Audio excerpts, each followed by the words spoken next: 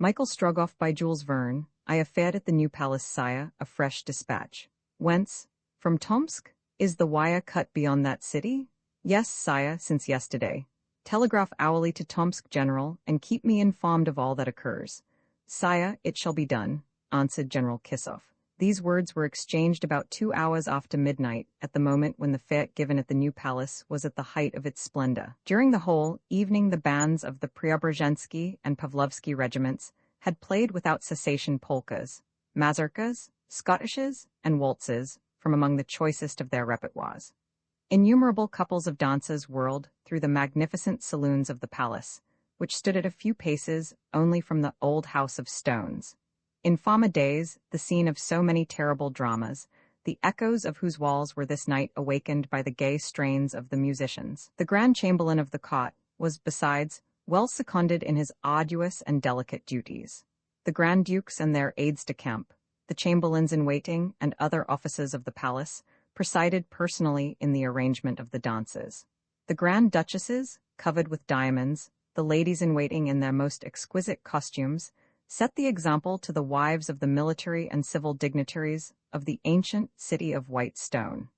When, therefore, the signal for the polonaise resounded through the saloons, and the guests of all ranks took part in that measured promenade, which on occasions of this kind has all the importance of a national dance, the mingled costumes, the sweeping robes adorned with lace, and uniforms covered with orders, presented a scene of dazzling splendor, lighted by hundreds of lustres multiplied tenfold by the numerous mirrors adorning the walls.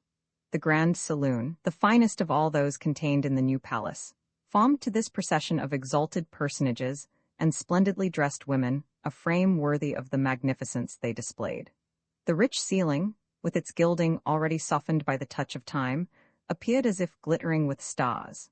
The embroidered drapery of the curtains and doors, falling in gorgeous folds, assumed rich and varied hues, broken by the shadows of the heavy masses of damask. Through the panes of the vast semicircular bay windows the light, with which the saloons were filled, shone forth with the brilliancy of a conflagration, vividly illuminating the gloom in which for some hours the palace had been shrouded. The attention of those of the guests not taking part in the dancing was attracted by the contrast.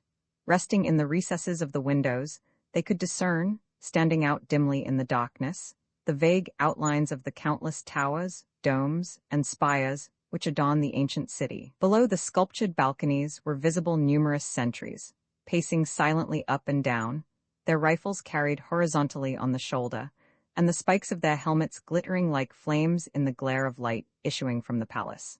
The steps also of the patrols could be heard beating time on the stones beneath, with even more regularity than the feet of the dancers on the floor of the saloon. From time to time, the watchword was repeated from post to post, and occasionally the notes of a trumpet, mingling with the strains of the orchestra, penetrated into their midst. Still farther down, in front of the facade, dark masses obscured the rays of light which proceeded from the windows of the new palace. These were boats descending the course of a river, whose waters, faintly illumined by a few lamps, washed the lower portion of the terraces. The principal personage who has been mentioned, the giver of the fete, and to whom General Kissoff had been speaking in that tone of respect with which sovereigns alone are usually addressed, while the simple uniform of an officer of chasseurs of the guard.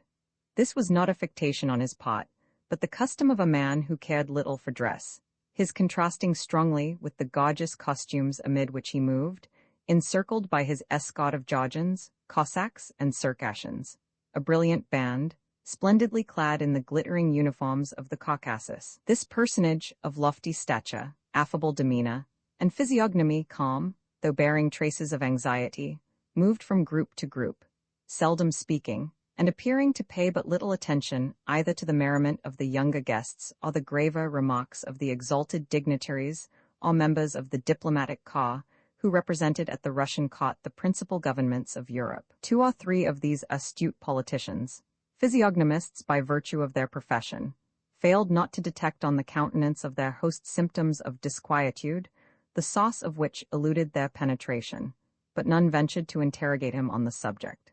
It was evidently the intention of the officer of chasseurs that his own anxieties should in no way cast a shade over the festivities, and, as he was a personage whom almost the population of a world in itself was wont to obey, the gaiety of the ball was not for a moment checked.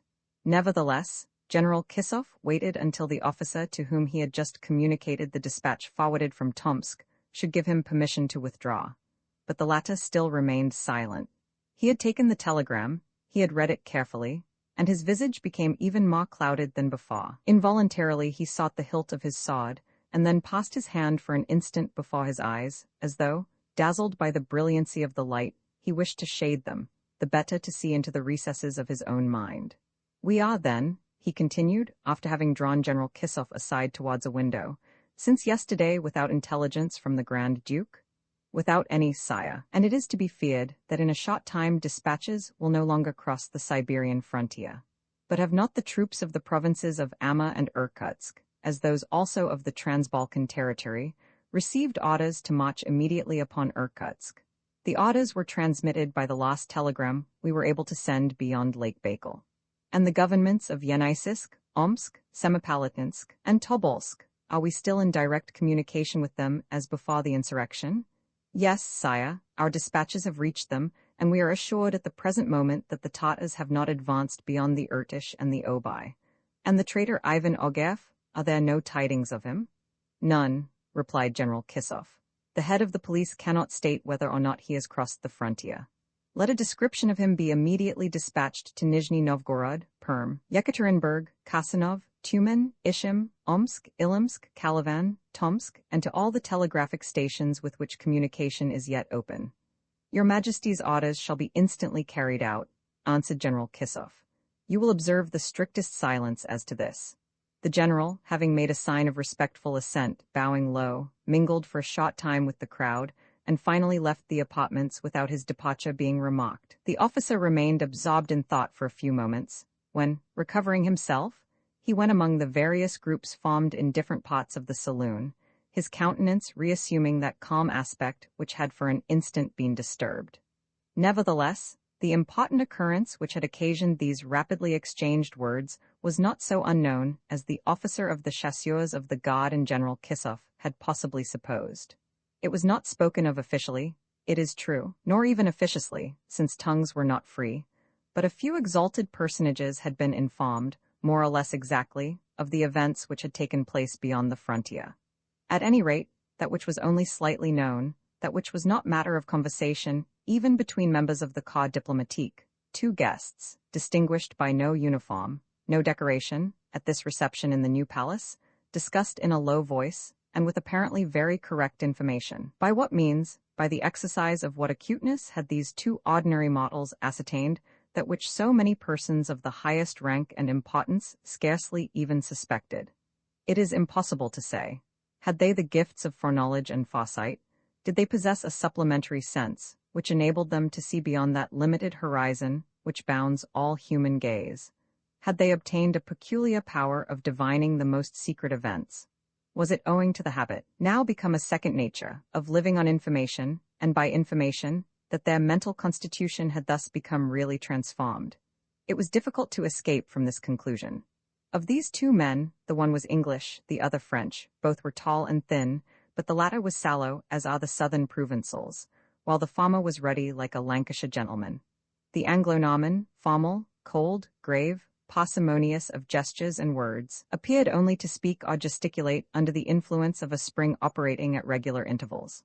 The Gaul, on the contrary, lively and petulant, expressed himself with lips, eyes, hands, all at once, having 20 different ways of explaining his thoughts, whereas his interlocutor seemed to have only one, immutably stereotyped on his brain. The strong contrast they presented would at once have struck the most superficial observer, but a physiognomist, regarding them closely, would have defined their particular characteristics by saying that if the Frenchman was all eyes, the Englishman was all ears. In fact, the visual apparatus of the one had been singularly perfected by practice. The sensibility of its retina must have been as instantaneous as that of those conjurers who recognize a cod merely by a rapid movement in cutting the pack, or by the arrangement only of marks invisible to others. The Frenchman indeed possessed in the highest degree what may be called the memory of the eye. The Englishman, on the contrary, appeared especially organized to listen and to hear. When his oral apparatus had been once struck by the sound of a voice, he could not forget it, and after 10 or even 20 years, he would have recognized it among 1,000. His ears, to be sure, had not the power of moving as freely as those of animals who are provided with large auditory flaps. But, since scientific men know that human ears possess, in fact, a very limited power of movement, we should not be far wrong in affirming that those of the said Englishman became erect, and turned in all directions while endeavoring to gather in the sounds, in a manner apparent only to the naturalist. It must be observed that this perfection of sight and hearing was of wonderful assistance to these two men in their vocation, for the Englishman acted as correspondent of the Daily Telegraph and the Frenchman as correspondent of what newspaper, or of what newspapers, he did not say, and when asked, he replied in a jocular manner that he corresponded with his cousin Madeline. This Frenchman, however, neath his careless surface, was wonderfully shrewd and sagacious. Even while speaking at random, perhaps the better to hide his desire to learn, he never forgot himself. His loquacity even helped him to conceal his thoughts, and he was perhaps even more discreet than his conferrer of the Daily Telegraph. Both were present at this fête given at the New Palace on the night of the 15th of July in their character of reporters, and for greater edification of their readers. It is needless to say that these two men were devoted to their mission in the world, that they delighted to throw themselves in the track of the most unexpected intelligence, that nothing terrified or discouraged them from succeeding, that they possessed the imperturbable sang-froid and the genuine intrepidity of men of their calling. Enthusiastic jockeys in this steeplechase, this hunt after information, they leaped hedges, crossed rivers, sprang over fences, with the ardor of pure-blooded races. Who will run a good first or die? Their journals did not restrict them with regard to money, the surest, the most rapid, the most perfect element of information known to this day.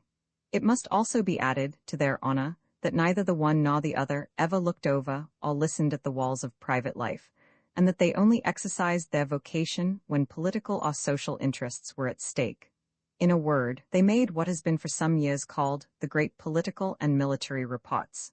It will be seen, in following them, that they had generally an independent mode of viewing events, and above all, their consequences, each having his own way of observing and appreciating.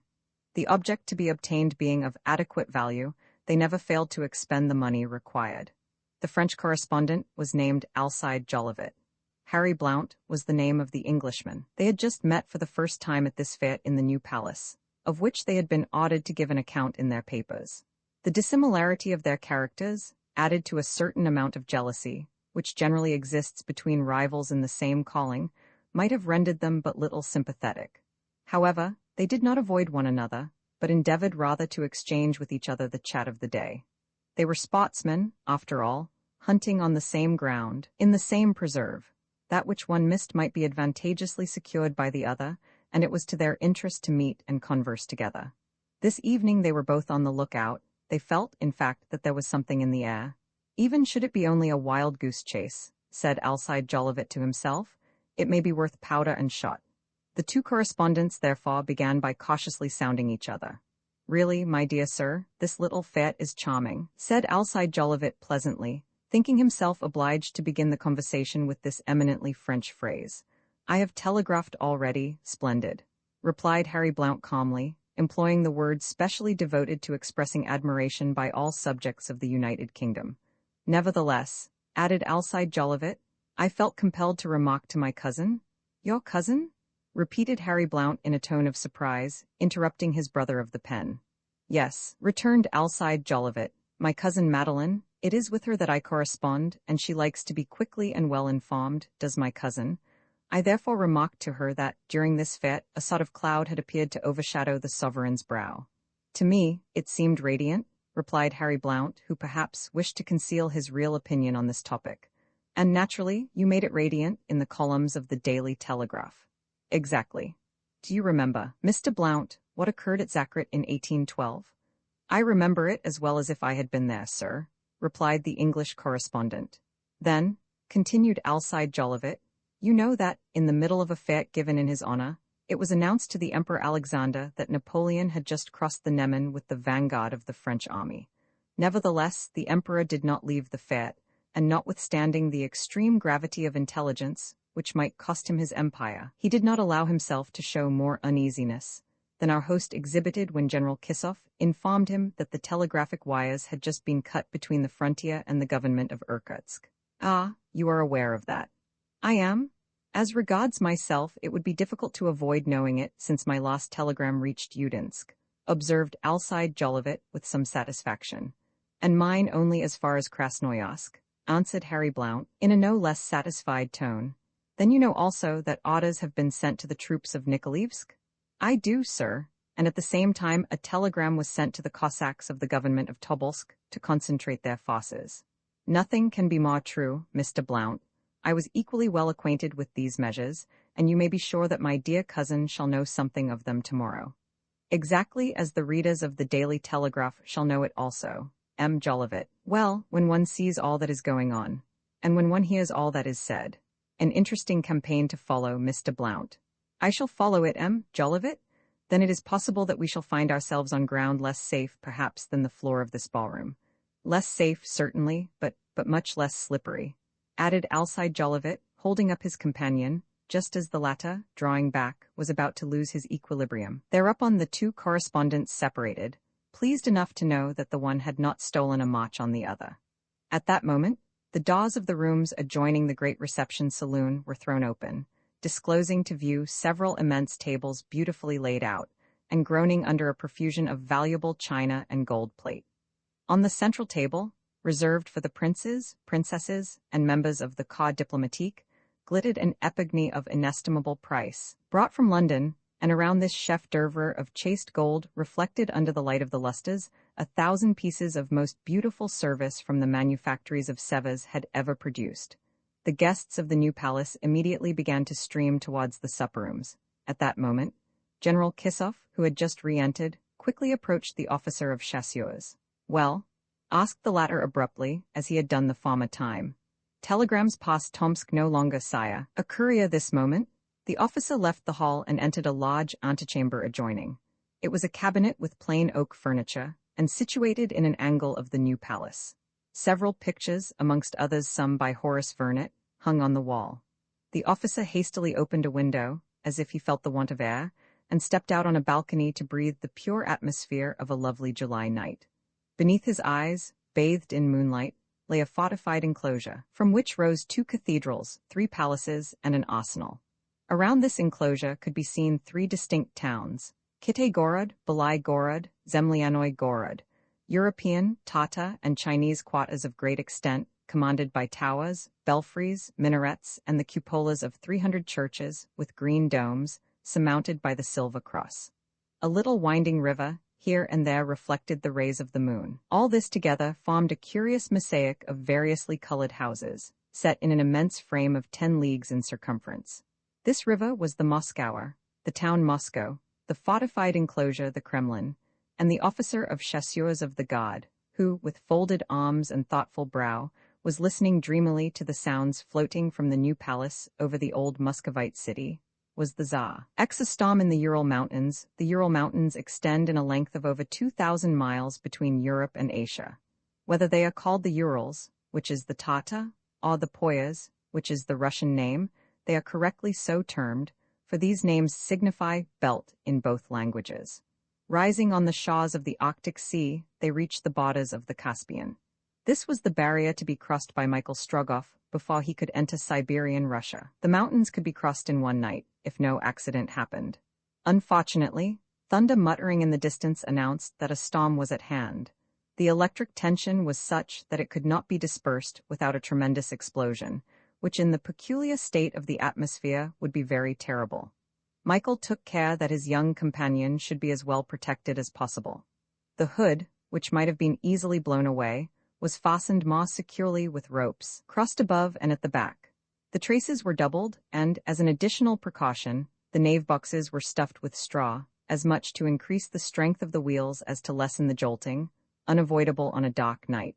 Lastly, the fore and hinder parts, connected simply by the axles to the body of the tarantass, were joined one to the other by a crossbar, fixed by means of pins and screws. Nadia resumed her place in the cot, and Michael took his seat beside her. Before the lowered hood hung 2 leathern curtains, which would in some degree protect the travelers against the wind and rain. 2 great lanterns, suspended from the Eamskik's seat, threw a pale glimmer scarcely sufficient to light the way, but serving as warning lights to prevent any other carriage from running into them. It was well that all these precautions were taken, in expectation of a rough night. The road led them up towards dense masses of clouds, and should the clouds not soon resolve into rain, the fog would be such that the tarantass would be unable to advance without danger of falling over some precipice. The Ural chain does not attain any very great height, the highest summit not being more than 5,000 feet. Eternal snow is there unknown, and what is piled up by the Siberian winter is soon melted by the summer sun. Shrubs and trees grow to a considerable height. The iron and copper mines, as well as those of precious stones, draw a considerable number of workmen to that region. Also, those villages termed gavady are there met with pretty frequently, and the road through the great passes is easily practicable for post-carriages.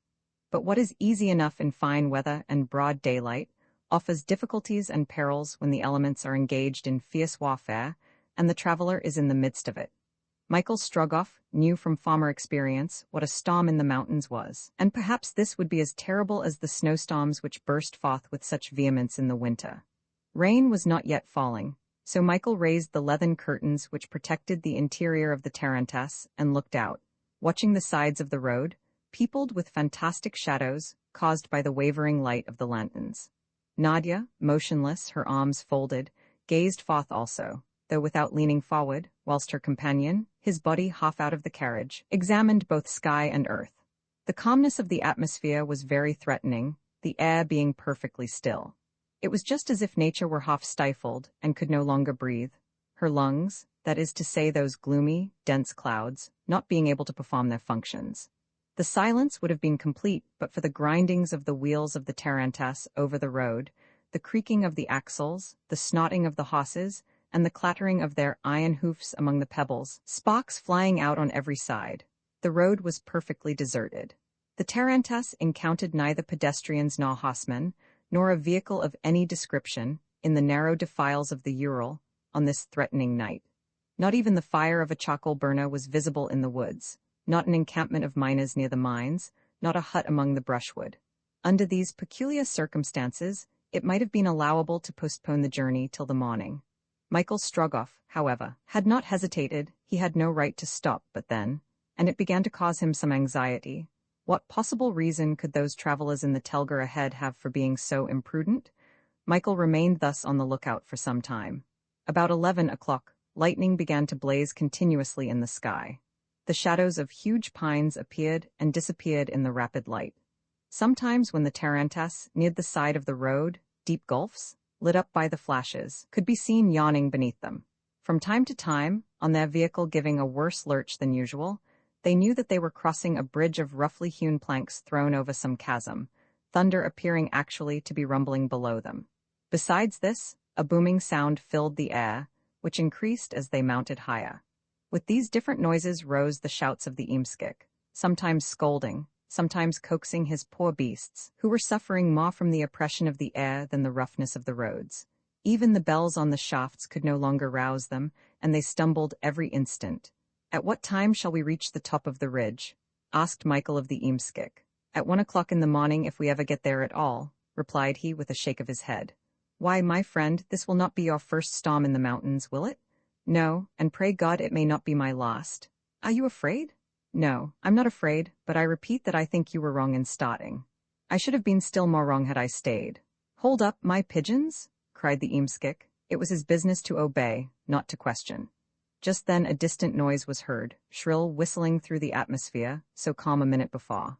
By the light of a dazzling flash, almost immediately followed by a tremendous clap of thunder, Michael could see huge pines on a high peak, bending before the blast. The wind was unchained, but as yet it was the upper air alone which was disturbed.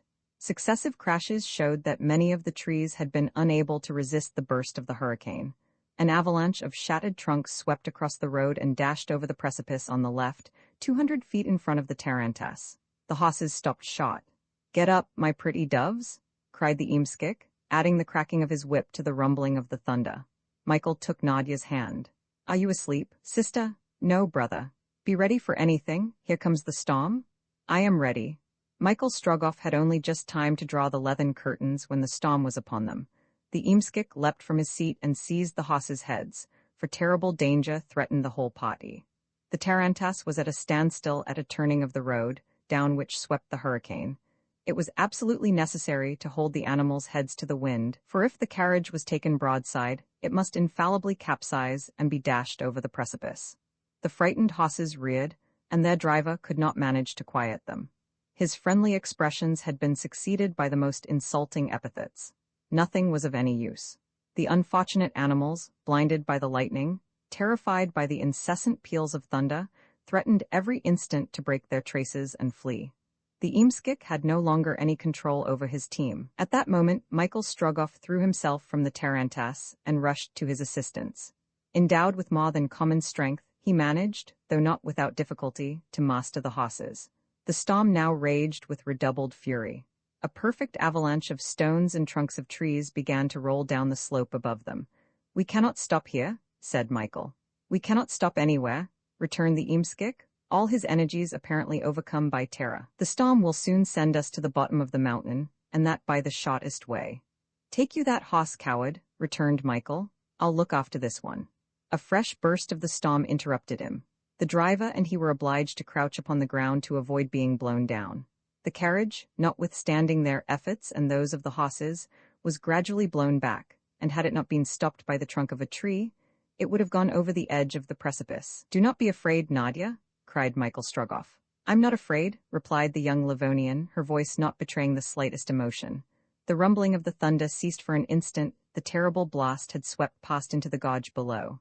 "Will you go back?" said the Eamskik. "No, we must go on. Once past this turning, we shall have the shelter of the slope. But the horses won't move. Do as I do and drag them on.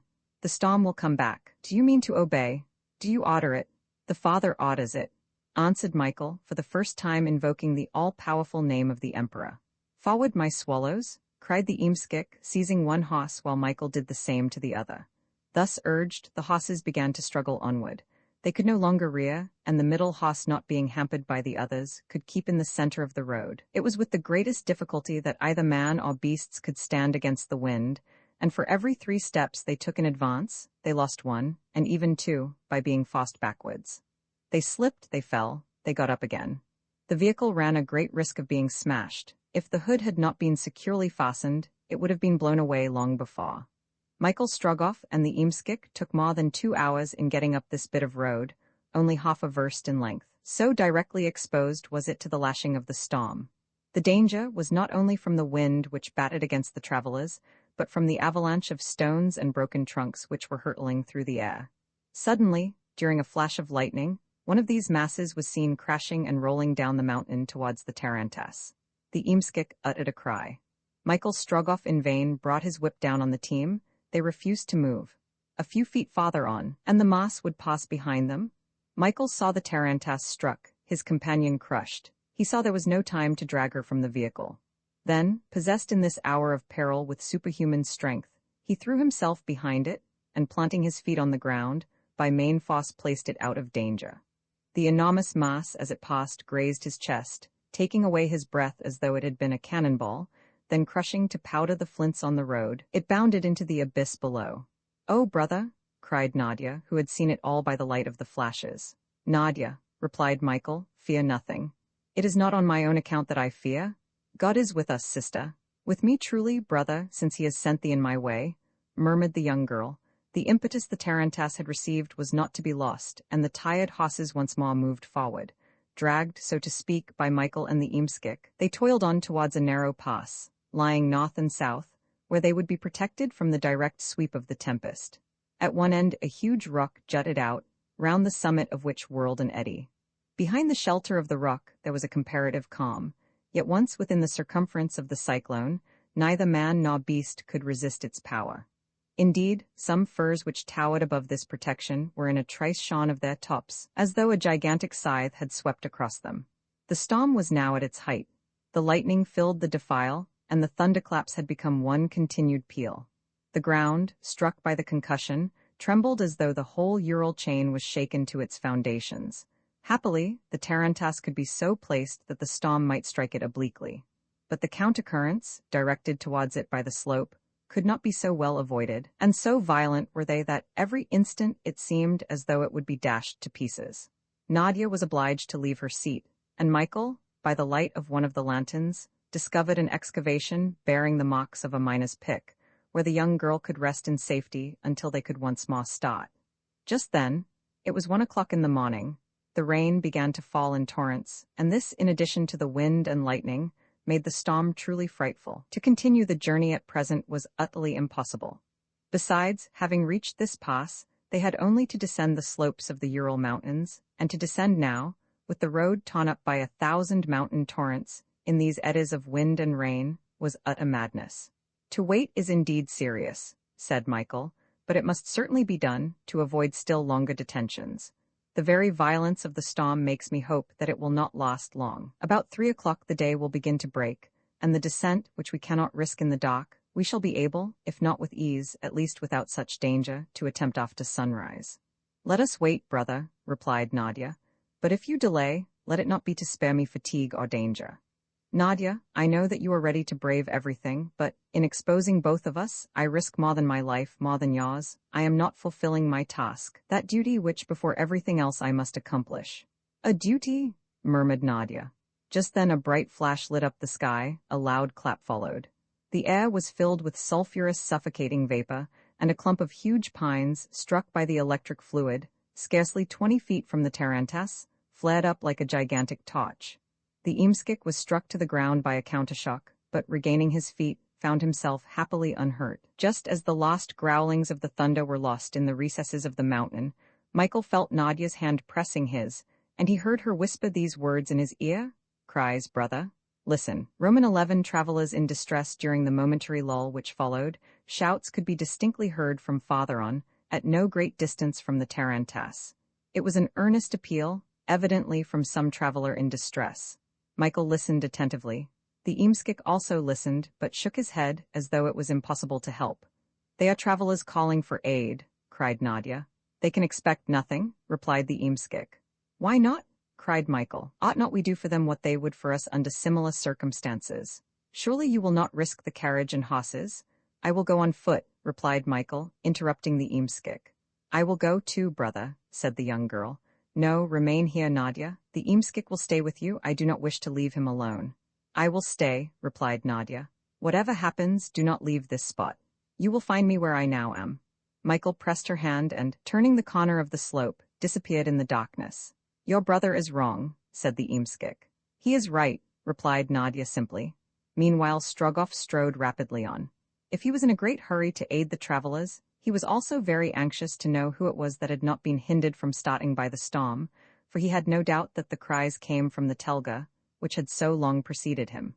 The rain had stopped, but the storm was raging with redoubled fury. The shouts, borne on the air, became more distinct. Nothing was to be seen of the pass in which Nadia remained.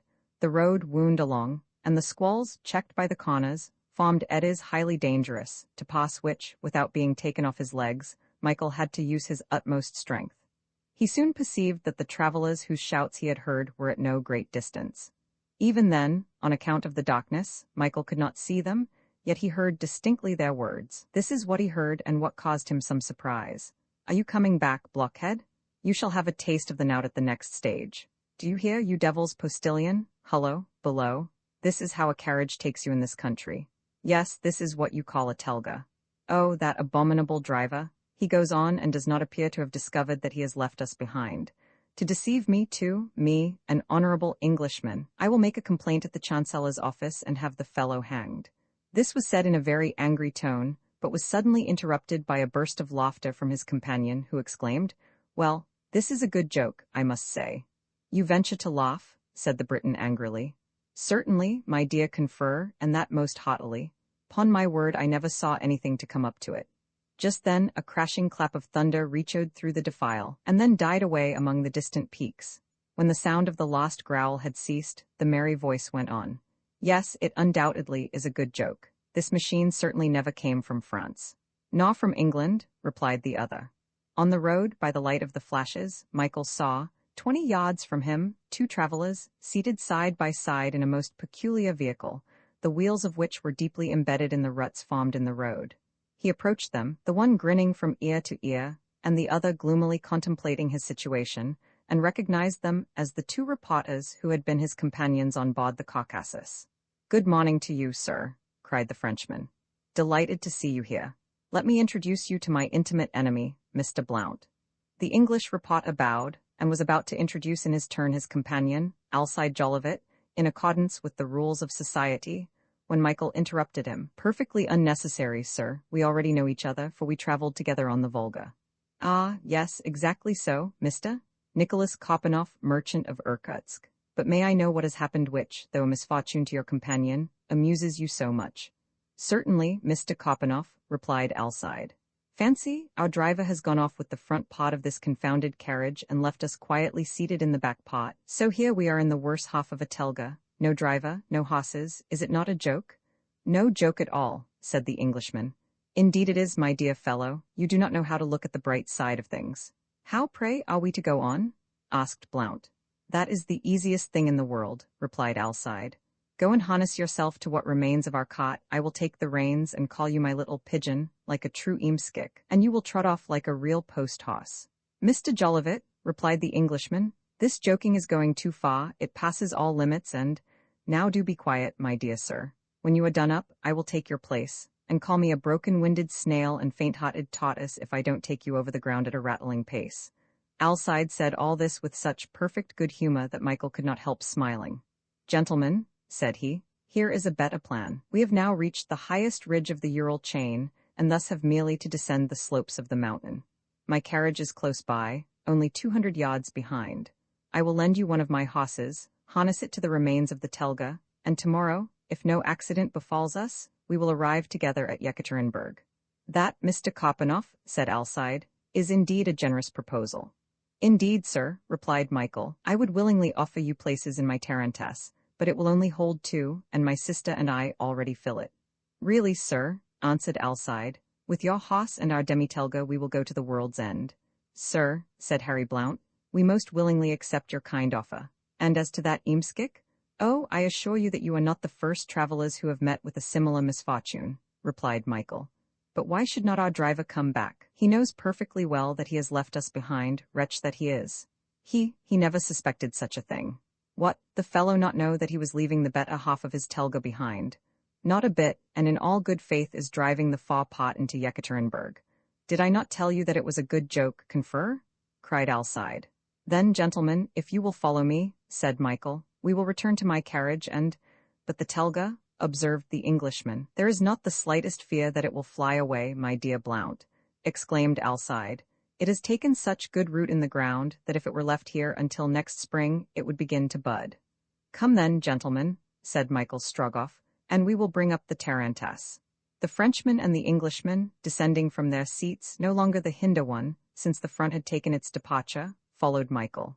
Walking along, Alcide Jolivet chatted away as usual, with his invariable good humor. "Faith, Mr. Kopanoff," said he, "you have indeed got us out of a bad scrape." "I have only done, sir," replied Michael, "what anyone would have done in my place." "Well, sir, you have done us a good turn, and if you are going farther, we may possibly meet again," and Alcide Jolivet did not put any direct question to Michael as to where he was going, but the latter, not wishing it to be suspected that he had anything to conceal, at once replied, "I am bound for Omsk, gentlemen." "Mr. Blount and I," replied Alcide, "go where danger is certainly to be found, and without doubt news also." "To the invaded provinces?" asked Michael with some earnestness. "Exactly so, Mr. Kopanoff, and we may possibly meet there." "Indeed, sir," replied Michael, "I have little love for cannonballs or lance points, and am by nature too great a lover of peace to venture where fighting is going on." "I am sorry, sir, extremely sorry. We must only regret that we shall separate so soon. But on leaving Yekaterinburg, it may be our fortunate fate to travel together, if only for a few days." "Do you go on to Omsk?" asked Michael, after a moment's reflection. "We know nothing as yet," replied Alcide, "but we shall certainly go as far as Ishim, and once there, our movements must depend on circumstances." "Well then, gentlemen," said Michael, "we will be fellow travelers as far as Ishim." Michael would certainly have preferred to travel alone, but he could not, without appearing at least singular, seek to separate himself from the two Rapatas, who were taking the same road that he was. Besides, since Alcide and his companion intended to make some stay at Isham, he thought it rather convenient than otherwise to make that part of the journey in their company. Then, in an indifferent tone, he asked, "Do you know, with any certainty, where this Tatar invasion is?" "Indeed, sir," replied Alcide, "we only know what they said at Perm. Fifa Khan's Tatars have invaded the whole province of Semipalatinsk, and for some days, by fast marches, have been descending the Irtish. You must hurry if you wish to get to Omsk before them." "Indeed I must," replied Michael. "It is reported also that Colonel Ogaev has succeeded in passing the frontier in disguise, and that he will not be slow in joining the Tatar chief in the revolted country." "But how do they know it?" asked Michael, whom this news, more or less true, so directly concerned. "Oh, as these things are always known," replied Alcide. "It is in the air." "Then have you really reason to think that Colonel Ogaev is in Siberia? I myself have heard it said that he was to take the road from Kazan to Yekaterinburg." "Ah, you know that, Mr. Jolivet?" said Harry Blount, roused from his silence. "I knew it," replied Alcide. "And do you know that he went disguised as a gypsy?" asked Blount. "As a gypsy?" exclaimed Michael, almost involuntarily, and he suddenly remembered the look of the old Bohemian at Nizhny Novgorod, his voyage on board the Caucasus, and his disembarking at Kazan. "Just well enough to make a few remarks on the subject in a letter to my cousin," replied Alcide, smiling. "You lost no time at Kazan," dryly observed the Englishman. "No, my dear fellow, and while the Caucasus was laying in her supply of fuel, I was employed in obtaining a store of information." Michael no longer listened to the repartee which Harry Blount and Alcide exchanged. He was thinking of the gypsy troupe, of the old Tees-again, whose face he had not been able to see, and of the strange woman who accompanied him, and then of the peculiar glance which she had cast at him. Suddenly, close by he heard a pistol shot. "Ah, forward, sirs," cried he. "Hullo," said Alcide to himself. "This quiet merchant who always avoids bullets is in a great hurry to go where they are flying about just now." Quickly followed by Harry Blount, who was not a man to be behind in danger, he dashed off to Michael. In another instant the three were opposite the projecting rock which protected the tarantass at the turning of the road. The clump of pines struck by the lightning was still burning. There was no one to be seen. However, Michael was not mistaken. Suddenly a dreadful growling was heard, and then another report. "A bear!" cried Michael, who could not mistake the growling. "Nadia, Nadia?" And drawing his cutlass from his belt, Michael bounded round the buttress behind which the young girl had promised to wait. The pines, completely enveloped in flames, threw a wild glare on the scene. As Michael reached the tarantass, a huge animal retreated towards him. It was a monstrous bear. The tempest had driven it from the woods, and it had come to seek refuge in this cave, doubtless its habitual retreat, which Nadia then occupied. Two of the horses, terrified at the presence of the enormous creature, breaking their traces, had escaped, and the Eamskik, thinking only of his beasts, leaving Nadia face to face with the bear, had gone in pursuit of them. But the brave girl had not lost her presence of mind. The animal, which had not at first seen her, was attacking the remaining horse. Nadia, leaving the shelter in which she had been crouching, had run to the carriage, taken one of Michael's revolvers, and, advancing resolutely towards the bear, had fired close to it. The animal, slightly wounded in the shoulder, turned on the girl, who rushed for protection behind the tarantass, but then, seeing that the horse was attempting to break its traces, and knowing that if it did so, and the others were not recovered, their journey could not be continued, with the most perfect coolness she again approached the bear, and, as it raised its paws to strike her down, gave it the contents of the second barrel. This was the report which Michael had just heard. In an instant he was on the spot. Another bound, and he was between the bear and the girl. His arm made one movement upwards, and the enormous beast, ripped up by that terrible knife, fell to the ground a lifeless mass. He had executed in splendid style the famous blow of the Siberian hunters, who endeavor not to damage the precious fur of the bear, which fetches a high price. "You are not wounded, sister?" said Michael, springing to the side of the young girl. "No, brother," replied Nadia. At that moment the two journalists came up. Alcide seized the horse's head, and in an instant his strong wrist mastered it. His companion and he had seen Michael's rapid stroke. "Bravo!" cried Alcide. "For a simple merchant, Mr. Kopanoff, you handle the hunter's knife in a most masterly fashion." "Most masterly, indeed," added Blount. "In Siberia," replied Michael, "we are obliged to do a little of everything." Alcide regarded him attentively. Seen in the bright glare, his knife dripping with blood, his tall figure, his foot firm on the huge carcass, he was indeed worth looking at. "A formidable fellow," said Alcide to himself. Then advancing respectfully, he saluted the young girl. Nadia bowed slightly. Alcide turned towards his companion. "The sister worthy of the brother?" said he. "Now, were I a bear, I should not meddle with two so brave and so charming." Harry Blount, perfectly upright, stood, hat in hand, at some distance. His companion's easy manners only increased his usual stiffness. At that moment, the eamskik, who had succeeded in recapturing his two horses, reappeared. He cast a regretful glance at the magnificent animal lying on the ground, loath to leave it to the birds of prey, and then proceeded once more to harness his team. Michael acquainted him with the traveller's situation and his intention of loaning one of the horses. "As you please," replied the eamskik. "Only, you know, 2 carriages instead of 1. "All right, my friend," said Alcide, who understood the insinuation. "We will pay double." "Then gee up, my turtle doves," cried the eamskik. Nadia again took her place in the tarantass. Michael and his companions followed on foot. It was 3 o'clock. The storm, now decreasing no longer, swept with terrific violence across the defile. The remainder of the ascent was rapidly performed. When the first streaks of daybreak appeared, the tarantass had reached the telga, which was still conscientiously embedded as far as the center of the wheel. Such being the case, it can be easily understood how a sudden jerk would separate the front from the hinder part. One of the side horses of the tarantass was harnessed by means of cords to the remains of the telga. The reporters took their place on the seat of this singular equipage, and the 2 carriages started off at the same moment. They had now only to descend the Ural slopes, in doing which there was not the slightest difficulty. 6 hours afterwards the 2 vehicles, the tarantass preceding the telga, arrived at Yekaterinburg, nothing worthy of note having happened in the descent. The first person the reporters perceived at the door of the post-house was their eamskik, who appeared to be waiting for them. This worthy Russian had a fine open countenance, and he smilingly approached the travellers, and holding out his hand, in a quiet tone he demanded the usual pourboire. This very cool request roused Harry Blount's ire to its highest pitch, and had not the eamskik prudently retreated, a straight-out blow of the fist, in true British boxing style, would have paid his claim of na vodku. Alcide Jolivet, at this burst of anger, laughed as he had never laughed before.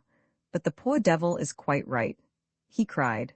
"He is perfectly right, my dear fellow. It is not his fault if we did not know how to follow him." Then drawing several kopecks from his pocket, "Here, my friend," said he, handing them to the eamskik. "Take them. If you have not earned them, that is not your fault." This redoubled Mr. Blount's irritation. He even began to speak of a lawsuit against the owner of the telga. "A lawsuit in Russia, my dear fellow?" cried Alcide. "Things must indeed change should it ever be brought to a conclusion. Did you never hear the story of the wet nurse who claimed payment of 12 months' nursing of some poor little infant?" "I never heard it," replied Harry Blount. "Then you do not know what that suckling had become by the time judgment was given in favor of the nurse? What was he, pray?" "Colonel of the Imperial Guard." At this reply all burst into a laugh. Alcide, enchanted with his own joke, drew out his notebook, and in it wrote the following memorandum, destined to figure in a forthcoming French and Russian dictionary. "Telga, a Russian carriage with 4 wheels, that is when it starts, with 2 wheels when it arrives at its destination. Roman 12 provocation, Yekaterinburg, geographically, is an Asiatic city, for it is situated beyond the Ural Mountains, on the farthest eastern slopes of the chain. Nevertheless, it belongs to the government of Perm, and consequently is included in one of the great divisions of European Russia. It is as though a morsel of Siberia lay in Russian jaws." Neither Michael nor his companions were likely to experience the slightest difficulty in obtaining means of continuing their journey in so large a town as Yekaterinburg. It was founded in 1723 and has since become a place of considerable size, for in it is the chief mint of the empire. There also are the headquarters of the officials employed in the management of the mines. Thus the town is the center of an important district, abounding in manufactories principally for the working and refining of gold and platina. Just now the population of Yekaterinburg had greatly increased, many Russians and Siberians, menaced by the Tatar invasion, having collected there. Thus, though it had been so troublesome a matter to find horses and vehicles when going to Yekaterinburg, there was no difficulty in leaving it, for under present circumstances few travelers cared to venture on the Siberian roads. So it happened that Blount and Alcide had not the slightest trouble in replacing, by a sound telga, the famous demi-carriage which had managed to take them to Yekaterinburg. As to Michael, he retained his tarantass, which was not much the worse for its journey across the Urals, and he had only to harness 3 good horses to it to take him swiftly over the road to Irkutsk. As far as Tyumen, and even up to Novozemsko, this road has slight inclines, which gentle undulations are the first signs of the slopes of the Ural Mountains. But after Novozemsko begins the immense steppe. At Ishim, as we have said, the Rapatas intended to stop, that is at about 420 miles from Yekaterinburg. There they intended to be guided by circumstances as to their route across the invaded country, either together or separately, according as their news-hunting instinct set them on one track or another. This road from Yekaterinburg to Ishim, which passes through Irkutsk, was the only one which Michael could take. But as he did not run after news and wished, on the contrary, to avoid the country devastated by the invaders, he determined to stop nowhere. "I am very happy to make part of my journey in your company," said he to his new companions, "but I must tell you that I am most anxious to reach Omsk, for my sister and I are going to rejoin our mother. Who can say whether we shall arrive before the Tatars reach the town? I must therefore stop at the post-houses only long enough to change horses, and must travel day and night." "That is exactly what we intend doing," replied Blount. "Good," replied Michael, "but do not lose an instant. Buy or hire a carriage whose hind wheels," added Alcide, "are warranted to arrive at the same time as its front wheels." Half an hour afterwards, the energetic Frenchman had found a tarantass in which he and his companion at once seated themselves. Michael and Nadia once more entered their own carriage, and at 12 o'clock the 2 vehicles left the town of Yekaterinburg together. Nadia was at last in Siberia, on that long road which led to Irkutsk. What must then have been the thoughts of the young girl? 3 strong, swift horses were taking her across that land of exile where her parent was condemned to live, for how long she knew not, and so far from his native land.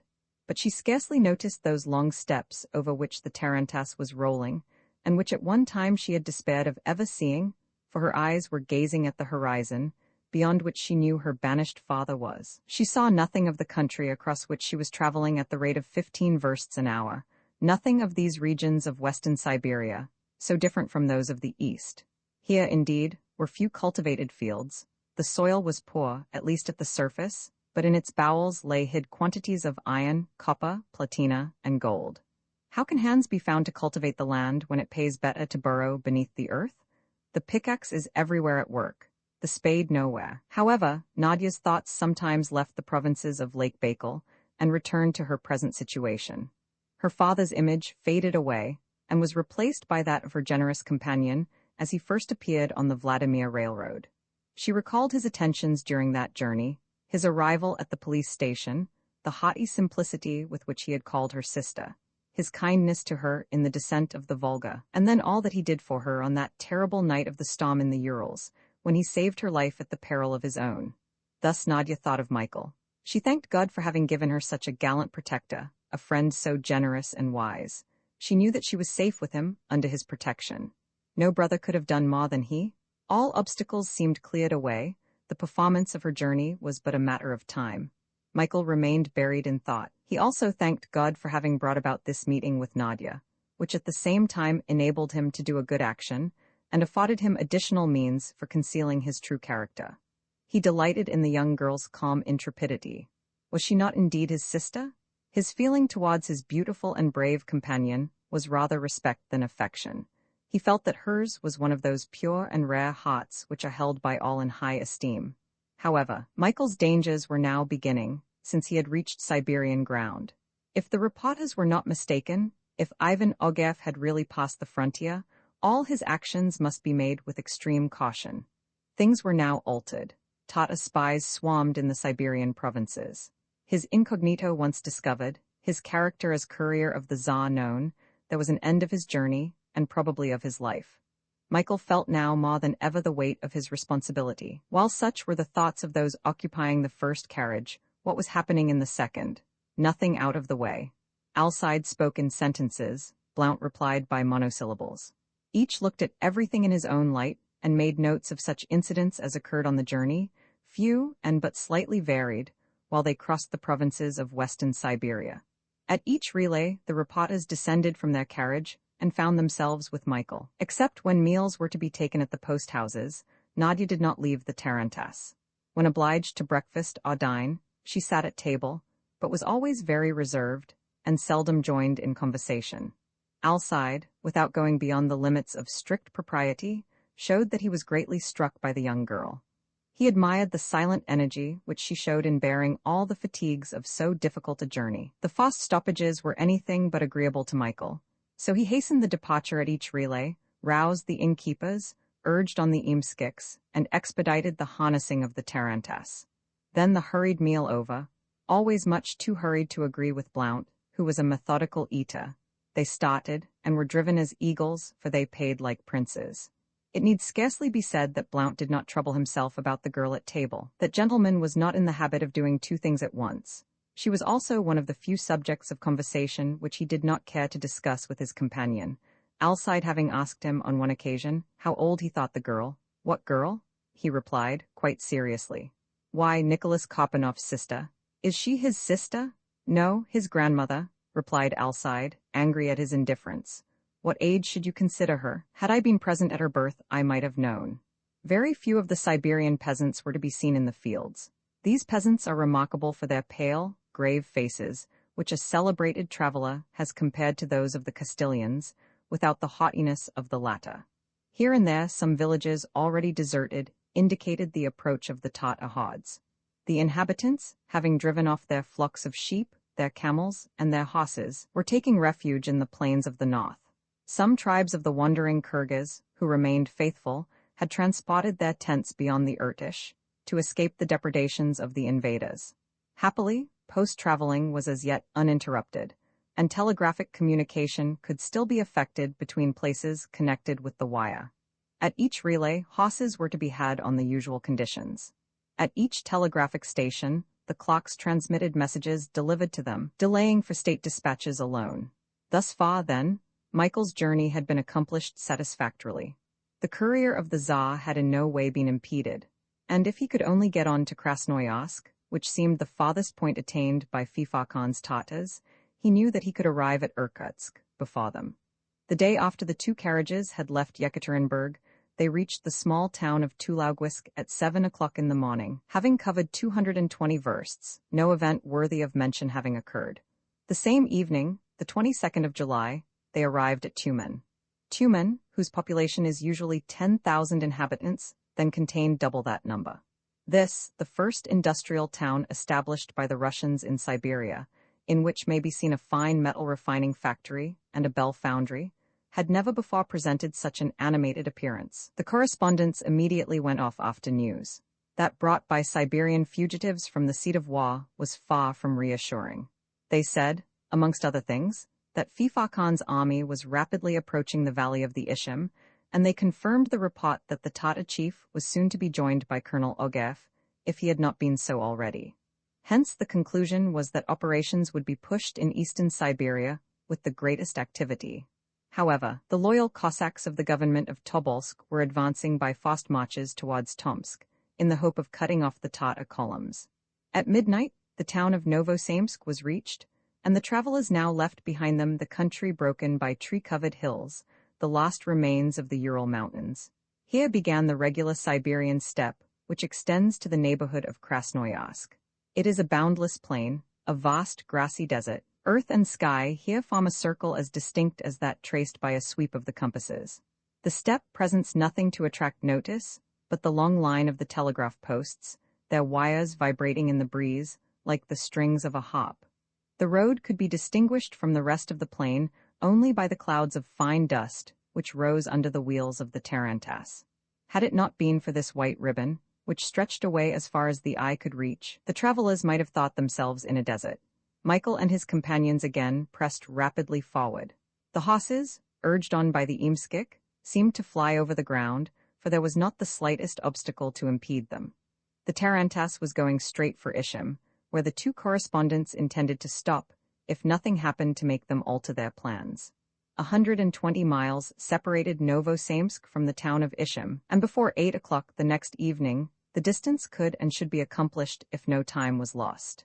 In the opinion of the Imskiks, should the travelers not be great lords or high functionaries, They were worthy of being so, if it was only for their generosity in the matter of na vodku. On the afternoon of the next day, the 23rd of July, the two carriages were not more than 30 versts from Isham. Suddenly Michael caught sight of a carriage, scarcely visible among the clouds of dust, preceding them along the road. As his horses were evidently less fatigued than those of the other traveller, he would not be long in overtaking it. This was neither a tarantass nor a telga, but a post-Berlin, all over dusk, and looking as if it had made a long journey. The postilion was thrashing his horses with all his might, and only kept them at a gallop by dint of abuse and blows. The Berlin had certainly not passed through Novosamsk, and could only have struck the Irkutsk road by some less frequented route across the steppe. Our travellers' first thought, on seeing this Berlin, was to get in front of it, and arrive first at the relay, so as to make sure of fresh horses. They said a word to their Eamskiks, who soon brought them up with the Berlin. Michael Strogoff came up first. As he passed, a head was thrust out of the window of the Berlin. He had not time to see what it was like, but as he dashed by he distinctly heard this word, uttered in an imperious tone, "Stop!" But they did not stop. On the contrary, the Berlin was soon distanced by the two tarantasses. It now became a regular race, for the horses of the Berlin, no doubt excited by the sight and pace of the others, recovered their strength and kept up for some minutes. The three carriages were hidden in a cloud of dust. From this cloud issued the cracking of whips mingled with excited shouts and exclamations of anger. Nevertheless, the advantage remained with Michael and his companions, which might be very important to them if the relay was poorly provided with horses. Two carriages were perhaps more than the postmaster could provide for, at least in a short space of time. Half an hour after the Berlin was left far behind, looking only a speck on the horizon of the steppe. It was 8 o'clock in the evening when the two carriages arrived at the post-house in Isham. The news was worse and worse with regard to the invasion. The town itself was menaced by the Tata vanguard, and 2 days before the authorities had been obliged to retreat to Tobolsk. There was not an officer nor a soldier left in Isham. On arriving at the relay, Michael Strogoff immediately asked for horses. He had been fortunate in distancing the Berlin. Only 3 horses were fit to be harnessed. The others had just come in worn out from a long stage. The postmaster gave the order to put to. As the two correspondents intended to stop at Isham, they had not to trouble themselves to find transport, and had their carriage put away. In 10 minutes Michael was told that his tarantass was ready to start. "Good," said he. Then turning to the two reporters, "Well, gentlemen, since you remain at Isham, the time has come for us to separate." "What, Mr. Karpanoff," said Alcide Jolivet, "shall you not stop even for an hour at Isham?" "No, sir, and I also wish to leave the post-house before the arrival of the Berlin which we distanced." "Are you afraid that the traveller will dispute the horses with you?" "I particularly wish to avoid any difficulty." "Then, Mr. Karpanoff," said Jolivet, "it only remains for us to thank you once more for the service you rendered us, and the pleasure we have had in travelling in your company. It is possible that we shall meet you again in a few days at Omsk," added Blount. "It is possible," answered Michael, "since I am going straight there." "Well, I wish you a safe journey, Mr. Karpanoff," said Alcide, "and heaven preserve you from telgas." The two reporters held out their hands to Michael with the intention of cordially shaking his, when the sound of a carriage was heard outside. Almost immediately the door was flung open, and a man appeared. It was the traveller of the Berlin, a military-looking man, apparently about 40 years of age, tall, robust in figure, broad-shouldered, with a strongly set head, and thick mustaches meeting red whiskers. He wore a plain uniform. A cavalry sabre hung at his side, and in his hand he held a short-handled whip. "Horses?" he demanded, with the air of a man accustomed to command. "I have no more disposable horses," answered the postmaster, bowing. "I must have some this moment." "It is impossible. What are those horses which have just been harnessed to the tarantass I saw at the door?" "They belong to this traveller," answered the postmaster, pointing to Michael Strogoff. "Take them out," said the traveller in a tone which admitted of no reply. Michael then advanced. "These horses are engaged by me," he said. "What does that matter? I must have them. Come, be quick, I have no time to lose." "I have no time to lose either," replied Michael, restraining himself with difficulty. Nadia was near him, calm also, but secretly uneasy at a scene which it would have been better to avoid. "Enough," said the traveller. Then, going up to the postmaster, "Let the horses be put into my Berlin," he exclaimed with a threatening gesture. The postmaster, much embarrassed, did not know whom to obey, and looked at Michael, who evidently had the right to resist the unjust demands of the traveller. Michael hesitated an instant. He did not wish to make use of his podorojna, which would have drawn attention to him, and he was most unwilling also, by giving up his horses, to delay his journey, and yet it was important not to engage in a struggle which might compromise his mission. The two rapatas looked at him ready to support him should he appeal to them. "My horses will remain in my carriage," said Michael, but without raising his tone more than would be suitable for a plain Irkutsk merchant. The traveler advanced towards Michael and laid his hand heavily on his shoulder. "Is it so?" he said roughly. "You will not give up your horses to me?" "No," answered Michael. "Very well, they shall belong to whichever of us is able to start. Defend yourself, I shall not spare you." So saying, the traveler drew his saber from its sheath, and Nadia threw herself before Michael. Blount and Alcide Jolivet advanced towards him. "I shall not fight," said Michael quietly, folding his arms across his chest. "You will not fight?" "No, not even after this?" exclaimed the traveler, and before anyone could prevent him, he struck Michael's shoulder with the handle of the whip. At this insult, Michael turned deadly pale. His hands moved convulsively as if he would have knocked the brute down, but by a tremendous effort he mastered himself. A duel? It was more than a delay. It was perhaps the failure of his mission. It would be better to lose some hours. Yes, but to swallow this affront. "Will you fight now, coward?" repeated the traveler, adding coarseness to brutality. "No," answered Michael, without moving, but looking the other straight in the face. "The horses this moment," said the man, and left the room. The postmaster followed him, after shrugging his shoulders and bestowing on Michael a glance of anything but approbation. The effect produced on the rapatas by this incident was not to Michael's advantage. Their discomfiture was visible. How could this strong young man allow himself to be struck like that, and not demand satisfaction for such an insult? They contented themselves with bowing to him and retired, Jolivet remarking to Harry Blount, "I could not have believed that of a man who is so skillful in finishing up Ural mountain bears. Is it the case that a man can be courageous at one time and a coward at another? It is quite incomprehensible." A moment afterwards the noise of wheels and whip showed that the berlin, drawn by the Tarantass horses, was driving rapidly away from the post-house. Nadia, unmoved, and Michael, still quivering, remained alone in the room. The courier of the Tsar, his arms crossed over his chest, was seated motionless as a statue. A color, which could not have been the blush of shame, had replaced the paleness on his manly countenance. Nadia did not doubt that powerful reasons alone could have allowed him to suffer so great a humiliation from such a man. Going up to him as he had come to her in the police station at Nizhny Novgorod, "Your hand, brother," said she, and at the same time her hand, with an almost maternal gesture, wiped away a tear which sprang to her companion's eye. Roman 13 duty before everything. Nadia, with the clear perception of a right-minded woman, guessed that some secret motive directed all Michael Strogoff's actions, that he, for a reason unknown to her, did not belong to himself, and that in this instance especially he had heroically sacrificed to duty even his resentment at the gross injury he had received. Nadia, therefore, asked no explanation from Michael. Had not the hand which she had extended to him already replied to all that he might have been able to tell her? Michael remained silent all the evening. The postmaster not being able to supply them with fresh horses until the next morning, a whole night must be passed at the house. Nadia could profit by it to take some rest, and a room was therefore prepared for her. The young girl would no doubt have preferred not to leave her companion, but she felt that he would rather be alone, and she made ready to go to her room. Just as she was about to retire, she could not refrain from going up to Michael to say good night. "Brother," she whispered, but he checked her with a gesture. The girl sighed and left the room. Michael Strogoff did not lie down. He could not have slept even for an hour. The place on which he had been struck by the brutal traveler felt like a burn. "For my country and the father," he muttered as he ended his evening prayer. He especially felt a great wish to know who was the man who had struck him, whence he came, and where he was going.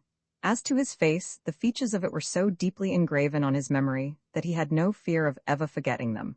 Michael Strogoff at last asked for the postmaster. The latter, a Siberian of the old type, came directly, and looking rather contemptuously at the young man, waited to be questioned. "You belong to the country?" asked Michael. "Yes. Do you know that man who took my horses?" "No." "Had you never seen him before?" "Never." "Who do you think he was?" "A man who knows how to make himself obeyed." Michael fixed his piercing gaze upon the Siberian, but the other did not quail before it. "Do you dare to judge me?" exclaimed Michael. "Yes," answered the Siberian. "There are some things even a plain merchant cannot receive without returning." Blows? Blows, young man. I am of an age and strength to tell you so. Michael went up to the postmaster and laid his two powerful hands on his shoulders. Then in a peculiarly calm tone, "Be off, my friend," said he. "Be off, I could kill you." The postmaster understood. "I like him better for that," he muttered and retired without another word. At 8 o'clock the next morning, the 24th of July, 3 strong horses were harnessed to the tarantass. Michael Strogoff and Nadia took their places, and Isham, with its disagreeable remembrances, was soon left far behind. At the different relays at which they stopped during the day, Strogoff ascertained that the Berlin still preceded them on the road to Irkutsk, and that the traveler, as hurried as they were, never lost a minute in pursuing his way across the steppe. At 4 o'clock in the evening they reached Abatskaya, 50 miles farther on, where the Isham, one of the principal affluents of the Irtish, had to be crossed. This passage was rather more difficult than that of the Tobol. Indeed, the current of the Isham was very rapid just at that place. During the Siberian winter, the rivers being all frozen to a thickness of several feet, they are easily practicable, and the traveler even crosses them without being aware of the fact, for their beds have disappeared under the snowy sheet spread uniformly over the steppe. But in summer, the difficulties of crossing are sometimes great. In fact, 2 hours were taken up in making the passage of the Isham, which much exasperated Michael, especially as the boatmen gave them alarming news of the Tatar invasion. Some of Fifa Khan's scouts had already appeared on both banks of the lower Isham, in the southern parts of the government of Tobolsk. Omsk was threatened. They spoke of an engagement which had taken place between the Siberian and Tatar troops on the frontier of the great Kyrgyz Horde, an engagement not to the advantage of the Russians, who were weak in numbers. The troops had retreated thence, and in consequence there had been a general emigration of all the peasants of the province. The boatmen spoke of horrible atrocities committed by the invaders, pillage, theft, incendiarism, murder. Such was the system of Tatar warfare. The people all fled before Fifa Khan. Michael Strogoff's great fear was lest, in the depopulation of the towns, he should be unable to obtain the means of transport. He was therefore extremely anxious to reach Omsk. Perhaps there they would get the start of the Tatar scouts, who were coming down the valley of the Irtish, and would find the road open to Irkutsk. Just at the place where the tarantass crossed the river ended what is called, in military language, the Isham chain, a chain of towers, all little wooden forts, extending from the southern frontier of Siberia for a distance of nearly 400 versts. Formerly, these forts were occupied by detachments of Cossacks, and they protected the country against the Kyrgyz, as well as against the Tatars. But since the Muscovite government had believed these hordes reduced to absolute submission, they had been abandoned, and now could not be used. Just at the time when they were needed, many of these forts had been reduced to ashes, and the boatman even pointed out the smoke to Michael, rising in the southern horizon, and showing the approach of the Tatar advance guard. As soon as the ferryboat landed the tarantass on the right bank of the Isham, the journey across the steppe was resumed with all speed. Michael Strogoff remained very silent.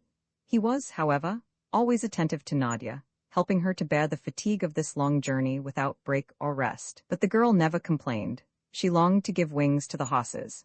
Something told her that her companion was even more anxious than herself to reach Irkutsk, and how many versts were still between. It also occurred to her that if Omsk was entered by the Tatars, Michael's mother, who lived there, would be in danger, and that this was sufficient to explain her son's impatience to get to her. Nadia at last spoke to him of old Marfa, and of how unprotected she would be in the midst of all these events. "Have you received any news of your mother since the beginning of the invasion?" she asked. "None, Nadia. The last letter my mother wrote to me contained good news. Marfa is a brave and energetic Siberian woman. Notwithstanding her age, she has preserved all her moral strength. She knows how to suffer." "I shall see her, brother," said Nadia quickly. "Since you give me the name of sister, I am Marfa's daughter." And as Michael did not answer, she added, "Perhaps your mother has been able to leave Omsk?" "It is possible, Nadia," replied Michael, "and I hope she may have reached Tobolsk. Marfa hates the Tatars. She knows the steppe and would have no fear in just taking her staff and going down the banks of the Irtish. There is not a spot in all the province unknown to her. Many times has she traveled all over the country with my father, and many times I myself, when a mere child, have accompanied them across the Siberian desert. Yes, Nadia, I trust that my mother has left Omsk. And when shall you see her?" "I shall see her on my return. If, however, your mother is still at Omsk, you will be able to spare an hour to go to her. I shall not go and see her. You will not see her? No, Nadia, said Michael, his chest heaving as he felt he could not go on replying to the girl's questions. You say no? Why, brother, if your mother is still at Omsk, for what reason could you refuse to see her? For what reason, Nadia? You ask me for what reason, exclaimed Michael, in so changed a voice that the young girl started. For the same reason as that which made me patient even to cowardice with the villain who— He could not finish his sentence. Calm yourself, brother, said Nadia in a gentle voice. I only know one thing, or rather I do not know it, I feel it. It is that all your conduct is now directed by the sentiment of a duty more sacred, if there can be one, than that which unites the son to the mother. Nadia was silent, and from that moment avoided every subject which in any way touched on Michael's peculiar situation. He had a secret motive which she must respect. She respected it. The next day, July 25th, at 3 o'clock in the morning, the tarantass arrived at Tiakomsk, having accomplished a distance of 80 miles since it had crossed the Ishim. They rapidly changed horses. Here, however, for the first time, the Imskik made difficulties about starting, declaring that detachments of Tatars were roving across the steppe, and that travelers, horses, and carriages would be a fine prize for them. Only by dint of a large bribe could Michael get over the unwillingness of the Imskik, for in this instance, as in many others, he did not wish to show his podorojna. The last ukase, having been transmitted by telegraph, was known in the Siberian provinces, and a Russian specially exempted from obeying these words would certainly have drawn public attention to himself, a thing above all to be avoided by the Tsar's courier. As to the Imskik's hesitation, either the rascal traded on the traveller's impatience, or he really had good reason to fear. However, at last the tarantass started, and made such good way that by 3 in the afternoon it had reached Kulitsinsko, 50 miles farther on. An hour after this it was on the banks of the Irtish. Omsk was now only 14 miles distant. The Irtish is a large river, and one of the principal of those which flow towards the north of Asia. Rising in the Altai Mountains, it flows from the southeast to the northwest and empties itself into the Obi, after a course of 4,000 miles. At this time of year, when all the rivers of the Siberian basin are much swollen, the waters of the Irtish were very high. In consequence, the current was changed to a regular torrent, rendering the passage difficult enough. A swimmer could not have crossed, however powerful, and even in a ferry boat there would be some danger. But Michael and Nadia, determined to brave all perils whatever they might be, did not dream of shrinking from this one. Michael proposed to his young companion that he should cross first, embarking in the ferryboat with the tarantass and horses, as he feared that the weight of this load would render it less safe. After landing the carriage, he would return and fetch Nadia. The girl refused. It would be the delay of an hour, and she would not, for her safety alone, be the cause of it.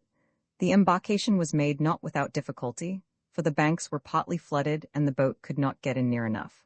However, after half an hour's exertion, the boatman got the tarantass and the 3 horses on board.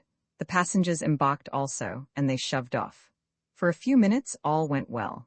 A little way up the river, the current was broken by a long point projecting from the bank, and forming an eddy easily crossed by the boat.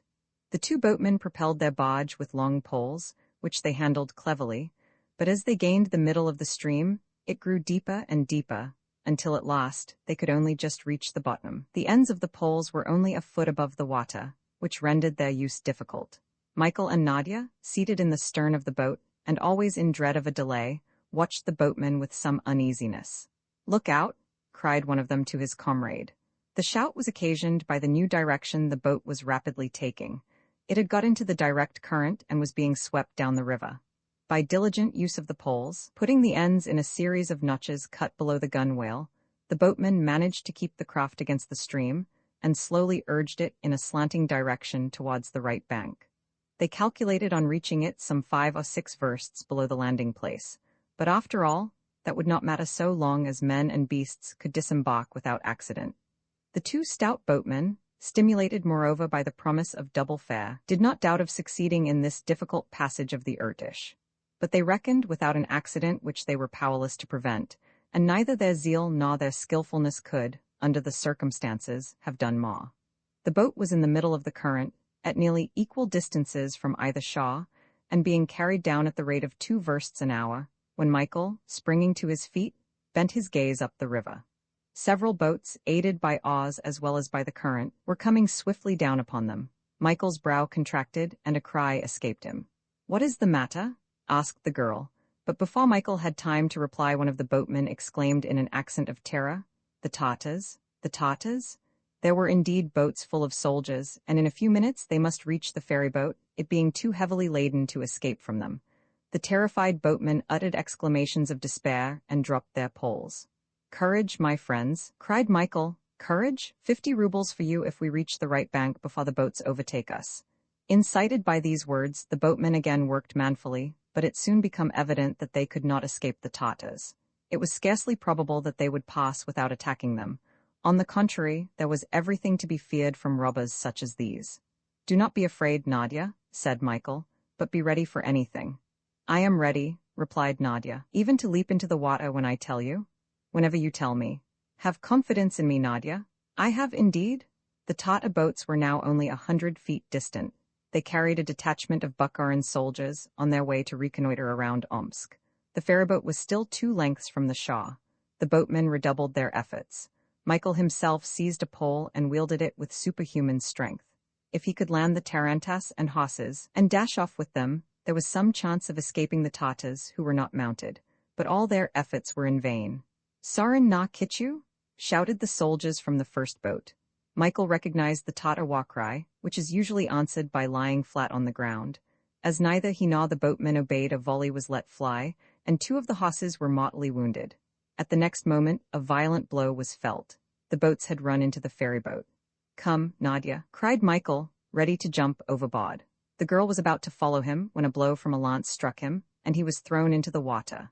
The current swept him away, his hand raised for an instant above the waves, and then he disappeared.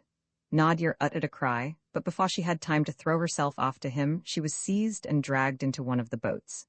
In a few minutes the boatmen were killed, the ferryboat left to drift away, and the Tartars continued to descend the Irtish. Roman 14 Mother and son. Omsk is the official capital of Western Siberia.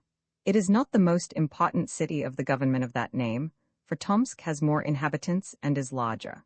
But it is at Omsk that the Governor-General of this, the first half of Asiatic Russia, resides. Omsk, properly so called, is composed of 2 distinct towns, one which is exclusively inhabited by the authorities and officials, the other more especially devoted to the Siberian merchants, although, indeed, the trade of the town is of small importance. This city has about 12,000 to 13,000 inhabitants. It is defended by walls, but these are merely of earth and could afford only insufficient protection. The Tartars, who were well aware of this fact, consequently tried at this period to carry it by main force, and in this they succeeded after an investment of a few days. The garrison of Omsk, reduced to 2,000 men, resisted valiantly. But driven back, little by little, from the mercantile portion of the place, they were compelled to take refuge in the upper town. It was there that the Governor-General, his officers, and soldiers had entrenched themselves. They had made the upper quarter of Omsk a kind of citadel, and hitherto they held out well in this species of improvised Kreml, but without much hope of the promised succor. The Tatar troops, who were descending the Irtish, received every day fresh reinforcements, and, what was more serious, they were led by an officer, a traitor to his country, but a man of much note, and of an audacity equal to any emergency. This man was Colonel Ivan Ogareff. Ivan Ogareff, terrible as any of the most savage Tatar chieftains, was an educated soldier. Possessing on his mother's side some Mongolian blood, he delighted in deceptive strategy and ambuscades, stopping short of nothing when he desired to fathom some secret or to set some trap.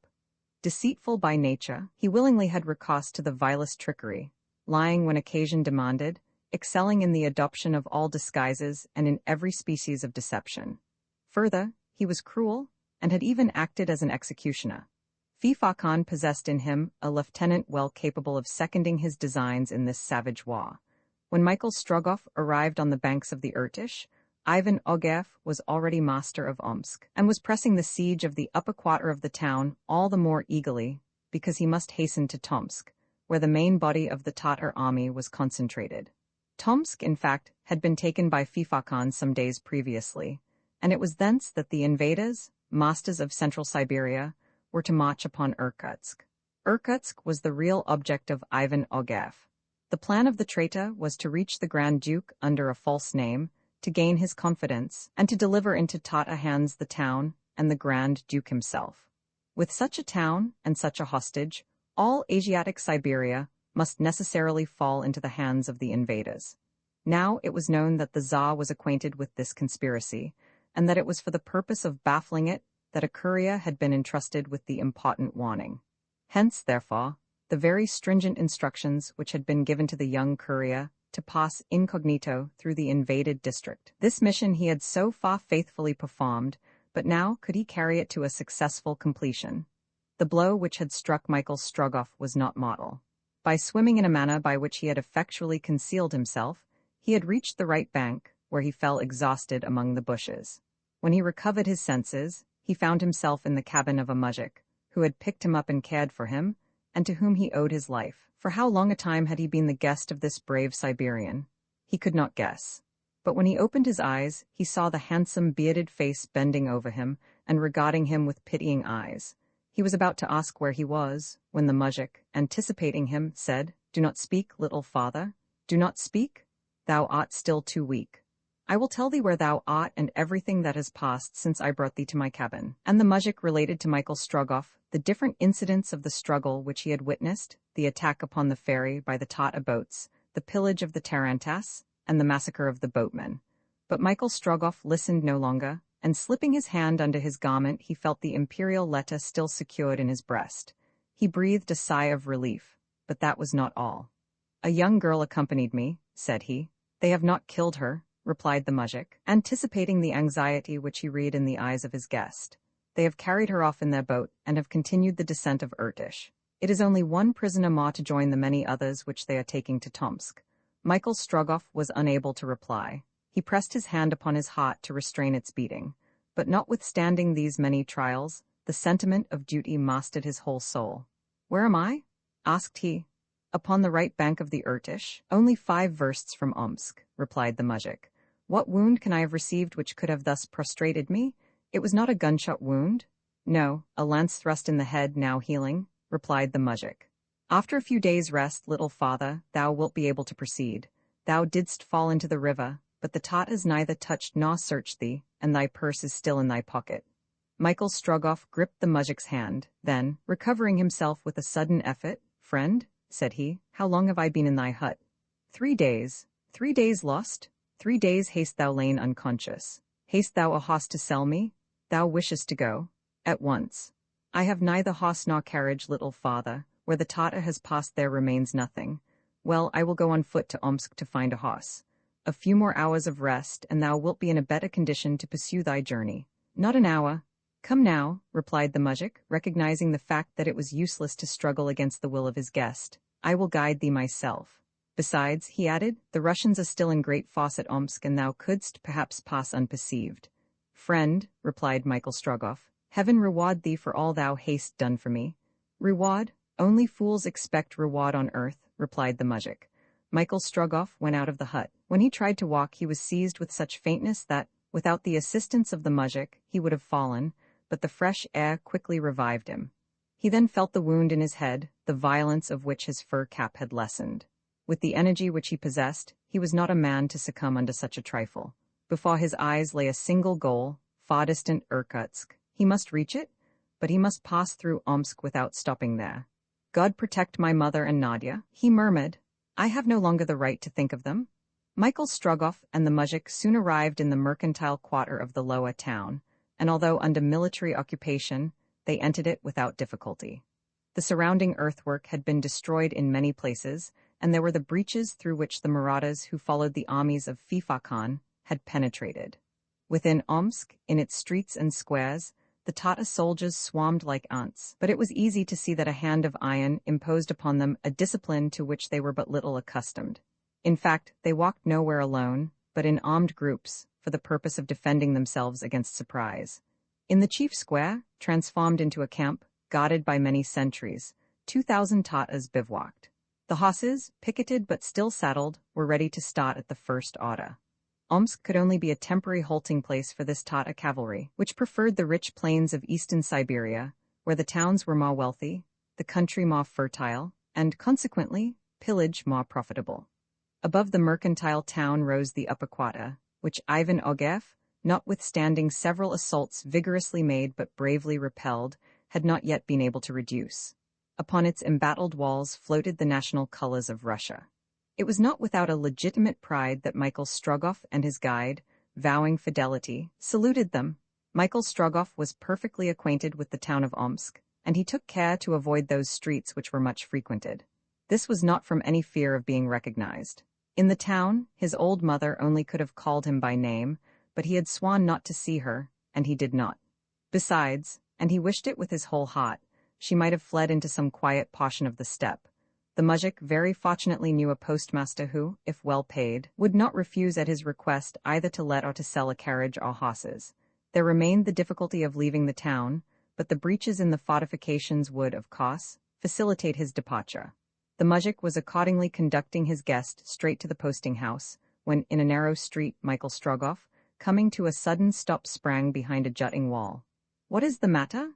quickly asked the astonished muzhik, much astonished at this sudden movement. "Silence," hastily replied Michael, with his finger on his lips.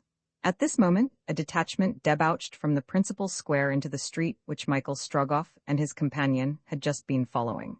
At the head of the detachment, composed of 20 horsemen, was an officer dressed in a very simple uniform.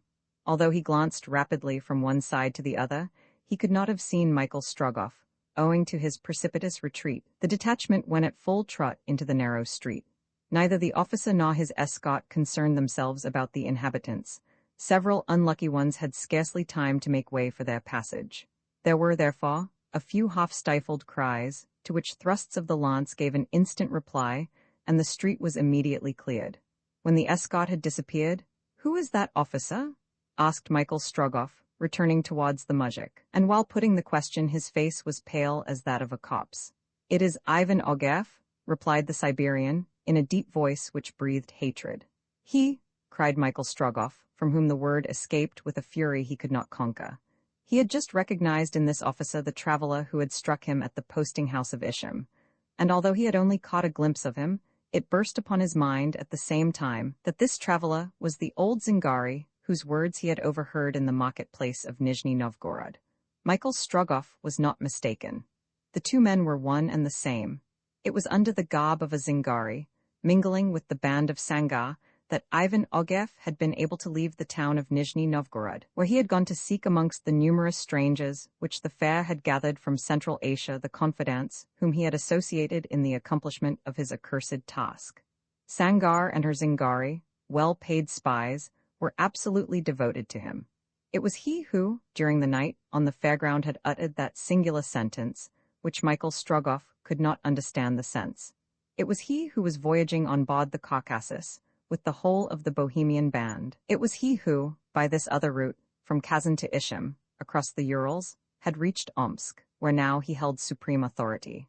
Ivan Ogev had been barely 3 days at Omsk, and had it not been for their fatal meeting at Ishim, and for the event which had detained him 3 days on the banks of the Irtish, Michael Strogoff would have evidently beaten him on the way to Irkutsk. And who knows how many misfortunes would have been avoided in the future. In any case, and now more than ever, Michael Strogoff must avoid Ivan Ogev, and contrive not to be seen. When the moment of encountering him face to face should arrive, he knew how to meet it, even should the traitor be master of the whole of Siberia. The muzhik and Michael resumed their way, and arrived at the posting-house. To leave Omsk by one of the breaches would not be difficult after nightfall. As for purchasing a carriage to replace the tarantass, that was impossible. There were none to be let or sold. But what one had Michael Strogoff now for a carriage?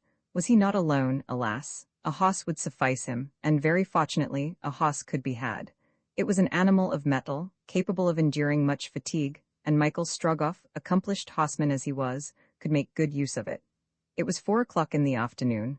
Michael Strogoff, compelled to wait till nightfall in order to pass the fortifications, but not desiring to show himself in the streets of Omsk, remained in the posting-house, and their partook of food. There was a great crowd in the public room, it being the resort of numbers of the anxious inhabitants, who at this eventful period collected there to obtain news. They were talking of the expected arrival of a corps of Muscovite troops, not at Omsk, but at Tomsk, a corps intended to recapture that town from the Tatars of Fifa Khan. Michael Strogoff lent an attentive ear to all that was said, but took no part in the conversation. Suddenly a cry made him tremble, a cry which penetrated to the depths of his soul, and these two words rushed into his ear, "My son." His mother, the old woman Marfa, was before him. Trembling, she smiled upon him. She stretched forth her arms to him. Michael Strogoff arose. He was about to throw himself. The thought of duty, the serious danger for his mother and himself in this unfortunate meeting, suddenly stopped him, and such was his command over himself that not a muscle of his face moved. There were 20 people in the public room. Among them were, perhaps, spies, and was it not known in the town that the son of Marfa Strogoff belonged to the corps of the couriers of the Tsar? Michael Strogoff did not move. "Michael," cried his mother. "Who are you, my good lady?" Michael Strogoff stammered, unable to speak in his usual firm tone. "Who am I, thou askest? Dost thou no longer know thy mother?" "You are mistaken," coldly replied Michael Strogoff. "A resemblance deceives you." The old Marfa went up to him, and looking straight into his eyes, said, "Thou art not the son of Peter and Marfa Strogoff." Michael Strogoff would have given his life to have locked his mother in his arms, but if he yielded it was all over with him, with her, with his mission, with his oath. Completely master of himself, he closed his eyes, in order not to see the inexpressible anguish which agitated the revered countenance of his mother. He drew back his hands, in order not to touch those trembling hands which sought him. "I do not know in truth what it is you say, my good woman," he replied, stepping back. "Michael?" again cried his aged mother. "My name is not Michael. I never was your son. I am Nicholas Kopanoff, a merchant at Irkutsk." And suddenly he left the public room, whilst for the last time the words re-echoed, "My son, my son." Michael Strogoff, by a desperate effort, had gone. He did not see his old mother, who had fallen back almost inanimate upon a bench, but when the postmaster hastened to assist her, the aged woman raised herself. Suddenly a thought occurred to her. She denied by her son. It was not possible. As for being herself deceived and taking another for him, equally impossible. It was certainly her son whom she had just seen, and if he had not recognized her it was because he would not, it was because he ought not, it was because he had some cogent reasons for acting thus. And then, her mother's feelings arising within her, she had only one thought. "Can I, unwittingly, have ruined him?" "I am mad," she said to her interrogators. "My eyes have deceived me. This young man is not my child. He had not his voice. Let us think no more of it. If we do, I shall end by finding him everywhere." Less than 10 minutes afterwards, a Tatar officer appeared in the posting house. "Marfa Strogoff?" he asked. "It is I," replied the old woman, in a tone so calm, and with a face so tranquil, that those who had witnessed the meeting with her son would not have known her. "Come," said the officer. Marfa Strogoff, with firm step, followed the Tatar. Some moments afterwards she found herself in the chief square in the presence of Ivan Ogeff, to whom all the details of this scene had been immediately reported. Ivan Ogeff, suspecting the truth, interrogated the old Siberian woman. "Thy name?" he asked in a rough voice. "Marfa Strogoff." "Thou hast a son?" "Yes." "He is a courier of the Tsar?" "Yes." "Where is he?" "At Moscow." "Thou hast no news of him?" "No news." "Since how long?" "Since 2 months." "Who, then, was that young man whom thou didst call thy son a few moments ago at the posting house?" "A young Siberian whom I took for him," replied Marfa Strogoff. "This is the 10th man in whom I have thought I recognized my son since the town has been so full of strangers. I think I see him everywhere." "So this young man was not Michael Strogoff?" "It was not Michael Strogoff." "Dost thou know, old woman, that I can torture thee until thou avowest the truth?" "I have spoken the truth, and torture will not cause me to alter my words in any way. This Siberian was not Michael Strogoff." Asked a second time Ivan Ogeff. "No, it was not he," replied a second time Marfa Strogoff.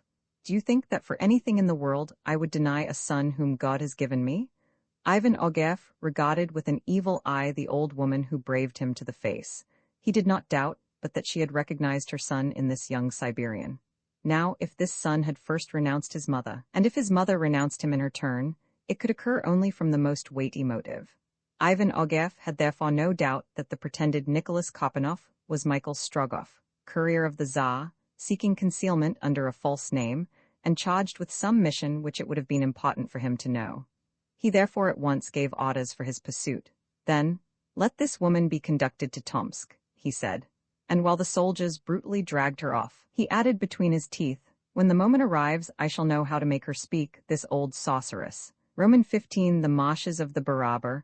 It was fortunate that Michael Strogoff had left the posting house so promptly. The orders of Ivan Ogeff had been immediately transmitted to all the approaches of the city, and a full description of Michael sent to all the various commandants, in order to prevent his departure from Omsk.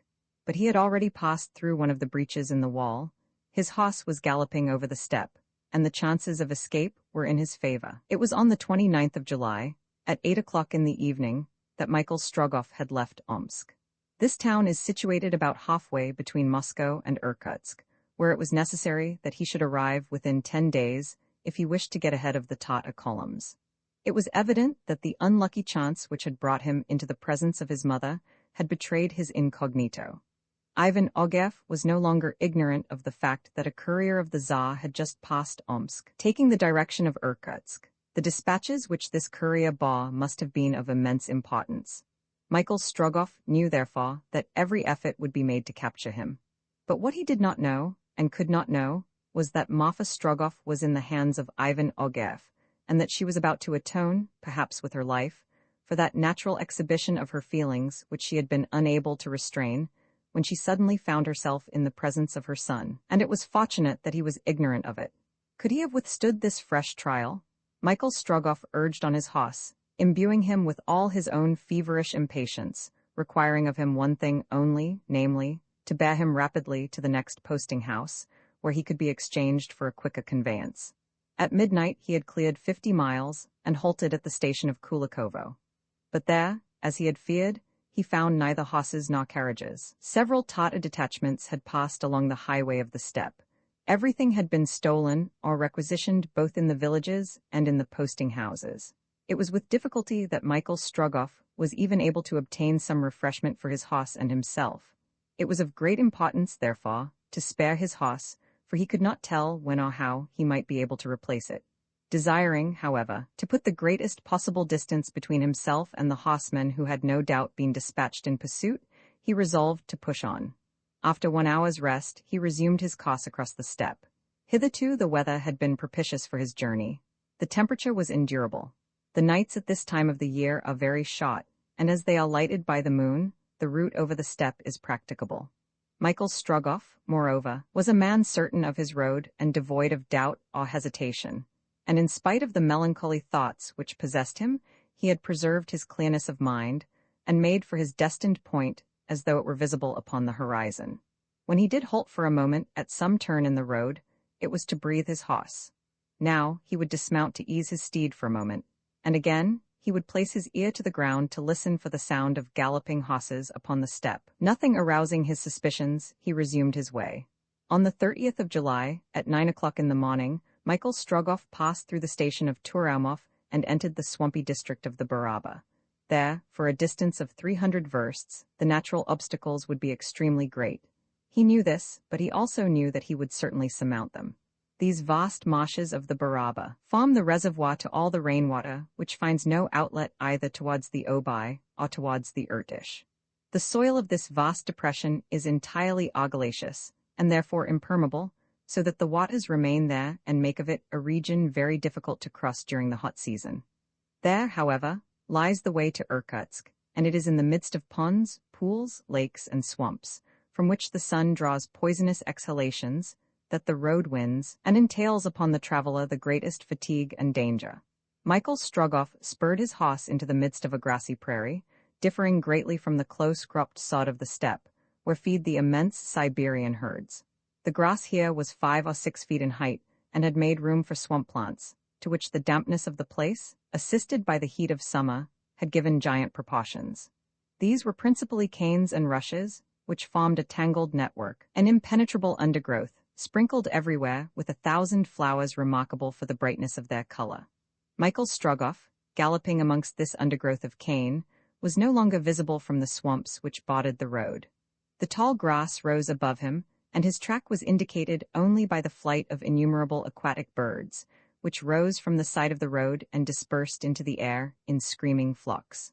The way, however, was clearly traceable. Now it would lie straight between the dense thicket of marsh plants. Again, it would follow the winding shaws of vast pools, some of which, several versts in length and breadth, deserve the name of lakes. In other localities, the stagnant waters through which the road lay had been avoided, not by bridges, but by tottering platforms ballasted with thick layers of clay, whose joists shook like a too weak plank thrown across an abyss. Some of these platforms extended over 300 feet, and travelers by Tarantas, when crossing them, have experienced a nausea like seasickness. Michael Strogoff, whether the soil beneath his feet was solid or whether it sank under him, galloped on without halt, leaping the space between the rotten joists. But however fast they traveled, the horse and the horseman were unable to escape from the sting of the two-winged insects which infest this marshy country. Travelers who are obliged to cross the Baraba during the summer take care to provide themselves with masks of horsehair, to which is attached a coat of mail of very fine wire, which covers their shoulders. Notwithstanding these precautions, there are few who come out of these marshes without having their faces, necks, and hands covered with red spots. The atmosphere there seems to bristle with fine needles, and one would almost say that a knight's armor would not protect him against the darts of these dipterals. It is a dreary region, which man dearly disputes with tipulas, gnats, mosquitoes, horseflies, and millions of microscopic insects which are not visible to the naked eye. But although they are not seen, they make themselves felt by their intolerable stinging, to which the most callous Siberian hunters have never been able to inure themselves. Michael Strogoff's horse, stung by these venomous insects, sprang forward as if the rowels of 1,000 spurs had pierced his flanks. Mad with rage, he tore along over verst after verst with the speed of an express train, lashing his sides with his tail, seeking by the rapidity of his pace an alleviation of his torture. It required as good a horseman as Michael Strogoff not to be thrown by the plungings of his horse, and the sudden stops and bounds which he made to escape from the stings of his persecutors, having become insensible, so to speak, to physical suffering, possessed only with the one desire to arrive at his destination at whatever cost, he saw during this mad race only one thing, that the road flew rapidly behind him. Who would have thought that this district of the Baraba, so unhealthy during the summer, could have afforded an asylum for human beings? Yet it did so.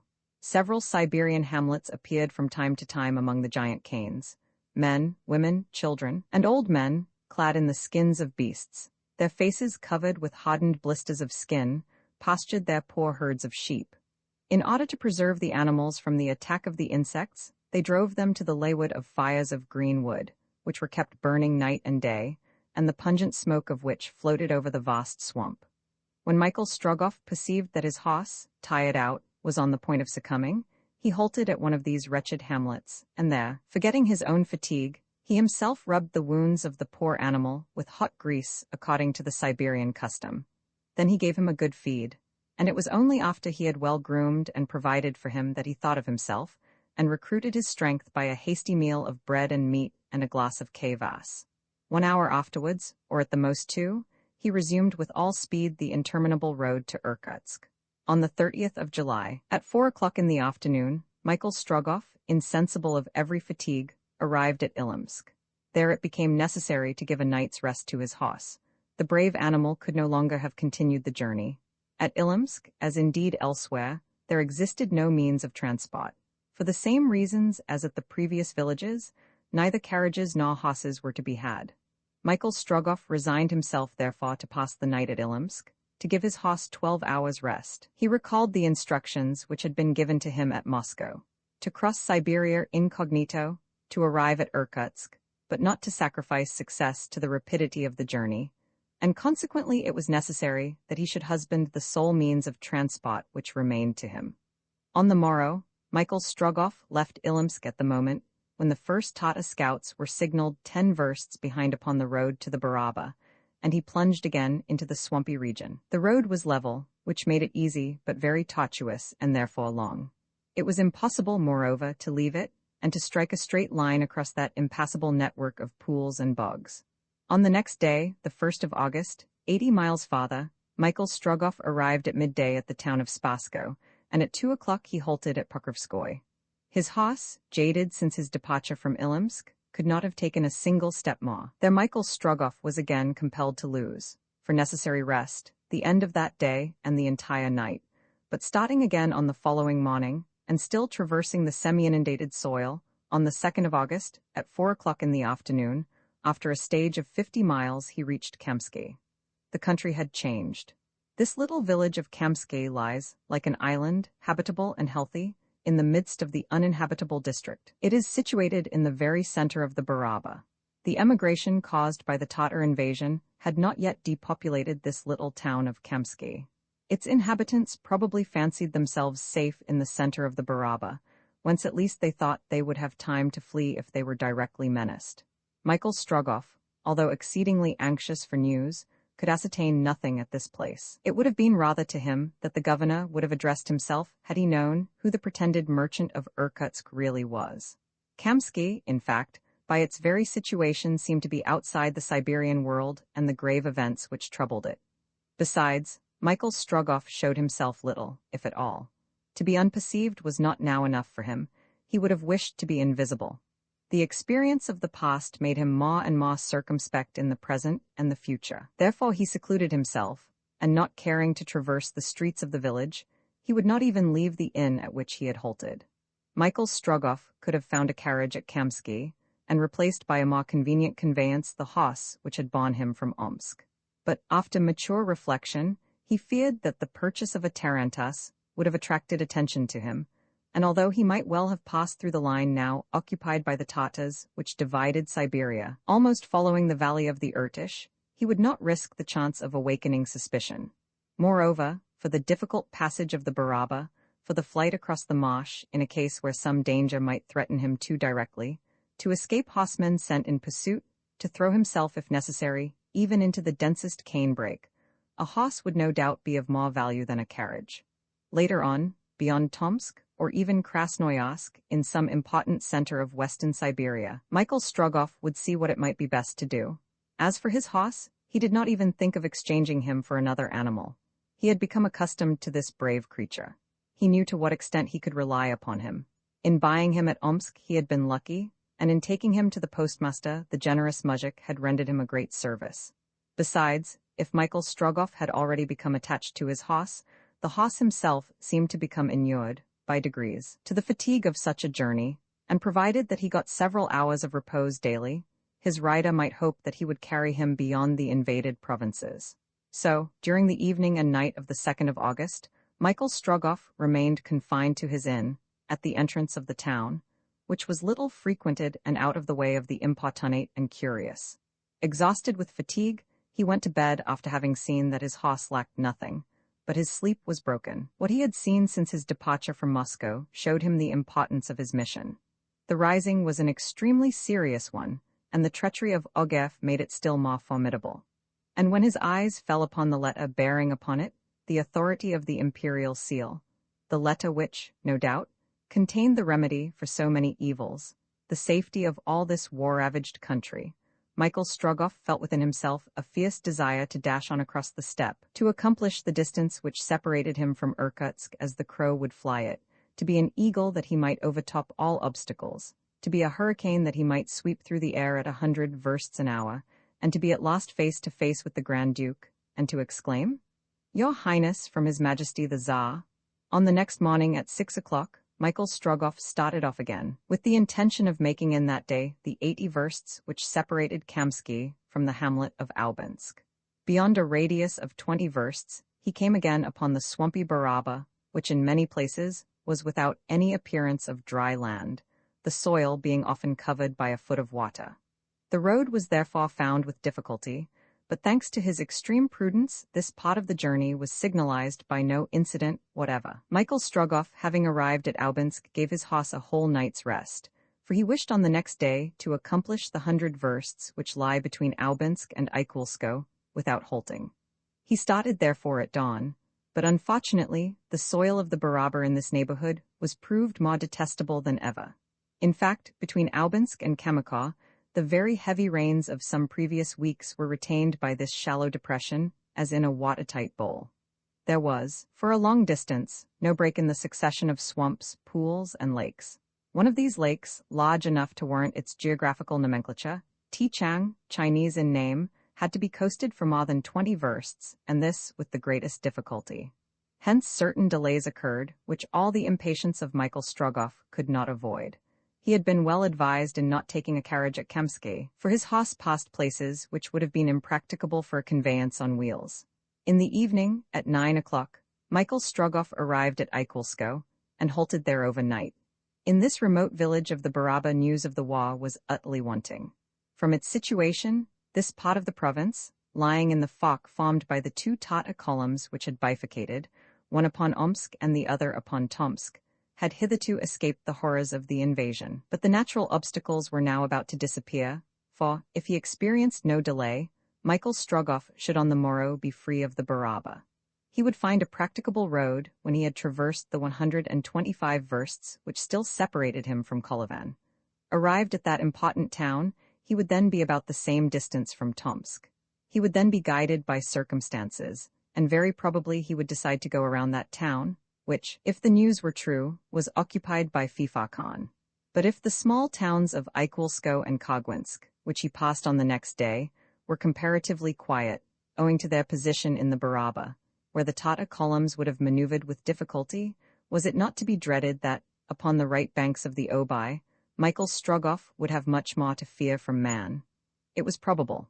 However, should it become necessary, he would not hesitate to abandon the beaten path to Irkutsk. To journey then across the steppe he would, no doubt, run the risk of finding himself without supplies. There would be, in fact, no longer a well-marked road.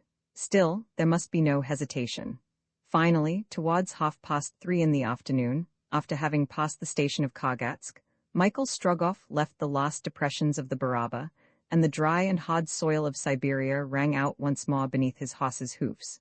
He had left Moscow on the 15th of July. Therefore, on this day, the 5th of August, including more than 70 hours lost on the banks of the Irtish, 20 days had gone by since his departure. 500 versts still separated him from Irkutsk. Roman 16, a final effort. Michael's fear of meeting the Tatars in the plains beyond the Baraba was by no means ungrounded.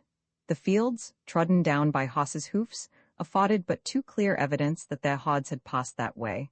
The same, indeed, might be said of these barbarians as of the Turks. Where the Turk goes, no grass grows. Michael saw at once that in traversing this country, the greatest caution was necessary. Wreaths of smoke curling upwards on the horizon showed that huts and hamlets were still burning.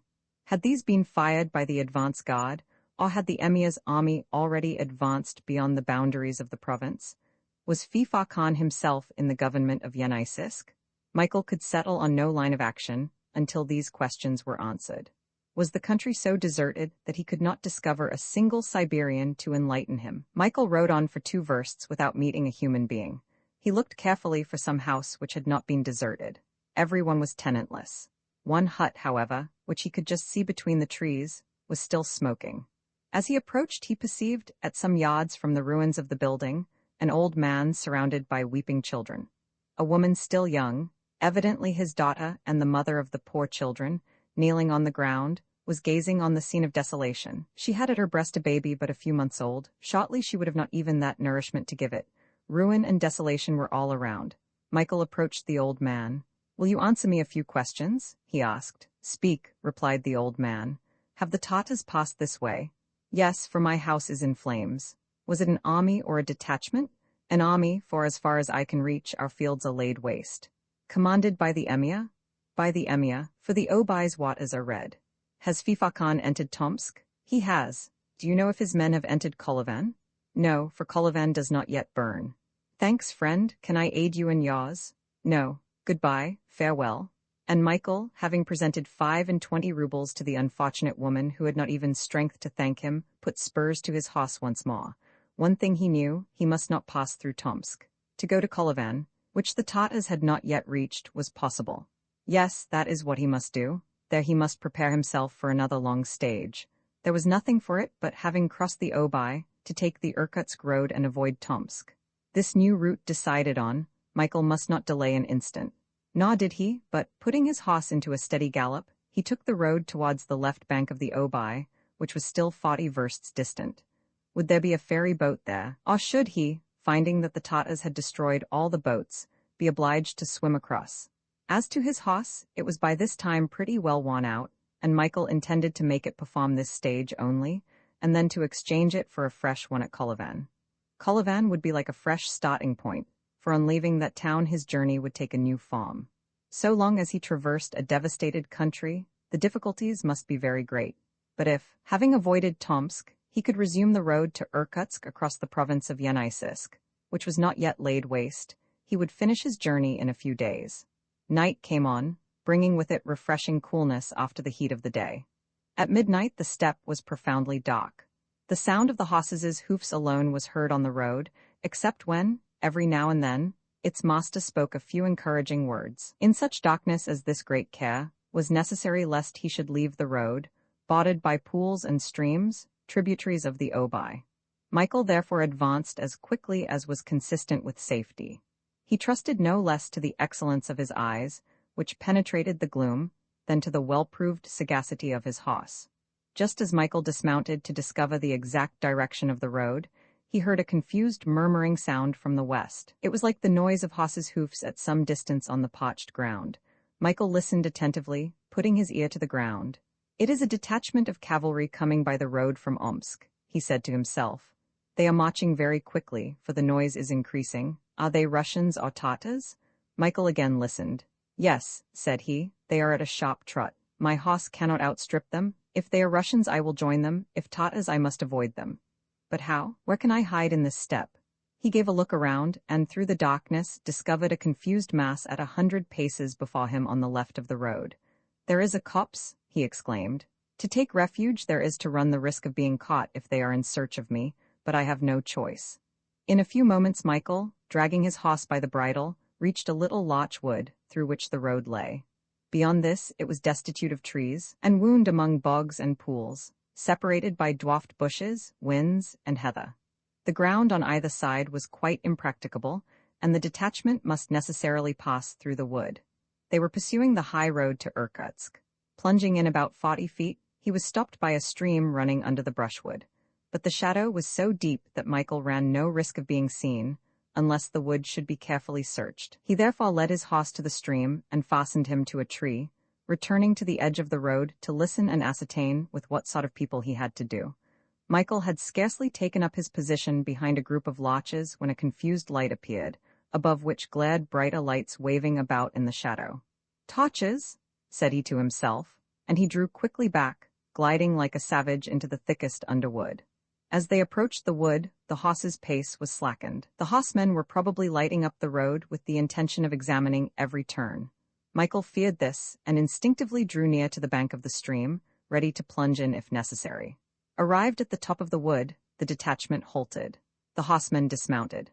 There were about 50. A dozen of them carried torches, lighting up the road. By watching their preparations, Michael found to his joy that the detachment were not thinking of visiting the copse, but only bivouacking near, to rest their horses and allow the men to take some refreshment. The horses were soon unsaddled, and began to graze on the thick grass which carpeted the ground. The men meantime stretched themselves by the side of the road, and partook of the provisions they produced from their knapsacks. Michael's self-possession had never deserted him, and creeping amongst the high grass, he endeavored not only to examine the newcomers, but to hear what they said. It was a detachment from Omsk, composed of Uzbek horsemen, a race of the Mongolian type. These men, well-built, above the medium height, rough and wild-featured, wore on their heads the talpak, or black sheepskin cap, and on their feet yellow high-heeled boots with turned-up toes, like the shoes of the Middle Ages. Their tunics were close-fitting, and confined at the waist by a leathern belt braided with red. They were armed defensively with a shield, and offensively with a curved sword, and a flintlock musket slung at the saddle-bow. From their shoulders hung gay-colored cloaks. The horses, which were feeding at liberty at the edge of the wood, were, like their masters, of the Uzbek race. These animals are rather smaller than the Turkomanian horses, but are possessed of remarkable strength, and know no other pace than the gallop. This detachment was commanded by a penjabaskai, that is to say, a commander of 50 men, having under him a daybaskai, or simple commander of 10 men. These 2 officers wore helmets and half-coats of mail. Little trumpets fastened to their saddle bows were the distinctive signs of their rank. The penjabaskai had been obliged to let his men rest, fatigued with a long stage. He and the second officer, smoking bang, the leaf of the hemp which forms the base of the hashish, used so generally by Asiatics, strolled up and down the wood, so that Michael, without being seen, could catch and understand their conversation, which was spoken in the Tata language. Michael's attention was singularly excited by their very first words they uttered. In fact, it was of him they were speaking. "This courier cannot be much in advance of us," said the penjabaskai, "and on the other hand, it is absolutely impossible that he can have followed any other route than that of the Baraba. Who knows if he has left Omsk?" replied the day boss guy. Perhaps he is still hidden in the town. That is to be wished, certainly. Colonel Strogoff would have no fear then that the dispatches he bears should ever reach their destination.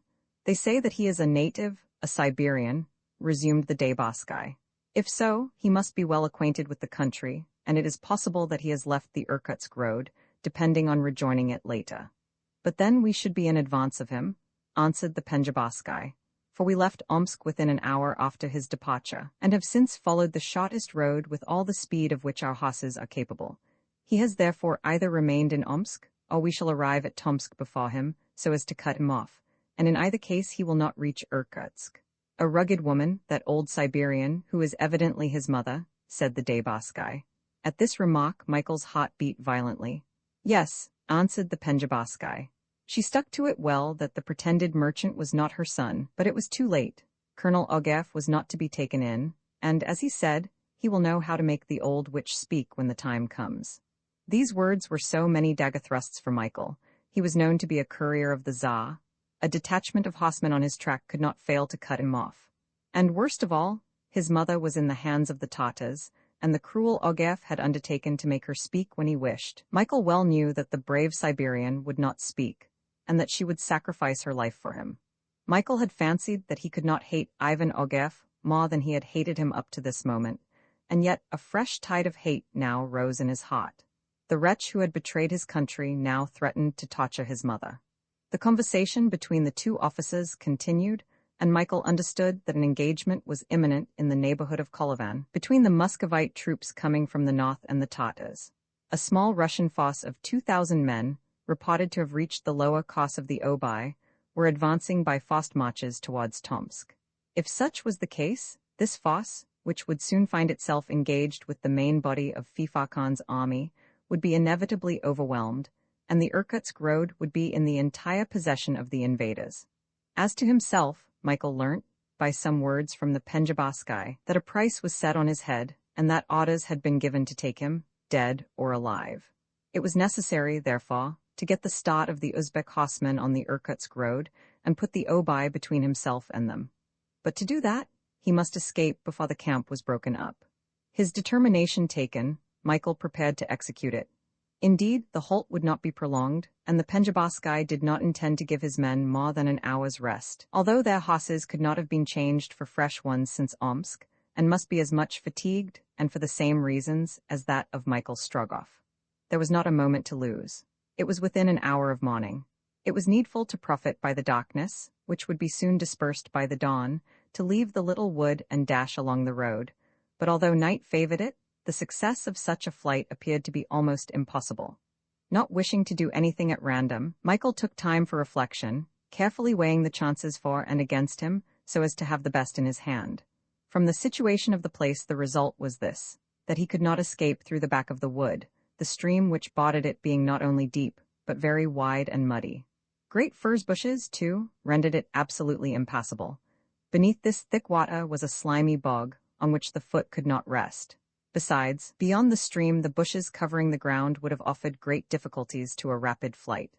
The alarm once given, Michael, pursued and hemmed in, must inevitably fall into the hands of the Tatar horsemen. There was only one way open, the high road. To endeavor to reach it by creeping round the edge of the wood, without attracting attention, and then to gallop at headlong speed, required all the remaining strength and energy of his noble steed. Too probably it would fall dead on reaching the banks of the Obai, when, either by boat or by swimming, he must cross this important river. Such was what Michael had before him. His energy and courage increased in sight of danger. His life, his mission, his country, perhaps the safety of his mother, were at stake.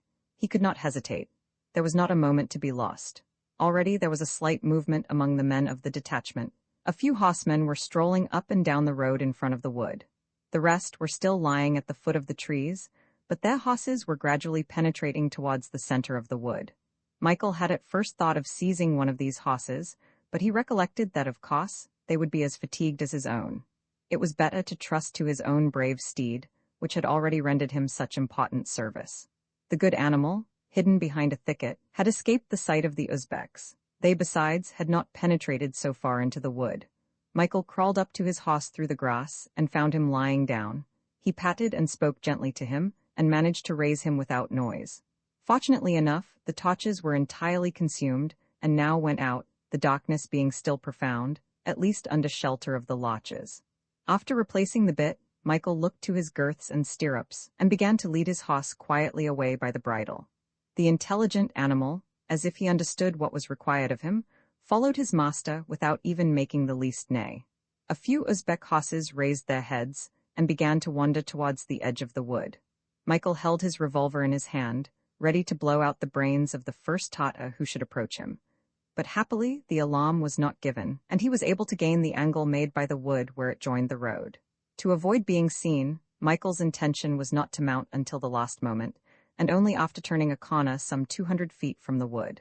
Unfortunately, just at the moment that he was issuing from the wood, an Uzbek's horse, scenting him, neighed and began to trot along the road. His master ran to catch him, and seeing a shadowy form moving in the dim light, "Look out!" he shouted. At the cry, all the men of the bivouac jumped up and ran to seize their horses. Michael leaped on his steed and galloped away. The two officers of the detachment urged on their men to follow, but Michael was already in the saddle. At that moment he heard a report and felt a ball pass through his tunic. Without turning his head, without replying, he spurred on, and clearing the brushwood with a tremendous bound, he galloped at full speed toward the Obi. The Uzbek's horses being unsaddled gave him a small start, but they could not be long in setting off in pursuit of him.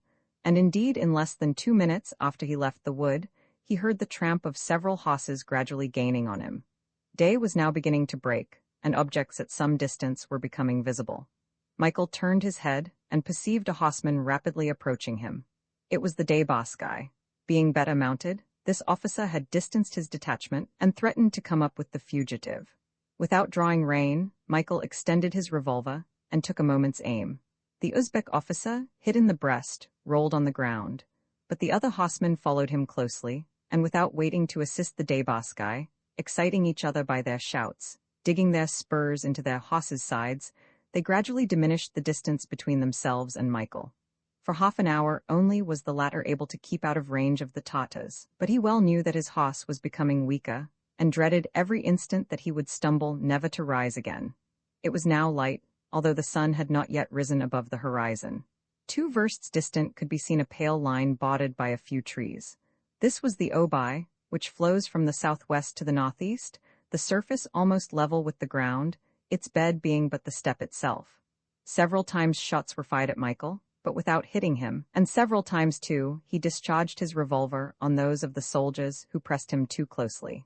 Each time, an Uzbek rolled on the ground, midst cries of rage from his companions, but this pursuit could only terminate to Michael's disadvantage. His horse was almost exhausted. He managed to reach the bank of the river. The Uzbek detachment was now not more than 50 paces behind him. The Obi was deserted, not a boat of any description which could take him over the water. "Courage, my brave horse," cried Michael. "Come, a last effort," and he plunged into the river, which here was half a verst in width. It would have been difficult to stand against the current. Indeed, Michael's horse could get no footing. He must therefore swim across the river, although it was rapid as a torrent. Even to attempt it showed Michael's marvelous courage. The soldiers reached the bank, but hesitated to plunge in. The Penjabaskai seized his musket and took aim at Michael, whom he could see in the middle of the stream. The shot was fired, and Michael's horse, struck in the side, was borne away by the current. His master, speedily disentangling himself from his stirrups, struck out boldly for the Shah. In the midst of a hailstorm of balls, he managed to reach the opposite side, and disappeared in the rushes which covered that bank of the Obi. Romans 17, the rival's Michael was in comparative safety, though his situation was still terrible. Now that the faithful animal who had so bravely borne him had met his death in the waters of the river, how was he to continue his journey?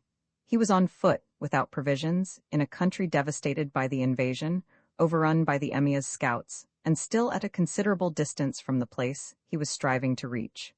"By heaven, I will get there," he exclaimed, in reply to all the reasons for faltering. "God will protect our sacred Russia." Michael was out of reach of the Uzbek horsemen. They had not dared to pursue him through the river, and must besides have thought he was drowned, for after his disappearance beneath the water they had seen nothing more of him. But Michael, creeping up among the gigantic rushes, had reached a higher part of the bank. though not without difficulty, for the thick mud deposited by the overflowing of the water made it slippery in the extreme. Once more on solid ground, Michael stopped to consider what he should do next. He wished to avoid Tomsk, now occupied by the Tatar troops. Nevertheless, he must reach some town, or at least a post house, where he could procure a horse. A horse once found, he would throw himself out of the beaten track, and not again take to the Irkutsk road until in the neighborhood of Krasnoyarsk. From that place, if he were quick, he hoped to find the way still open, and he intended to go through the Lake Baikal provinces in a southeasterly direction. Michael began by going eastward. By following the course of the Obi 2 versts further, he reached a picturesque little town lying on a small hill.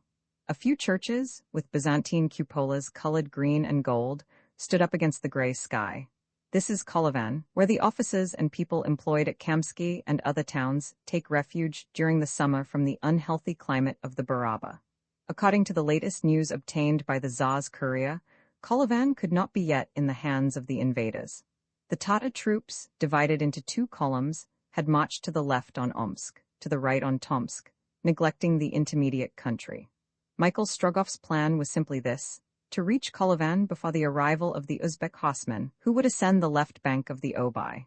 There, even if he had to pay 10 times more than they were worth, he would procure clothes and a horse, and resume the road to Irkutsk across the southern steppe. It was now 3 o'clock in the morning. The neighborhood of Kolovan was very still, and appeared to have been totally abandoned. The country population had evidently fled to the northwards, to the province of Yeniseisk, dreading the invasion, which they could not resist. Michael was walking at a rapid pace towards Kolovan when distant firing struck his ear. He stopped and clearly distinguished the dull roar of artillery, and above it a crisp rattle which could not be mistaken. "It is cannon and musketry," said he. "The little Russian body is engaged with the Tatar army. Pray heaven that I may arrive at Kolovan before them." Michael was not mistaken. The firing became gradually louder, and soon to the left of Kolovan, a mist collected, not smoke, but those great white clouds produced by discharges of artillery. The Uzbek horsemen stopped on the left of the Obi to await the result of the battle. On this side, Michael had nothing to fear as he hastened towards the town. In the meanwhile, the firing increased and became sensibly nearer. It was no longer a confused raw, but distinct reports. At the same time, the smoke partially cleared, and it became evident that the combatants were rapidly moving southwards. It appeared that Kolovan was to be attacked on the north side. But were the Russians defending it against the Tatar troops, and would they endeavor to retake it from the soldiers of Fifa Khan? It being impossible to decide this, Michael became greatly perplexed. He was not more than half a verst from Kolovan when he observed flames shooting up among the houses of the town, and the steeple of a church fell in the midst of clouds of smoke and fire. Was the struggle, then, in Kolovan? Michael was compelled to think so. It was evident that Russians and Tatars were fighting in the streets of the town. Was this a time to seek refuge there? Would he not run a risk of being taken prisoner? Should he succeed in escaping from Kolovan, as he had escaped from Omsk? All these contingencies presented themselves to his mind. He hesitated and stopped a moment. Would it not be better to try, even on foot, to reach some small town, and there procure a horse at any price? This was the only thing to be done. And Michael, leaving the banks of the Obi, went forward to the right of Kolovan. The firing had now increased in violence. Flames soon sprang up on the left of the town.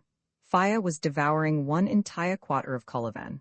Michael was running on across the steppe, endeavoring to gain the covert of some trees, when a detachment of Tatar cavalry appeared on the right.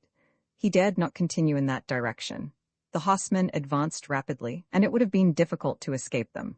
Suddenly, in a thick clump of trees, he saw an isolated house, which it would be possible to reach before he was perceived. Michael had no choice but to run there, hide himself, and ask or take something to recruit his strength, for he was exhausted with hunger and fatigue. He accordingly ran on towards this house, still about half a verst distant. As he approached, he could see that it was a telegraph office. 2 wires left it in westerly and easterly directions, and a third went towards Kolovan. It was to be supposed that under the circumstances this station was abandoned, but even if it was, Michael could take refuge there, and wait till nightfall, if necessary, to again set out across the steppe covered with Tatar scouts. Michael ran up to the door and pushed it open. A single person was in the room whence the telegraphic messages were dispatched. This was a clock, calm, phlegmatic, indifferent to all that was passing outside. Faithful to his post, he waited behind his little wicket until the public claimed his services. Michael ran up to him, and in a voice broken by fatigue, "What do you know?" he asked. "Nothing," answered the clerk, smiling. "Are the Russians and Tartars engaged?" "They say so." "But who are the victors?" "I don't know." Such calmness, such indifference in the midst of these terrible events was scarcely credible. "And is not the wire cut?" said Michael. "It is cut between Kolyvan and Krasnoyarsk, but it is still working between Kolyvan and the Russian frontier." "For the government?" "For the government when it thinks proper. For the public when they pay. 10 kopecks a word whenever you like, sir." Michael was about to reply to this strange clock that he had no message to send, that he only implored a little bread and water, when the door of the house was again thrown open. Thinking that it was invaded by Tartars, Michael made ready to leap out of the window, when 2 men only entered the room who had nothing of the Tartar soldier about them. One of them held a dispatch, written in pencil, in his hand, and, passing the other, he hurried up to the wicket of the imperturbable clerk. In these 2 men, Michael recognized with astonishment, which everyone will understand, 2 personages of whom he was not thinking at all, and whom he had never expected to see again. They were the 2 reporters, Harry Blount and Alcide Jolivet, no longer traveling companions, but rivals, enemies, now that they were working on the field of battle. They had left Isham only a few hours after the departure of Michael Strogoff, and they had arrived at Kolyvan before him, by following the same road, in consequence of his losing 3 days on the banks of the Irtish. And now, after being both present at the engagement between the Russians and Tartars before the town, they had left just as the struggle broke out in the streets and ran to the telegraph office, so as to send off their rival dispatches to Europe, and forestall each other in their report of events. Michael stood aside in the shadow, and without being seen himself, he could see and hear all that was going on. He would now hear interesting news, and would find out whether or not he could enter Kolyvan. Blount, having distanced his companion, took possession of the wicket, whilst Alcide Jolivet, contrary to his usual habit, stamped with impatience. 10 kopecks a word, said the clerk. Blount deposited a pile of rubles on the shelf, whilst his rival looked on with a sort of stupefaction. Good, said the clerk, and with the greatest coolness in the world he began to telegraph the following dispatch, Daily Telegraph, London, from Kolyvan, Government of Omsk, Siberia, 6th August. Engagement between Russian and Tartar troops. The reading was in a distinct voice, so that Michael heard all that the English correspondent was sending to his paper. Russians repulsed with great loss. Tartars entered Kolyvan today. These words ended the dispatch. My turn now, cried Alcide Jolivet, anxious to send off his dispatch, addressed to his cousin in the Faubourg Montmartre. But that was not Blount's idea, who did not intend to give up the wicket, but have it in his power to send off the news just as the events occurred. He would therefore not make way for his companion. But you have finished? Exclaimed Jolivet. I have not finished, returned Harry Blount quietly, and he proceeded to write some sentences, which he handed in to the clerk, who read out in his calm voice. John Gilpin was a citizen of credit and renown. A train-band captain eke was he of famous London town. Harry Blount was telegraphing some verses learned in his childhood, in order to employ the time, and not give up his place to his rival. It would perhaps cost his paper some thousands of rubles, but it would be the first informed. France could wait. Jolivet's fury may be imagined, though under any other circumstances he would have thought it fair warfare. He even endeavored to force the clerk to take his dispatch in preference to that of his rival. It is that gentleman's right, answered the clerk coolly, pointing to Blount, and smiling in the most amiable manner, and he continued faithfully to transmit to the Daily Telegraph the well-known verses of Cowper. Whilst he was working, Blount walked to the window, and, his field glass to his eyes, watched all that was going on in the neighborhood of Kolyvan, so as to complete his information. In a few minutes he resumed his place at the wicket, and added to his telegram. 2 churches are in flames. The fire appears to gain on the right. John Gilpin's spouse said to her dear, though wedded we have been these twice 10 tedious years, yet we no holiday have seen. Alcide Jolivet would have liked to strangle the honorable correspondent of the Daily Telegraph. He again interrupted the clerk, who, quite unmoved, merely replied, It is his right, sir, it is his right, at 10 kopecks a word. And he telegraphed the following news just brought him by Blount. Russian fugitives are escaping from the town. Away went Gilpin, who but he? His fame soon spread around. He carries weight, he rides a race, 'tis for £1,000. And Blount turned round with a quizzical look at his rival. Alcide Jolivet fumed. In the meanwhile, Harry Blount had returned to the window, but this time His attention was diverted by the interest of the scene before him. He prolonged his absence too long. Therefore, when the clerk had finished telegraphing the last lines dictated by Blount, Alcide Jolivet noiselessly took his place at the wicket, and just as his rival had done, after quietly depositing a respectable pile of rubles on the shelf, he delivered his dispatch, which the clerk read aloud. Madeleine Jolivet, 10, Faubourg Montmartre, Paris. From Kolyvan, Government of Omsk, Siberia, 6th August. Fugitives are escaping from the town. Russians defeated. Fiercely pursued by the Tatar cavalry, and as Harry Blount returned he heard Jolivet completing his telegram by singing in a mocking tone, Il est un petit homme, tout habile de gris dans Paris. Imitating his rival, Alcide Jolivet had used a merry refrain of Béranger. Hallo, said Harry Blount. Just so, answered Jolivet. In the meantime the situation at Kolyvan was alarming in the extreme. The battle was raging nearer, and the firing was incessant. At that moment, the telegraph house shook to its foundations. A shell had made a hole in the wall, and a cloud of dust filled the office. Alcide was just finishing writing his lines. Je flus comme une pomme, qui, sans un sou comptant, but to stop, dot on the shell, seize it in both hands, throw it out of the window, and return to the wicket was only the affair of a moment. 5 seconds later, the shell burst outside. But continuing with the greatest possible coolness, Alcide wrote, "A 6-inch shell has just blown up the wall of the telegraph office," expecting a few more of the same size. Michael Strogoff had no doubt that the Russians were driven out of Kolyvan. His last resource was to set out across the southern steppe. Just then, renewed firing broke out close to the telegraph house, and a perfect shower of bullets smashed all the glass in the windows. Harry Blount fell to the ground wounded in the shoulder. Jolivet, even at such a moment, was about to add this postscript to his dispatch. Harry Blount, correspondent of the Daily Telegraph, has fallen at my side struck by a volley of, when the imperturbable clock said calmly, "Sir, the wire has broken." And leaving his wicket, he quietly took his hat, brushed it round with his sleeve, and, still smiling, disappeared through a little door which Michael had not before perceived. The house was surrounded by Tatar soldiers, and neither Michael nor the reporters could effect their retreat.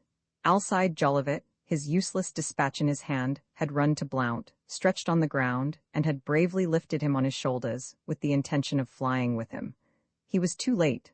Both were prisoners, and at the same time, Michael, taken unawares as he was about to leap from the window, fell into the hands of the Tatars. A Tatar camp at a day's march from Kolyvan, several versts beyond the town of Diachinsk, stretches a wide plain, planted here and there with great trees, principally pines and cedars.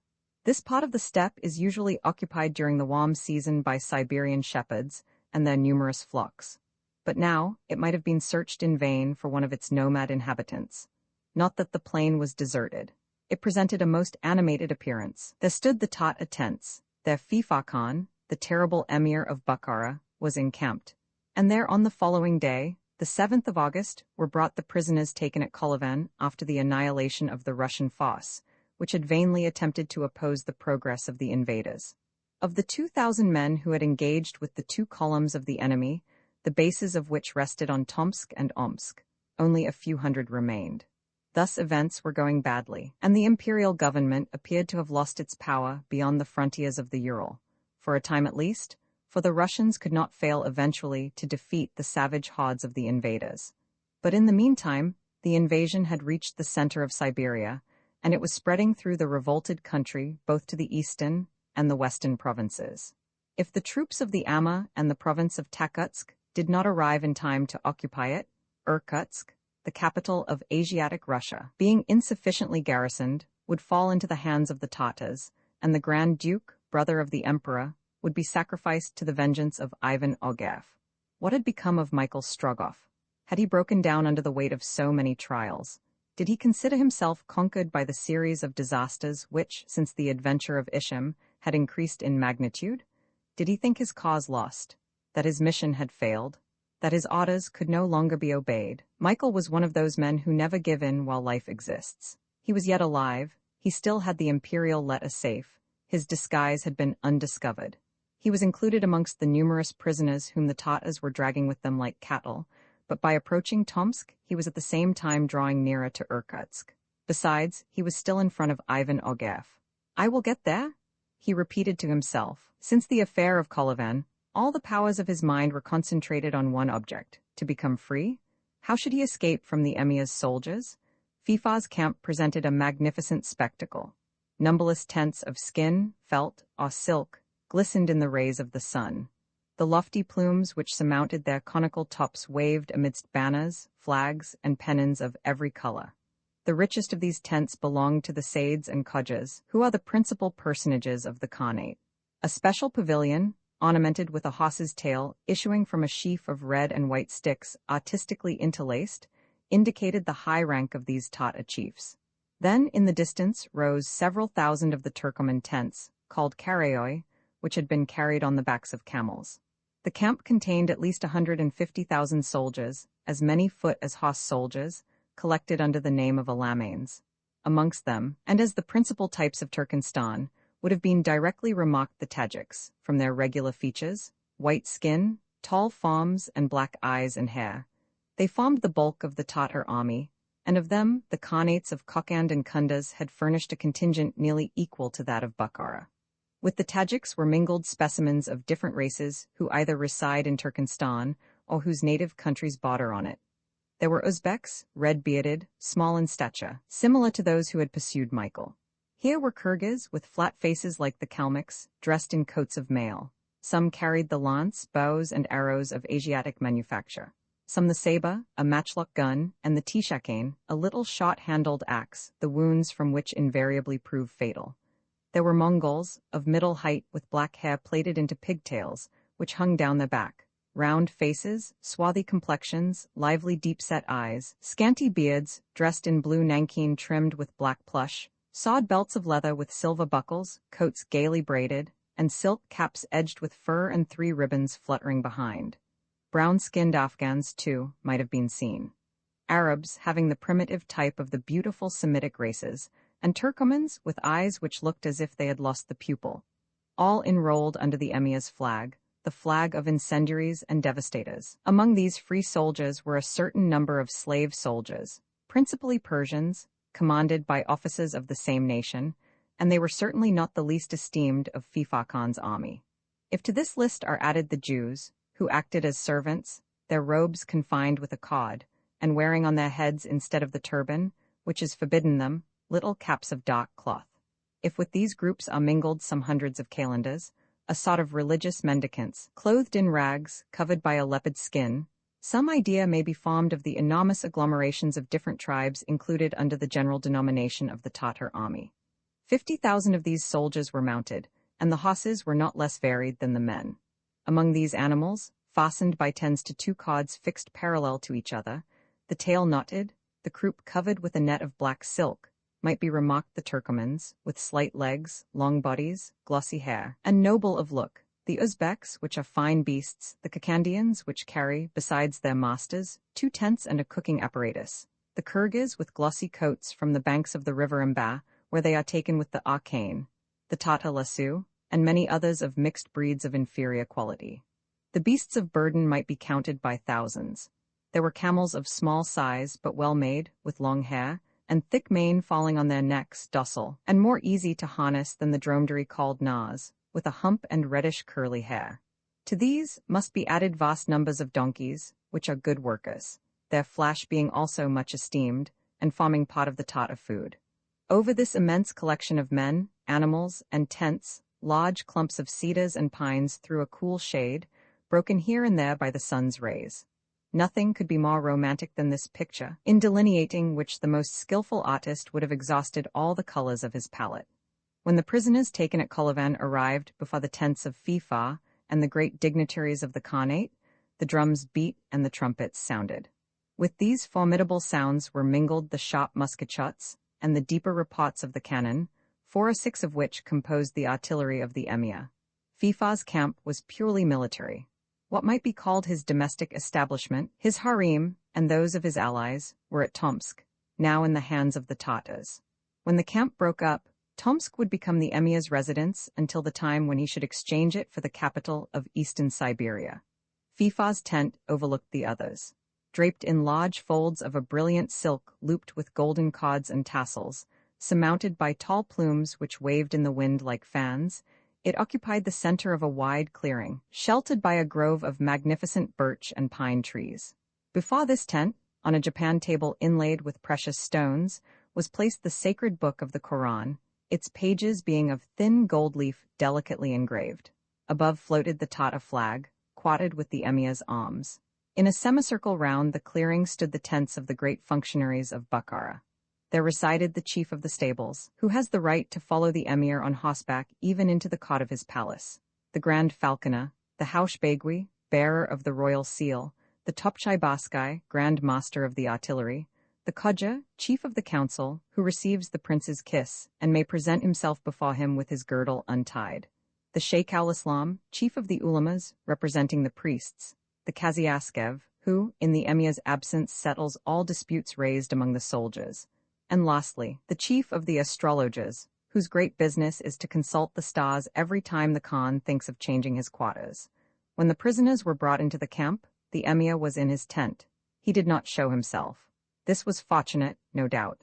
A sign, a word from him might have been the signal for some bloody execution, but he entrenched himself in that isolation which constitutes in part the majesty of Eastern kings.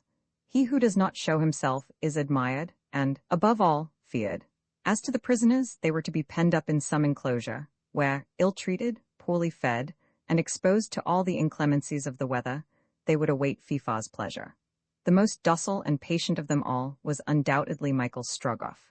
He allowed himself to be led, for they were leading him where he wished to go, and under conditions of safety which free he could not have found on the road from Kolovan to Tomsk. To escape before reaching that town was to risk again falling into the hands of the scouts, who were scouring the steppe. The most eastern line occupied by the Tata columns was not situated beyond the 85th meridian, which passes through Tomsk. This meridian once passed, Michael considered that he should be beyond the hostile zones, that he could traverse Janiskai without danger, and gain Krasnoyarsk before Fifa Khan had invaded the province. Once at Tomsk, he repeated to himself, to repress some feelings of impatience which he could not entirely master, "In a few minutes I should be beyond the outposts, and 12 hours gained on Fifa, 12 hours on Ogev, that surely would be enough to give me a start of them to Irkutsk." The thing that Michael dreaded more than everything else was the presence of Ivan Ogev in the Tata camp. Besides the danger of being recognized, he felt, by a sort of instinct, that this was the traitor whom it was especially necessary to precede. He understood, too, that the union of Ogev's troops with those of Fifa would complete the invading army, and that the junction once effected, the army would march en masse on the capital of eastern Siberia. All his apprehensions came from this quarter, and he dreaded every instant to hear some flourish of trumpets, announcing the arrival of the lieutenant of the emir. To this was added the thought of his mother, of Nadia, the one a prisoner at Omsk, the other dragged on board the Irtish boats and no doubt a captive, as Marfa Strogoff was. He could do nothing for them. Should he ever see them again? At this question, to which he dared not reply, his heart sank very low. At the same time with Michael Strogoff and so many other prisoners, Harry Blount and Alcide Jolivet had also been taken to the Tata camp. Their former traveling companion, captured like them at the telegraph office, knew that they were penned up with him in the enclosure, guarded by numerous sentinels, but he did not wish to accost them. It mattered little to him, at this time especially, what they might think of him since the affair at Isham. Besides, he desired to be alone, that he might act alone, if necessary. He therefore held himself aloof from his former acquaintances. From the moment that Harry Blount had fallen by his side, Jolivet had not ceased his attentions to him. During the journey from Kolovan to the camp, that is to say, for several hours, Blount, by leaning on his companion's arm, had been enabled to follow the rest of the prisoners. He tried to make known that he was a British subject, but it had no effect on the barbarians, who only replied by prods with a lance or sword. The correspondent of the Daily Telegraph was, therefore, obliged to submit to the common lot, resolving to protest later and obtain satisfaction for such treatment. But the journey was not the less disagreeable to him, for his wound caused him much pain, and without Alcide Jolivet's assistance, he might never have reached the camp. Jolivet, whose practical philosophy never abandoned him, had physically and morally strengthened his companion by every means in his power. His first care, when they found themselves definitely established in the enclosure, was to examine Blount's wound. Having managed carefully to draw off his coat, he found that the shoulder had been only grazed by the shot. "This is nothing," he said. A mere scratch. After 2 or 3 dressings, my dear fellow, you will be all to rights. But these dressings? Asked Blount. I will make them for you myself. Then you are something of a doctor? All Frenchmen are something of doctors. And on this affirmation Alcide, tearing his handkerchief, made lint of one piece, bandages of the other, took some water from a well dug in the middle of the enclosure, bathed the wound, and skillfully placed the wet rag on Harry Blount's shoulder. I treat you with water, he said. This liquid is the most efficacious sedative known for the treatment of wounds, and is the most employed now. Doctors have taken 6,000 years to discover that. Yes, 6,000 years in round numbers.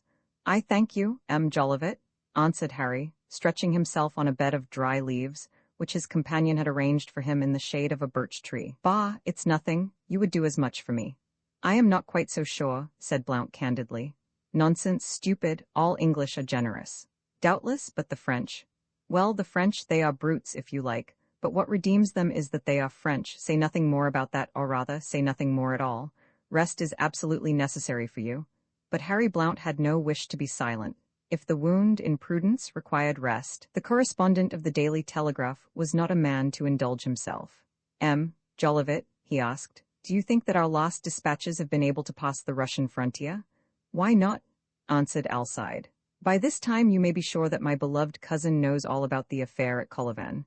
How many copies does your cousin work off of her dispatches? Asked Blount, for the first time putting his question direct to his companion. Well, answered Alcide, laughing, my cousin is a very discreet person, who does not like to be talked about, and who would be in despair if she troubled the sleep of which you are in need. I don't wish to sleep, replied the Englishman. What will your cousin think of the affairs of Russia? That they seem for the time in a bad way, but, bah, the Muscovite government is powerful, it cannot be really uneasy at an invasion of barbarians. Too much ambition has lost the greatest empires, answered Blount, who was not exempt from a certain English jealousy with regard to Russian pretensions in Central Asia. Oh, do not let us talk politics, cried Jolivet. It is forbidden by the faculty. Nothing can be worse for wounds in the shoulder, unless it was to put you to sleep. Let us, then, talk of what we ought to do, replied Blount. M. Jolivet, I have no intention at all of remaining a prisoner to these Tatars for an indefinite time. Nor I, either, by Jove. We will escape on the first opportunity. Yes, if there is no other way of regaining our liberty. Do you know of any other? Asked Blount, looking at his companion. Certainly, we are not belligerents, we are neutral, and we will claim our freedom. From that brute of a Fifa Khan? No, he would not understand, answered Jolivet, but from his lieutenant Ivan Ogeff. He is a villain. No doubt, but the villain is a Russian. He knows that it does not do to trifle with the rights of men, and he has no interest to retain us, on the contrary. But to ask a favor of that gentleman does not quite suit my taste. But that gentleman is not in the camp, or at least I have not seen him here, observed Blount. He will come. He will not fail to do that. He must join the Emir. Siberia is cut in two now, and very certainly Fifa's army is only waiting for him to advance on Irkutsk. And once free, what shall we do? Once free, we will continue our campaign and follow the Tatars until the time comes when we can make our way into the Russian camp. We must not give up the game. No, indeed, we have only just begun. You, friend, have already had the honor of being wounded in the service of the Daily Telegraph, whilst I have as yet suffered nothing in my cousin's service. Well, good, murmured Alcide Jolivet. There he is asleep. A few hours' sleep and a few cold water compresses are all that are required to set an Englishman on his legs again. These fellows are made of cast iron. And whilst Harry Blount rested, Alcide watched near him, after having drawn out his note-book, which he loaded with notes, determined besides to share them with his companion, for the greater satisfaction of the readers of the Daily Telegraph. Events had united them one with the other. They were no longer jealous of each other. So, then, the thing that Michael Strogoff dreaded above everything was the most lively desire of the two correspondents. Ivan Ogeff's arrival would evidently be of use to them, for their quality of English and French correspondents once known, nothing could be more probable than that they would be set at liberty. The Emir's lieutenant would know how to make Fifa hear reason, though he would otherwise not have failed to treat the correspondents as ordinary spies.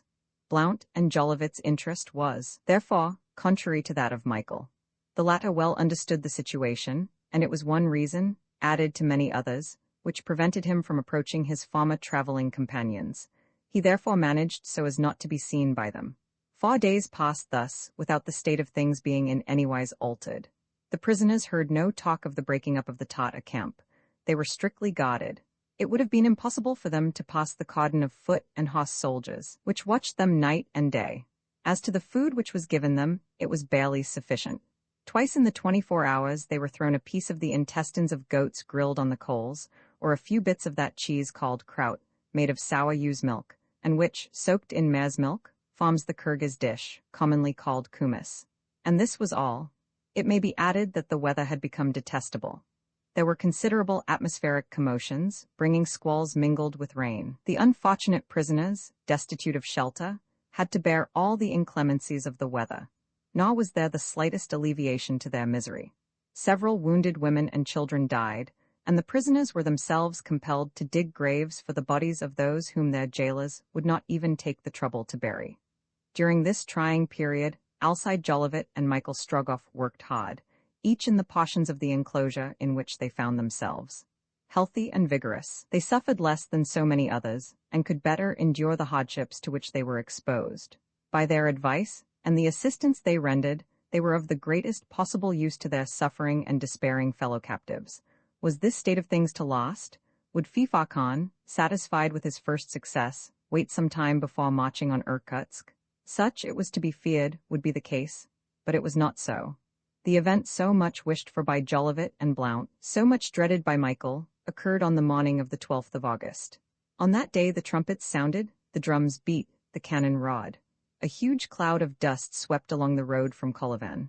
Ivan Ogev, followed by several thousand men, made his entry into the Tartar camp. Roman II correspondents in trouble. Ivan Ogev was bringing up the main body of the army of the Emir.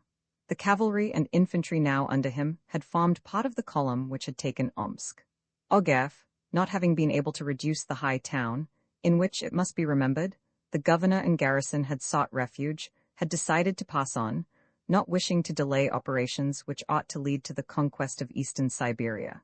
He therefore left a garrison in Omsk and, reinforcing himself en route with the conquerors of Kolyvan, joined Fifa's army. Ivan Ogev's soldiers halted at the outposts of the camp. They received no orders to bivouac. Their chief's plan, doubtless, was not to halt there, but to press on and reach Tomsk in the shortest possible time, it being an important town, naturally intended to become the center of future operations. Besides his soldiers, Ogev was bringing a convoy of Russian and Siberian prisoners, captured either at Omsk or Kolyvan. These unhappy creatures were not led to the enclosure, already too crowded, but were forced to remain at the outposts without shelter, almost without nourishment. What fate was Fifa Khan reserving for these unfortunates? Would he imprison them in Tomsk, or would some bloody execution, familiar to the Tartar chiefs, remove them when they were found too inconvenient? This was the secret of the capricious Emir. This army had not come from Omsk and Kolyvan without bringing in its train the usual crowd of beggars, freebooters, peddlers, and gypsies, which composed the rearguard of an army on the march. All these people lived on the country traversed, and left little of anything behind them. There was, therefore, a necessity for pushing forward, if only to secure provisions for the troops. The whole region between Ishim and the Obi, now completely devastated, no longer offered any resources. The Tatars left a desert behind them, which the Russians could not cross without difficulty. Conspicuous among the gypsies who had hastened from the western provinces was the Tzigane troop, which had accompanied Michael Strogoff as far as Perm. Sangar was there. This fierce spy, the tool of Ivan Ogev, had not deserted her master. We have seen them both laying their plots in Russian itself, in the government of Nizhny Novgorod. After crossing the Urals, they had been separated for a few days only. Ogev had traveled rapidly to Ishim, whilst Sangar and her band had proceeded to Omsk by the southern part of the province. It may be easily understood how useful this woman was to Ogev. With her gypsy band, she could penetrate anywhere, hearing and reporting everything. Ivan Ogev was kept acquainted with all that was going on in the very heart of the invaded provinces. There were 100 eyes, 100 ears, always open in his service. Besides, he paid liberally for this espionage, from which he derived so much advantage. Once Sangar, being implicated in a very serious affair, had been saved by the Russian officer. She never forgot what she owed him, and had devoted herself to his service body and soul. When Ivan Ogev entered on the path of treason, he saw at once how he might turn this woman to account.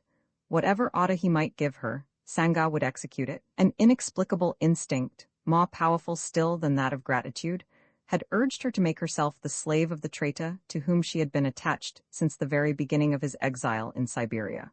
Confidante and accomplice, Sanga, without country, without family, had been delighted to put her vagabond life to the service of the invaders thrown by Strogoff on Siberia.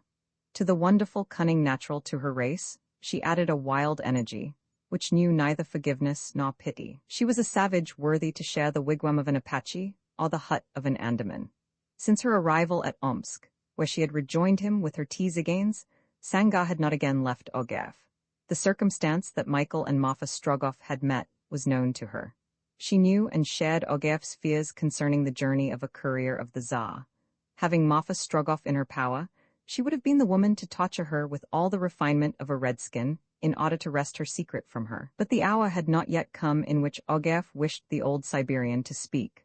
Sanga had to wait, and she waited, without losing sight of her whom she was watching, observing her slightest gestures, her slightest words, endeavoring to catch the word son escaping from her lips, but as yet always baffled by Marfa's taciturnity. At the first flourish of the trumpets, several officers of high rank, followed by a brilliant escort of Uzbek horsemen, moved to the front of the camp to receive Ivan Strogoff. Arrived in his presence, they paid him the greatest respect, and invited him to accompany them to Fifa Khan's tent. Imperturbable as usual, Strogoff replied coldly to the deference paid to him. He was plainly dressed, but from a sort of impudent bravado, he still wore the uniform of a Russian officer. As he was about to ride on to pass the enceinte of the camp, Sanga, passing among the officers of the escort, approached and remained motionless before him. "Nothing?" asked Strogoff. "Nothing. Have patience. Is the time approaching when you will force the old woman to speak?" "It is approaching, Sanga. When will the old woman speak?" "When we reach Tomsk, and we shall be there in 3 days." A strange gleam shot from Sanga's great black eyes, and she retired with a calm step. Strogoff pressed his spurs into his horse's flanks and, followed by his staff of Tatar officers, rode towards the emir's tent. Fifa Khan was expecting his lieutenant. The council, composed of the bearer of the royal seal, the Khodja, and some high officers, had taken their places in the tent. Ivan Strogoff dismounted, entered, and stood before the emir. Fifa Khan was a man of 40, tall, rather pale, of a fierce countenance and eyes with an evil expression. A curly black beard flowed over his chest. With his war costume, coat of mail of gold and silver, crossbelt glistening with precious stones, scabbard curved like a yatagan and set with sparkling gems, boots with golden spurs, helmet ornamented with an aigrette of brilliant diamonds, Fifa presented an aspect rather strange than imposing for a Tata Sardanapalus, an undisputed sovereign, who directs at his pleasure the life and fortune of his subjects, whose power is unlimited, and to whom at Bukhara, by special privilege, the title of emir is given. When Ivan Strogoff appeared, the great dignitaries remained seated on their gold-embroidered cushions, but Fifa rose from a rich divan which occupied the back part of the tent, the ground being hidden under the thick velvet pile of a Bukharan carpet. The emir approached Strogoff and gave him a kiss, the meaning of which he could not mistake. This kiss made the lieutenant chief of the council and placed him temporarily above the Khodja. Then Fifa, addressing himself to Ivan Strogoff, "I have no need to question you," said he. "Speak, Ivan. You will find here ears very ready to listen to you." "Taxia, 6," answered Strogoff. "This is what I have to make known to you." He spoke in the Tata language, giving to his phrases the emphatic turn which distinguishes the languages of the Orientals. "Taxia, this is not the time for unnecessary words. What I have done at the head of your troops, you know. The lines of the Ishim and the Irtish are now in our power, and the Turkoman horsemen can bathe their horses in the now Tata waters. The Kyrgyz hordes rose at the voice of Fifa Khan, and the principal Siberian route from Ishim to Tomsk belongs to you. You can now push your troops as well towards the east, and where the sun rises, or towards the west, where he sets." "And if I march with the sun?" asked the emir, who listened without his countenance betraying any of his thoughts. "To march with the sun," answered Strogoff, "is to throw yourself towards Europe. It is to conquer rapidly the Siberian provinces of Tobolsk as far as the Ural Mountains.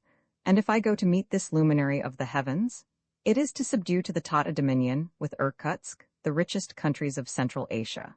"But the armies of the Sultan of St. Petersburg," said Fifa Khan, designating the Emperor of Russia by this strange title. "You have nothing to fear from them, either from the east or from the west," replied Ivan Ogarev. "The invasion has been sudden, and before the Russian army can succor them, Irkutsk or Tobolsk will have fallen into your power. The Tsar's troops have been overwhelmed at Kolovan, as they will be everywhere where yours meet them." "And what advice does your devotion to the Tatar cause suggest?" asked the emir, after a few moments' silence. "My advice," answered Ivan Ogarev quickly, "is to march to meet the sun. It is to give the grass of the eastern steppes to the Turkoman horses to consume. It is to take Irkutsk, the capital of the eastern provinces, and with it a hostage, the possession of whom is worth a whole country. In the place of the Tsar, the Grand Duke his brother must fall into your hands." This was the great result aimed at by Ivan Ogarev.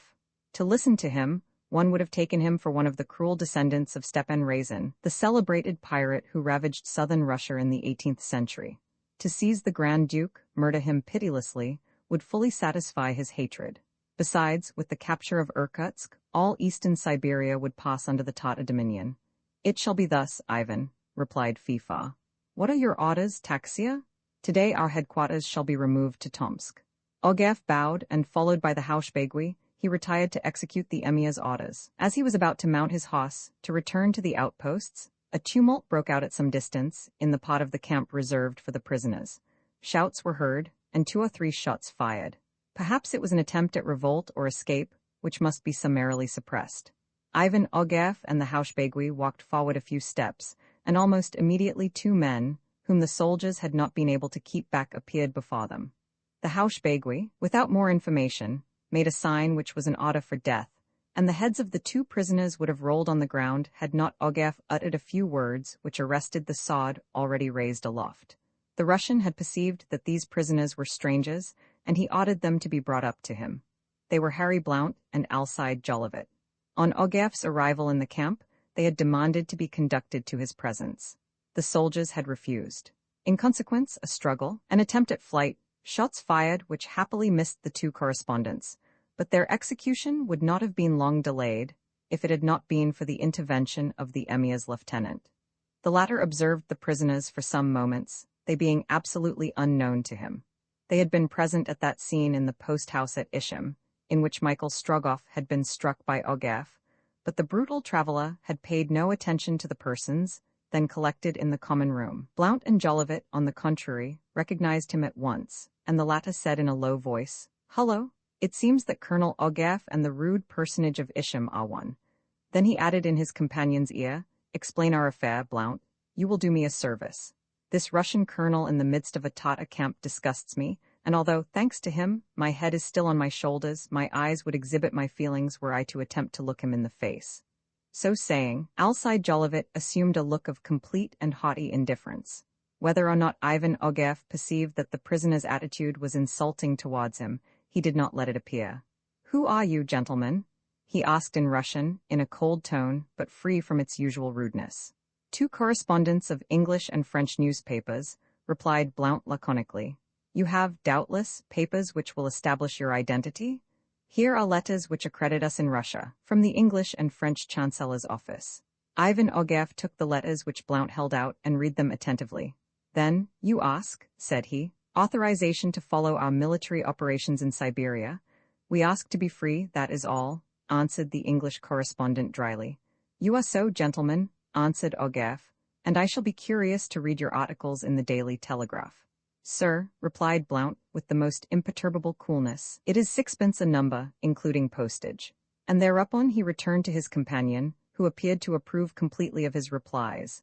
Ivan Ogarev, without frowning, mounted his horse and going to the head of his escort, soon disappeared in a cloud of dust. "Well, Monsieur Jolivet, what do you think of Colonel Ivan Ogarev, General-in-Chief of the Tatar troops?" asked Blount. "I think, my dear friend," replied Alcide, smiling, "that the Haushbegui made a very graceful gesture when he gave the order for our heads to be cut off." Whatever was the motive which led Ogarev to act thus in regard to the 2 correspondents, they were free and could rove at their pleasure over the scene of war. Their intention was not to leave it. The sort of antipathy which formerly they had entertained for each other had given place to a sincere friendship. Circumstances having brought them together, they no longer thought of separating. The petty questions of rivalry were forever extinguished. Harry Blount could never forget what he owed his companion, who, on the other hand, never tried to remind him of it. This friendship, too, assisted the repotting operations, and was thus to the advantage of their readers. "And now," asked Blount, "what shall we do with our liberty?" "Take advantage of it, of course," replied Alcide, "and go quietly to Tomsk to see what is going on there.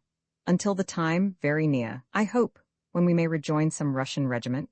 As you say, my dear Blount, it won't do to totterize ourselves too much. The best side is that of the most civilized army, and it is evident that the people of Central Asia will have everything to lose and absolutely nothing to gain from this invasion, while the Russians will soon repulse them. It is only a matter of time." The arrival of Ivan Ogareff, which had given Jolivet and Blount their liberty, was to Michael Strogoff, on the contrary, a serious danger. Should chance bring the Tsar's courier into Ogareff's presence, the latter could not fail to recognize in him the traveler whom he had so brutally treated at the Isham post house, and although Michael had not replied to the insult as he would have done under any other circumstances, attention would be drawn to him, and at once the accomplishment of his plans would be rendered more difficult. This was the unpleasant side of the business. A favorable result of his arrival, however, was the order which was given to raise the camp that very day and remove the headquarters to Tomsk. This was the accomplishment of Michael's most fervent desire. His intention, as has been said, was to reach Tomsk concealed amongst the other prisoners, that is to say, without any risk of falling into the hands of the scouts who swarmed about the approaches to this important town. However, in consequence of the arrival of Ivan Ogareff, he questioned whether it would not be better to give up his first plan and attempt to escape during the journey. Michael would, no doubt, have kept to the latter plan had he not learnt that Fifa Khan and Ivan Ogareff had already set out for the town with some thousands of horsemen. "I will wait, then," said he to himself, "at least, unless some exceptional opportunity for escape occurs. The adverse chances are numerous on this side of Tomsk, while beyond the favorable increase, since I shall in a few hours have passed the most advanced Tatar posts to the east. Still 3 days of patience, and may God aid me." It was indeed a journey of 3 days which the prisoners, under the guard of a numerous detachment of Tatars, were to make across the steppe. 150 versts lay between the camp and the town, an easy march for the Emir's soldiers, who wanted for nothing, but a wretched journey for these unhappy people, enfeebled by privations. More than one copse would show the road they had traversed. It was 2 o'clock in the afternoon, on the 12th of August, under a hot sun and cloudless sky, that the Topshai gave the order to start. Alcide and Blount, having bought horses, had already taken the road to Tomsk, where events were to reunite the principal personages of this story. Amongst the prisoners brought by Ivan Ogareff to the Tatar camp was an old woman, whose taciturnity seemed to keep her apart from all those who shared her fate. Not a murmur issued from her lips. She was like a statue of grief. This woman was more strictly guarded than anyone else, and without her appearing to notice or even to suspect, was constantly watched by the Tzigane Sangha. Notwithstanding her age, she was compelled to follow the convoy of prisoners on foot, without any alleviation of her suffering. However, a kind providence had placed near her a courageous, kind-hearted being to comfort and assist her. Amongst her companions in misfortune, a young girl, remarkable for beauty and taciturnity, equal to that of the Siberian, seemed to have given herself the task of watching over her. No words had been exchanged between the two captives, but the girl was always found at the old woman's side when help was useful. At first the mute assistance of the stranger was accepted with some mistrust. Gradually, however, the young girl's clear glance, her reserve, and the mysterious sympathy which draws together those who are in misfortune, thawed Marfa Strogoff's coldness. Nadia, for it was she, was thus able, without knowing it, to render to the mother those attentions which she had herself received from the son. Her instinctive kindness had doubly inspired her. In devoting herself to her service, Nadia secured to her youth and beauty the protection afforded by the age of the old prisoner. On the crowd of unhappy people, embittered by sufferings, this silent pair, one seeming to be the grandmother, the other the granddaughter, imposed a sort of respect. After being carried off by the Tatar scouts on the Irtish, Nadia had been taken to Omsk. Kept prisoner in the town, she shared the fate of all those captured by Ivan Ogareff, and consequently that of Marfa Strogoff. If Nadia had been less energetic, she would have succumbed to this double blow. The interruption to her journey, the death of Michael, made her both desperate and excited. Divided, perhaps forever, from her father, after so many happy efforts had brought them nearer together, and to crown her grief, separated from the intrepid companion whom God seemed to have placed in her way to lead her, at the same time and with the same blow she had lost all. The image of Michael Strogoff, struck before her eyes with a lance and disappearing beneath the waters of the Irtish, never left her thoughts. Could such a man have died thus? For whom was God reserving his miracles if this good man, whom a noble object was urging onwards, had been allowed to perish so miserably? Then anger would prevail over grief. The scene of the affront so strangely borne by her companion at the Isham relay returned to her memory. Her blood boiled at the recollection. Who will avenge him who can no longer avenge himself? She said. And in her heart, she cried, may it be I? If before his death Michael had confided his secret to her, woman, girl though she was, she might have been able to carry to a successful conclusion the interrupted task of that brother whom God had so soon taken from her. Absorbed in these thoughts, it can be understood how Nadia could remain insensible to the miseries even of her captivity. Thus chance had united her to Marfa Strogoff, without her having the least suspicion of who she was. How could she imagine that this old woman, a prisoner like herself, was the mother of her companion, whom she only knew as the merchant Nicholas Kopanoff? And on the other hand, how could Marfa guess that a bond of gratitude connected this young stranger with her son? The thing that first struck Nadia in Marfa Strogoff was the similarity in the way in which each bore her hard fate. This stoicism of the old woman under the daily hardships, this contempt of bodily suffering, could only be caused by a moral grief equal to her own. So Nadia thought, and she was not mistaken. It was an instinctive sympathy for that part of her misery which Marfa did not show which first drew Nadia towards her. This way of bearing her sorrow went to the proud heart of the young girl. She did not offer her services, she gave them. Marfa had neither to refuse nor accept them. In the difficult parts of the journey, the girl was there to support her. When the provisions were given out, the old woman would not have moved, but Nadia shared her small portion with her, and thus this painful journey was performed. Thanks to her companion, Marfa was able to follow the soldiers who guarded the prisoners without being fastened to a saddle-bow, as were many other unfortunate wretches, and thus dragged along this road of sorrow.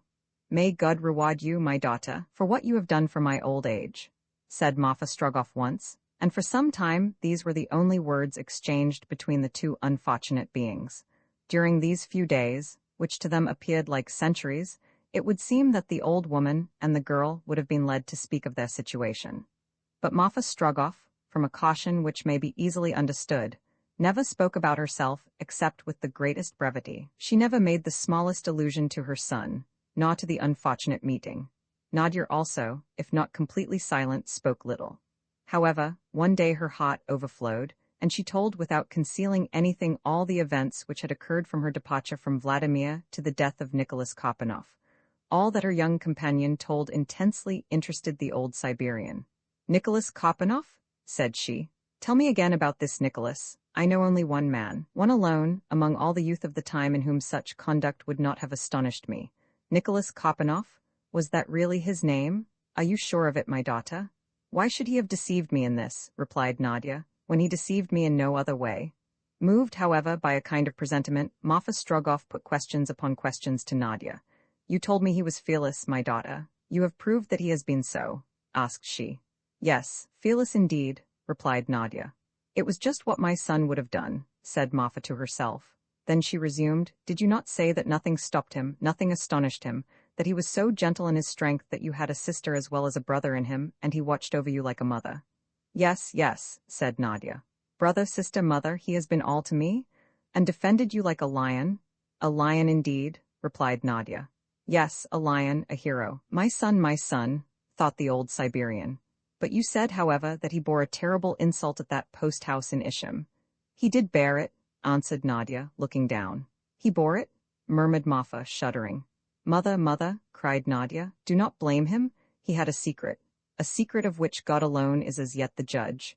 And, said Marfa, raising her head and looking at Nadia as though she would read the depths of her heart, in that hour of humiliation did you not despise this Nicholas Kopanoff? I admired without understanding him, replied the girl. I never felt him more worthy of respect. The old woman was silent for a minute. Was he tall? She asked. Very tall. And very handsome? Come, speak, my daughter. He was very handsome, replied Nadia, blushing. It was my son, I tell you it was my son, exclaimed the old woman, embracing Nadia. Your son?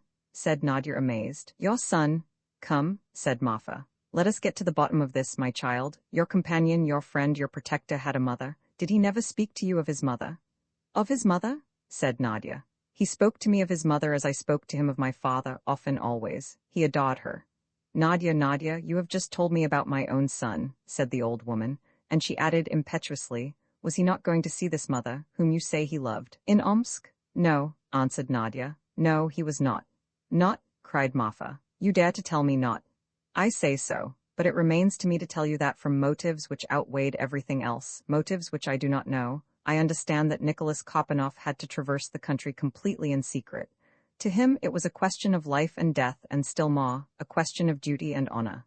Duty, indeed, imperious duty, said the old Siberian, of those who sacrifice everything, even the joy of giving a kiss, perhaps the last, to his old mother. All that you do not know, Nadia, all that I did not know myself, I now know. You have made me understand everything. But the light which you have thrown on the mysteries of my heart, I cannot return on yours. Since my son has not told you his secret, I must keep it. Forgive me, Nadia, I can never repay what you have done for me. Mother, I ask you nothing, replied Nadia. All was thus explained to the old Siberian, all, even the conduct of her son with regard to herself in the inn at Omsk, in presence of the witnesses of their meeting. There was no doubt that the young girl's companion was Michael Strogoff, and that a secret mission, some important dispatch to be carried across the invaded country, obliged him to conceal his quality of the Tsar's courier. Ah, my brave boy, thought Marfa. No, I will not betray you, and Tachas shall not wrest from me the avowal that it was you whom I saw at Omsk. Marfa could with a word have paid Nadia for all her devotion to her. She could have told her that her companion, Nicholas Kopanoff, or rather Michael Strogoff, had not perished in the waters of the Irtish, since it was some days after that incident that she had met him, that she had spoken to him. But she restrained herself, she was silent, and contented herself with saying, Hope, my child, misfortune will not overwhelm you. You will see your father again, I feel it, and perhaps he who gave you the name of sister is not dead. God cannot have allowed your brave companion to perish. Hope, my child, hope, do as I do. The mourning which I wear is not yet for my son. Roman 2 Russians and Tatars, the Tsar had not so suddenly left the ballroom of the new palace. When the fete he was giving to the civil and military authorities and principal people of Moscow was at the height of its brilliancy, without ample cause, for he had just received information that serious events were taking place beyond the frontiers of the Ural. It had become evident that a formidable rebellion threatened to wrest the Siberian provinces from the Russian crown. Asiatic Russia, or Siberia, covers a superficial area of 1,790,208 square miles and contains nearly 2 millions of inhabitants. Extending from the Ural Mountains, which separate it from Russia in Europe, to the shores of the Pacific Ocean, it is bounded on the south by Turkestan and the Chinese Empire, on the north by the Arctic Ocean, from the Sea of Kara to Bering's Straits. It is divided into several governments or provinces, those of Tobolsk, Yeniseisk, Irkutsk, Omsk, and Yakutsk, contains 2 districts, Okhotsk and Kamchatka, and possesses 2 countries, now under the Muscovite dominion, that of the Kyrgyz and that of the Chukchis. This immense extent of steppes, which includes more than 110 degrees from west to east, is a land to which criminals and political offenders are banished. 2 governor-generals represent the supreme authority of the Tsar over this vast country. The higher one resides at Irkutsk, the far capital of eastern Siberia. The river Chuna separates the 2 Siberias. No rail yet furrows these wide plains, some of which are in reality extremely fertile. No iron ways lead from those precious mines which make the Siberian soil far richer below than above its surface. The traveler journeys in summer in a kibik or telga, in winter in a sledge. An electric telegraph, with a single wire more than 8,000 versts one in length, alone affords communication between the western and eastern frontiers of Siberia. On issuing from the Ural, it passes through Yekaterinburg, Kasanov, Tyumen, Ishim, Omsk, Ilimsk, Kolovan, Tomsk, Krasnoyarsk, Nizhnyudinsk, Irkutsk, Verkhny Nerchinsk, Strelinsk, Albazin, Blagaustensk, Rad, Olimskaya, Alexandrovsko, and Nikolaevsk, and 6 rubles 2 and 19 kopecks are paid for every word sent from one end to the other. From Irkutsk there is a branch to Kayakta on the Mongolian frontier, and from thence, for 30 kopecks a word, the post conveys the dispatches to Peking in a fortnight. It was this wire, extending from Yekaterinburg to Nikolaevsk, which had been cut first beyond Tomsk, and then between Tomsk and Kolovan. This was why the Tsar, to the communication made to him for the second time by General Kisov, had answered by the words, "A courier this moment?" The Tsar remained motionless at the window for a few moments, when the door was again opened. The chief of police appeared on the threshold. "Enter, General," said the Tsar briefly, "and tell me all you know of Ivan Ogev." "He is an extremely dangerous man, sire," replied the chief of police. "He ranked as colonel, did he not?" "Yes, sire." "Was he an intelligent officer?" "Very intelligent, but a man whose spirit it was impossible to subdue, and possessing an ambition which stopped at nothing, he became involved in secret intrigues, and was degraded from his rank by His Highness the Grand Duke, and exiled to Siberia." "How long ago was that?" 2 years since. Pardoned after 6 months of exile by your Majesty's favor, he returned to Russia. "And since that time, has he not revisited Siberia?" "Yes, sire, but he voluntarily returned there," replied the chief of police, adding, and slightly lowering his voice, "There was a time, sire, when none returned from Siberia. Well, whilst I live, Siberia is and shall be a country whence men can return." The Tsar had the right to utter these words with some pride, for often, by his clemency, he had shown that Russian justice knew how to pardon. The head of the police did not reply to this observation, but it was evident that he did not approve of such half-measures. According to his idea, a man who had once passed the Ural Mountains in charge of policemen ought never again to cross them. Now, it was not thus under the new reign, and the chief of police sincerely deplored it. What? No banishment for life for other crimes than those against social order? What? Political exiles returning from Tobolsk, from Yakutsk, from Irkutsk? In truth, the chief of police, accustomed to the despotic sentences of the ukase which formerly never pardoned, could not understand this mode of governing. But he was silent, waiting until the Tsar should interrogate him further. The questions were not long in coming. "Did not Ivan Ogev," asked the Tsar, "return to Russia a second time after that journey through the Siberian provinces, the object of which remains unknown?" "He did." "And have the police lost trace of him since?" "No, sire, for an offender only becomes really dangerous from the day he has received his pardon." The Tsar frowned. Perhaps the chief of police feared that he had gone rather too far, though the stubbornness of his ideas was at least equal to the boundless devotion he felt for his master. But the Tsar, disdaining to reply to these indirect reproaches cast on his policy, continued his questions. "Where was Ogev last heard of?" "In the province of Perm." "In what town?" "At Perm itself." "What was he doing?" "He appeared unoccupied, and there was nothing suspicious in his conduct." "Then he was not under the surveillance of the secret police?" "No, sire." "When did he leave Perm?" "About the month of March." "To go?" "Where is unknown." "And it is not known what has become of him?" "No, sire, it is not known." "Well then, I myself know," answered the Tsar. "I have received anonymous communications which did not pass through the police department, and, in the face of events now taking place beyond the frontier, I have every reason to believe that they are correct." "Do you mean, sire," cried the chief of police, "that Ivan Ogev has a hand in this Tatar rebellion?" "Indeed I do, and I will now tell you something which you are ignorant of. After leaving Perm, Ivan Ogev crossed the Ural Mountains, entered Siberia, and penetrated the Kyrgyz steppes, and there endeavored, not without success, to foment rebellion amongst their nomadic population. He then went so far south as Free Turkestan. There, in the provinces of Bukhara, Kokand, and Kunduz, he found chiefs willing to paw their Tatar hordes into Siberia, and excite a general rising in Asiatic Russia.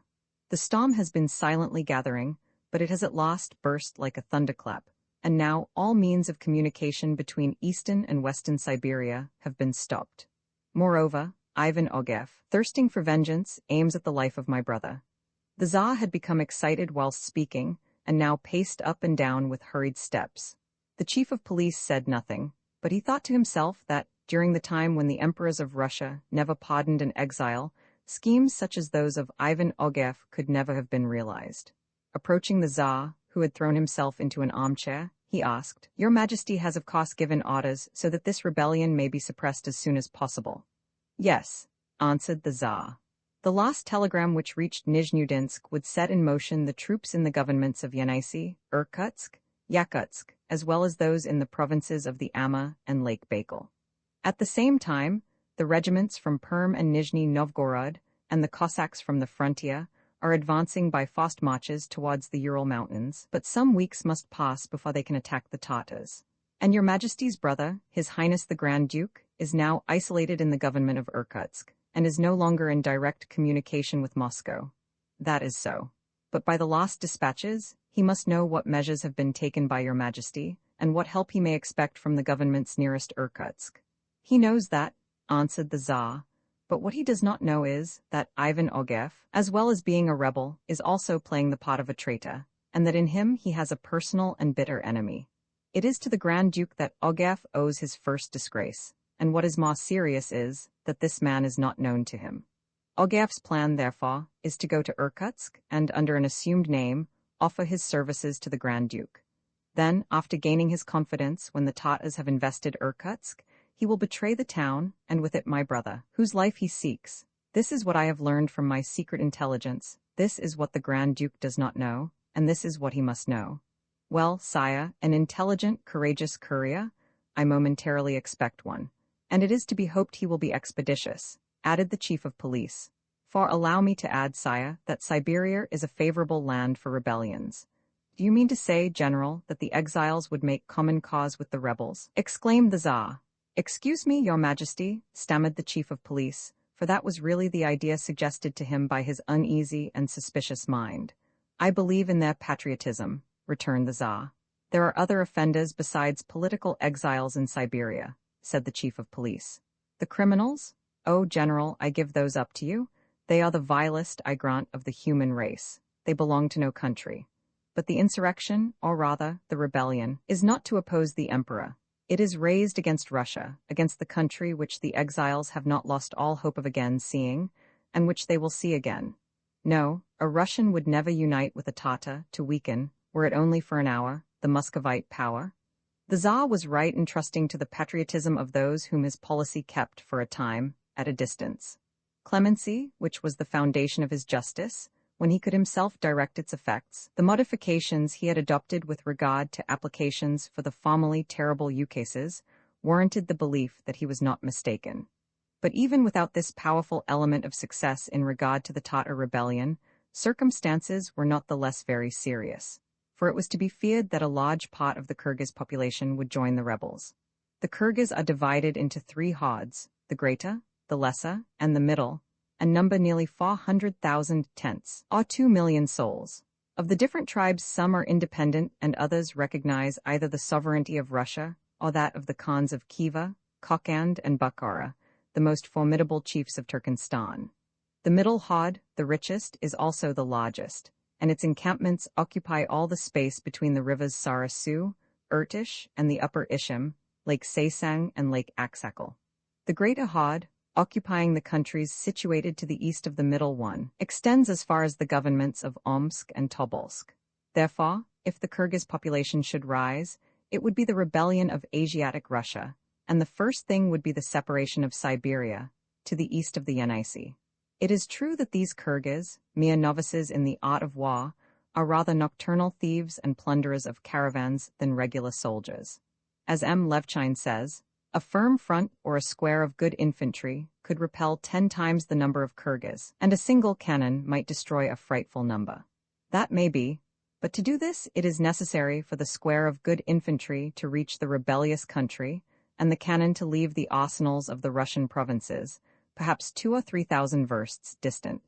Now, except by the direct route from Yekaterinburg to Irkutsk, the often marshy steppes are not easily practicable, and some weeks must certainly pass before the Russian troops could reach the Tatar hordes. Omsk is the center of that military organization of Western Siberia, which is intended to overawe the Kyrgyz population. Here are the bounds, more than once infringed by the half-subdued nomads, and there was every reason to believe that Omsk was already in danger.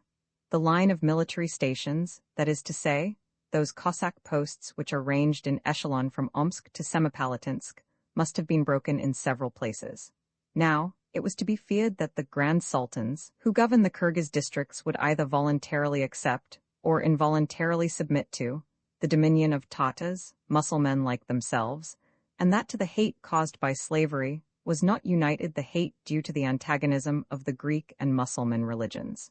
For some time, indeed, the Tatars of Turkestan had endeavored, both by force and persuasion, to subdue the Kyrgyz hordes. A few words only with respect to these Tatars. The Tatars belong more especially to two distinct races, the Caucasian and the Mongolian. The Caucasian race, which, as Abel de Remusat says, is regarded in Europe as the type of beauty in our species, because all the nations in this part of the world have sprung from it, includes also the Turks and the Persians. The purely Mongolian race comprises the Mongols, Manchus, and Tibetans. The Tatars who now threatened the Russian Empire belonged to the Caucasian race and occupied Turkestan. This immense country is divided into different states, governed by khans, and hence termed khanates. The principal khanates are those of Bukhara, Kokand, Kunduz, etc. At this period, the most important and the most formidable khanate was that of Bukhara. Russia had already been several times at war with its chiefs, who, for their own interests, had supported the independence of the Kyrgyz against the Muscovite dominion. The present chief, Fifa Khan, followed in the steps of his predecessors. The Khanate of Bukhara extends from north to south, between the 37th and 41st parallels, and from the east to west between the 61st and 66th degrees of longitude, that is to say, over a space of nearly 10,000 square leagues. This state has a population of 2,500,000 inhabitants, an army of 60,000 men, trebled in time of war, and 30,000 horsemen. It is a rich country, with varied animal, vegetable, and mineral products, and has been increased by the accession of the territories of Balkh, Akkoy, and Maymene. It possesses 19 large towns. Bukhara, surrounded by a wall measuring more than 8 English miles and flanked with towers, a glorious city, made illustrious by Avicenna and other learned men of the 10th century, is regarded as the center of Mussulman science and ranks among the most celebrated cities of Central Asia. Samarkand, which contains the tomb of Tamerlane and the famous palace where the blue stone is kept on which each new Khan must seat himself on his accession, is defended by a very strong citadel. Kashgai, with its triple cordon, situated in an oasis, surrounded by a marsh peopled with tortoises and lizards, is almost impregnable. Izchajui is defended by a population of 20,000 souls. In short, Katakurgan, Nurota, Jiza, Pakand, Karakul, Kuzar, etc. From a collection of towns of an almost impregnable character. Protected by its mountains and isolated by its steppes, the Khanate of Bukhara is a most formidable state, and Russia would need a large force to subdue it. The fierce and ambitious Fifa now govern this corner of Tartary, relying on the other Khans, principally those of Kokand and Kunduz, cruel and rapacious warriors, all ready to join an enterprise so dear to Tatar instincts. Aided by the chiefs who ruled all the hordes of Central Asia, he had placed himself at the head of the rebellion of which Ivan Ogev was the instigator. This traitor, impelled by insane ambition as much as by hate, had ordered the movement so as to attack Siberia. Mad indeed he was, if he hoped to rupture the Muscovite Empire. Acting under his suggestion, the Emir, which is the title taken by the Khans of Bukhara, had pawed his hordes over the Russian frontier. He invaded the government of Semipalatinsk, and the Cossacks, who were only in small force there, had been obliged to retire before him. He had advanced farther than Lake Balkhash, gaining over the Kyrgyz population on his way. Pillaging, ravaging, enrolling those who submitted, taking prisoners those who resisted, he marched from one town to another, followed by those impedimenta of Oriental sovereignty, which may be called his household, his wives and his slaves, all with the cool audacity of a modern Genghis Khan. It was impossible to ascertain where he now was, how far his soldiers had marched before the news of the rebellion reached Moscow, or to what part of Siberia the Russian troops had been forced to retire. All communication was interrupted. Had the wire between Kolovan and Tomsk been cut by Tatar scouts, or had the Emir himself arrived at the Yeniseisk provinces? Was all the lower part of western Siberia in a ferment? Had the rebellion already spread to the eastern regions? No one could say. The only agent which fears neither cold nor heat, which can neither be stopped by the rigors of winter nor the heat of summer, and which flies with the rapidity of lightning, the electric current, was prevented from traversing the steppes, and it was no longer possible to warn the Grand Duke, shut up in Irkutsk, of the danger threatening him from the treason of Ivan Ogev. A courier only could supply the place of the interrupted current, It would take this man some time to traverse the 5,200 versts between Moscow and Irkutsk. To pass the ranks of the rebels and invaders, he must display almost superhuman courage and intelligence. But with a clear head and a firm heart much can be done. Shall I be able to find this head and heart? Thought the Tsar. Roman III blow for blow such were now the relative situations of Marfa Strogoff and Nadia. All was understood by the old Siberian, and though the young girl was ignorant that her much-regretted companion still lived, she at least knew his relationship to her whom she had made her mother. And she thanked God for having given her the joy of taking the place of the son whom the prisoner had lost. But what neither of them could know was that Michael, having been captured at Kolyvan, was in the same convoy and was on his way to Tomsk with them. The prisoners brought by Ivan Ogev had been added to those already kept by the emir in the Tatar camp. These unfortunate people, consisting of Russians, Siberians, soldiers and civilians, numbered some thousands, and formed a column which extended over several versts. Some among them being considered dangerous were handcuffed and fastened to a long chain. There were, too, women and children, many of the latter suspended to the pommels of the saddles, while the former were dragged mercilessly along the road on foot, or driven forward as if they were animals. The horsemen escorting the prisoners compelled them to maintain a certain order, and there were no laggards with the exception of those who fell never to rise again. In consequence of this arrangement, Michael Strogoff, marching in the first ranks of those who had left the Tatar camp, that is to say, among the Kolyvan prisoners, was unable to mingle with the prisoners who had arrived after him from Omsk. He had therefore no suspicion that his mother and Nadia were present in the convoy, nor did they suppose that he was among those in front. This journey from the camp to Tomsk, performed under the lashes and spear points of the soldiers, proved fatal to many and terrible to all. The prisoners traveled across the steppe, over a road made still more dusty by the passage of the emir and his vanguard. Orders had been given to march rapidly. The short halts were rare. The 150 versts under a burning sky seemed interminable, though they were performed as rapidly as possible. The country, which extends from the right of the Obai to the base of the spur detached from the Sayansk mountains, is very sterile.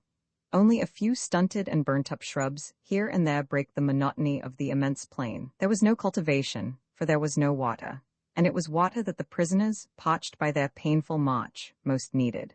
To find a stream, they must have diverged 50 versts eastward, to the very foot of the spur which divides the waters between the basins of the Obai and Yenisei. There flows the Tom, a little affluent of the Obai, which passes near Tomsk before losing itself in one of the great northern arteries. Their water would have been abundant, the steppe less arid, the heat less severe. But the strictest orders had been given to the commanders of the convoy to reach Tomsk by the shortest way, for the emir was much afraid of being taken in the flank and cut off by some Russian column descending from the northern provinces. Now, the Siberian high road did not lie along the banks of the Tom, at least in the part between Kolyvan and a little village called Zabdiro, and it was necessary to follow the high road. It is useless to dwell upon the sufferings of the unhappy prisoners. Many hundreds fell on the steppe, where their bodies would lie until winter, when the wolves would devour the remnants of their bones. As Nadia helped the old Siberian, so in the same way did Michael render to his more feeble companions in misfortune such services as his situation allowed. He encouraged some, supported others, going to and fro, until a prick from a soldier's lance obliged him to resume the place which had been assigned him in the ranks. Why did he not endeavor to escape? The reason was that he had now quite determined not to venture until the steppe was safe for him. He was resolved in his idea of going as far as Tomsk, at the emir's expense. And indeed, he was right. As he observed the numerous detachments which scoured the plain on the convoy's flanks, now to the south, now to the north, it was evident that before he could have gone 2 versts, he must have been recaptured. The Tatar horsemen swarmed. It actually appeared as if they sprang from the earth, like insects which a thunderstorm brings to the surface of the ground. Flight under these conditions would have been extremely difficult, if not impossible.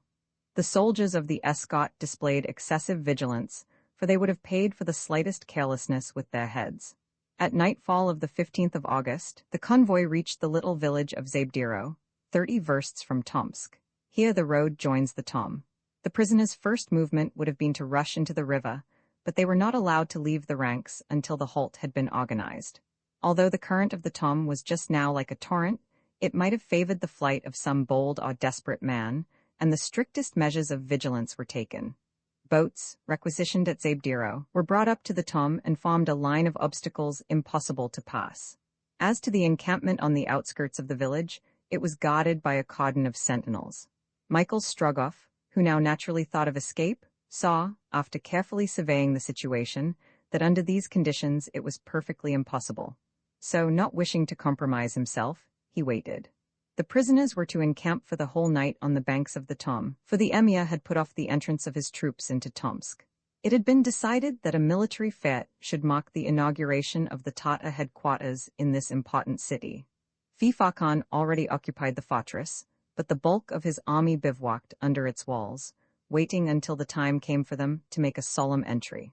Ivan Ogev left the emir at Tomsk, where both had arrived the evening before, and returned to the camp at Zabdiro. From here, he was to start the next day with the rearguard of the Tatar army. A house had been arranged for him in which to pass the night. At sunrise, horse and foot soldiers were to proceed to Tomsk, where the emir wished to receive them with the pomp usual to Asiatic sovereigns. As soon as the halt was organized, the prisoners, worn out with their 3 days' journey, and suffering from burning thirst, could drink and take a little rest. The sun had already set when Nadia, supporting Marfa Strogoff, reached the banks of the Tom. They had not till then been able to get through those who crowded the banks, but at last they came to drink in their turn. The old woman bent over the clear stream, and Nadia, plunging in her hand, carried it to Marfa's lips. Then she refreshed herself. They found new life in these welcome waters. Suddenly Nadia started up, an involuntary cry escaped her. Michael Strogoff was there, a few steps from her. It was he. The dying rays of the sun fell upon him. At Nadia's cry, Michael started. But he had sufficient command over himself not to utter a word by which he might have been compromised. And yet, when he saw Nadia, he also recognized his mother. Feeling he could not long keep master of himself at this unexpected meeting, he covered his eyes with his hands and walked quickly away. Nadia's impulse was to run after him, but the old Siberian murmured in her ear, "Stay, my daughter." "It is he," replied Nadia, choking with emotion. "He lives, mother, it is he?" "It is my son," answered Marfa. "It is Michael Strogoff, and you see that I do not make a step towards him. Imitate me, my daughter." Michael had just experienced the most violent emotion which a man can feel. His mother and Nadia were there. The two prisoners who were always together in his heart, God had brought them together in this common misfortune. Did Nadia know who he was? Yes, for he had seen Marfa's gesture, holding her back as she was about to rush towards him. Marfa, then, had understood all, and kept his secret. During that night, Michael was 20 times on the point of looking for and joining his mother, but he knew that he must resist the longing he felt to take her in his arms, and once more press the hand of his young companion. The least imprudence might be fatal. He had besides sworn not to see his mother. He would not see her voluntarily. Once at Tomsk, since he could not escape this very night, he would set off across the steppe, without having even embraced the two beings in whom all the happiness of his life was centered, and whom he should leave exposed to so many perils. Michael hoped that this fresh meeting at the Zabdiro camp would have no disastrous consequences either to his mother or to himself, but he did not know that part of this scene, although it passed so rapidly, had been observed by Sangar, Ogev's spy. The Tzigane was there, a few paces off, on the bank, as usual, watching the old Siberian woman, without being in the least suspected by her. She had not caught sight of Michael, for he disappeared before she had time to look around, but the mother's gesture as she kept back Nadia had not escaped her, and the look in Marfa's eyes told her all. It was now beyond doubt that Marfa Strogoff's son, the Tsar's courier, was at this moment in Zabdiro, among Ivan Ogev's prisoners. Sangar did not know him, but she knew that he was there. She did not then attempt to discover him, for it would have been impossible in the dark and the immense crowd. As for again watching Nadia and Marfa Strogoff, that was equally useless. It was evident that the two women would keep on their guard, and it would be impossible to overhear anything of a nature to compromise the courier of the Tsar. The Tzagane's first thought was to tell Ivan Ogev. She therefore immediately left the encampment. A quarter of an hour after, she reached Zabdiro, and was shown into the house occupied by the emir's lieutenant. Ogev received the Tzigane directly. "What have you to tell me, Sangar?" he asked. "Marfa Strogoff's son is in the encampment." "A prisoner? A prisoner?" "Ah," exclaimed Ogev, "I shall know." "You will know nothing, Ivan," replied Tzigane, "for you do not even know him by sight. But you know him, you have seen him, Sanga. I have not seen him, but his mother betrayed herself by a gesture, which told me everything. Are you not mistaken? I am not mistaken. You know the importance which I attach to the apprehension of this courier, said Ivan Ogev. If the letter which he has brought from Moscow reaches Irkutsk, if it is given to the Grand Duke will be on his guard, and I shall not be able to get at him. I must have that letter at any price. Now you come to tell me that the bearer of this letter is in my power. I repeat, Sanga, are you not mistaken? Ogev spoke with great animation. His emotion showed the extreme importance he attached to the possession of this letter. Sanga was not at all put out by the urgency with which Ogev repeated his question. I am not mistaken, Ivan, she said. But Sanga, there are thousands of prisoners, and you say that you do not know Michael Strogoff. No, answered the tease again with a look of savage joy. I do not know him, but his mother knows him. Ivan, we must make his mother speak. Tomorrow she shall speak? Cried Ogev. So saying, he extended his hand to the tease again, who kissed it, for there is nothing servile in this act of respect, it being usual among the northern races. Sanga returned to the camp. She found out Nadia and Marfa Strogoff, and passed the night in watching them. Although worn out with fatigue, the old woman and the girl did not sleep. Their great anxiety kept them awake. Michael was living, but a prisoner. Did Ogev know him, or would he not soon find him out? Nadia was occupied by the one thought that he whom she had thought dead still lived. But Marfa saw further into the future, and, although she did not care what became of herself, she had every reason to fear for her son. Sanga, under cover of the night, had crept near the two women, and remained there several hours listening. She heard nothing. From an instinctive feeling of prudence, not a word was exchanged between Nadia and Marfa Strogoff. The next day, the 16th of August, about 10 in the morning, trumpet calls resounded throughout the encampment. The Tatar soldiers were almost immediately under arms. Ivan Ogev, having left Zabdiro, arrived, surrounded by a large staff of Tatar officers. His face was more clouded than usual, and his knitted brow gave signs of latent wrath, which was waiting for an occasion to break forth. Michael Strogoff, hidden in a group of prisoners, saw this man pass. He had a presentiment that some catastrophe was imminent, for Ivan Ogev knew now that Marfa was the mother of Michael Strogoff, captain in the corps of the Tsar's couriers. Ivan Ogev, having reached the center of the camp, dismounted, and his escort cleared a large circle round him. Just then Sangar approached him and said, I have no news for you, Ivan. Ivan Ogev's only reply was to give an order to one of his officers. Then the ranks of prisoners were brutally hurried up by the soldiers. The unfortunate people, driven on with whips or pushed on with lances, arranged themselves round the camp. A strong guard of soldiers, both foot and horse, drawn up behind, rendered escape impossible. Silence then ensued, and on a sign from Ivan Ogev, Sangar advanced towards the group, in the midst of which stood Marfa. The old Siberian saw her companion. She knew what was going to happen. A scornful smile passed over her face. Then leaning towards Nadia, she said in a low tone, You know me no longer, my daughter. Whatever may happen, and however hard this trial may be, not a word, not a sign. It concerns him, and not me. At that moment Sangar, having regarded her for an instant, put her hand on her shoulder. What do you want with me? Said Marfa. Come, replied Sangar, and pushing the old Siberian before her, she took her before Ivan Ogev in the middle of the cleared ground. Michael cast down his eyes that their angry flashings might not appear. Marfa, standing before Ivan Ogev, drew herself up, crossed her arms on her breast, and waited. You are Marfa Strogoff? Asked Ogev.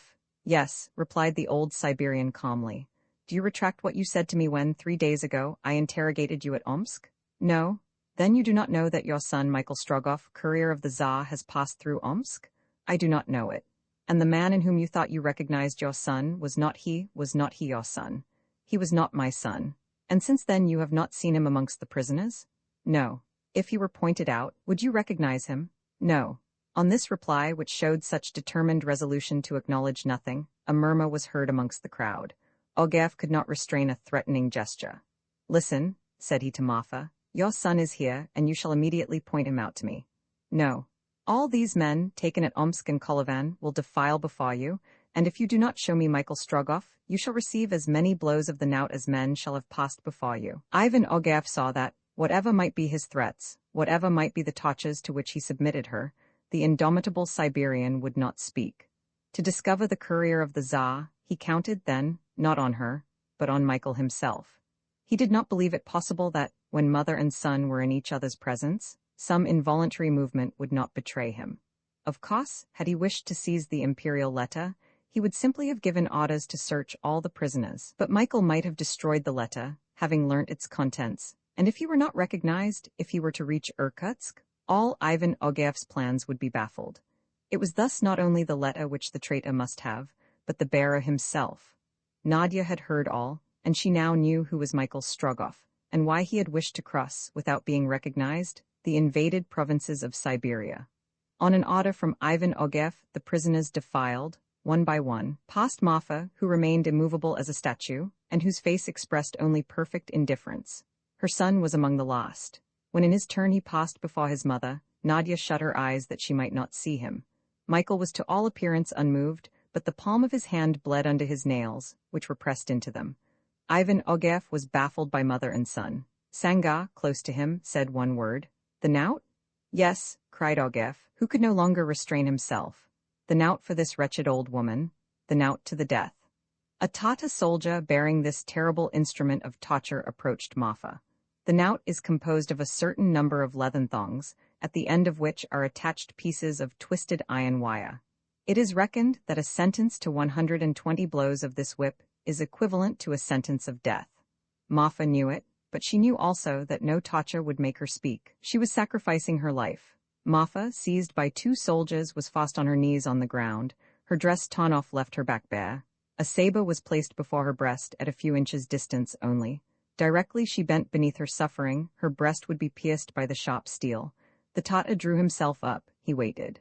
"Begin," said Ogeff. The whip whistled in the air, but before it fell a powerful hand stopped the Tatar's arm. Michael was there. He had leapt forward at this horrible scene.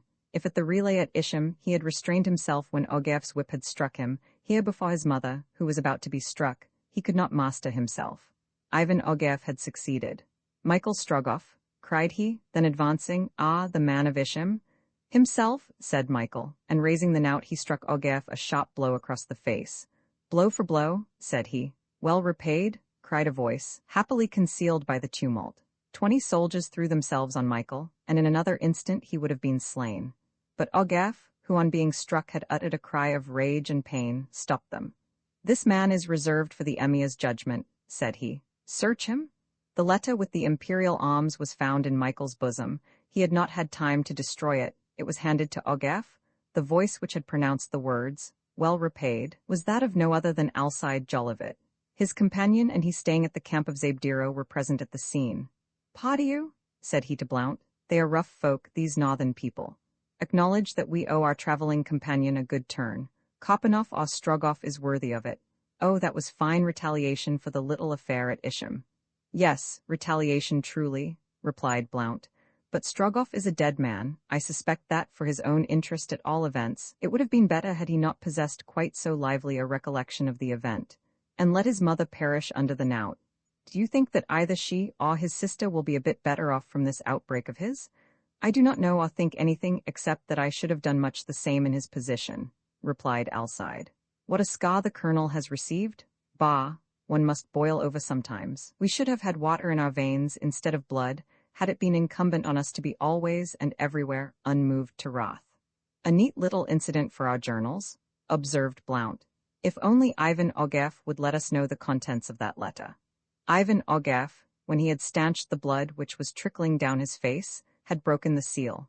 He read and reread the letter deliberately, as if he was determined to discover everything it contained. Then, having ordered that Michael, carefully bound and guarded, should be carried on to Tomsk with the other prisoners, he took command of the troops at Zabdiro, and amid the deafening noise of drums and trumpets, he marched towards the town where the emir awaited him. Roman IV, the triumphal entry Tomsk, founded in 1604, nearly in the heart of the Siberian provinces, is one of the most important towns in Asiatic Russia. Tobolsk, situated above the 60th parallel, Irkutsk, built beyond the 100th meridian, have seen Tomsk increase at their expense. And yet Tomsk, as has been said, is not the capital of this important province. It is at Omsk that the Governor-General of the province and the official world reside. But Tomsk is the most considerable town of that territory, bounded by the Altai Mountains, a range which extends to the Chinese frontier of the Caucasus country. Down the slopes of these mountains to the valley of the Tom, platina, gold, silver, copper, and auriferous leads succeed each other.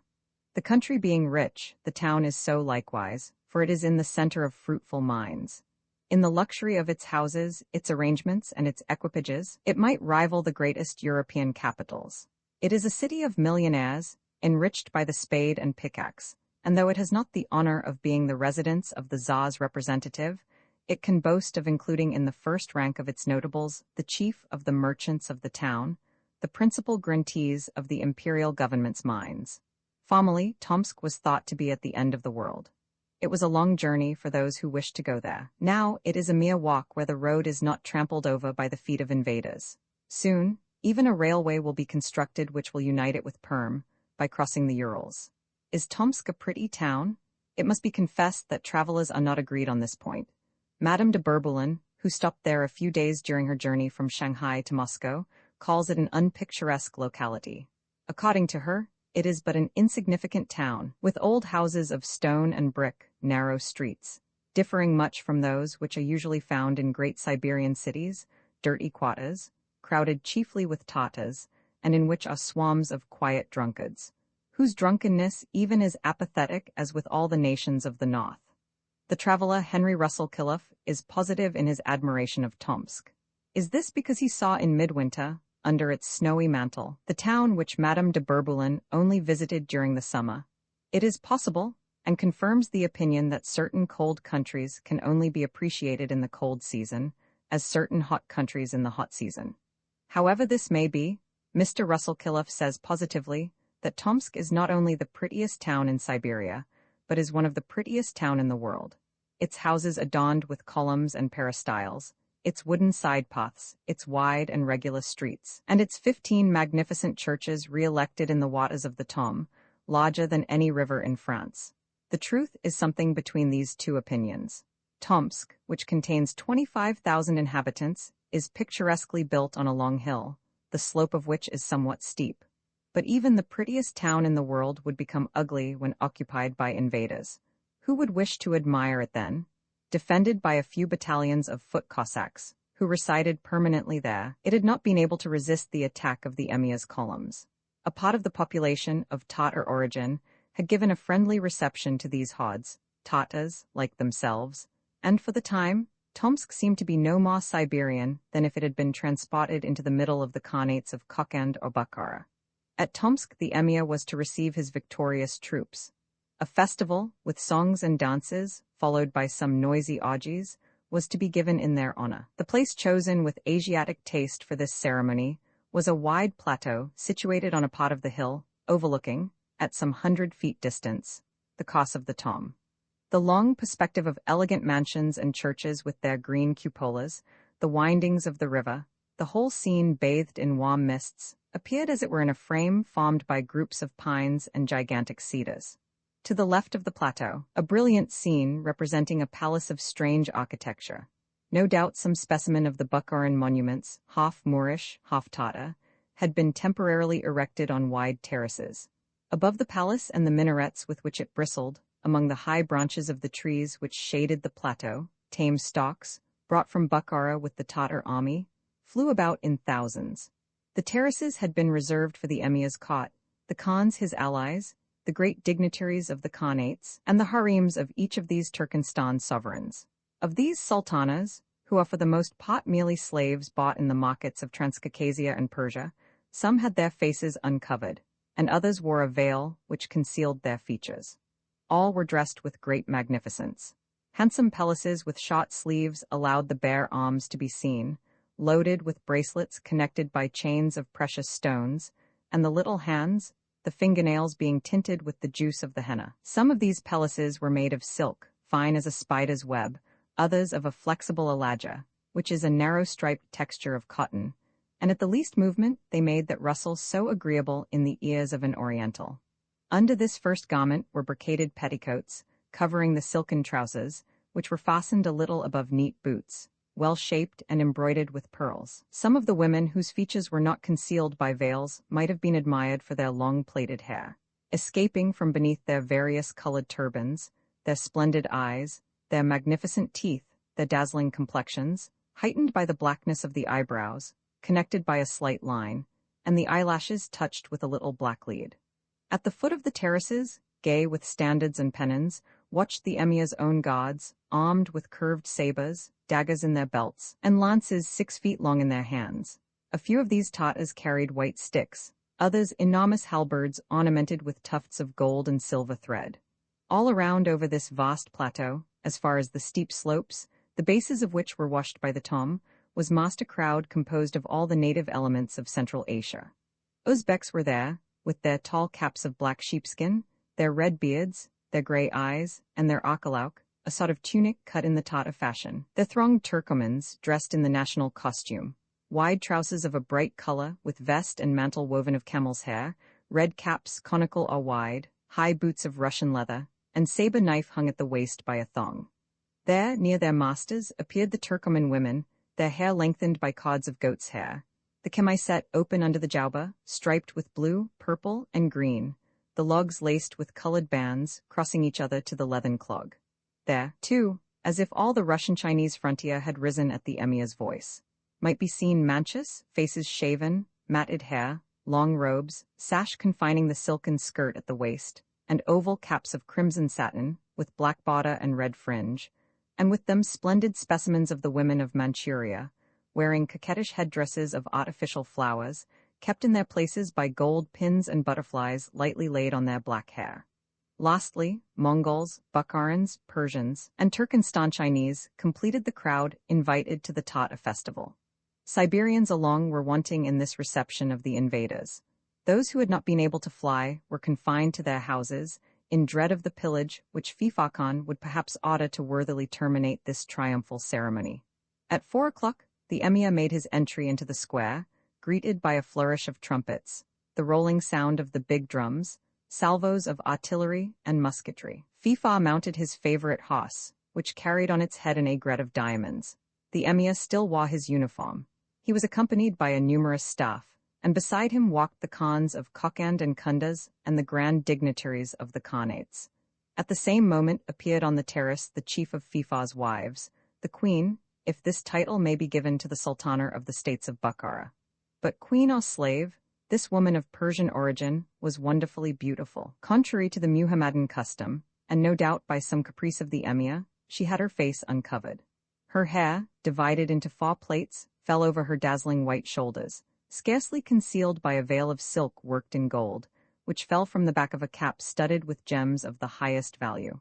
Under her blue silk petticoat, striped with a darker shade, fell the zergime of silken gauze, and above the sash lay the puran of the same texture, sloping gracefully to the neck. But from the head to the little feet, encased in Persian slippers, such was the profusion of jewels, gold beads strung on silver threads, chaplets of turquoises, firuzes from the celebrated mines of Alborz, necklaces of carnelians, agates, emeralds, opals, and sapphires, that her dress seemed to be literally made of precious stones.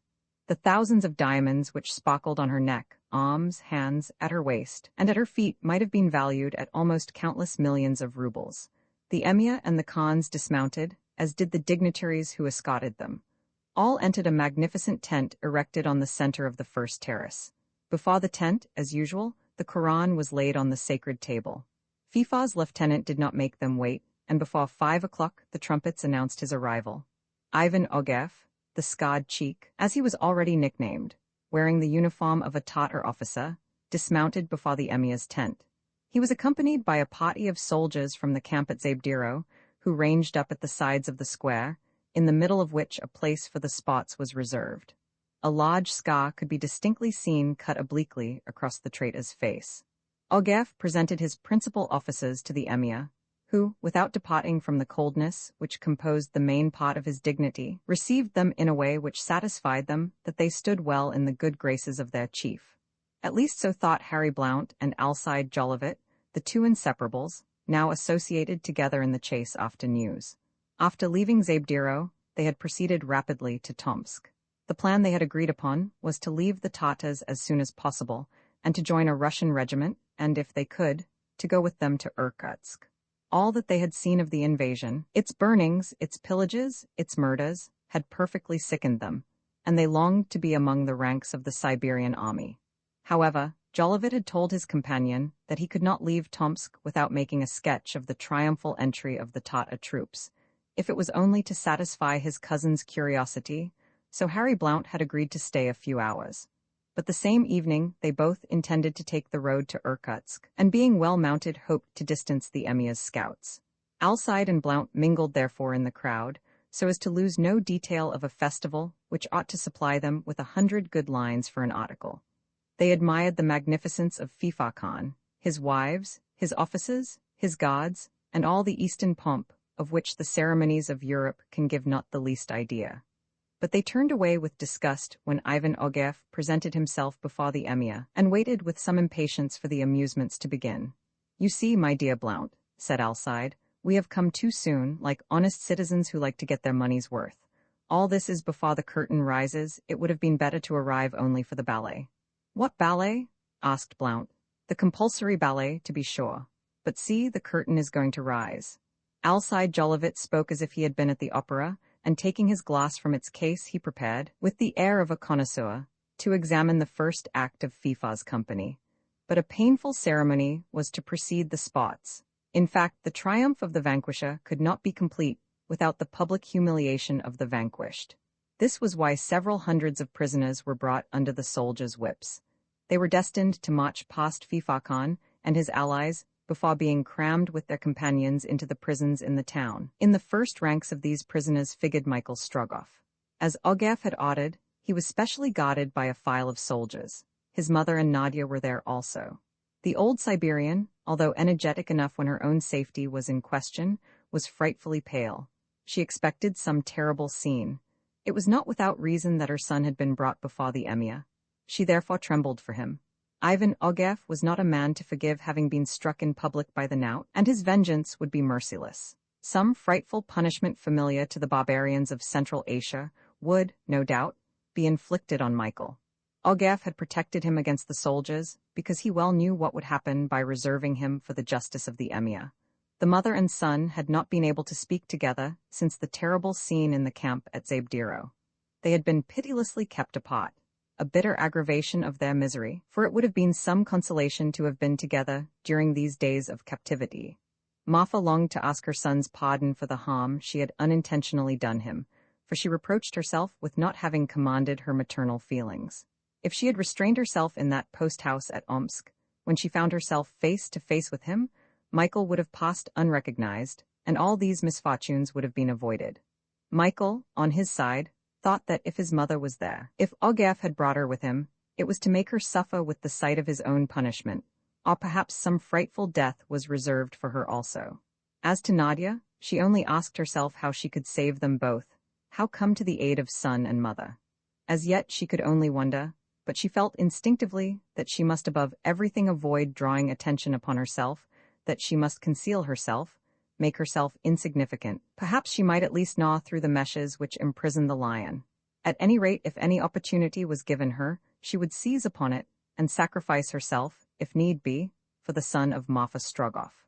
In the meantime, the greater part of the prisoners were passing before the Emir, and as they passed, each was obliged to prostrate himself, with his forehead in the dust, in token of servitude. Slavery begins by humiliation. When the unfortunate people were too slow in bending, the rough gods threw them violently to the ground. Alcide Jolivet and his companion could not witness such a sight without feeling indignant. "It is cowardly, let us go," said Alcide. "No," answered Blount, "we must see it all." "See it all? Ah," cried Alcide suddenly, grasping his companion's arm. "What is the matter with you?" asked the latter. "Look, Blount, it is she." "What she?" "The sister of our traveling companion, alone and a prisoner. We must save her." "Calm yourself," replied Blount coolly. "Any interference on our part in behalf of the young girl would be worse than useless." Alcide Jolivet, who had been about to rush forward, stopped, and Nadia, who had not perceived them, her features being half hidden by her hair, passed in her turn before the Emir without attracting his attention. However, after Nadia came Marfa Strogoff, and as she did not throw herself quickly in the dust, the gods brutally pushed her. She fell. Her son struggled so violently that the soldiers who were guarding him could scarcely hold him back. But the old woman rose, and they were about to drag her on, when Ogier interposed, saying, "Let that woman stay." As to Nadia, she happily regained the crowd of prisoners. Ivan Ogier had taken no notice of her, Michael was then led before the emir, and there he remained standing without casting down his eyes. "Your forehead to the ground?" cried Strogoff. "No," answered Michael. 2 soldiers endeavored to make him bend, but they were themselves laid on the ground by a buffet from the young man's fist. Strogoff approached Michael. "You shall die," he said. "I can die," answered Michael fiercely, "but your traitor's face, Ivan, will not the less carry forever the infamous brand of the knout." At this reply, Ivan Strogoff became perfectly livid. "Who is this prisoner?" asked the emir, in a tone of voice terrible from its very calmness. "A Russian spy," answered Strogoff. In asserting that Michael was a spy, he knew that the sentence pronounced against him would be terrible. Michael had stepped up to Strogoff. The soldiers stopped him.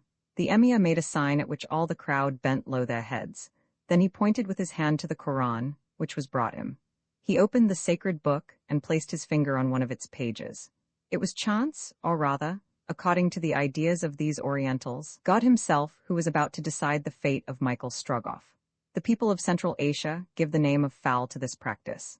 After having interpreted the sense of the verse touched by the judge's finger, they apply the sentence whatever it may be. The emir had let his finger rest on the page of the Koran. The chief of the ulamas then approached and read in a loud voice a verse which ended with these words, "And he will no more see the things of this earth." "Russian spy," exclaimed Fifa Khan in a voice trembling with fury, "you have come to see what is going on in the Tatar camp. Then look while you may." Look while you may? Michael was held before the emir's throne at the foot of the terrace, his hands bound behind his back. His mother, overcome at last by mental and physical torture, had sunk to the ground, daring neither to look nor listen. "Look while you may," exclaimed Fifa Khan, stretching his arm towards Michael in a threatening manner. Doubtless Ivan Strogoff, being well acquainted with Tatar customs, had taken in the full meaning of these words, for his lips curled for an instant in a cruel smile. He then took his place by Fifa Khan. A trumpet call was heard. This was the signal for the amusements to begin. "Here comes the ballet," said Alcide to Blount. "But contrary to our customs, these barbarians give it before the drama." Michael had been commanded to look at everything. He looked. A troupe of dancers pawed into the open space before the emir's tent. Different Tatar instruments, the dautar, a long-handled guitar, made of mulberry wood, with 2 strings of twisted silk tuned in fars, the kobis, a kind of violoncello, partly open at the back, strung with horsehair, and played with a bow. The tiskibizga, a long reed flute. Wind instruments, tom-toms, tambourines, united with the deep voices of the singers, formed a strange harmony. Added to this were the strains of an aerial orchestra, composed of a dozen kites which, fastened by strings to their centers, resounded in the breeze like Aeolian harps. Then the dances began. The performers were all of Persian origin. They were no longer slaves, but exercised their profession at liberty. Formerly, they figured officially in the ceremonies at the court of Tehran, but since the accession of the reigning family, banished or treated with contempt, they had been compelled to seek their fortune elsewhere. They wore the national costume and were adorned with a profusion of jewels. Little triangles of gold, studded with jewels, glittered in their ears. Circles of silver, marked with black, surrounded their necks and legs. Pendants, richly ornamented with pearls, turquoises, and carnelians, glistened at the end of their long braids of hair. The bold which encircled the waist was fastened by a bright buckle. These performers gracefully executed various dances, sometimes alone, sometimes in groups. Their faces were uncovered, but from time to time they threw a light veil over their heads, and a gauze cloud passed over their bright eyes as smoke over a starry sky. Some of these Persians wore leathern belts embroidered with pearls, from which hung little triangular bags, with the points downwards, which they opened at a certain moment. From these bags, embroidered with golden filigree, they drew long narrow bands of scarlet silk, on which were braided verses of the Koran. These bands, which they held between them, formed a belt under which the other dancers darted, and, as they passed each verse, following the precept it contained, they either prostrated themselves on the earth or lightly bounded upwards, as though to take a place among the Awaris of Mohammed's heaven. But what was remarkable, and what struck Alcide, was that the Persians appeared rather indolent than fiery. Their passion had deserted them, and by the kind of dances as well as by their execution, they recalled rather the calm and self-possessed nautch girls of India than the impassioned dances of Egypt. When this was over, a stern voice was heard saying, "Look while you may." The man who repeated the emir's words, a tall spare Tatar, was he who carried out the sentences of Fifa Khan against offenders. He had taken his place behind Michael, holding in his hand a broad curved saber, one of those Damascene blades which are forged by the celebrated armorers of Cascais or Hissa.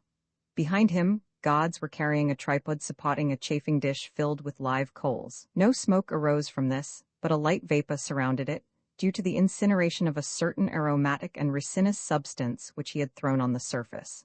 The Persians were succeeded by another party of dancers, whom Michael immediately recognized. The journalists also appeared to recognize them, for Blount said to his companion, "These are the Tzigans of Nizhny Novgorod." "No doubt of it," cried Alcide. "Their eyes, I imagine, bring more money to these spies than their legs." In putting them down as agents in the Emir's service, Alcide Jolivet was, by all accounts, not mistaken. In the first rank of the Tzigans, Sangar appeared, superb in her strange and picturesque costume, which set off still further her remarkable beauty. Sangar did not dance, but she stood as a statue in the midst of the performers, whose style of dancing was a combination of that of all those countries through which their race had passed: Turkey, Bohemia, Egypt, Italy, and Spain. They were enlivened by the sound of cymbals, which clashed on their arms, and by the hollow sounds of the dares, a sort of tambourine played with the fingers. Sangar, holding one of those dares, which she played between her hands, encouraged this troop of veritable corribants. A young Tzigan, of about 15 years of age, then advanced. He held in his hand a dauter, strings of which he made to vibrate by a simple movement of the nails. He sung. During the singing of each couplet, of very peculiar rhythm, a dancer took her position by him and remained there immovable, listening to him, but each time that the burden came from the lips of the young singer, she resumed her dance, dinning in his ears with her dares, and deafening him with the clashing of her cymbals. Then, after the last chorus, the remainder surrounded the Tzigan in the windings of their dance. At that moment, a shower of gold fell from the hands of the Emir and his train, and from the hands of his officers of all ranks. To the noise which the pieces made as they struck the cymbals of the dancers, being added the last murmurs of the dauters and tambourines. "Lavish as robbers," said Alcide in the ear of his companion, and in fact it was the result of plunder which was falling, for, with the Tatar tomans and sequins, reigned also Russian ducats and rubles. Then silence followed for an instant, and the voice of the executioner, who laid his hand on Michael's shoulder, once more pronounced the words, which this repetition rendered more and more sinister. "Look while you may?" But this time Alcide observed that the executioner no longer held the saber bare in his hand. Meanwhile, the sun had sunk behind the horizon. A semi-obscurity began to envelop the plain. The mass of cedars and pines became blacker and blacker, and the waters of the Tom, totally obscured in the distance, mingled with the approaching shadows. But at that instant several hundreds of slaves, bearing lighted torches, entered the square. Led by Sangar, Tzigans and Persians reappeared before the Emir's throne, and showed off, by the contrast, their dances of styles so different. The instruments of the Tatar orchestra sounded forth in harmony still more savage, accompanied by the guttural cries of the singers. The kites, which had fallen to the ground, once more winged their way into the sky, each bearing a potty-colored lantern, and under a fresher breeze their harps vibrated with intenser sound in the midst of the aerial illumination. Then a squadron of Tatars, in their brilliant uniforms, mingled in the dances, whose wild fury was increasing rapidly, and then began a performance which produced a very strange effect. Soldiers now came on the ground, armed with bare sabers and long pistols, and as they executed dances, they made the air reecho with the sudden detonations of their firearms, which immediately set going the rumbling of the tambourines and grumblings of the dares and the gnashing of dauters. Their arms, covered with a colored powder of some metallic ingredient, after the Chinese fashion, threw long jets, red, green, and blue, so that the groups of dancers seemed to be in the midst of fireworks. In some respects, this performance recalled the military dance of the ancients, in the midst of naked swords, but this Tatar dance was rendered yet more fantastic by the colored fire, which wound, serpent-like, above the dancers, whose dresses seemed to be embroidered with fiery hems. It was like a kaleidoscope of sparks, whose infinite combinations varied at each movement of the dancers. Though it may be thought that a Parisian reporter would be perfectly hardened to any scenic effect, which our modern ideas have carried so far, yet Alcide Jolivet could not restrain a slight movement of the head, which at home, between the Boulevard Montmartre and La Madeleine, would have said, "Very fair, very fair." Then, suddenly, at a signal, All the lights of the fantasia were extinguished, the dances ceased, and the performers disappeared. The ceremony was over, and the torches alone lighted up the plateau, which a few instants before had been so brilliantly illuminated. On a sign from the emir, Michael was led into the middle of the square. "Blount," said Alcide to his companion, "are you going to see the end of all this?" "No, that I am not," replied Blount. "The readers of the Daily Telegraph are, I hope, not very eager for the details of an execution à la mode Tartare. No more than your cousin? Poor fellow," added Alcide as he watched Michael. "That valiant soldier should have fallen on the field of battle. Can we do nothing to save him?" said Blount. "Nothing?" The reporters recalled Michael's generous conduct towards them. They knew now through what trials he must have passed, ever obedient to his duty. And in the midst of these Tartars, to whom pity is unknown, they could do nothing for him. Having little desire to be present at the torture reserved for the unfortunate man, they returned to the town. An hour later, they were on the road to Irkutsk, for it was among the Russians that they intended to follow what Alcide called, by anticipation, the campaign of revenge. Meantime, Michael was standing ready, his eyes returning the emir's haughty glance, while his countenance assumed an expression of intense scorn whenever he cast his looks on Ivan Ogev. He was prepared to die, yet not a single sign of weakness escaped him. The spectators, waiting around the square, as well as Fifa Khan's bodyguard, to whom this execution was only one of the attractions, were eagerly expecting it. Then, their curiosity satisfied, they would rush off to enjoy the pleasures of intoxication. The emir made a sign. Michael was thrust forward by his guards to the foot of the terrace, and then, in the Tatar language which he understood, Fifa said to him, "You came to see our goings out and comings in, Russian spy. You have seen for the last time. In an instant your eyes will be forever shut to the day." Michael's fate was to be not death, but blindness, loss of sight, more terrible perhaps than loss of life. The unhappy man was condemned to be blinded. However, on hearing the emir's sentence, Michael's heart did not grow faint. He remained unmoved, his eyes wide open, as though he wished to concentrate his whole life into one last look. To entreat pity from these savage men would be useless. Besides, it would be unworthy of him. He did not even think of it. His thoughts were condensed on his mission, which had apparently so completely failed, on his mother, on Nadia, whom he should never more see, but he let no sign appear of the emotion he felt. Then a feeling of vengeance to be accomplished came over him. "Ivan," said he in a menacing voice, "Ivan the traitor, the last menace of my eyes shall be for you." Ivan Ogev shrugged his shoulders, but Michael was mistaken. He was not to be looking at Ivan when his eyes were put out. Marfa Strogoff stood before him. "My mother?" cried he.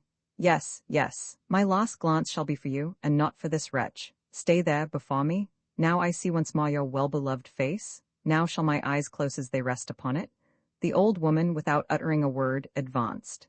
"Take that woman away," said Ivan. Two soldiers were about to seize her, but she stepped back and remained standing a few paces from Michael. The executioner appeared. This time he held his saber bare in his hand, and this saber he had just drawn from the chafing dish which the perfumed coals burned, where he had brought it to a white heat. Michael was going to be blinded in the Tatar fashion, with a hot blade passed before his eyes. Michael did not attempt to resist. Nothing existed before his eyes but his mother, whom his eyes seemed to devour. All his life was in that last look.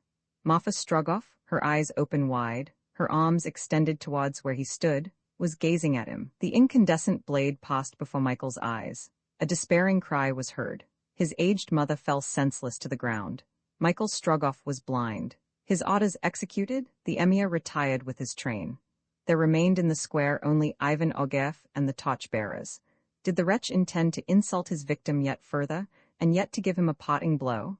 Ivan Ogev slowly approached Michael, who, feeling him coming, drew himself up. Ivan drew from his pocket the imperial letter, he opened it, and with supreme irony he held it up before the sightless eyes of the Tsar's courier, saying, "Read now, Michael Strogoff, read, and go and repeat at Irkutsk what you have read.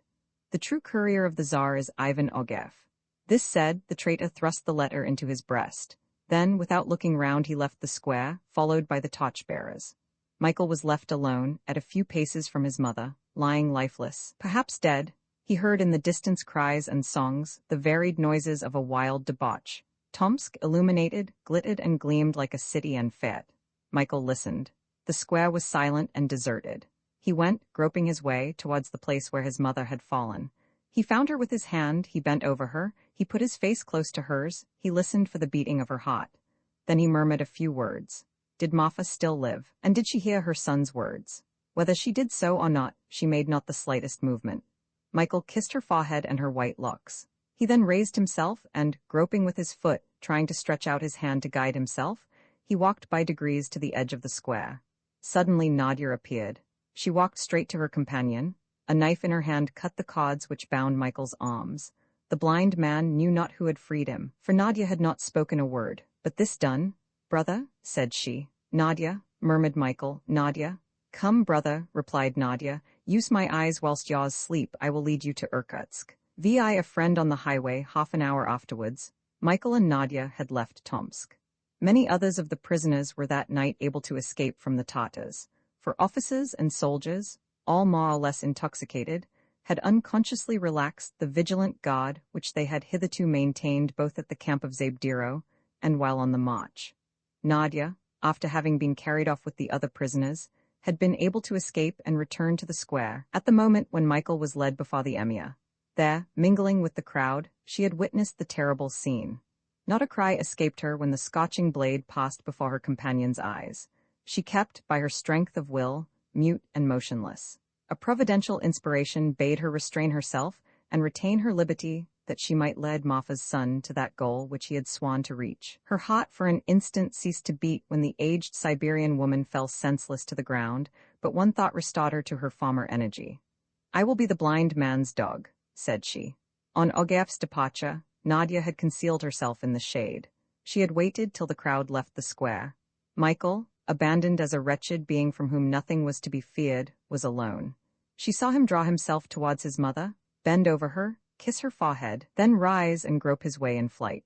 A few instants later, she and he, hand in hand, had descended the steep slope, when, after having followed the high banks of the Tom to the furthest extremity of the town, they happily found a breach in the enclosure. The road to Irkutsk was the only one which penetrated towards the east. It could not be mistaken. It was possible that on the morrow, after some hours of carousal, the scouts of the emir, once more scattering over the steppes, might cut off all communication. It was of the greatest importance, therefore, to get in advance of them, to reach Krasnoyarsk before they could, which town was 500 versts from Tomsk, so that they might not be compelled to leave the high road sooner than they possibly could help. How could Nadia bear the fatigues of that night, from the 16th to the 17th of August? How could she have found strength for so long a stage? How could her feet, bleeding under that fast march, have carried her thither? It is almost incomprehensible. But it is none the less true that on the next morning, 12 hours after their departure from Tomsk, Michael and she reached the town of Semilowskaya, after a journey of 50 versts. Michael had not uttered a single word. It was not Nadia who held his hand, it was he who held that of his companion during the whole of that night, but thanks to that trembling little hand which guided him, he had walked at his ordinary pace. Semilowskaya was almost entirely abandoned. The inhabitants, hearing the Tatars, had fled to the province of Yeniseisk. Not more than 2 or 3 houses were still occupied. All that the town contained, useful or precious, had been carried off in wagons. However, Nadia was obliged to make a halt of a few hours. They both required food and rest. The young girl led her companion to the extremity of the town. There they found an empty house, the door wide open. An old rickety wooden bench stood in the middle of the room, near the high stove which is to be found in all Siberian houses. They silently seated themselves. Nadia gazed in her companion's face as she had never before gazed. There was more than gratitude, more than pity in that look. Could Michael have seen her, he would have read in that sweet, desolate gaze a world of devotion and tenderness. The eyelids of the blind man, made red by the heated blade, fell half over his eyes. The pupils seemed to be singularly enlarged. The rich blue of the iris was darker than formerly. The eyelashes and eyebrows were partly burnt, but in appearance, at least, the old penetrating look appeared to have undergone no change.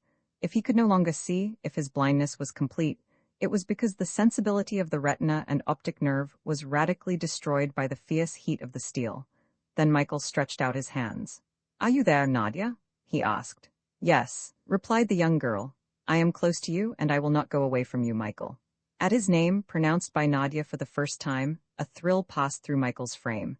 He perceived that his companion knew all, who he was, what ties bound him to Marfa. Nadia, replied he, we must separate. We separate? How so, Michael? I must not be an obstacle to your journey. Your father is waiting for you at Irkutsk. You must rejoin your father. My father would curse me, Michael, were I to abandon you now, after all you have done for me. Nadia, replied Michael, you should think only of your father. Michael, replied Nadia, you have more need of me than my father. Do you mean to give up going to Irkutsk? Never, cried Michael, in a tone which plainly showed that none of his energy was gone. But you have not the letter. That letter of which Ivan Ogarev robbed me? Well, I shall manage without it. Nadia, they have treated me as a spy. I will act as a spy. I will go and repeat at Irkutsk all I have seen, all I have heard. I swear it by heaven above. The traitor shall meet me one day face to face, but I must arrive at Irkutsk before him. And yet you speak of our separating, Michael. Nadia, they have taken everything from me. I have some rubles still, and my eyes. I can see for you, Michael, and I will lead you thither, where you could not go alone. And how shall we go? On foot. And how shall we live? By begging. Let us start, Nadia. Come, Michael. The two young people no longer kept the names brother and sister. In their common misfortune, they felt still closer united. They left the house after an hour's repose. Nadia had procured in the town some morsels of tichonicleb, a sort of barley bread, and a little mead, called maud in Russia. This had cost her nothing, for she had already begun her plan of begging. The bread and mead had in some degree appeased Michael's hunger and thirst. Nadia gave him the lion's share of the scanty meal. He ate the pieces of bread his companion gave him, drank from the gourd she held to his lips. "Are you eating, Nadia?" he asked several times. "Yes, Michael," invariably replied the young girl, who contented herself with what her companion left. Michael and Nadia quitted Semilowskaya and once more set out on the laborious road to Irkutsk. The girl bore up in a marvelous way against fatigue. Had Michael seen her, perhaps he would not have had the courage to go on. But Nadia never complained, and Michael, hearing no sigh, walked at a speed he was unable to repress. And why? Did he still expect to keep before the Tatars? He was on foot without money. He was blind, and if Nadia, his only guide, were to be separated from him, he could only lie down by the side of the road and there perish miserably. But if, on the other hand, by energetic perseverance he could reach Krasnoyarsk, all was perhaps not lost, since the governor, to whom he would make himself known, would not hesitate to give him the means of reaching Irkutsk. Michael walked on, speaking little, absorbed in his own thoughts. He held Nadia's hand. The two were in incessant communication. It seemed to them that they had no need of words to exchange their thoughts. From time to time Michael said, "Speak to me, Nadia." "Why should I, Michael? We are thinking together."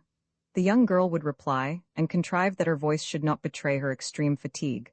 But sometimes, as if her heart had ceased to beat for an instant, her limbs tottered, her steps flagged, her arms fell to her sides. She dropped behind. Michael then stopped. He fixed his eyes on the poor girl, as though he would try to pierce the gloom which surrounded him. His breast heaved. Then, supporting his companion more than before, he started on afresh. However, amidst these continual miseries, a fortunate circumstance on that day occurred which it appeared likely would considerably mitigate their fatigues. They had been walking from Semilowskaya for 2 hours when Michael stopped. "Is there no one on the road?" "Not a single soul," replied Nadia. "Do you not hear some noise behind us? If they are Tatars, we must hide. Keep a good lookout." "Wait, Michael," replied Nadia, going back a few steps to where the road turned to the right. Michael Strogoff waited alone for a minute, listening attentively. Nadia returned almost immediately and said, "It is a cot. A young man is leading it." "Is he alone?" "Alone." Michael hesitated an instant. Should he hide? Or should he, on the contrary, try to find a place in the vehicle, if not for himself, at least for her? For himself, he would be quite content to lay one hand on the cot, to push it if necessary, for his legs showed no sign of failing him. But he felt sure that Nadia, compelled to walk ever since they crossed the Obi, that is, for 8 days, must be almost exhausted. He waited. The cot was soon at the corner of the road. It was a very dilapidated vehicle, known in the country as a kibitka, just capable of holding 3 persons. Usually the kibitka is drawn by 3 horses, but this had but one, a beast with long hair and a very long tail. It was of the Mongol breed, known for strength and courage. A young man was leading it, with a dog beside him. Nadia saw at once that the young man was Russian. His face was phlegmatic but pleasant, and at once inspired confidence. He did not appear to be in the slightest hurry. He was not walking fast that he might spare his horse, and to look at him, it would not have been believed that he was following a road which might at any instant be swarming with Tatars. Nadia, holding Michael by the hand, made way for the vehicle. The kibitka stopped, and the driver smilingly looked at the young girl. "And where are you going to in this fashion?" he asked, opening wide his great honest eyes. At the sound of his voice, Michael said to himself that he had heard it before, and it was satisfactory to him to recognize the man, for his brow at once cleared. "Well, where are you going?" repeated the young man, addressing himself more directly to Michael. "We are going to Irkutsk," he replied. "Oh, little father, you do not know that there are still versts and versts between you and Irkutsk?" "I know it. And you are going on foot." "On foot. You, well, but the young lady?" "She is my sister," said Michael, who judged it prudent to give again this name to Nadia. "Yes, your sister, little father, but believe me, she will never be able to get to Irkutsk." "Friend," returned Michael, approaching him, "the Tatars have robbed us of everything, and I have not a kopeck to offer you. But if you will take my sister with you, I will follow your cart on foot, I will run when necessary, I will not delay you an hour." "Brother," exclaimed Nadia, I will not, sir, my brother is blind." "Blind?" repeated the young man, much moved. "The Tatars have burnt out his eyes," replied Nadia, extending her hands as if imploring pity. "Burnt out his eyes? Oh, poor little father, I am going to Krasnoyarsk." "Well, why should not you and your sister mount in the kibitka? By sitting a little close it will hold us all three. Besides, my dog will not refuse to go on foot, only I don't go fast so as to spare my horse." "Friend, what is your name?" asked Michael. "My name is Nicholas Pigasoff." "It is a name that I will never forget," said Michael. "Well, jump up, little blind father. Your sister will be beside you, in the bottom of the cart, I sit in front to drive.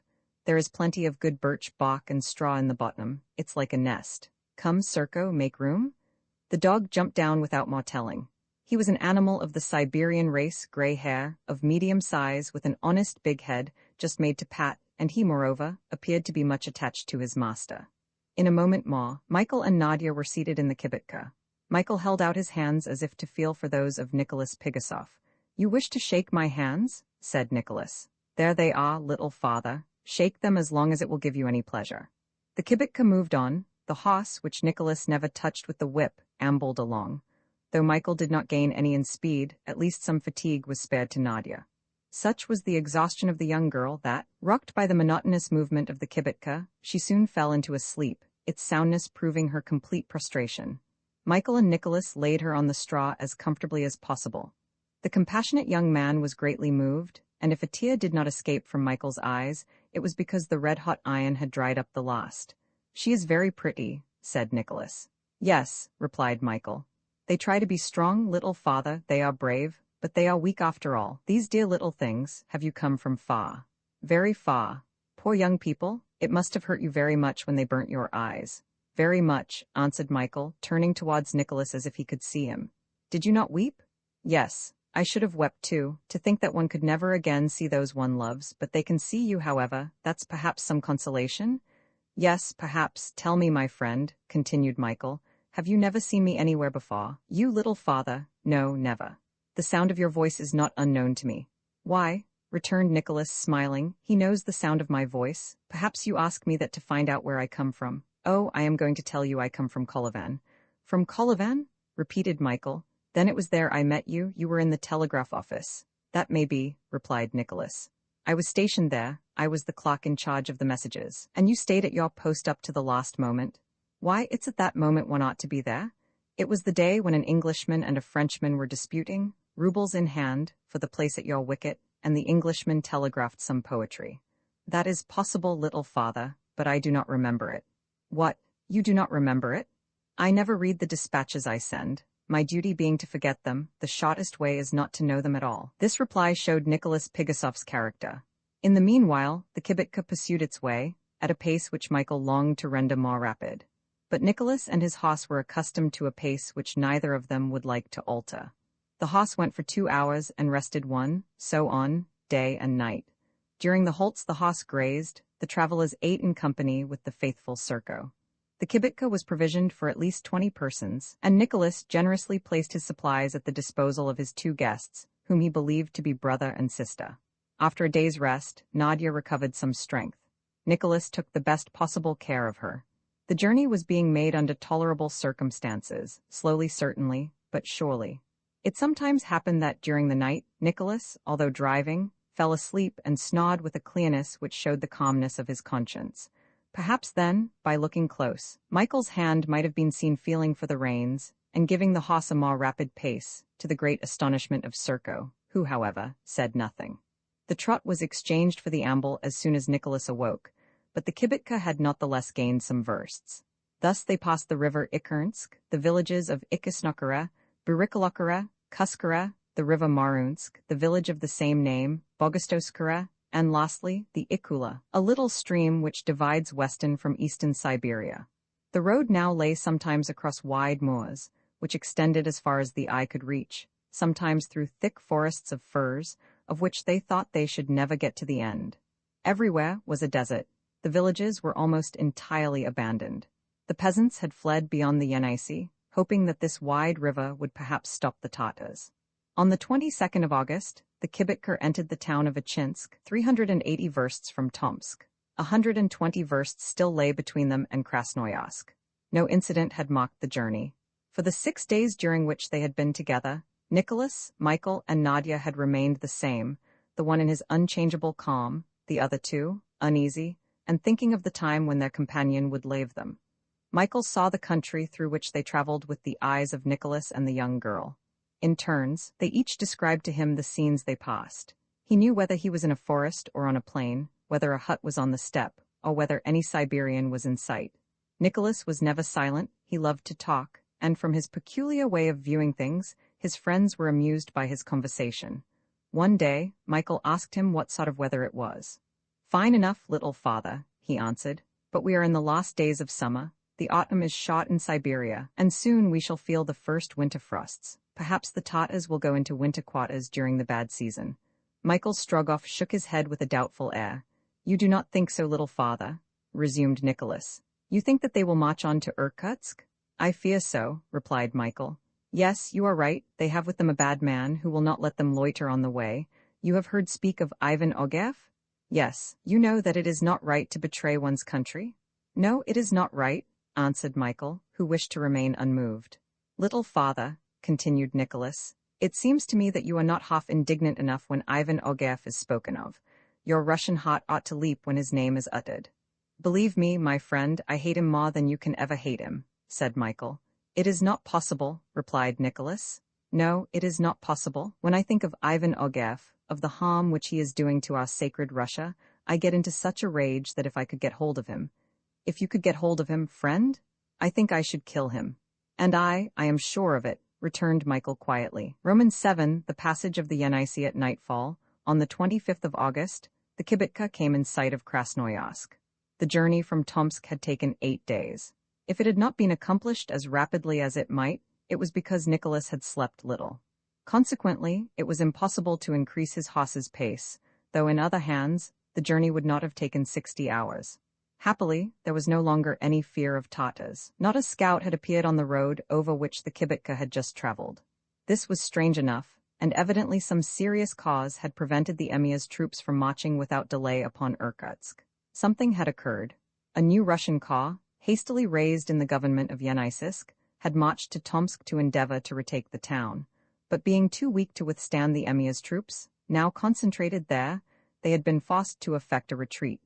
Fifa Khan, including his own soldiers, and those of the Khanates of Kokand and Kunduz, had now under his command 250,000 men, to which the Russian government could not as yet oppose a sufficient force.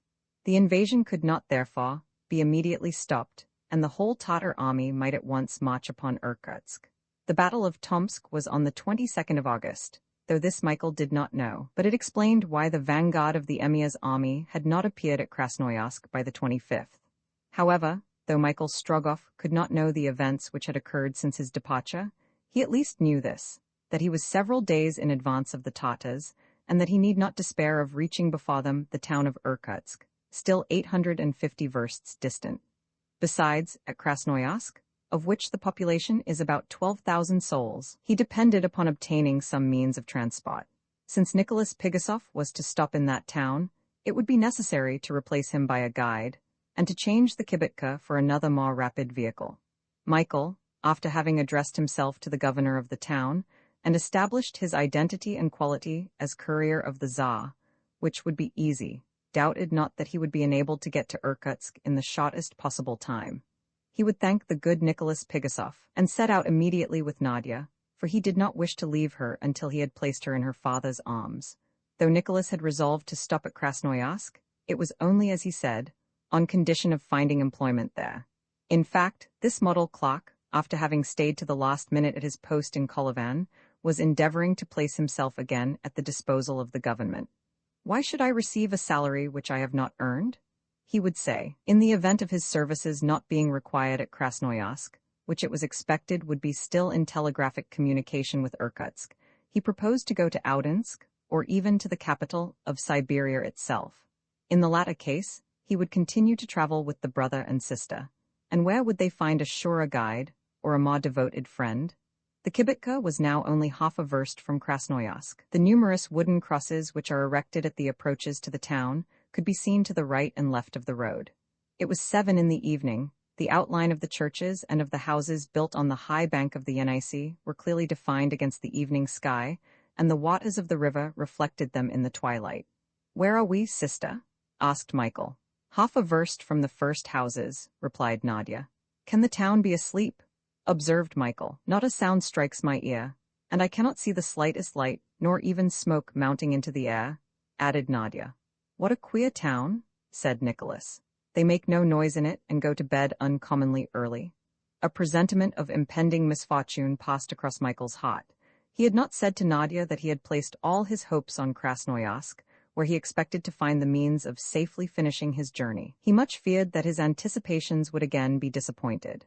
But Nadia had guessed his thoughts, although she could not understand why her companion should be so anxious to reach Irkutsk, now that the imperial letter was gone. She one day said something of the sort to him. "I have sworn to go to Irkutsk." He contented himself with replying. But to accomplish his mission, it was necessary that at Krasnoyarsk he should find some more rapid mode of locomotion. "Well, friend," said he to Nicholas, "why are we not going on?"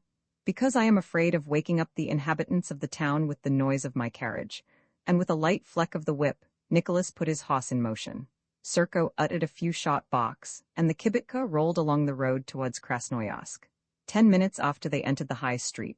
Krasnoyarsk was deserted. There was no longer an Athenian in this northern Athens, as Madame de Bourboulon has called it. Not one of their dashing equipages swept through the wide, clean streets. Not a pedestrian enlivened the footpaths raised at the bases of the magnificent wooden houses, of monumental aspect. Not a Siberian belle, dressed in the lost French fashion, promenaded the beautiful park, cleared in a forest of birch trees, which stretches away to the banks of the Yenisei. The great bell of the cathedral was dumb. The chimes of the churches were silent, and it is uncommon for a Russian town not to be filled with the sound of its bells. But here was complete desolation. There was no longer a living being in this town, lately so lively. The last telegram sent from the Tsar's cabinet, before the rupture of the wire, had ordered the governor, the garrison, the inhabitants, whoever they might be, to leave Krasnoyarsk, to carry with them any articles of value, all which might be of use to the Tatars, and to take refuge at Irkutsk. The same injunction was given to all the villages of the province. It was the intention of the Muscovite government to lay the country desert before the invaders. No one thought for an instant of disputing these orders. They were executed, and this was the reason why not a single human being remained in Krasnoyarsk. Michael Strogoff, Nadia, and Nicholas passed silently through the streets of the town. They felt half stupefied. They themselves made the only sound to be heard in this dead city. Michael allowed nothing of what he felt to appear, but he inwardly raged against the bad luck which pursued him, his hopes being again disappointed. "Alack, alack!" cried Nicholas. "I shall never get any employment in this desert." "Friend," said Nadia, "you must go on with us to Irkutsk." "I must indeed," replied Nicholas. "The wire is no doubt still working between Audensk and Irkutsk, and there shall we start, little father." "Let us wait till tomorrow," answered Michael. "You are right," said Nicholas. "We have the Yenisei to cross and need light to see our way there." "To see?" murmured Nadia, thinking of her blind companion. Nicholas heard her, and turning to Michael, "Forgive me, little father," said he. "Alas, night and day, it is true, are all the same to you?" "Do not reproach yourself, friend," replied Michael, pressing his hand over his eyes. "With you for a guide I can still act. Take a few hours' repose. Nadia must rest too. Tomorrow we will recommence our journey." Michael and his friends had not to search long for a place of rest. The first house, the door of which they pushed open, was empty as well as all the others. Nothing could be found within but a few heaps of leaves. For want of better fodder, the hoss had to content himself with this scanty nourishment. The provisions of the kibitka were not yet exhausted, so each had a share. Then, after having knelt before a small picture of the Panagia, hung on the wall, and still lighted up by a flickering lamp, Nicholas and the young girl slept, whilst Michael, over whom sleep had no influence, watched. Before daybreak the next morning, the 26th of August, the hoss was drawing the kibitka through the forests of birch trees towards the banks of the Yenisei. Michael was in much anxiety.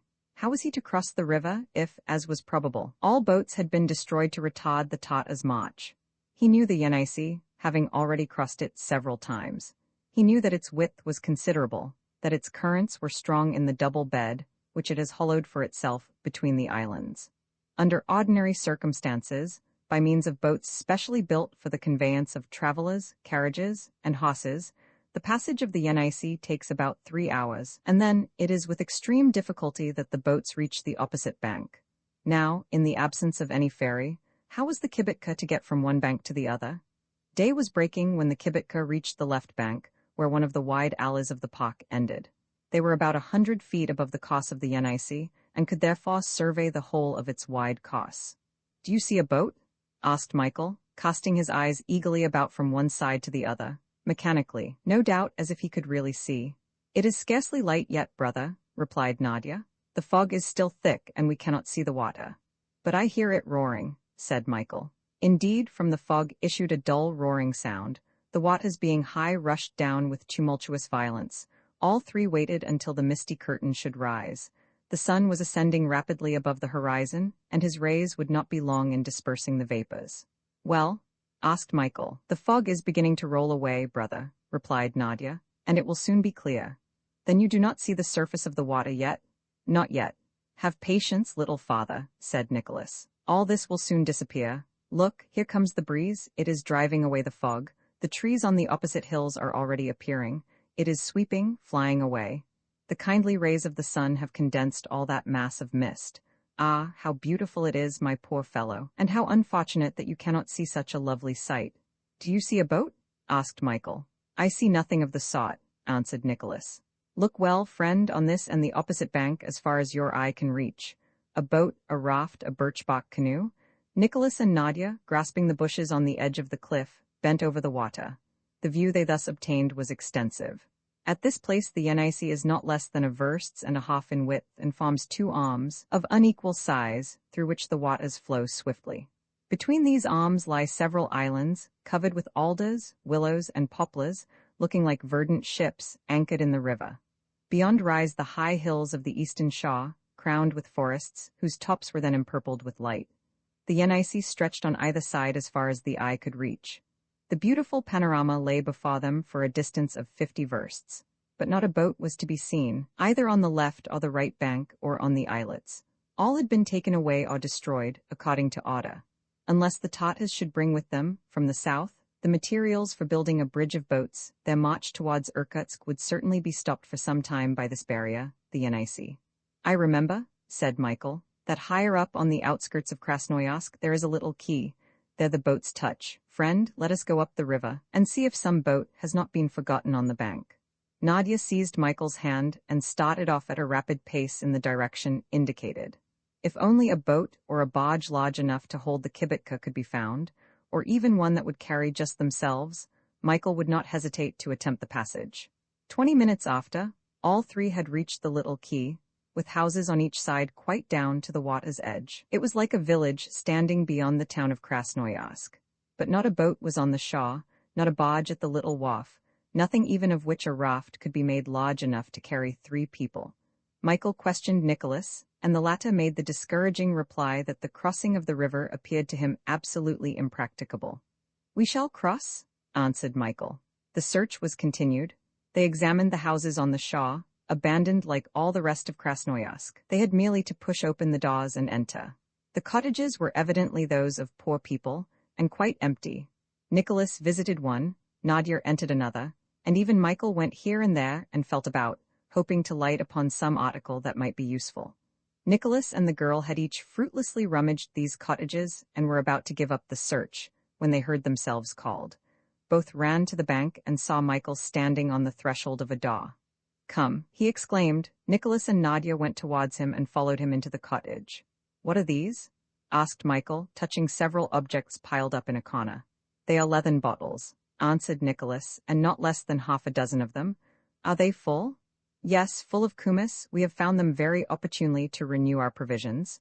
Kumis is a drink made of mare's or camel's milk and is very sustaining and even intoxicating, so that Nicholas and his companions could not but congratulate themselves on the discovery. "Put one aside," said Michael, "but empty all the others." "Directly, little father. These will help us to cross the Yenisei. And the raft will be the kibitka itself, which is light enough to float. Besides, we will sustain it as well as the horse with these bottles."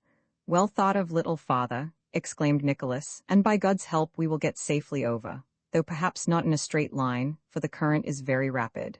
"What does that matter?" replied Michael. "Let us get across first, and we shall soon find out the road to Irkutsk on the other side of the river." "To work, then," said Nicholas, beginning to empty the bottles and carry them to the kibitka. One full of kumis was reserved, and the rest, with the air carefully fastened up, being previously filled with air, were used to form a floating apparatus. 2 bottles were fastened to the horse's sides to support it in the water. 2 others were attached to the shafts to keep them on a level with the body of the machine, thus transformed into a raft. This work was soon finished. "You will not be afraid, Nadia?" asked Michael. "No, brother," answered the girl. "And you, friend?" "I," cried Nicholas. "I am now going to have one of my dreams realized, that of sailing in a cot." At the spot where they were now standing, the bank sloped and was suitable for the launching of the kibitka. The horse drew it into the water, and they were soon both floating. As to Serko, he was swimming bravely. The 3 passengers seated in the vehicle had with due precaution taken off their shoes and stockings, but thanks to the bottles, the water did not even come over their ankles. Michael held the reins and, according to Nicholas's directions, guided the animal obliquely, but cautiously, so as not to exhaust him by struggling against the current. So long as the kibitka went with the current, all was easy, and in a few minutes it had passed the quays of Krasnoyarsk. It drifted northwards, and it was soon evident that it would only reach the opposite bank far below the town, but that mattered little. The crossing would have been made without great difficulty, even on this imperfect apparatus, had the current been regular. But unfortunately, there were whirlpools in numbers, and soon the kibitka, notwithstanding all Michael's efforts, was irresistibly drawn into one of these tumultuous spots. There the danger was great. The kibitka no longer drifted, but spun rapidly round, inclining towards the center of the eddy, like a rider in a circus. The horse could scarcely keep his head above water, and ran a great risk of being suffocated. Serko had been obliged to take refuge in the carriage. Michael knew what was happening. He felt himself drawn round in a gradually narrowing line, from which they could not get free. How he longed to be better able to avoid this peril, but that was no longer possible. Nadia was silent, her hands clinging to the sides of the cot, supporting her in the jerks of the machine, which was inclining more and more towards the center of depression. And Nicholas, did he not understand the gravity of the situation? Was it with him phlegm or contempt of danger, courage or indifference? Was his life valueless in his eyes, and, according to the Eastern expression, an hotel for 5 days, which, whether one is willing or not, must be left the 6th? At any rate, the smile on his rosy face never faded for an instant. The kibitka was thus in the whirlpool, and the horse was nearly exhausted when, all at once, Michael, throwing off such of his garments as might impede him, jumped into the water. Then, seizing with a strong hand the bridle of the terrified horse, he gave him such an impulse that he managed to struggle out of the circle, and getting again into the current, the kibitka drifted along anew. "Hurrah!" exclaimed Nicholas. 2 hours after leaving the wharf, the kibitka had crossed the widest arm of the river, and had landed on an island more than 6 versts below the starting point. There the horse drew the cart onto the bank, and an hour's rest was given to the courageous animal. Then, the island having been crossed under the shade of its magnificent birches, the kibitka found itself on the shore of the smaller arm of the Yenisei. This passage was much easier. No whirlpools broke the course of the river in this second bed, but the current was so rapid that the kibitka only reached the opposite side 5 versts below. They had drifted 11 versts in all. These great Siberian rivers, across which no bridges have as yet been thrown, are serious obstacles to the facility of communication. All had been more or less unfortunate to Michael Strogoff. On the Irtish, the boat which carried him and Nadia had been attacked by Tatars. On the Obi, after his horse had been struck by a bullet, he had only by a miracle escaped from the horsemen who were pursuing him. In fact, this passage of the Yenisei had been performed the least disastrously. That would not have been so amusing, exclaimed Nicholas, rubbing his hands, as they disembarked on the right bank of the river, if it had not been so difficult. That which has only been difficult to us, friend, answered Michael Strogoff, will perhaps be impossible to the Tartars. Roman 8. A hare crosses the road. Michael Strogoff might at last hope that the road to Irkutsk was clear. He had distanced the Tartars, now detained at Tomsk, and when the Emir's soldiers should arrive at Krasnoyarsk, they would find only a deserted town. There being no immediate communication between the two banks of the Yenisei, a delay of some days would be caused until a bridge of boats could be established, and to accomplish this would be a difficult undertaking. For the first time since the encounter with Ivan Ogarev at Omsk, the courier of the Tsar felt less uneasy, and began to hope that no fresh obstacle would delay his progress. The road was good, for that part of it which extends between Krasnoyarsk and Irkutsk is considered the best in the whole journey. Fewer jolts for travelers, large trees to shade them from the heat of the sun, sometimes forests of pines or cedars covering an extent of 100 versts. It was no longer the wide steppe with limitless horizon, but the rich country was empty. Everywhere they came upon deserted villages.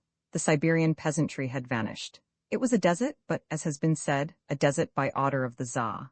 The weather was fine, but the air, which cooled during the night, took some time to get warm again. Indeed, it was now near September, and in this high region the days were sensibly shortening. Autumn here lasts but a very little while. Although this part of Siberian territory is not situated above the 55th parallel, that of Edinburgh and Copenhagen.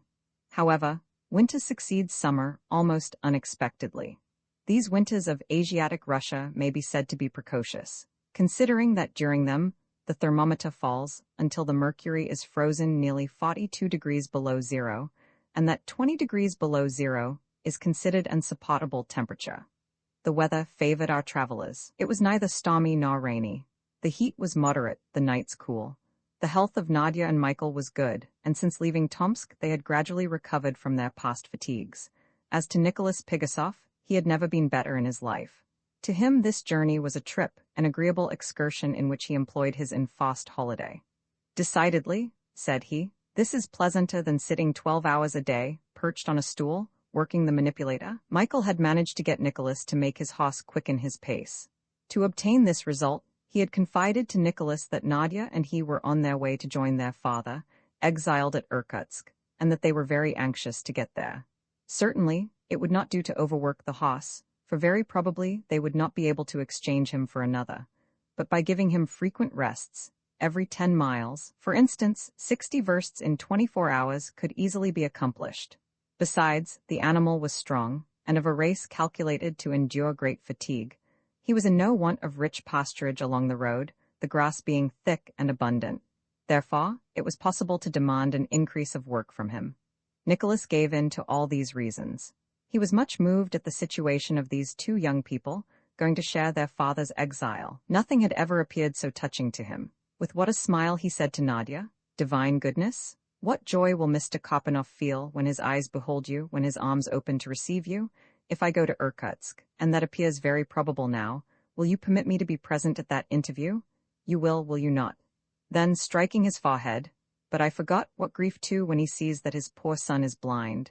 Ah, everything is mingled in this world." However, the result of all this was the kibitka went faster, and according to Michael's calculations, now made almost 10 to 12 versts an hour. On the 28th of August, our travelers passed the town of Balyisk, 80 versts from Krasnoyarsk, and on the 29th that of Rybinsk, 40 versts from Balyisk. The next day, 35 versts beyond that, they arrived at Kemsky, a larger place, watered by the river of the same name, a little affluent of the Yenisei, which rises in the Sayansk Mountains. It is not an important town, but its wooden houses are picturesquely grouped around a square, overlooked by the tall steeple of its cathedral, of which the gilded cross glitters in the sun.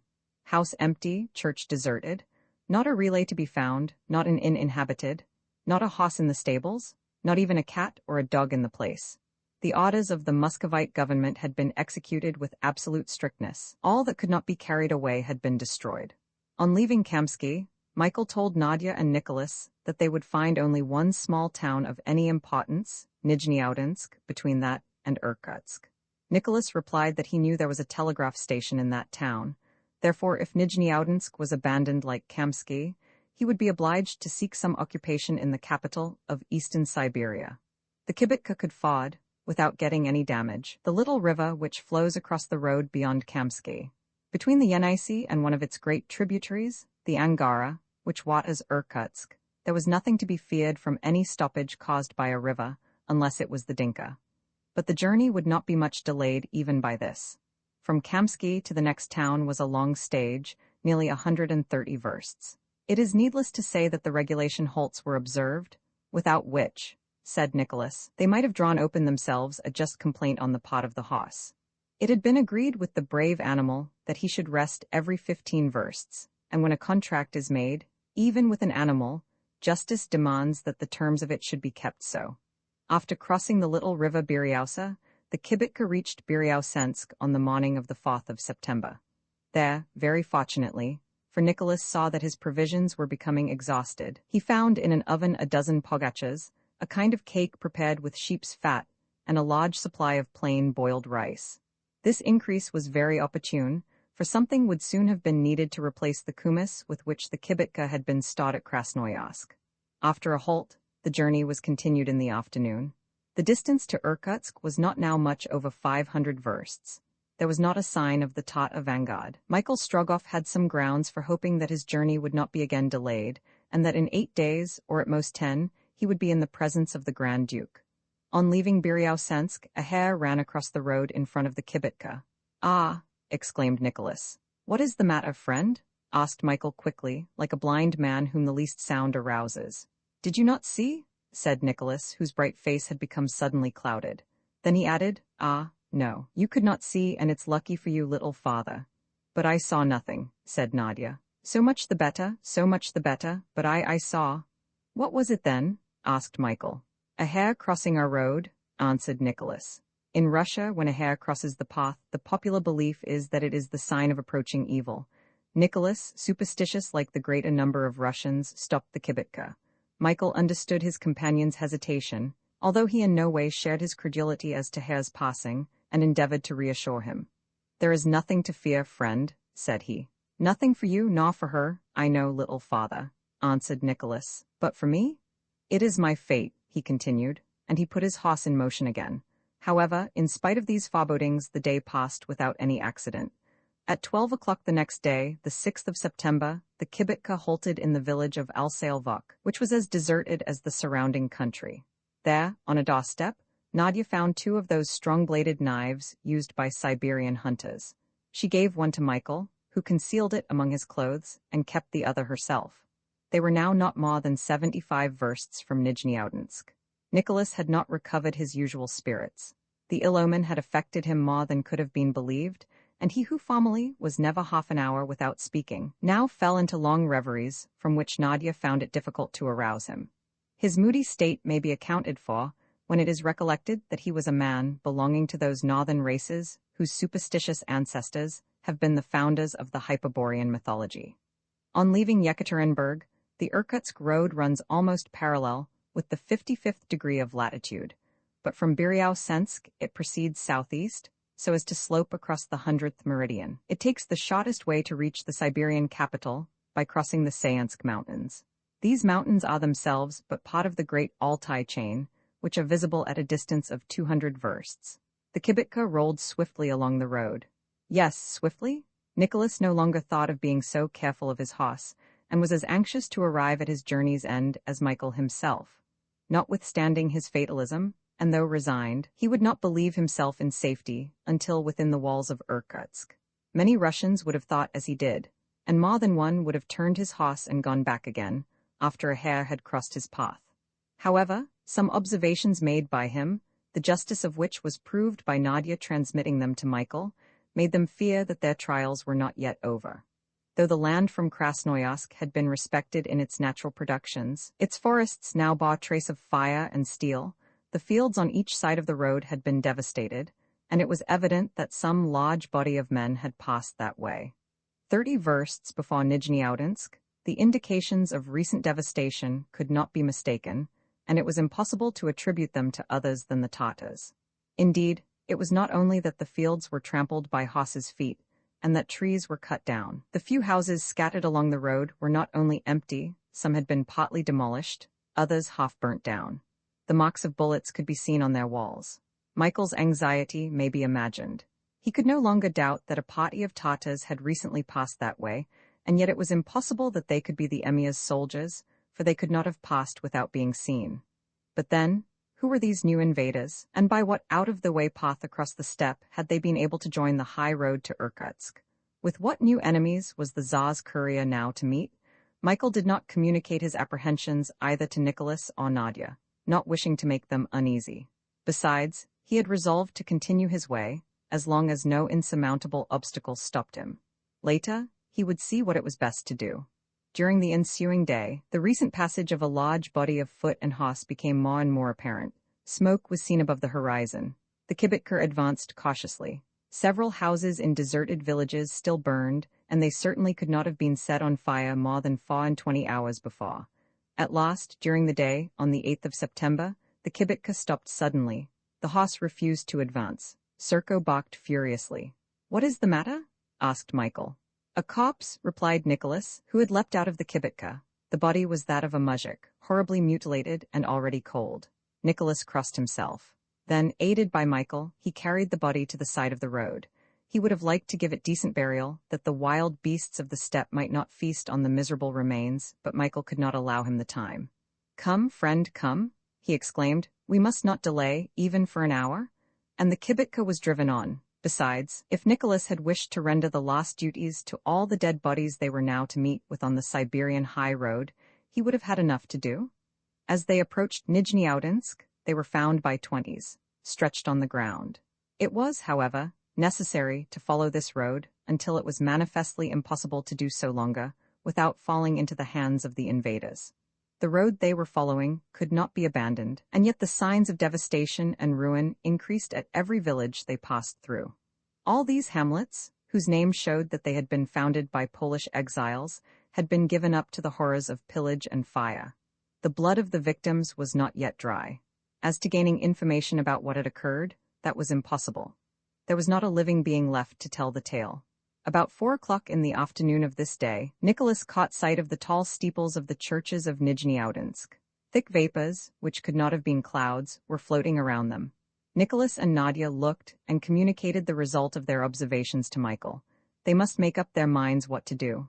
If the town was abandoned, they could pass through without risk, but if, by some inexplicable maneuver, the Tatars occupied it, they must at every cost avoid the place. "Advance cautiously," said Michael Strogoff. "But advance." A verst was soon traversed. "Those are not clouds, that is smoke," exclaimed Nadia. "Brother, they are burning the town." It was, indeed, only too plain. Flashes of light appeared in the midst of the vapor. It became thicker and thicker as it mounted upwards. There were no fugitives, however. The incendiaries had probably found the town deserted and had set fire to it, but were they Tatars who had done this?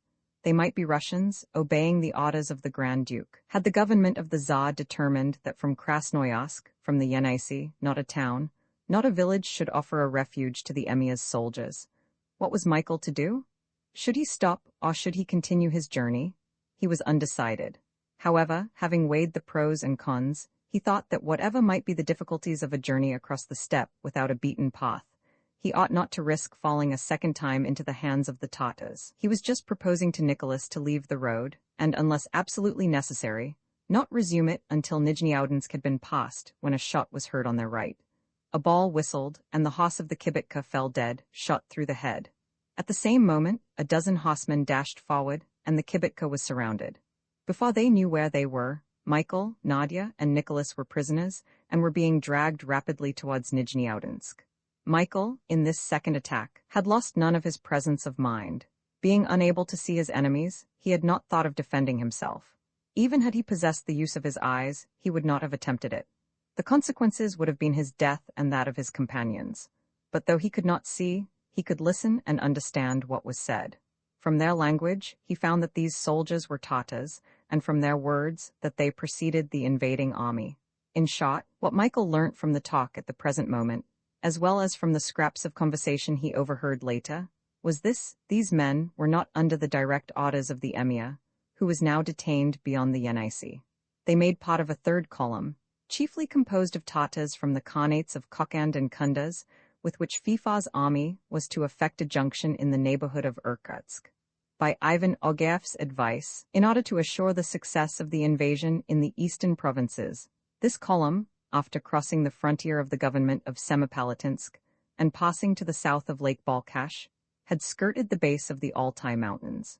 Pillaging and ravaging under the leadership of an officer of the Khan of Kunduz, it had reached the upper Kos of the Yenisei. There, guessing what had been done at Krasnoyarsk by order of the Tsar, and to facilitate the passage of the river to the emir's troops, this column had launched a flotilla of boats, which, either as barges or by affording materials for bridge, would enable Fifa to cross and resume the road to Irkutsk. Having done this, it had descended the valley of the Yenisei and struck the road on a level with Alsaovsk. From this little town began the frightful Kos of ruin, which forms the chief part of Tatar warfare. Nizhneudinsk had shared the common fate, and the Tatars, to the number of 50,000, had now quitted it to take up a position before Irkutsk. Before long, they would be reinforced by the emir's troops. Such was the state of affairs at this date, most serious for this isolated part of eastern Siberia, and for the comparatively few defenders of its capital. All this Michael learnt: the arrival before Irkutsk of a third column of Tatars, and the approaching junction of the emir and Ivan Ogeff with the bulk of their troops. Consequently, the investment of Irkutsk, and after that its surrender, would only be an affair of time, perhaps of a very short time. It can be imagined with what thoughts Michael's mind was now occupied. Who could have been astonished had he, in his present situation, lost all hope and all courage? Nothing of the sort, however. His lips muttered no other words than these: "I will get there." Half an hour after the attack of the Tatar horsemen, Michael, Strogoff, Nadia, and Nicholas entered Nizhneudinsk. The faithful dog followed them, though at a distance. They could not stay in the town, as it was in flames, and about to be left by the last of the marauders. The prisoners were therefore thrown on horses and hurried away. Nicholas resigned as usual, Nadia, her faith in Michael unshaken, and Michael himself, apparently indifferent, but ready to seize any opportunity of escaping. The Tatars were not long in perceiving that one of their prisoners was blind, and their natural barbarity led them to make game of their unfortunate victim. They were traveling fast. Michael's horse, having no one to guide him, often started aside, and so made confusion among the ranks. This drew on his rider such abuse and brutality as wrung Nadia's heart, and filled Nicholas with indignation. But what could they do? They could not speak the Tatar language, and their assistance was mercilessly refused. Soon it occurred to these men, in a refinement of cruelty, to exchange the horse Michael was riding for one which was blind. The motive of the change was explained by a remark which Michael overheard: "Perhaps that Russian can see, after all." Thus was passed 60 versts from Nizhneudinsk, through the villages of Tatin and Chibalinskara. Michael was placed on this horse, and the reins ironically put into his hand. Then, by dint of lashing, throwing stones, and shouting, the animal was urged into a gallop. The horse, not being guided by his rider, blind as himself, sometimes ran into a tree, sometimes went quite off the road, in consequence collisions and falls, which might have been extremely dangerous. Michael did not complain. Not a murmur escaped him. When his horse fell, he waited until it got up. It was indeed soon assisted up, and the cruel fun continued. At sight of this wicked treatment, Nicholas could not contain himself. He endeavored to go to his friend's aid. He was prevented and treated brutally. This game would have been prolonged, to the Tatars' great amusement, had not a serious accident put an end to it. On the 10th of September, the blind horse ran away, and made straight for a pit, some 30 or 40 feet deep, at the side of the road. Nicholas tried to go after him. He was held back. The horse, having no guide, fell with his rider to the bottom of the cliff. Nicholas and Nadia uttered a piercing cry. They believed that their unfortunate companion had been killed in the fall.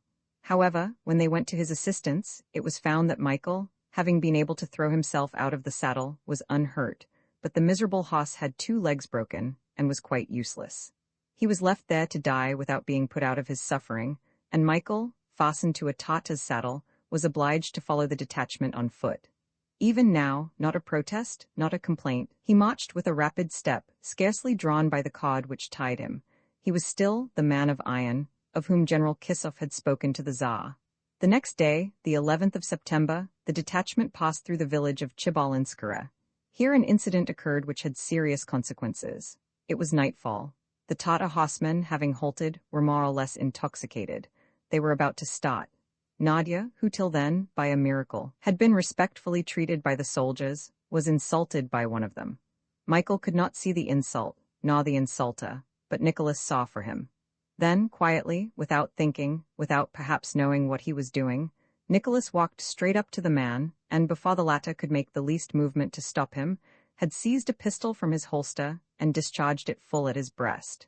The officer in command of the detachment hastened up on hearing the report. The soldiers would have cut the unfortunate Nicholas to pieces, but at a sign from their officer, he was bound instead, placed across a horse, and the detachment galloped off. The rope which fastened Michael, gnawed through by him, broke by the sudden start of the horse, and the half-tipsy rider galloped on without perceiving that his prisoner had escaped. Michael and Nadia found themselves alone on the road. Roman 9 in the steppe, Michael, Strogoff, and Nadia were once more as free as they had been in the journey from Perm to the banks of the Irtish. But how the conditions under which they traveled were altered.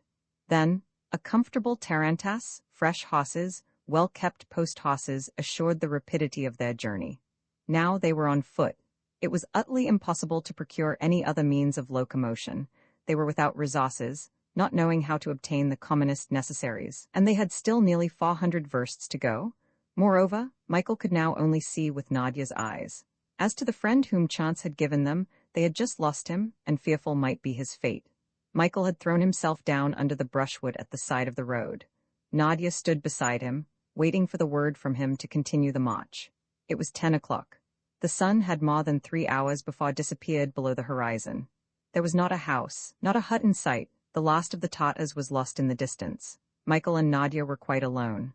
"What will they do with our friend?" exclaimed the girl. "Poor Nicholas, our meeting will have been fatal to him." Michael made no response. "Michael," continued Nadia, "do you not know that he defended you when you were the Tatar's spot, that he risked his life for me?"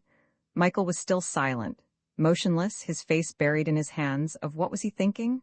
Perhaps, although he did not answer, he heard Nadia speak. Yes, he heard her, for when the young girl added, "Where shall I lead you, Michael?" "To Irkutsk," he replied. "By the high road?" "Yes, Nadia." Michael was still the same man who had sworn, whatever happened, to accomplish his object. To follow the high road was certainly to go the shortest way. If the vanguard of Fifa Khan's troops appeared, it would then be time to strike across the country. Nadia took Michael's hand, and they started. The next morning, the 12th of September, 20 versts further, they made a short halt in the village of Julaunovskara. It was burnt and deserted. All night Nadia had tried to see if the body of Nicholas had not been left on the road, but it was in vain that she looked among the ruins and searched among the dead. Till then, he seemed to have been spared. But might they not be reserving him for some cruel torture on their arrival in the camp at Irkutsk? Nadia, exhausted with hunger, from which her companion was also suffering terribly, was fortunate enough to find in one of the houses a quantity of dried meat and saukaris, pieces of bread, which, dried by evaporation, preserve their nutritive qualities for an indefinite time. Michael and the girl loaded themselves with as much as they could carry. They had thus a supply of food for several days, and as to water, there would be no want of that in a district rendered fertile by the numerous little affluents of the Angara. They continued their journey. Michael walked with a firm step and only slackened his pace for his companion's sake. Nadia, not wishing to retard him, obliged herself to walk. Happily, he could not see to what a miserable state fatigue had reduced her. However, Michael guessed it. "You are quite done up, poor child," he said sometimes. "No," she would reply. "When you can no longer walk, I will carry you." "Yes, Michael." During this day they came to the little river Oka, but it was fordable, and they had no difficulty in crossing. The sky was cloudy and the temperature moderate. There was some fear that the rain might come on, which would much have increased their misery. A few showers fell, but they did not last. They went on as before, hand in hand, speaking little, Nadia looking about on every side. Twice a day they halted. 6 hours of the night were given to sleep. In a few huts Nadia again found a little mutton, which is so common in this country that it is sold at 2 kopecks and a half a pound. But contrary to Michael's hopes, there was not a single beast of burden in the country. Horses, camels, all had been either killed or carried off. They must still continue to plod on across this weary steppe on foot. The third Tatar column, on its way to Irkutsk, had left plain traces of its course. Here a dead horse, there an abandoned cot. The bodies of unfortunate Siberians lay along the road, principally at the entrances to villages. Nadia, overcoming her repugnance, looked at all these corpses. In fact, the danger lay, not before, but behind. The advance guard of the Emir's army, commanded by Ivan Ogev, might at any moment appear. The boats sent down the lower Yenisei must by this time have reached Krasnoyarsk and been made use of. The road was therefore open to the invaders. No Russian force could be opposed to them between Krasnoyarsk and Lake Baikal. Michael therefore expected before long the appearance of the Tatar scouts. At each halt, Nadia climbed some hill and looked anxiously to the westward, but as yet no cloud of dust had signaled the approach of a troop of horse. Then the march was resumed, and when Michael felt that he was dragging poor Nadia forward too rapidly, he went at a slower pace. They spoke little, and only of Nicholas. The young girl recalled all that this companion of a few days had done for them. In answering, Michael tried to give Nadia some hope of which he did not feel a spark himself, for he well knew that the unfortunate fellow would not escape death. One day Michael said to the girl, "You never speak to me of my mother, Nadia." His mother, Nadia, had never wished to do so. Why renew his grief? Was not the old Siberian dead? Had not her son given the last kiss to her corpse stretched on the plain of Tomsk? "Speak to me of her, Nadia," said Michael. "Speak, you will please me." And then Nadia did what she had not done before. She told all that had passed between Marfa and herself since their meeting at Omsk, where they had seen each other for the first time. She said how an inexplicable instinct had led her towards the old prisoner without knowing who she was, what care she had bestowed on her, and what encouragement she had received in return. At that time Michael Strogoff had been to her but Nicholas Kopanov. "Whom I ought always to have been," replied Michael, his brow darkening. Then later he added, "I have broken my oath, Nadia. I had sworn not to see my mother." "But you did not try to see her, Michael," replied Nadia. "Chance alone brought you into her presence. I had sworn, whatever might happen, not to betray myself." Michael, at sight of the lash raised upon Marfa, could you refrain? No oath could prevent a son from succoring his mother. "I have broken my oath, Nadia," returned Michael. "May God and the Father pardon me." "Michael," resumed the girl, "I have a question to ask you. Do not answer it if you think you ought not. Nothing from you would vex me. Speak, Nadia. Why, now that the Tsar's letter has been taken from you, are you so anxious to reach Irkutsk?" Michael tightly pressed his companion's hand, but he did not answer. "Did you know the contents of that letter before you left Moscow?" "No, I did not know." "Must I think, Michael, that the wish alone to place me in my father's hands draws you toward Irkutsk?" "No, Nadia," replied Michael gravely. "I should deceive you if I allowed you to believe that it was so. I go where duty orders me to go. As to taking you to Irkutsk, is it not you, Nadia, who are now taking me there? Do I not see with your eyes, and is it not your hand that guides me? Have you not repaid 100-fold the help which I was able to give you at first?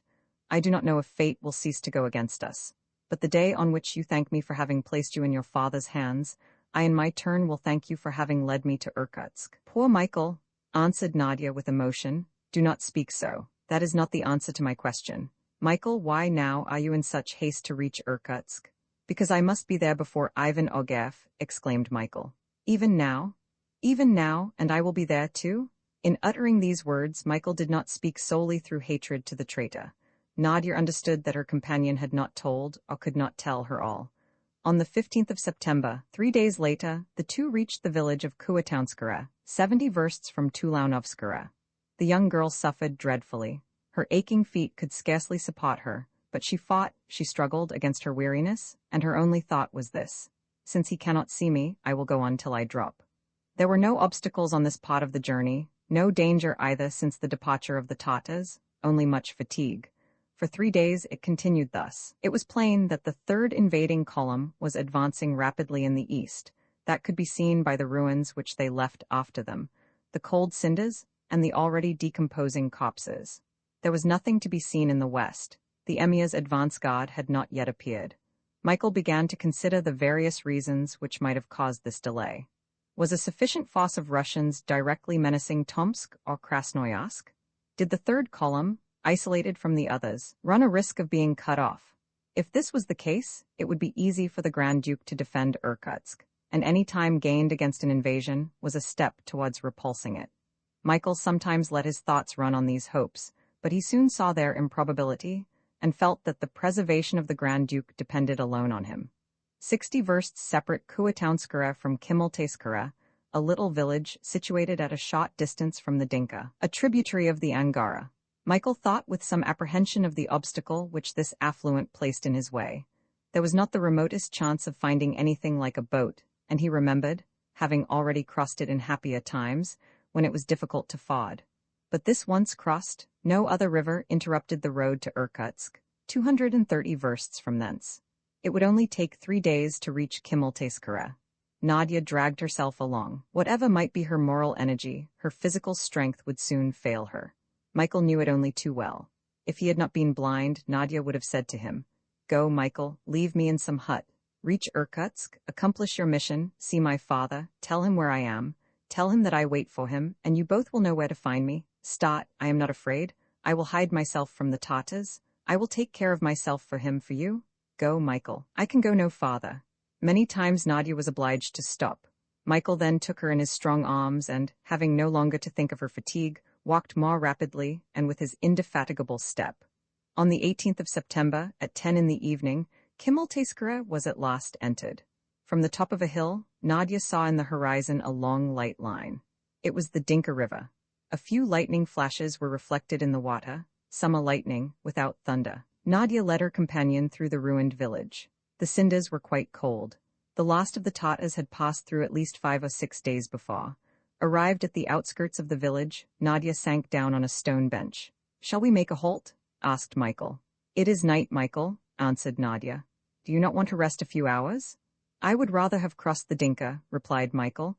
"I should like to put that between us and the Emir's advance guard, but you can scarcely drag yourself along, my poor Nadia." "Come, Michael," returned Nadia, seizing her companion's hand and drawing him forward. 2 or 3 versts further the Dinka flowed across the Irkutsk road. The young girl wished to attempt this last effort asked by her companion.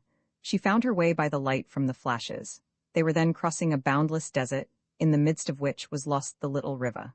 Not a tree nor a hillock broke the flatness. Not a breath disturbed the atmosphere, whose calmness would allow the slightest sound to travel an immense distance.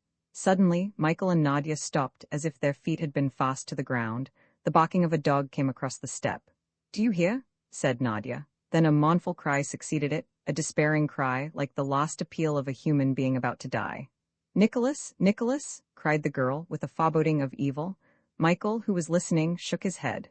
"Come, Michael, come," said Nadia, and she who just now was dragging herself with difficulty along, suddenly recovered strength under violent excitement.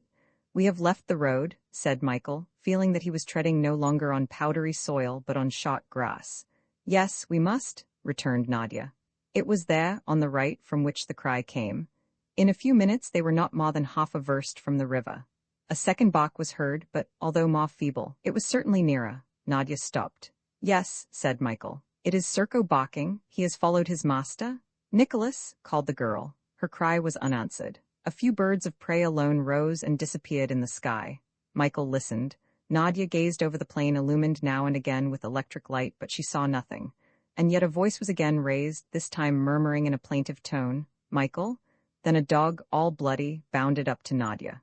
It was Serko. Nicholas could not be far off. He alone could have murmured the name of Michael. Where was he?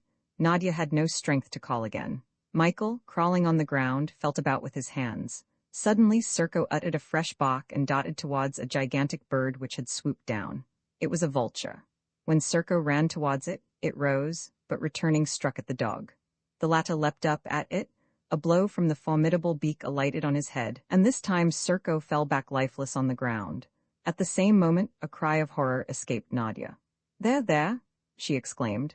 A head issued from the ground. She had stumbled against it in the darkness. Nadia fell on her knees beside it.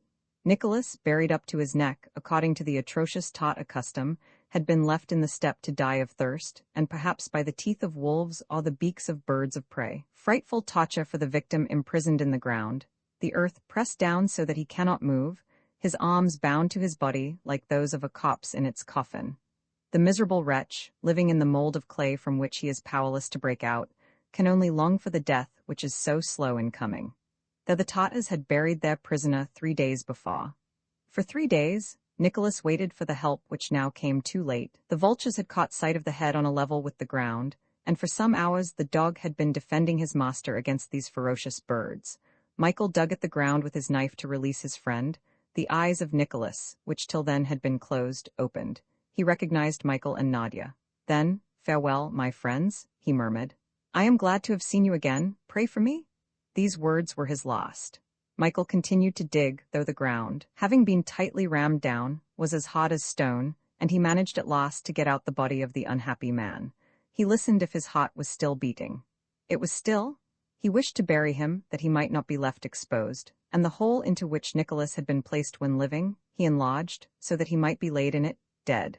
The faithful Serko was laid by his master. At that moment, a noise was heard on the road, about half a verst distant. Michael Strogoff listened. It was evidently a detachment of horse advancing towards the Dinka. "Nadia, Nadia," he said in a low voice. Nadia, who was kneeling in prayer, arose. "Look, look," said he. "The Tartars?" she whispered. It was indeed the Emir's advance guard, passing rapidly along the road to Irkutsk. "They shall not prevent me from burying him," said Michael, and he continued his work.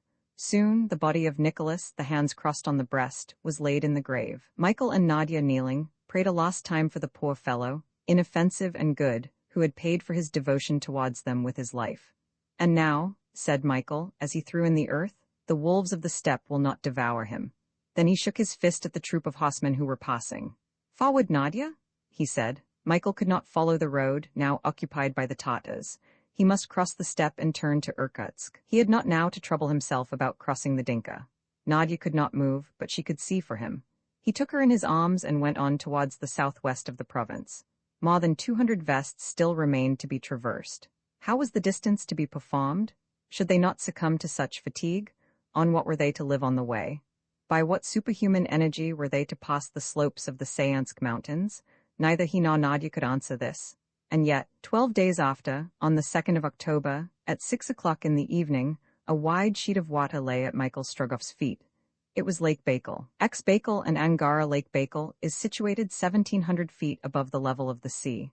Its length is about 900 versts, its breadth 100. Its depth is not known. Madame de Bourboulon states that, according to the boatmen, it likes to be spoken of as Madame Sea. If it is called Sir Lake, it immediately lashes itself into fury.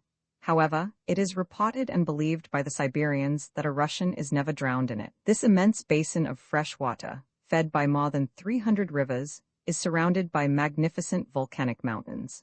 It has no other outlet than the Angara, which after passing Irkutsk throws itself into the Yenisei, a little above the town of Yeniseisk. As to the mountains which encase it, they form a branch of the Tounguzes and are derived from the vast system of the Altai. Even now, the cold began to be felt. In this territory, subject to peculiar climatical conditions, the autumn appears to be absorbed in the precocious winter. It was now the beginning of October. The sun set at 5 o'clock in the evening, and during the long nights, the temperature fell to 0. The first snows, which would last till summer, already whitened the summits of the neighboring hills.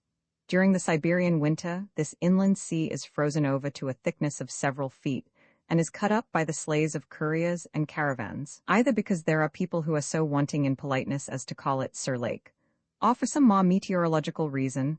Lake Baikal is subject to violent tempests. Its waves, shot like those of all inland seas, are much feared by the rafts, praams, and steamboats, which furrow it during the summer.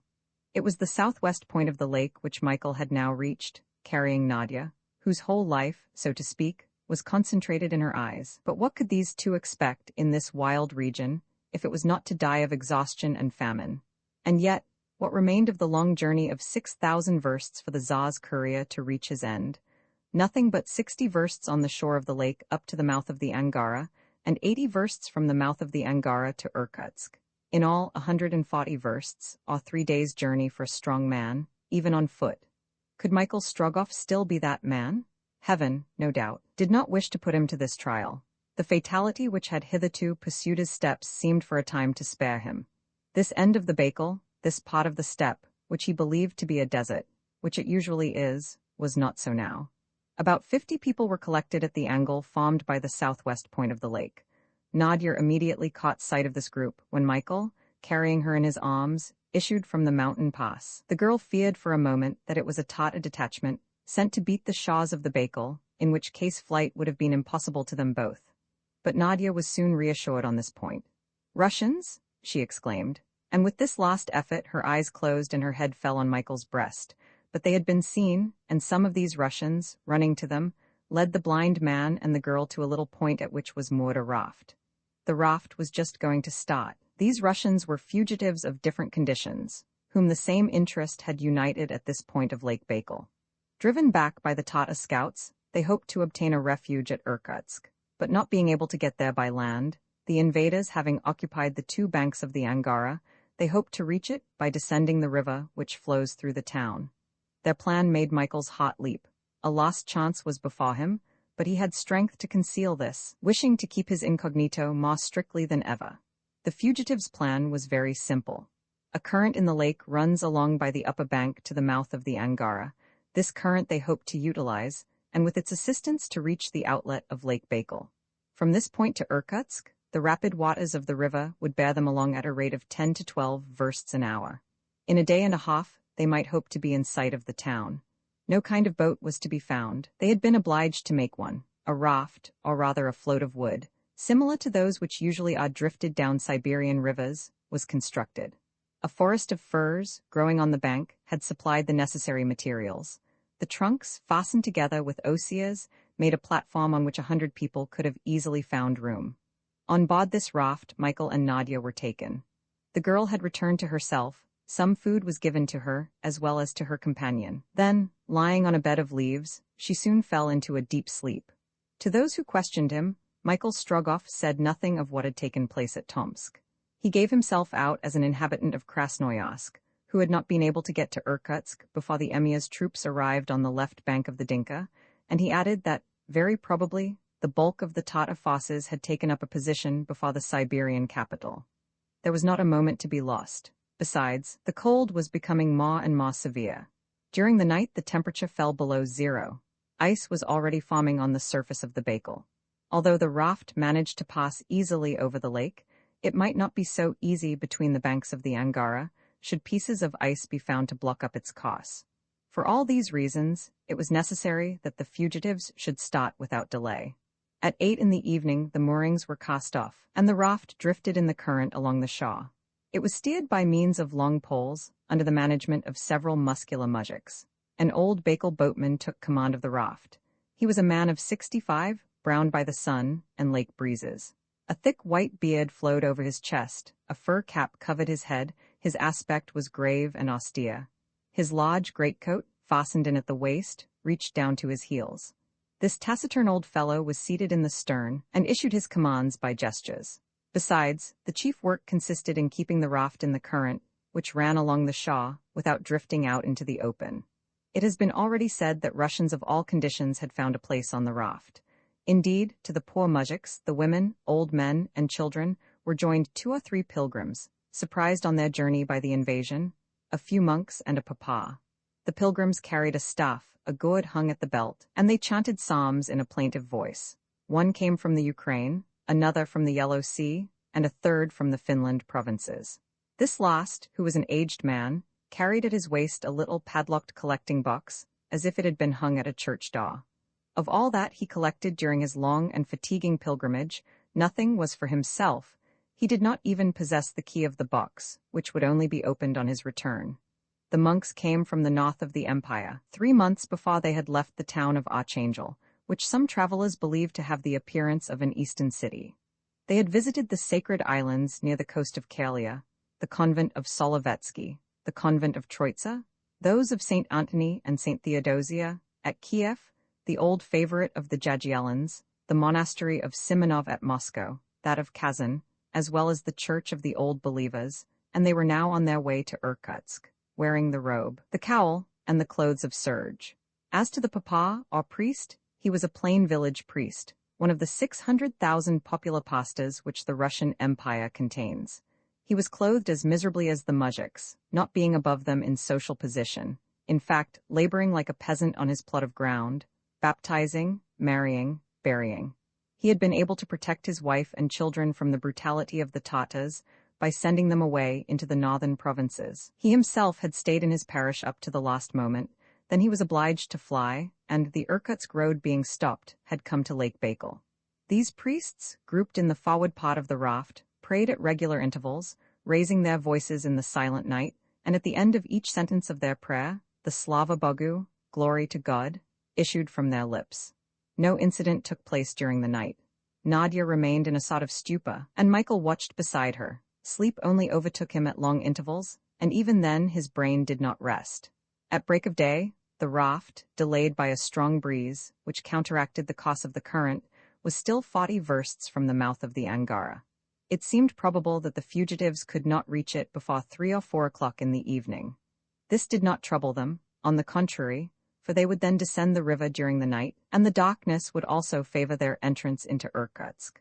The only anxiety exhibited at times by the old boatman was concerning the formation of ice on the surface of the water.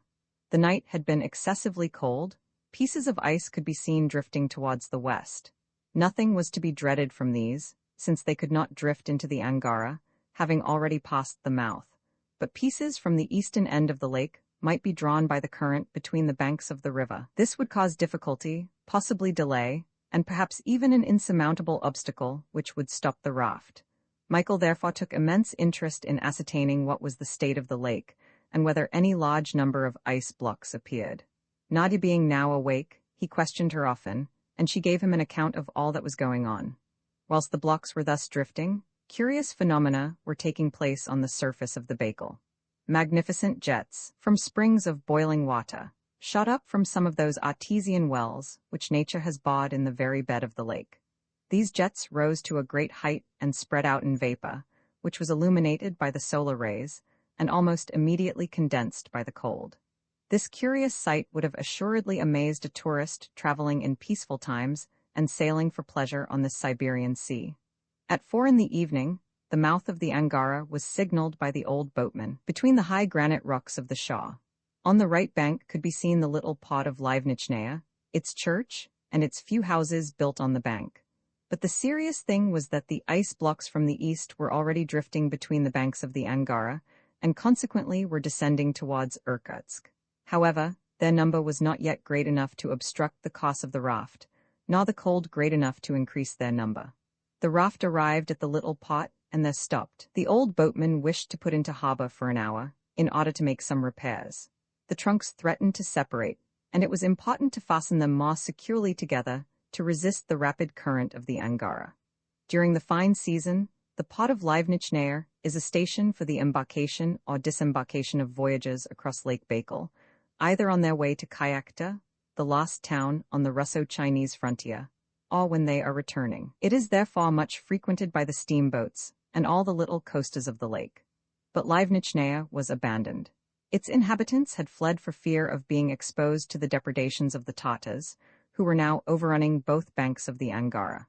They had sent to Irkutsk the flotilla of boats and barges, which usually wintered in their harbor, and, supplied with all that they could carry, they had taken refuge in time in the capital of eastern Siberia. The old boatman did not expect to receive any fresh fugitives at Livnichnaya, and yet, the moment the raft touched, 2 passengers, issuing from a deserted house, ran as fast as they could towards the beach. Nadia, seated on the raft, was abstractedly gazing at the Shaw. A cry was about to escape her. She seized Michael's hand, who at that moment raised his head. "What is the matter, Nadia?" he asked. "Our 2 traveling companions, Michael, the Frenchman and the Englishman whom we met in the defiles of the Ural." "Yes." Michael started, for the strict incognito which he wished to keep ran a risk of being betrayed. Indeed, it was no longer as Nicholas Kopanoff that Jolivet and Blount would now see him, but as the true Michael Strogoff, courier of the Tsar. The 2 correspondents had already met him twice since their separation at the Ishim post house. The first time at the Zabdiro camp, when he laid open Ivan Ogaev's face with the knout, the second time at Tomsk, when he was condemned by the Emir. They therefore knew who he was and what depended on him. Michael Strogoff rapidly made up his mind. "Nadia," said he, "when the Frenchman and the Englishman step on board, ask them to come to me." It was, in fact, Harry Blount and Alcide Jolivet, whom not chance, but the course of events had brought to the pot of Livnichnaya, as it had brought Michael Strogoff. As we know, after having been present at the entry of the Tatars into Tomsk, they had departed before the savage execution which terminated the fete. They had therefore never suspected that their former traveling companion had not been put to death, and they were ignorant that he had been only blinded by order of the Emir. Having procured horses, they had left Tomsk the same evening, with the fixed determination of henceforward dating their letters from the Russian camp of eastern Siberia. Jolivet and Blount proceeded by fast marches towards Irkutsk. They hoped to distance Fifa Khan, and would certainly have done so, had it not been for the unexpected apparition of the third column, come from the south, up the valley of the Yenisei. They had been cut off, as had been Michael, before being able even to reach the Dinka, and had been obliged to go back to Lake Baikal.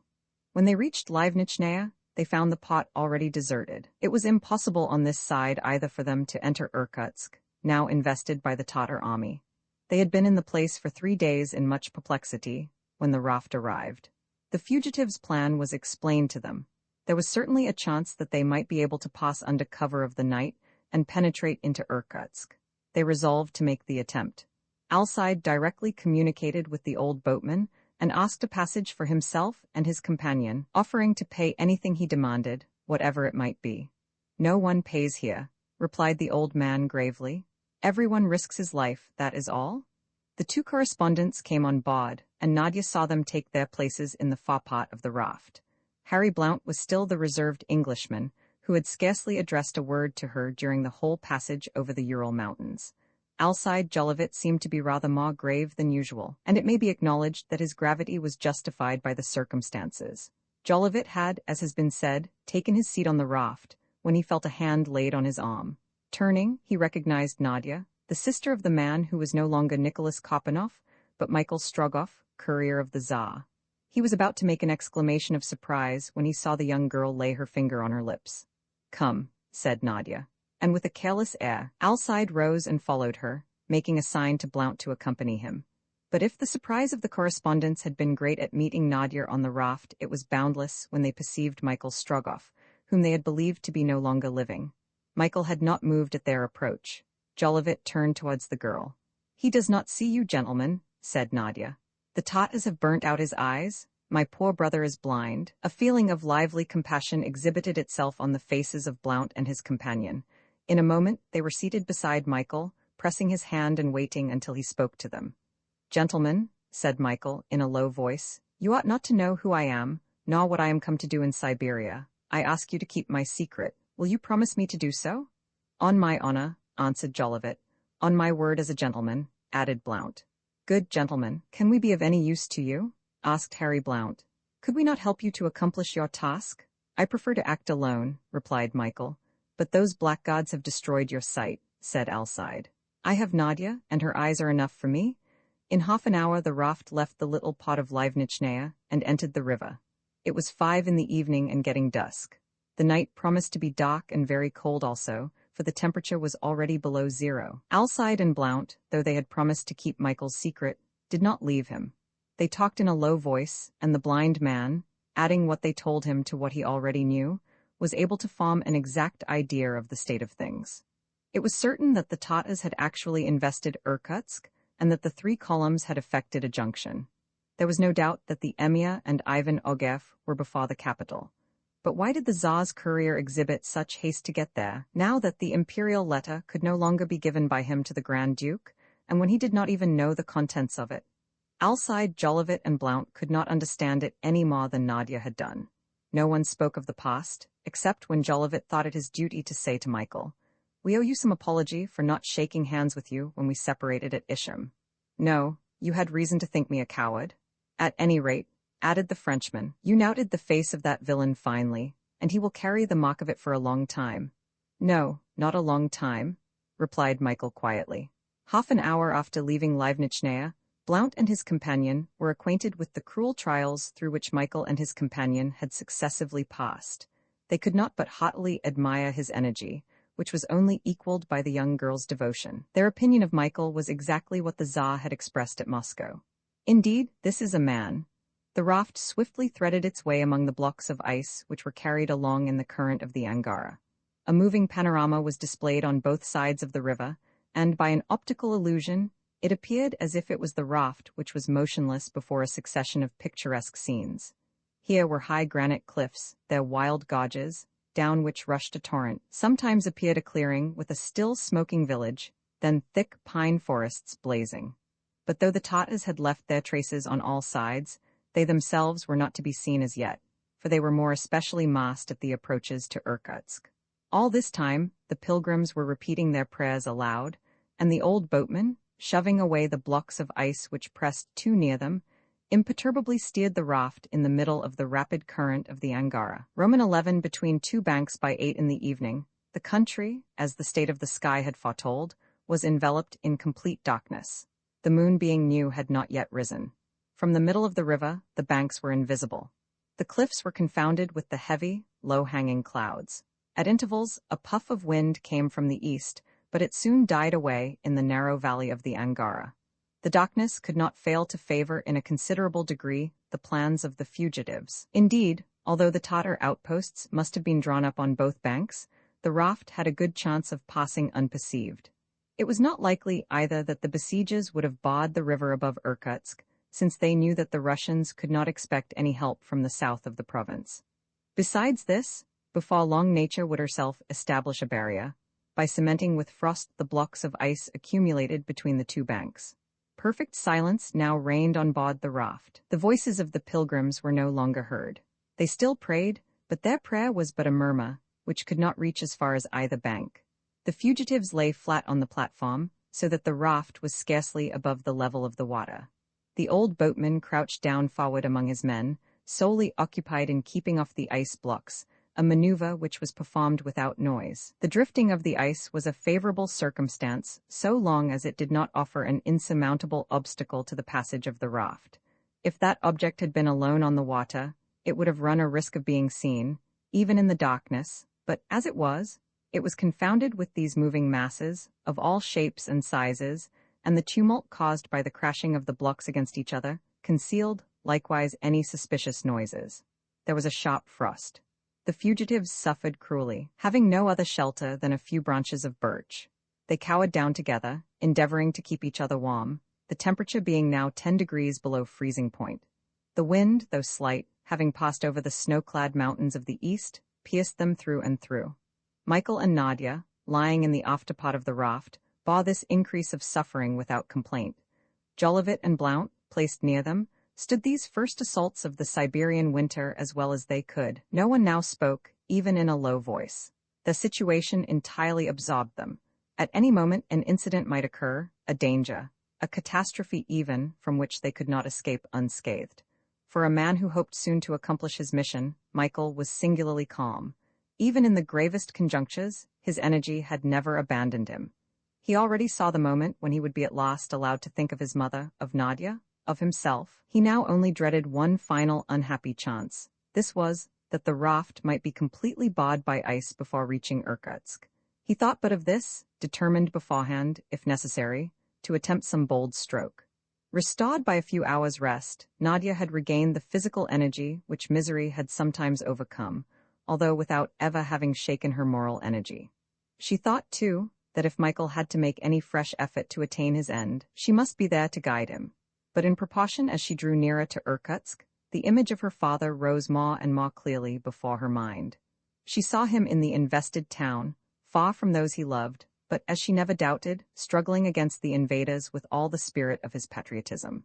In a few hours, if heaven favored them, she would be in his arms, giving him her mother's last words, and nothing should ever separate them again. If the term of Wassily Fedor's exile should never come to an end, his daughter would remain exiled with him.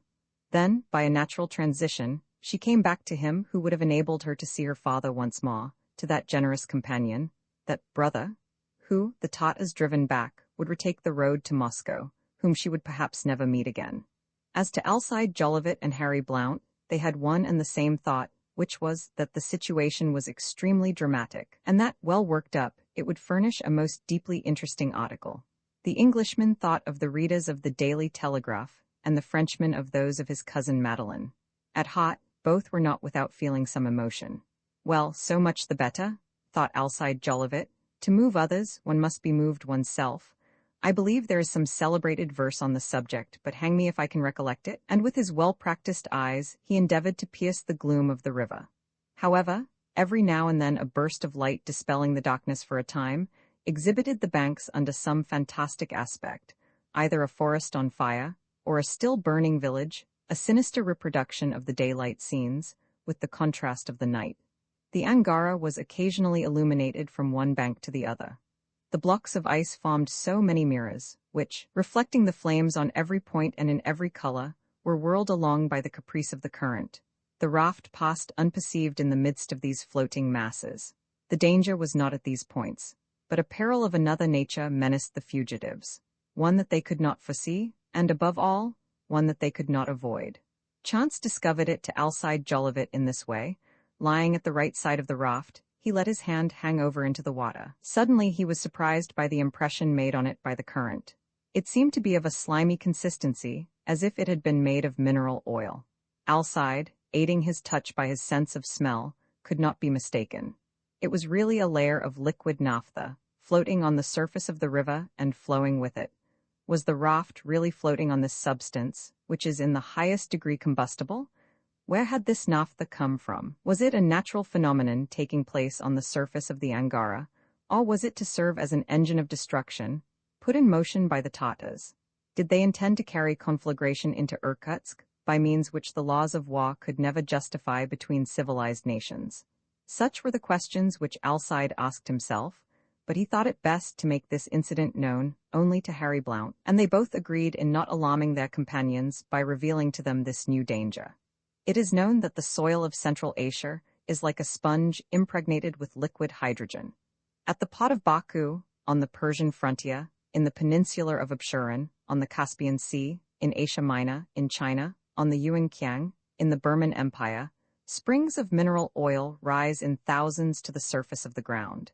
It is an oil country, similar to the one which bears this name in North America. During certain religious festivals, principally at the Pot of Baku, the natives, who are fire worshippers, throw liquid naphtha on the surface of the sea, which buoys it up, its density being inferior to that of water. Then at nightfall, when a layer of mineral oil is thus spread over the Caspian, they light it and exhibit the matchless spectacle of an ocean of fire undulating and breaking into waves under the breeze. But what is only a sign of rejoicing at Baku might prove a fearful disaster on the waters of the Angara. Whether it was set on fire by malevolence or imprudence, in the twinkling of an eye, a conflagration might spread beyond Irkutsk. On board the raft no imprudence was to be feared, but everything was to be dreaded from the conflagrations on both banks of the Angara, for should a lighted straw or even a spark blow into the water, it would inevitably set the whole current of naphtha in a blaze. The apprehensions of Jolivet and Blount may be better understood than described. Would it not be prudent, in face of this new danger, to land on one of the banks and wait there? They asked each other. At any rate, said Alcide, whatever the danger may be, I know someone who will not land. He alluded to Michael Strogoff. In the meantime, on glided the raft among the masses of ice, which were gradually getting closer and closer together. Up till then, no Tatar detachment had been seen, which showed that the raft was not abreast of the outposts. At about 10 o'clock, however, Harry Blount caught sight of a number of black objects moving on the ice blocks. Springing from one to the other, they rapidly approached. Tatars? He thought, and creeping up to the old boatman, he pointed out to him the suspicious objects. The old man looked attentively. They are only wolves, said he. I like them better than Tatars, but we must defend ourselves and without noise. The fugitives would indeed have to defend themselves against these ferocious beasts, whom hunger and cold had sent roaming through the province. They had smelt out the raft, and would soon attack it. The fugitives must struggle, but without using firearms, for they could not now be far from the Tatar posts. The women and children were collected in the middle of the raft, and the men, some armed with poles, others with their knives, but the most part with sticks, stood prepared to repulse their assailants. They did not make a sound, but the howls of the wolves filled the air. Michael did not wish to remain inactive. He lay down at the side attacked by the savage pack. He drew his knife, and every time that a wolf passed within his reach, his hand found out the way to plunge his weapon into its throat. Neither were Jolivet and Blount idle, but fought bravely with the brutes. Their companions gallantly seconded them. The battle was carried on in silence, although many of the fugitives received severe bites. The struggle did not appear as if it would soon terminate.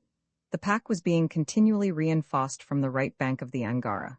This will never be finished, said Alcide, brandishing his dagger, red with blood. In fact, half an hour after the commencement of the attack, the wolves were still coming in hundreds across the ice. The exhausted fugitives were getting weaker. The fight was going against them. At that moment, a group of 10 huge wolves, raging with hunger, their eyes glowing in the darkness like red-hot coals, sprang onto the raft.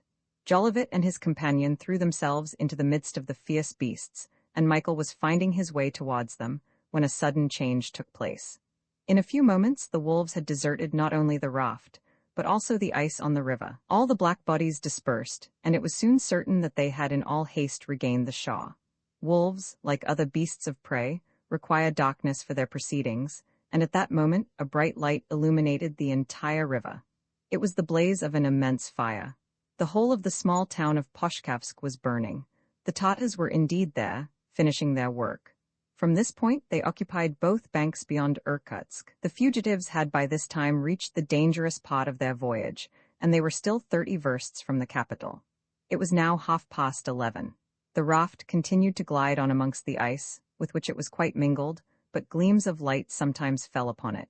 The fugitives stretched on the platform did not permit themselves to make a movement by which they might be betrayed. The conflagration was going on with frightful rapidity. The houses, built of fir wood, blazed like torches, 150 flaming at once. With the crackling of the fire was mingled the yells of the Tatars. The old boatman, getting a foothold on a near piece of ice, managed to shove the raft towards the right bank, by doing which a distance of from 300 to 400 feet divided it from the flames of Poshkavsk. Nevertheless, the fugitives, lighted every now and then by the glare, would have been undoubtedly perceived, had not the incendiaries been too much occupied in their work of destruction. It may be imagined what were the apprehensions of Jolivet and Blount when they thought of the combustible liquid on which the raft floated. Sparks flew in millions from the houses, which resembled so many glowing furnaces. They rose among the volumes of smoke to a height of 500 or 600 feet. On the right bank, the trees and cliffs exposed to the fire looked as if they likewise were burning. A spark falling on the surface of the Angara would be sufficient to spread the flames along the current, and to carry disaster from one bank to the other. The result of this would be in a short time the destruction of the raft, and of all those which it carried. But happily, the breeze did not blow from that side. It came from the east, and drove the flames towards the left. It was just possible that the fugitives would escape this danger. The blazing town was at last past. Little by little the glare grew dimmer, the crackling became fainter, and the flames at last disappeared behind the high cliffs which arose at an abrupt turn of the river. By this time it was nearly midnight. The deep gloom again threw its protecting shadows over the raft. The Tatars were there, going to and fro near the river. They could not be seen, but they could be heard. The fires of the outposts burned brightly. In the meantime, it had become necessary to steer more carefully among the blocks of ice. The old boatman stood up, and the muzhiks resumed their poles. They had plenty of work, the management of the raft becoming more and more difficult as the river was further obstructed. Michael had crept forward. Alcide Jolivet followed him. Both listened to what the old boatman and his men were saying. "Look out on the right. There are blocks drifting onto us on the left. Fend off with your boat hook. Before an hour is past we shall be stopped." "If it is God's will," answered the old man. "Against his will there is nothing to be done."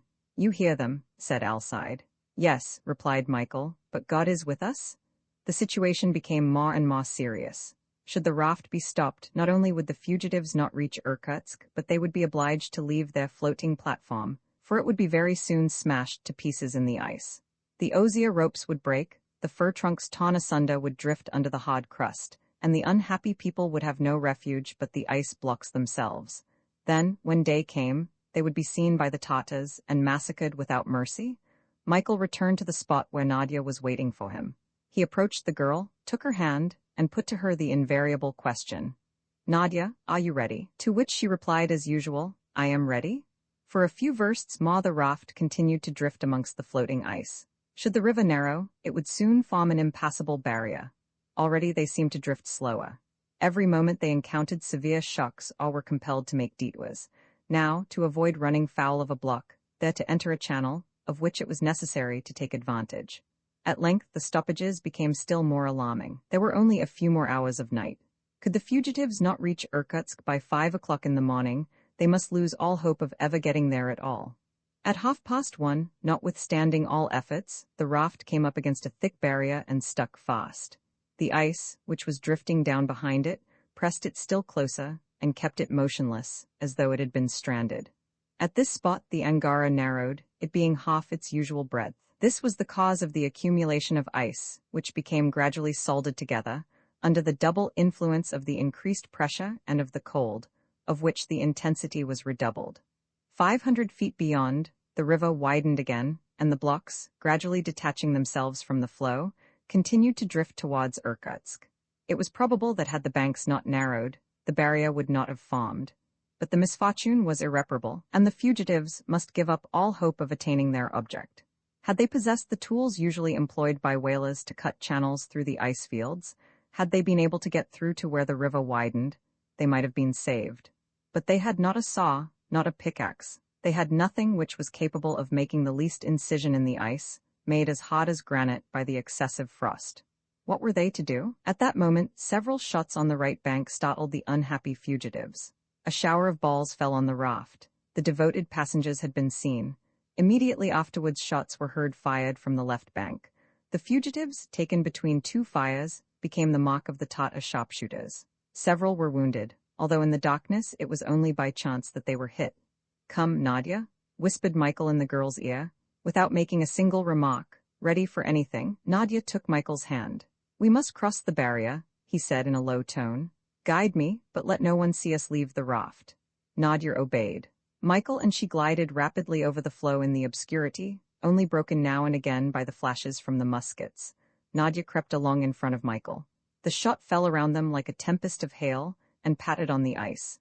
Their hands were soon covered with blood from the sharp and rugged ice over which they clambered, but still on they went. In 10 minutes the other side of the barrier was reached. There the waters of the Angara again flowed freely. Several pieces of ice, detached gradually from the floe, were swept along in the current down towards the town. Nadia guessed what Michael wished to attempt. One of the blocks was only held on by a narrow strip. "Come," said Nadia, and the two crouched on the piece of ice, which their weight detached from the floe. It began to drift. The river widened, the way was open. Michael and Nadia heard the shots, the cries of distress, the yells of the Tatars. Then, little by little, the sounds of agony and of ferocious joy grew faint in the distance. "Our poor companions?" murmured Nadia. For half an hour the current hurried along the block of ice which bore Michael and Nadia. They feared every moment that it would give way beneath them. Swept along in the middle of the current, it was unnecessary to give it an oblique direction until they drew near the quays of Irkutsk. Michael, his teeth tight set, his ear on the strain, did not utter a word. Never had he been so near his object. He felt that he was about to attain it. Towards 2 in the morning, a double row of lights glittered on the dark horizon, in which were confounded the two banks of the Angara. On the right hand were the lights of Irkutsk. On the left, the fires of the Tatar camp. Michael Strogoff was not more than half a verst from the town. "At last," he murmured. But suddenly Nadia uttered a cry. At the cry, Michael stood up on the ice, which was wavering. His hand was extended up the Angara.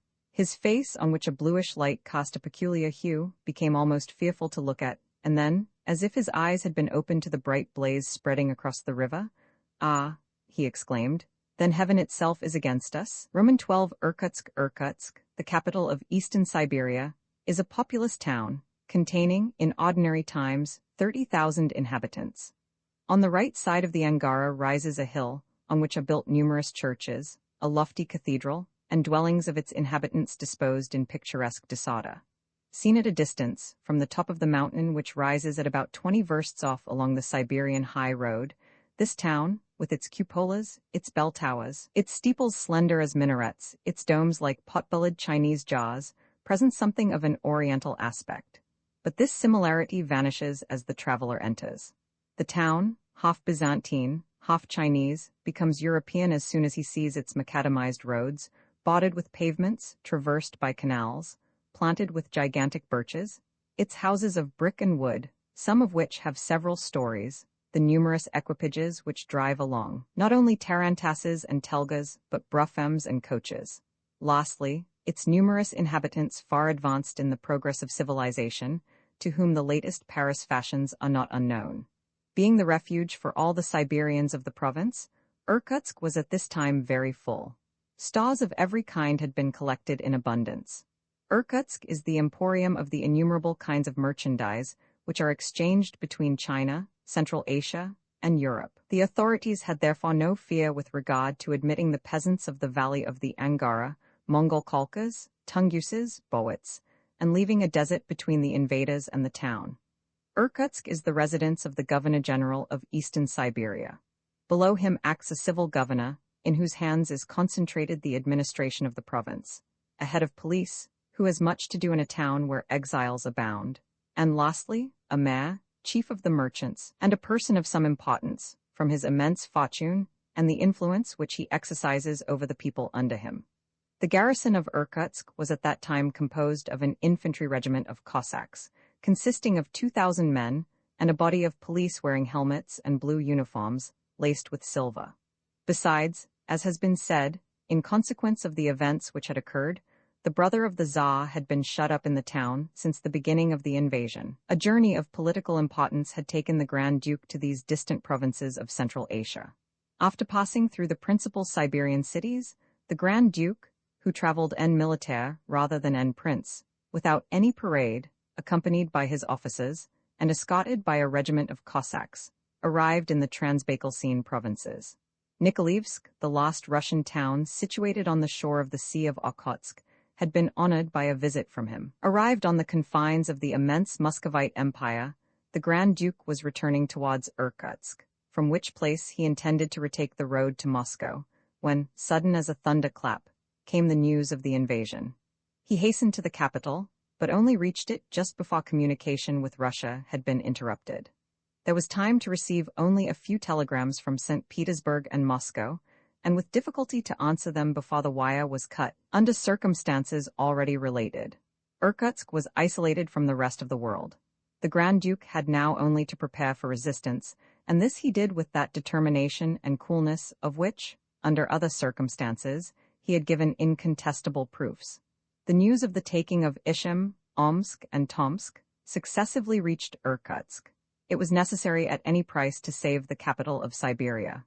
Reinforcements could not be expected for some time. The few troops scattered about in the provinces of the Ama and in the government of Yakutsk could not arrive in sufficiently large numbers to arrest the progress of the Tatar columns.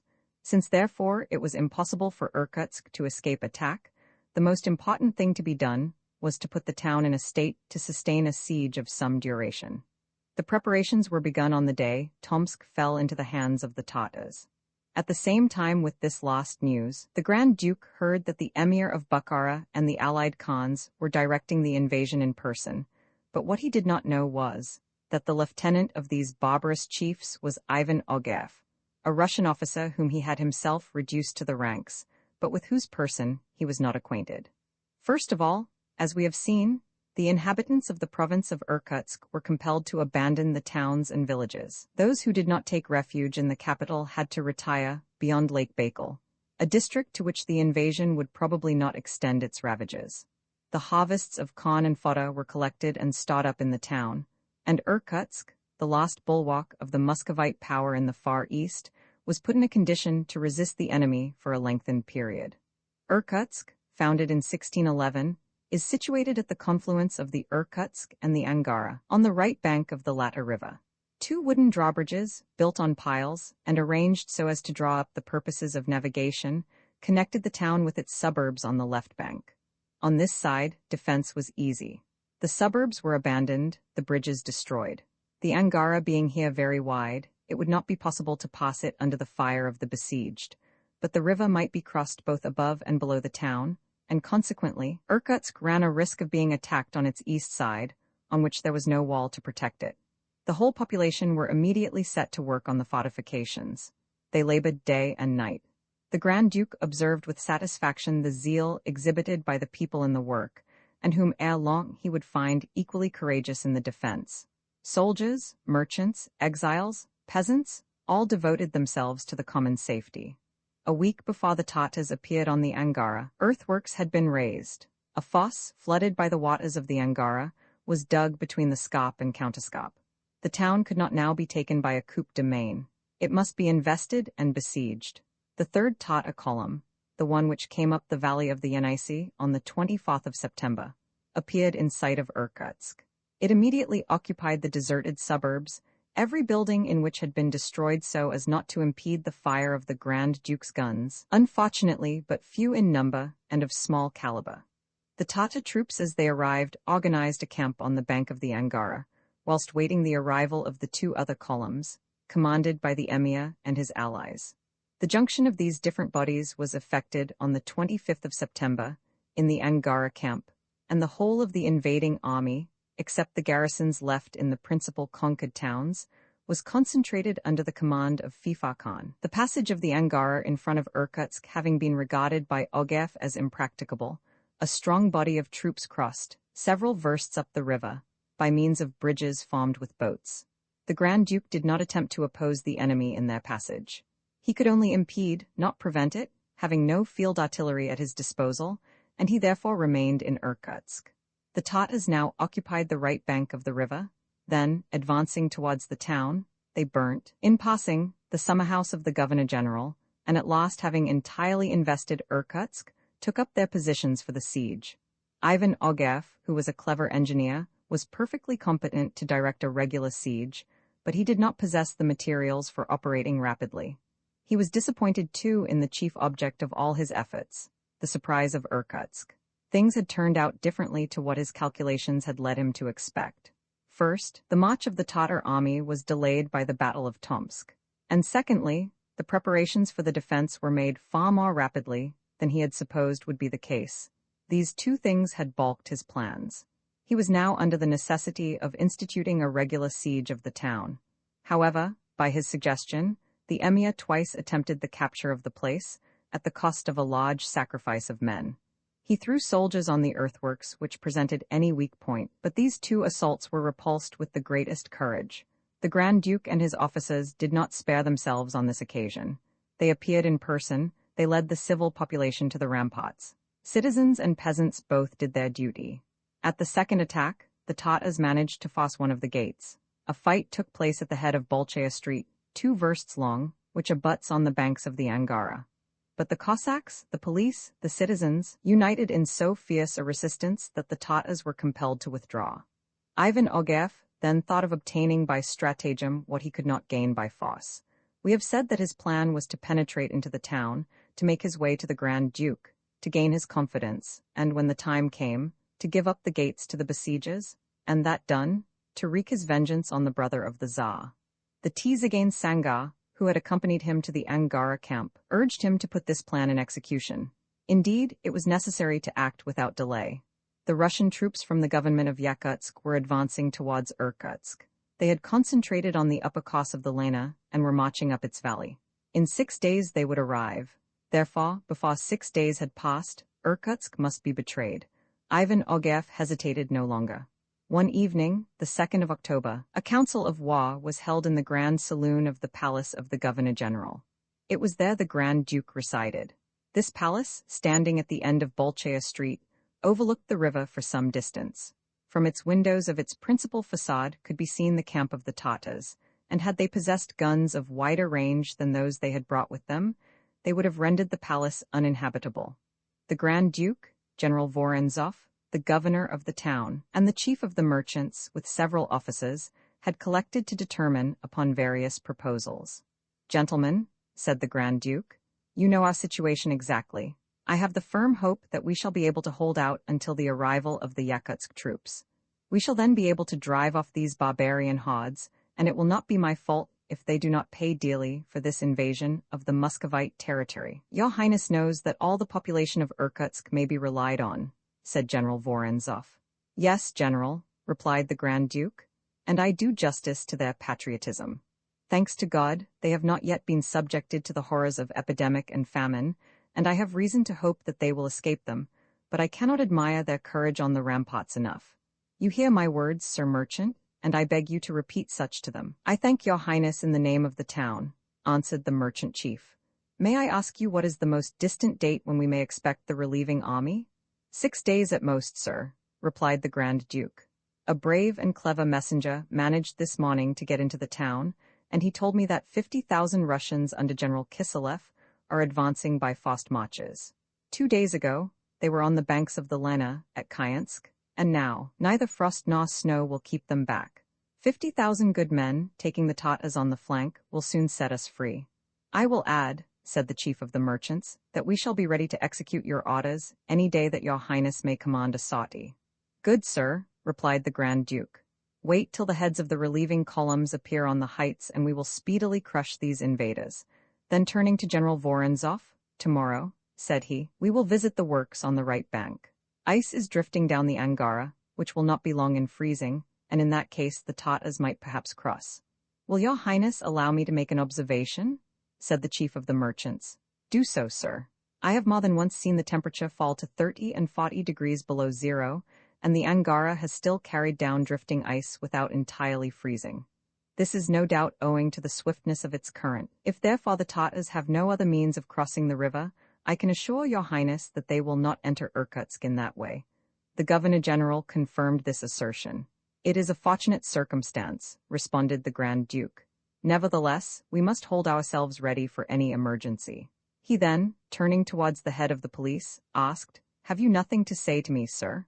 I have to make known to your highness, answered the head of police, a petition which is addressed to you through me. Addressed by whom? By the Siberian exiles whom, as your highness knows, are in the town to the number of 500. The political exiles, distributed over the province, had been collected in Irkutsk from the beginning of the invasion. They had obeyed the order to rally in the town and leave the villages where they exercised their different professions, some doctors, some professors, either at the gymnasium or at the Japanese school or at the School of Navigation. The Grand Duke, trusting like the Tsar in their patriotism, had armed them, and they had thoroughly proved their bravery. What do the exiles ask? Said the Grand Duke. They ask the consent of your highness, answered the head of police, to their forming a special car and being placed in the front of the first sortie. Yes, replied the Grand Duke with an emotion which he did not seek to hide. These exiles are Russians, and it is their right to fight for their country. I believe I may assure your highness, said the Governor-General, you will have no better soldiers. But they must have a chief, said the Grand Duke. Who will he be? They wish to recommend to your highness, said the head of police, one of their number, who has distinguished himself on several occasions. Is he a Russian? Yes, a Russian from the Baltic provinces. His name is Vasily Fedor. This exile was Nadia's father. Vasily Fedor, as we have already said, followed his profession of a medical man in Irkutsk. He was clever and charitable, and also possessed the greatest courage and most sincere patriotism. All the time which he did not devote to the sick he employed in organizing the defense. It was he who had united his companions in exile in the common cause. The exiles, till then mingled with the population, had behaved in such a way as to draw on themselves the attention of the Grand Duke. In several sorties, they had paid with their blood their debt to Holy Russia, holy as they believe, and adored by her children. Vasily Fedor had behaved heroically. His name had been mentioned several times, but he never asked either thanks or favors, and when the exiles of Irkutsk thought of forming themselves into a special corps, he was ignorant of their intention of choosing him for their captain. When the head of police mentioned this name, the Grand Duke answered that it was not unknown to him. Indeed, remarked General Vorontsov, Vasily Fedor is a man of worth and courage. His influence over his companions has always been very great. How long has he been at Irkutsk? Asked the Duke. For 2 years. And his conductor?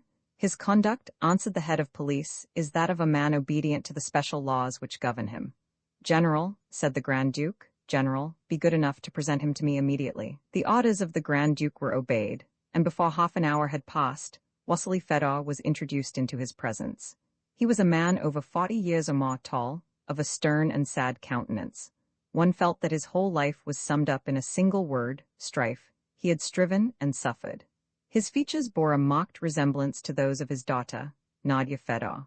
This Tatar invasion had severely wounded him in his tenderest affections and ruined the hope of the father, exiled 8,000 versts from his native town. A letter had apprised him of the death of his wife, and at the same time of the departure of his daughter, who had obtained from the government an authorization to join him at Irkutsk. Nadia must have left Riga on the 10th of July. The invasion had begun on the 15th of July. If at that time Nadia had passed the frontier, what could have become of her in the midst of the invaders? The anxiety of the unhappy father may be supposed when, from that time, he had no further news of his daughter. Vasily Fedor entered the presence of the Grand Duke, bowed, and waited to be questioned. Vasily Fedor, said the Grand Duke, your companions in exile have asked to be allowed to form a select corps. They are not ignorant that in this car they must make up their minds to be killed to the last man. They are not ignorant of it, replied Fedor. They wish to have you for their captain. I, your highness, do you consent to be placed at their head? Yes, if it is for the good of Russia. Captain Fedor, said the Grand Duke, you are no longer in exile. Thanks, your highness, but can I command those who are so still? They are so no longer. The brother of the Tsar had granted a pardon to all Fedor's companions in exile, now his companions in arms. Wassily Fedor wrung, with emotion, the hand which the Grand Duke held out to him, and retired. The latter turned to his officers. The Tsar will not refuse to ratify that pardon, said he, smiling. We need heroes to defend the capital of Siberia, and I have just made some. This pardon, so generously accorded to the exiles of Irkutsk, was indeed an act of real justice and sound policy. It was now night. Through the windows of the palace burned the fires of the Tatar camp, flickering beyond the Angara. Down the river drifted numerous blocks of ice, some of which stuck on the piles of the old bridges. Others were swept along by the current with great rapidity. It was evident, as the merchant had observed, that it would be very difficult for the Angara to freeze all over. The defenders of Irkutsk had not to dread being attacked on that side. 10 o'clock had just struck. The Grand Duke was about to dismiss his officers and retire to his apartments when a tumult was heard outside the palace. Almost immediately the door was thrown open. An aide-de-camp appeared and advanced rapidly towards the Grand Duke. Your Highness, said he, a courier from the Tsar. Roman III Michael Strogoff meets the Tsar. The door of the imperial cabinet was again opened, and General Kisov was announced. The courier? Inquired the Tsar eagerly. He is here, sire, replied General Kisov. Have you found a fitting man? I will answer for him to your majesty. Has he been in the service of the palace? Yes, sire. You know him? Personally, and at various times he has fulfilled difficult missions with success. Abroad? In Siberia itself. Where does he come from? From Omsk. He is a Siberian. Has he coolness, intelligence, courage? Yes, sire, he has all the qualities necessary to succeed, even where others might possibly fail. What is his age? 30. Is he strong and vigorous? Sire, he can bear cold, hunger, thirst, fatigue to the very last extremities. He must have a frame of iron. Sire, he has, and a heart of gold. His name? Michael Strogoff. Is he ready to set out? He awaits your majesty's orders in the guardroom. Let him come in, said the Tsar. In a few moments, Michael Strogoff, the courier, entered the imperial library. He was a tall, vigorous, broad-shouldered, deep-chested man. His powerful head possessed the fine features of the Caucasian race. His well-knit frame seemed built for the performance of feats of strength. It would have been a difficult task to move such a man against his will, for when his feet were once planted on the ground, it was as if they had taken root. As he doffed his Muscovite cap, locks of thick curly hair fell over his broad, massive forehead. When his ordinarily pale face became at all flushed, it arose solely from a more rapid action of the heart. His eyes, of a deep blue, looked with clear, frank, firm gaze. The slightly contracted eyebrows indicated lofty heroism, the hero's cool courage, according to the definition of the physiologist. He possessed a fine nose with large nostrils, and a well-shaped mouth, with the slightly projecting lips which denote a generous and noble heart. Michael Strogoff had the temperament of the man of action, who does not bite his nails or scratch his head in doubt and indecision. Sparing of gestures as of words, he always stood motionless like a soldier before his superior, but when he moved, his step showed a firmness, a freedom of movement, which proved the confidence and vivacity of his mind. Michael Strogoff wore a handsome military uniform, something resembling that of a light cavalry officer in the field, boots, spurs, half-tightly fitting trousers, brown pelisse, trimmed with fur and ornamented with yellow braid. On his breast glittered a cross and several medals. Michael Strogoff belonged to the special corps of the Tsar's couriers, ranking as an officer among those picked men. His most discernible characteristic, particularly in his walk, his face, in the whole man, and which the Tsar perceived at a glance, was that he was a fulfiller of orders.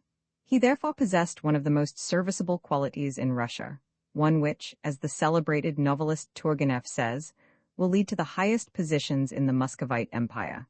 In short, if anyone could accomplish this journey from Moscow to Irkutsk, across a rebellious country, surmount obstacles, and brave perils of all sorts, Michael Strogoff was the man. A circumstance especially favorable to the success of his plan was that he was thoroughly acquainted with the country which he was about to traverse, and understood its different dialects.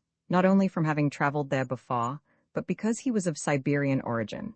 His father, old Peter Strogoff, dead 10 years since, inhabited the town of Omsk, situated in the government of the same name, and his mother, Marfa Strogoff, lived there still. There, amid the wild steppes of the provinces of Omsk and Tobolsk, had the famous huntsman brought up his son Michael to endure hardship. Peter Strogoff was a huntsman by profession.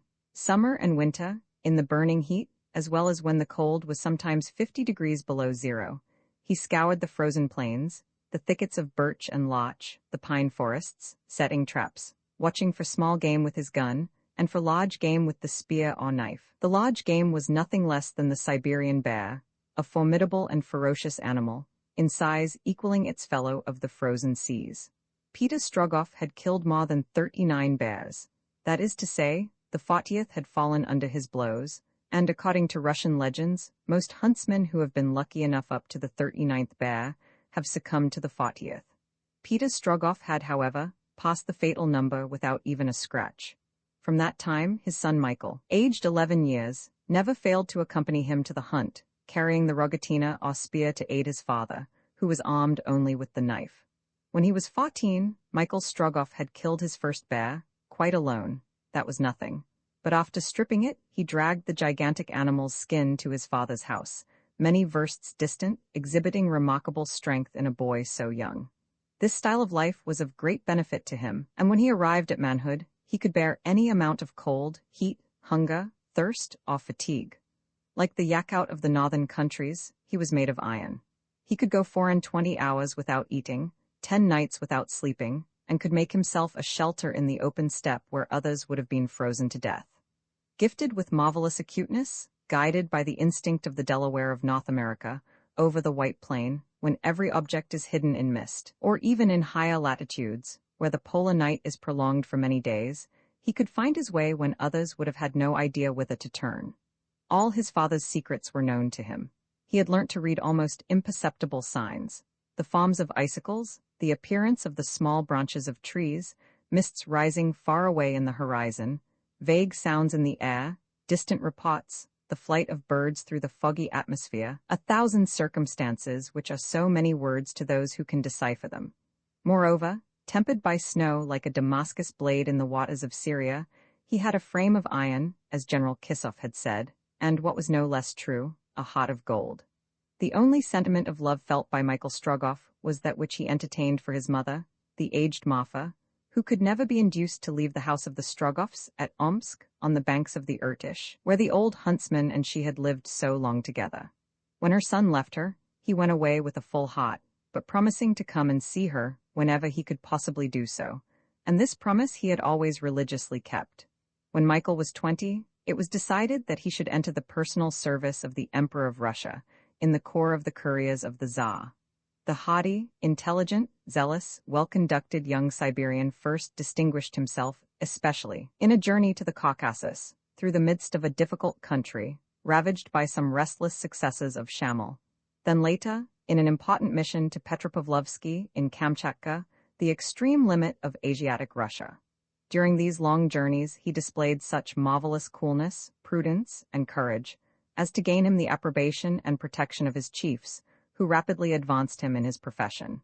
The furloughs which were his due after these distant missions, although he might be separated from her by thousands of versts, and winter had rendered the roads almost impassable, he never failed to devote to his old mother.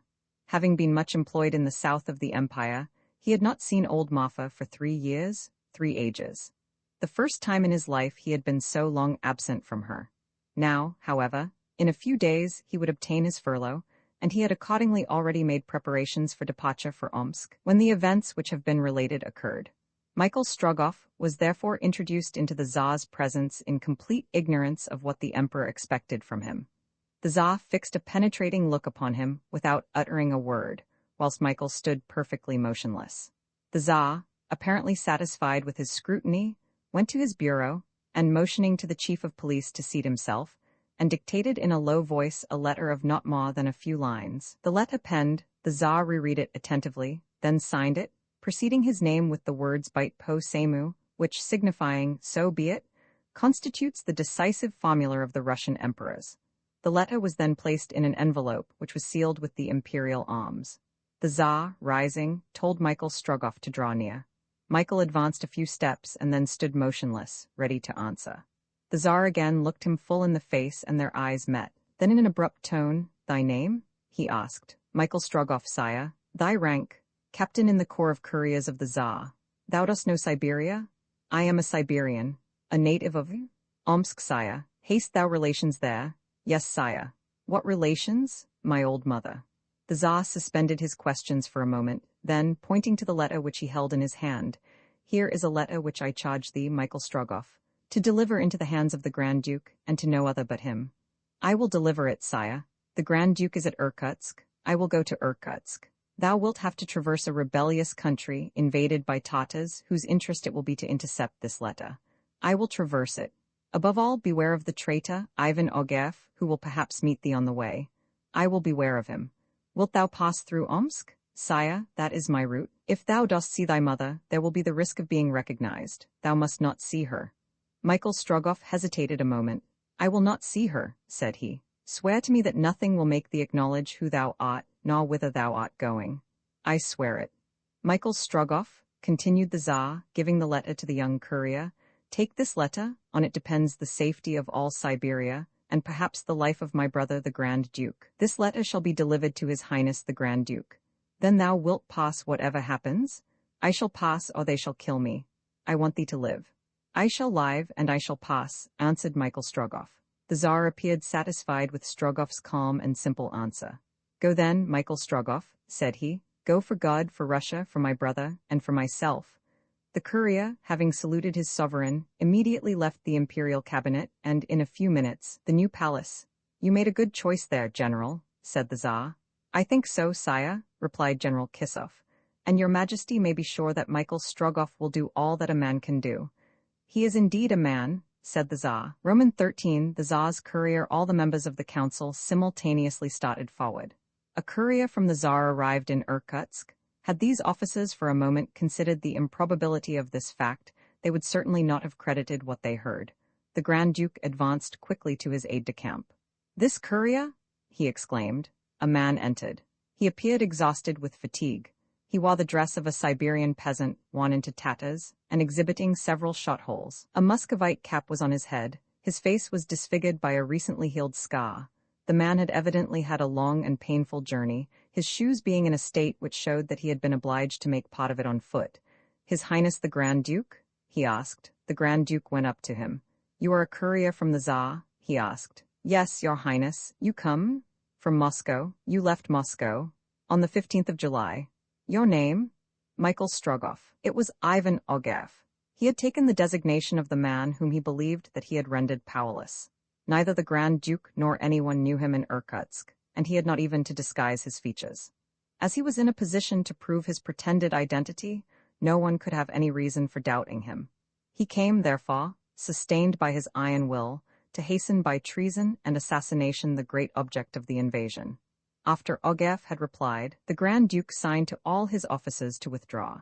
He and the false Michael Strogoff remained alone in the saloon. The Grand Duke looked at Ivan Ogareff for some moments with extreme attention. Then he said, "On the 15th of July you were at Moscow?" "Yes, Your Highness, and on the night of the 14th I saw His Majesty the Tsar at the new palace." "Have you a letter from the Tsar?" "Here it is." And Ivan Ogareff handed to the Grand Duke the imperial letter, crumpled to almost microscopic size. "Was the letter given you in this state?" "No, Your Highness, but I was obliged to tear the envelope, the better to hide it from the Emir's soldiers." "Were you taken prisoner by the Tatars?" "Yes, Your Highness, I was their prisoner for several days," answered Ogareff. "That is the reason that, having left Moscow on the 15th of July, as the date of that letter shows, I only reached Irkutsk on the 2nd of October, after traveling 79 days. The Grand Duke took the letter. He unfolded it and recognized the Tsar's signature, preceded by the decisive formula, written by his brother's hand. There was no possible doubt of the authenticity of this letter, nor of the identity of the courier. Though Ogareff's countenance had at first inspired the Grand Duke with some distrust, he let nothing of it appear, and it soon vanished. The Grand Duke remained for a few minutes without speaking. He read the letter slowly, so as to take in its meaning fully. "Michael Strogoff, do you know the contents of this letter?" he asked. Yes, your highness. I might have been obliged to destroy it to prevent its falling into the hands of the Tatars, and should such have been the case, I wish to be able to bring the contents of it to your highness. You know that this letter enjoins us all to die, rather than give up the town? I know it. You know also that it informs me of the movements of the troops which have combined to stop the invasion? Yes, your highness, but the movements have not succeeded. What do you mean? I mean that Ishim, Omsk, Tomsk, to speak only of the more important towns of the two Siberias, have been successively occupied by the soldiers of Fifa Khan. But there has been fighting? Have not our Cossacks met the Tatars? Several times, your highness. And they were repulsed. They were not in sufficient force to oppose the enemy. Where did the encounters take place? At Kolovan, at Tomsk. Until now, Ogev had only spoken the truth, but, in the hope of troubling the defenders of Irkutsk by exaggerating the advantages gained by the emir's troops, he added, and a third time before Krasnoyarsk. And what of this last engagement? Asked the Grand Duke, through whose compressed lips the words could scarcely pass. It was more than an engagement, your highness, answered Ogev. It was a battle. A battle? 20,000 Russians from the frontier provinces and the government of Tobolsk engaged with 150,000 Tatars, and notwithstanding their courage were overwhelmed. You lie, exclaimed the Grand Duke, endeavoring in vain to curb his passion. I speak the truth, your highness, replied Ivan Ogev coldly. I was present at the Battle of Krasnoyarsk, and it was there I was made prisoner. The Grand Duke grew calmer, and by a significant gesture he gave Ogev to understand that he did not doubt his veracity. What day did this Battle of Krasnoyarsk take place? He asked. On the 2nd of September. And now all the Tatar troops are concentrated here? All. And you estimate them? At about 400,000 men. Another exaggeration of Ogev's in the estimate of the Tatar army, with the same object as before. And I must not expect any help from the West provinces? Asked the Grand Duke. None, your highness, at any rate before the end of the winter. Well, hear this, Michael Strogoff. Though I must expect no help either from the east or from the west, even were these barbarians 600,000 strong, I will never give up Irkutsk. Ogev's evil eye slightly contracted. The traitor thought to himself that the brother of the Tsar did not reckon the result of treason. The Grand Duke, who was of a nervous temperament, had great difficulty in keeping calm whilst hearing this disastrous news. He walked to and fro in the room, under the gaze of Ogev, who eyed him as a victim reserved for vengeance. He stopped at the windows, he looked forth at the fires in the Tatar camp, he listened to the various noise which, for the most part, were occasioned by the crashing of the ice blocks drifting down the Angara. A quarter of an hour passed without his putting any more questions. Then taking up the letter, he reread a passage and said, You know that in this letter I am warned of a traitor, of whom I must beware? Yes, your highness. He will try to enter Irkutsk in disguise, gain my confidence, and betray the town to the Tatars. I know all that, your highness, and I know also that Ivan Ogev has sworn to revenge himself personally on the Tsar's brother.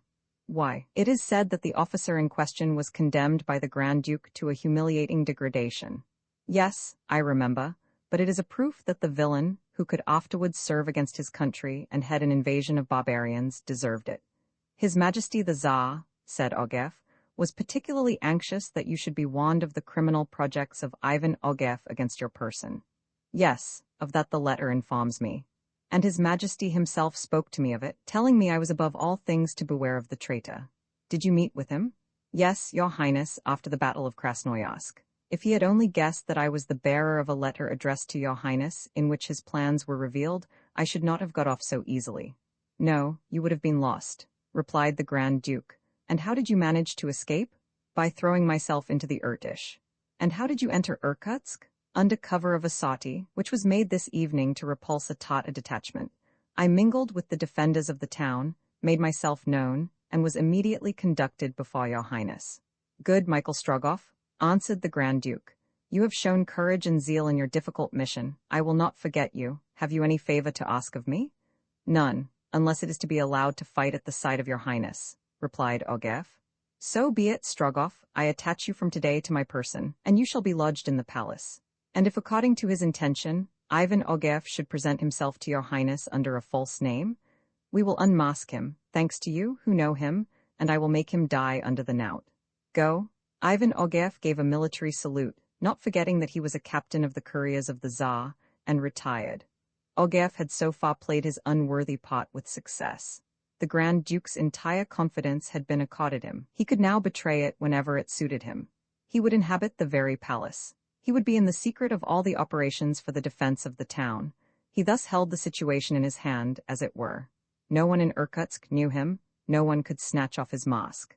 He resolved therefore to set to work without delay. Indeed, time pressed.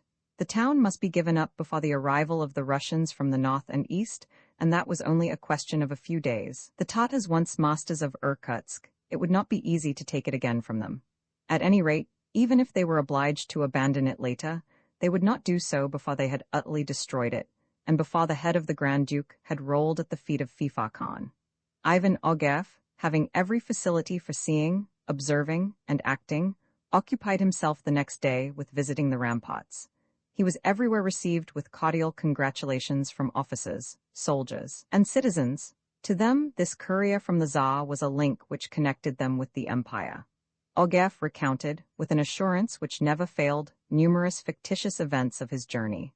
Then, with the cunning for which he was noted, without dwelling too much on it at first, he spoke of the gravity of the situation, exaggerating the success of the Tatars and the numbers of the barbarian forces, as he had when speaking to the Grand Duke. According to him, the expected succors would be insufficient, if ever they arrived at all, and it was to be feared that a battle fought under the walls of Irkutsk would be as fatal as the battles of Kolyvan, Tomsk, and Krasnoyarsk. Ogev was not too free in these insinuations. He wished to allow them to sink gradually into the minds of the defenders of Irkutsk. He pretended only to answer with reluctance when much pressed with questions. He always added that they must fight to the last man and blow up the town rather than yield. These false statements would have done more harm had it been possible, but the garrison and the population of Irkutsk were too patriotic to let themselves be moved. Of all the soldiers and citizens shut up in this town, isolated at the extremity of the Asiatic world, not one dreamed of even speaking of a capitulation. The contempt of the Russians for these barbarians was boundless.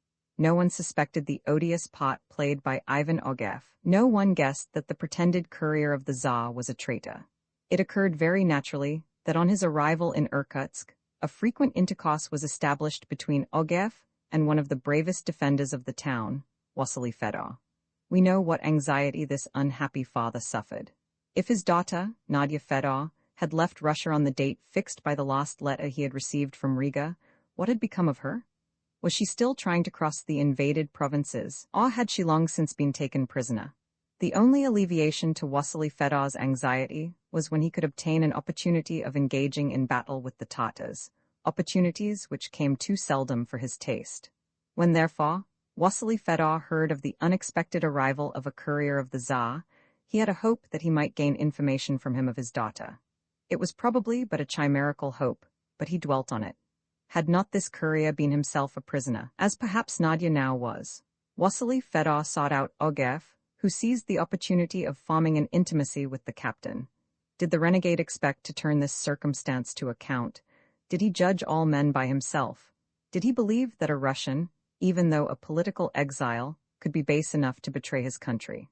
However that might be, Ogev replied with cleverly feigned warmth to the advances made to him by Nadia's father. The very evening the pretended courier arrived, Vasily Fedor went to the Governor-General's palace, and, acquainting Ogev with the circumstances under which his daughter must have left European Russia, told him all his uneasiness about her.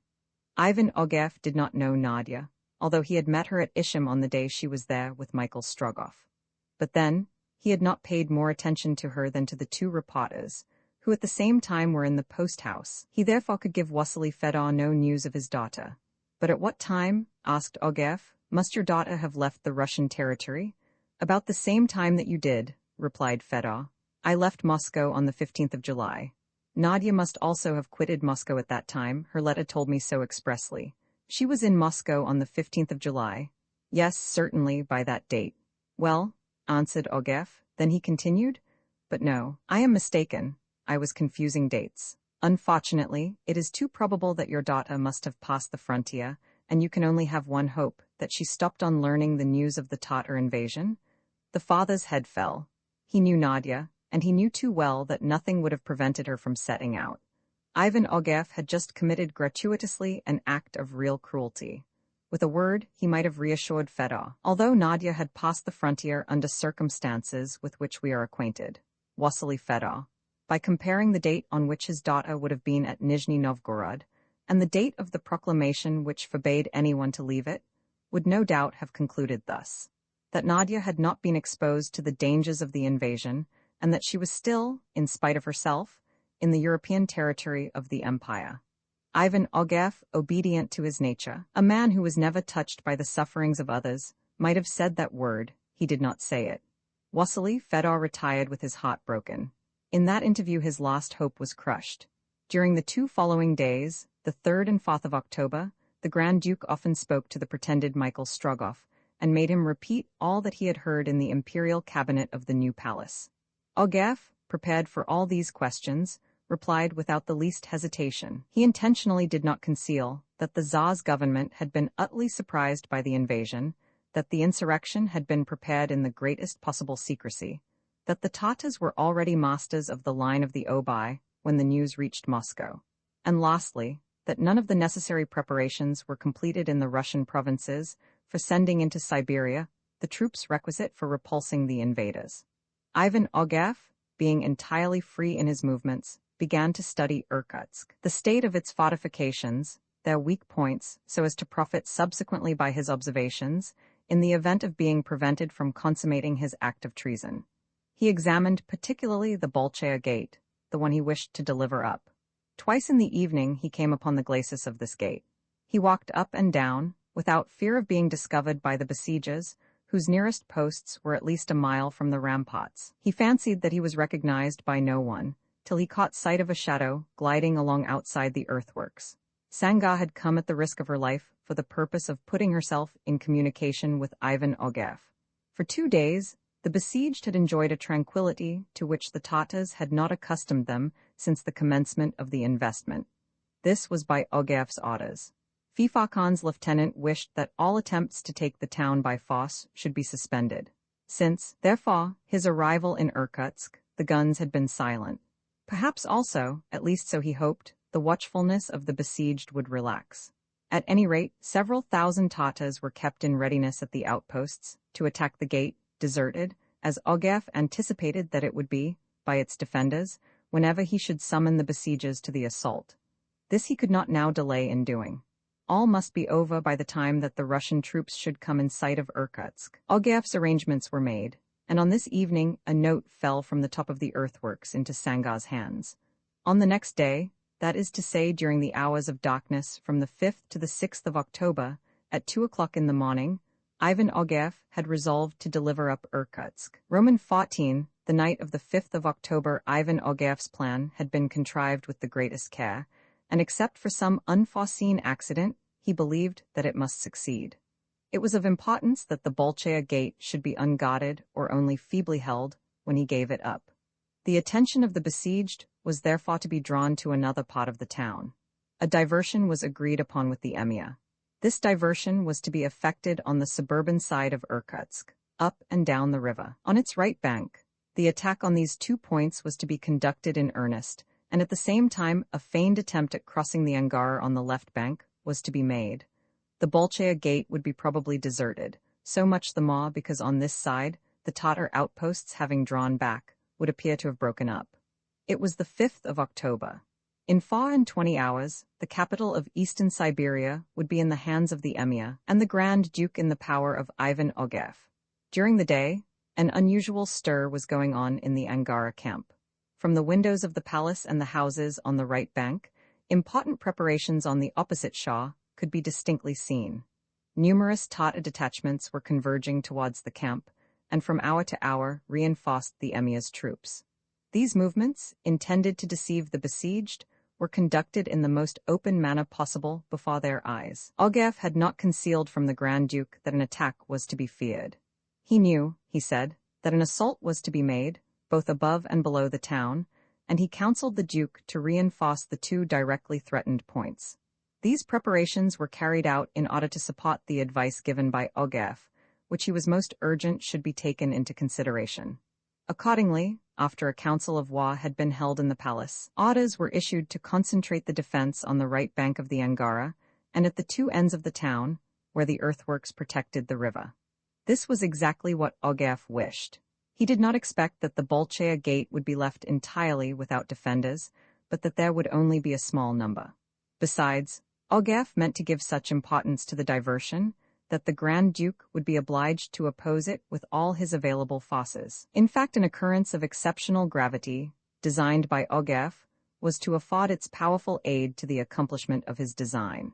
Even had Irkutsk not been attacked, but on the distant point of the Bolchaia Gate and the right bank of the river, this occurrence would be sufficient to attract the whole mass of defenders exactly to the spot to which Strogoff wished to draw them. His purpose was at the same time to produce so frightful a catastrophe that terror must inevitably overwhelm the hearts of the besieged.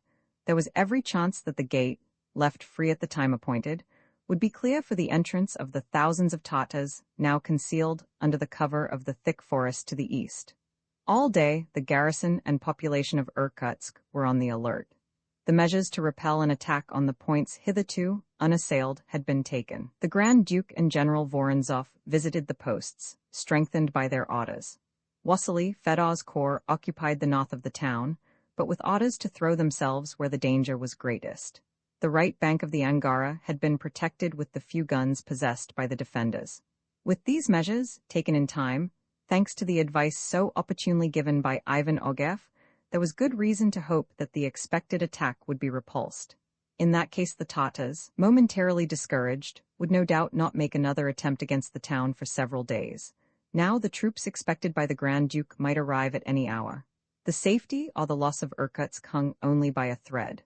On this day, the sun, which had risen at 20 minutes to 6, set at 40 minutes past 5, having traced its diurnal arc for 11 hours above the horizon. The twilight would struggle with the night for another 2 hours. Then it would be intensely dark, for the sky was cloudy, and there would be no moon. This gloom would favor the plans of Ivan Strogoff. For a few days already a sharp frost had given warning of the approaching rigor of the Siberian winter, and this evening it was especially severe. The Russians posted by the bank of the Angara, obliged to conceal their position, had lighted no fires. They suffered cruelly from the low temperature. A few feet below them, the ice in large masses drifted down the current. All day these masses had been seen passing rapidly between the two banks. This had been considered by the Grand Duke and his officers as a fortunate circumstance. Should the channel of the Angara continue to be thus obstructed, the passage must be impracticable. The Tatars could use neither rafts nor boats. As to supposing that they could cross the river on the ice, that was not possible. The newly frozen plain could not bear the weight of an assaulting column.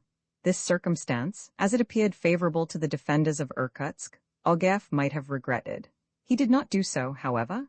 The traitor knew well that the Tatars would not try to pass the Angara, and that, on its side at least, their attempt was only a feint.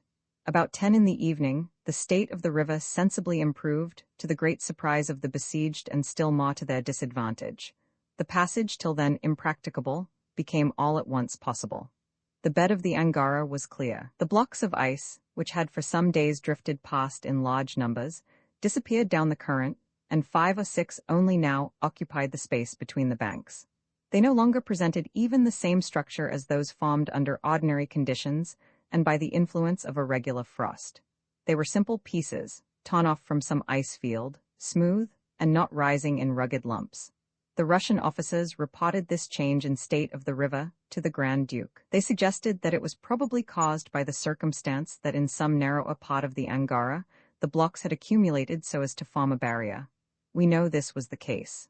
The passage of the Angara was thus open to the besiegers. There was great reason for the Russians to be on their guard. Up to midnight, nothing had occurred. On the eastern side, beyond the Bolchaia Gate, all was quiet.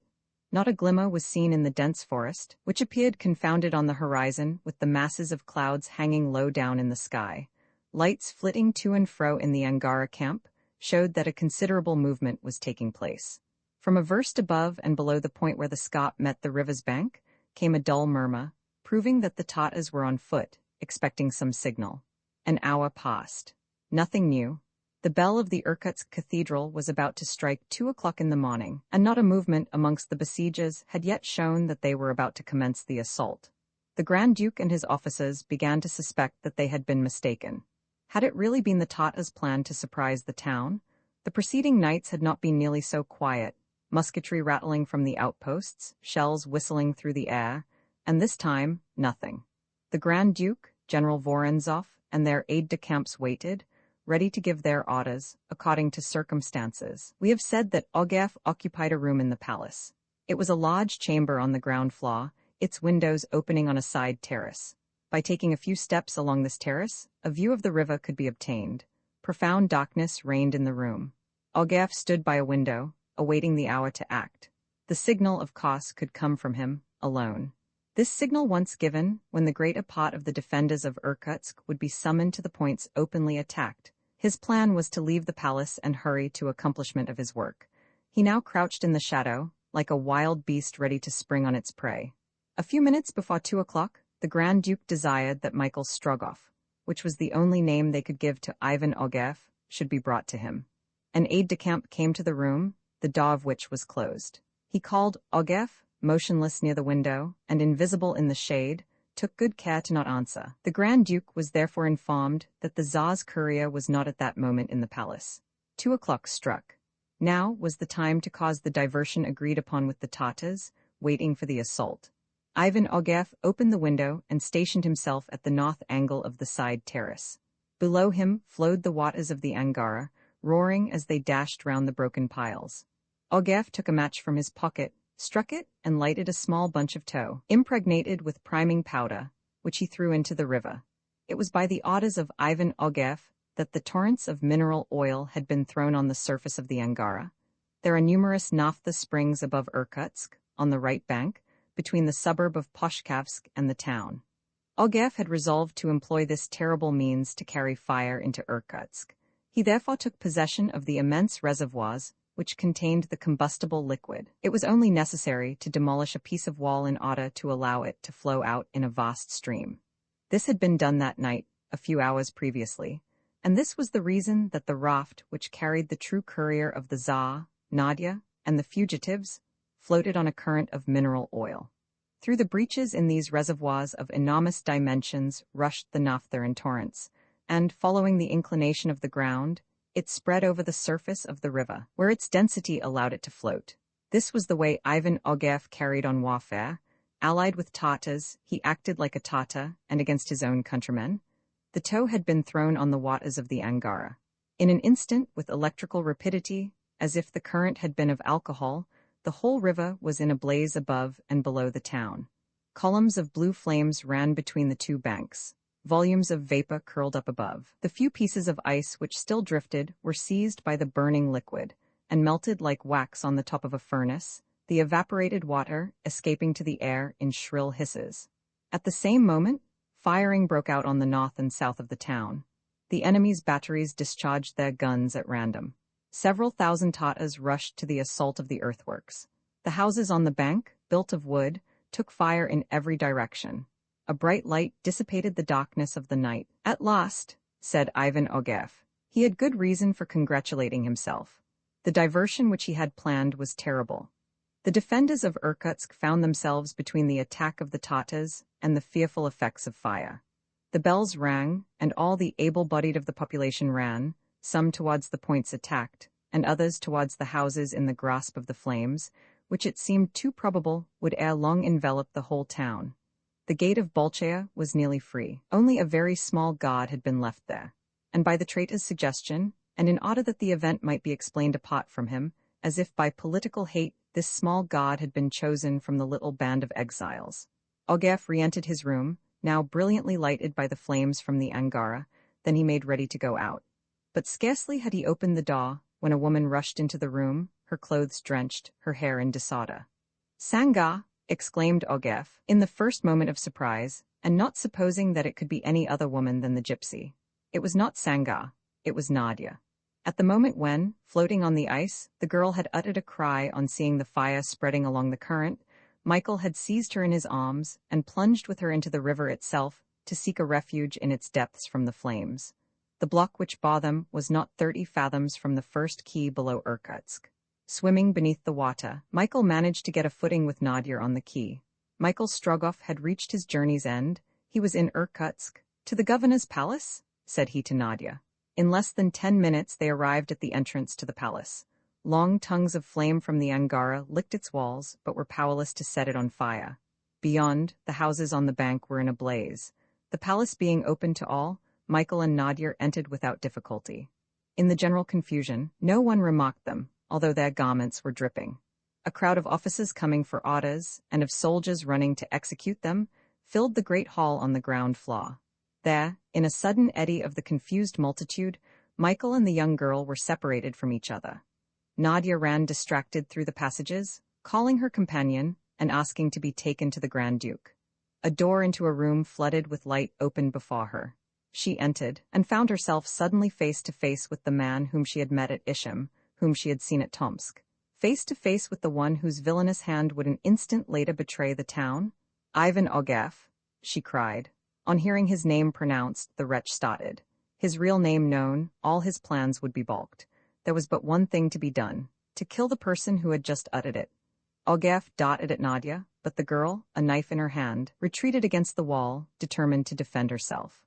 Ivan Strogoff, again cried Nadia, knowing well that so detested a name would soon bring her help. Ah, be silent, hissed out the traitor between his clenched teeth. Ivan Strogoff? Exclaimed a third time the brave young girl, in a voice to which hate had added tenfold strength.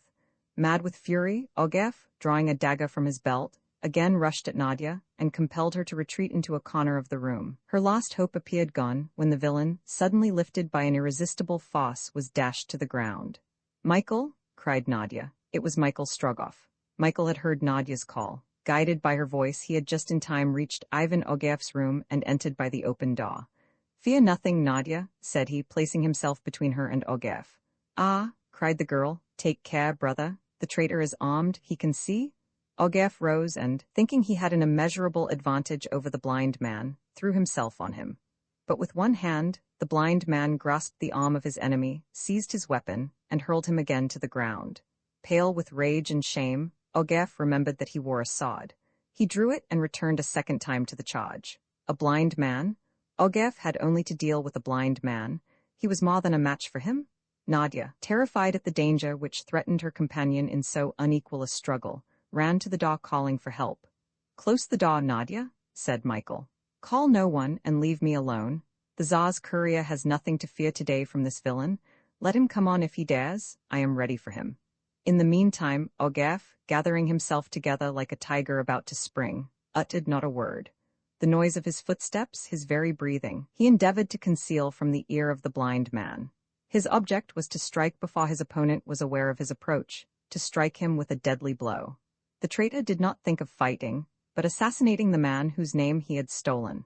Nadia, terrified and at the same time confident, watched this terrible scene with involuntary admiration. Michael's calm bearing seemed to have inspired her.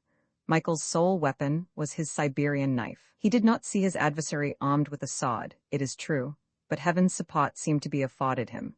How, almost without stirring, did he always face the point of the sword? Ivan Strogoff watched his strange adversary with visible anxiety. His superhuman calm had an effect upon him.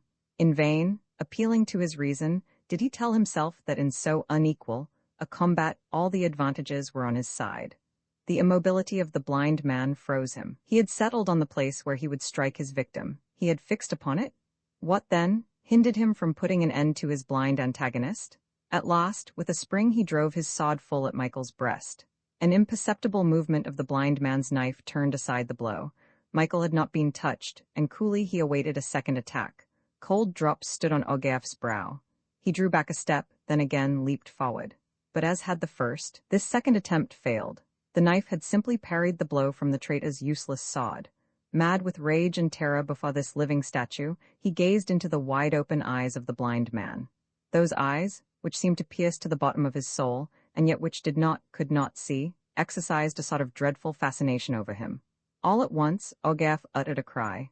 A sudden light flashed across his brain. "He sees?" he exclaimed. "He sees," and like a wild beast trying to retreat into its den, step by step, terrified, he drew back to the end of the room. Then the statue became animated, the blind man walked straight up to Ivan Strogoff, and placing himself right before him, "Yes, I see," said he.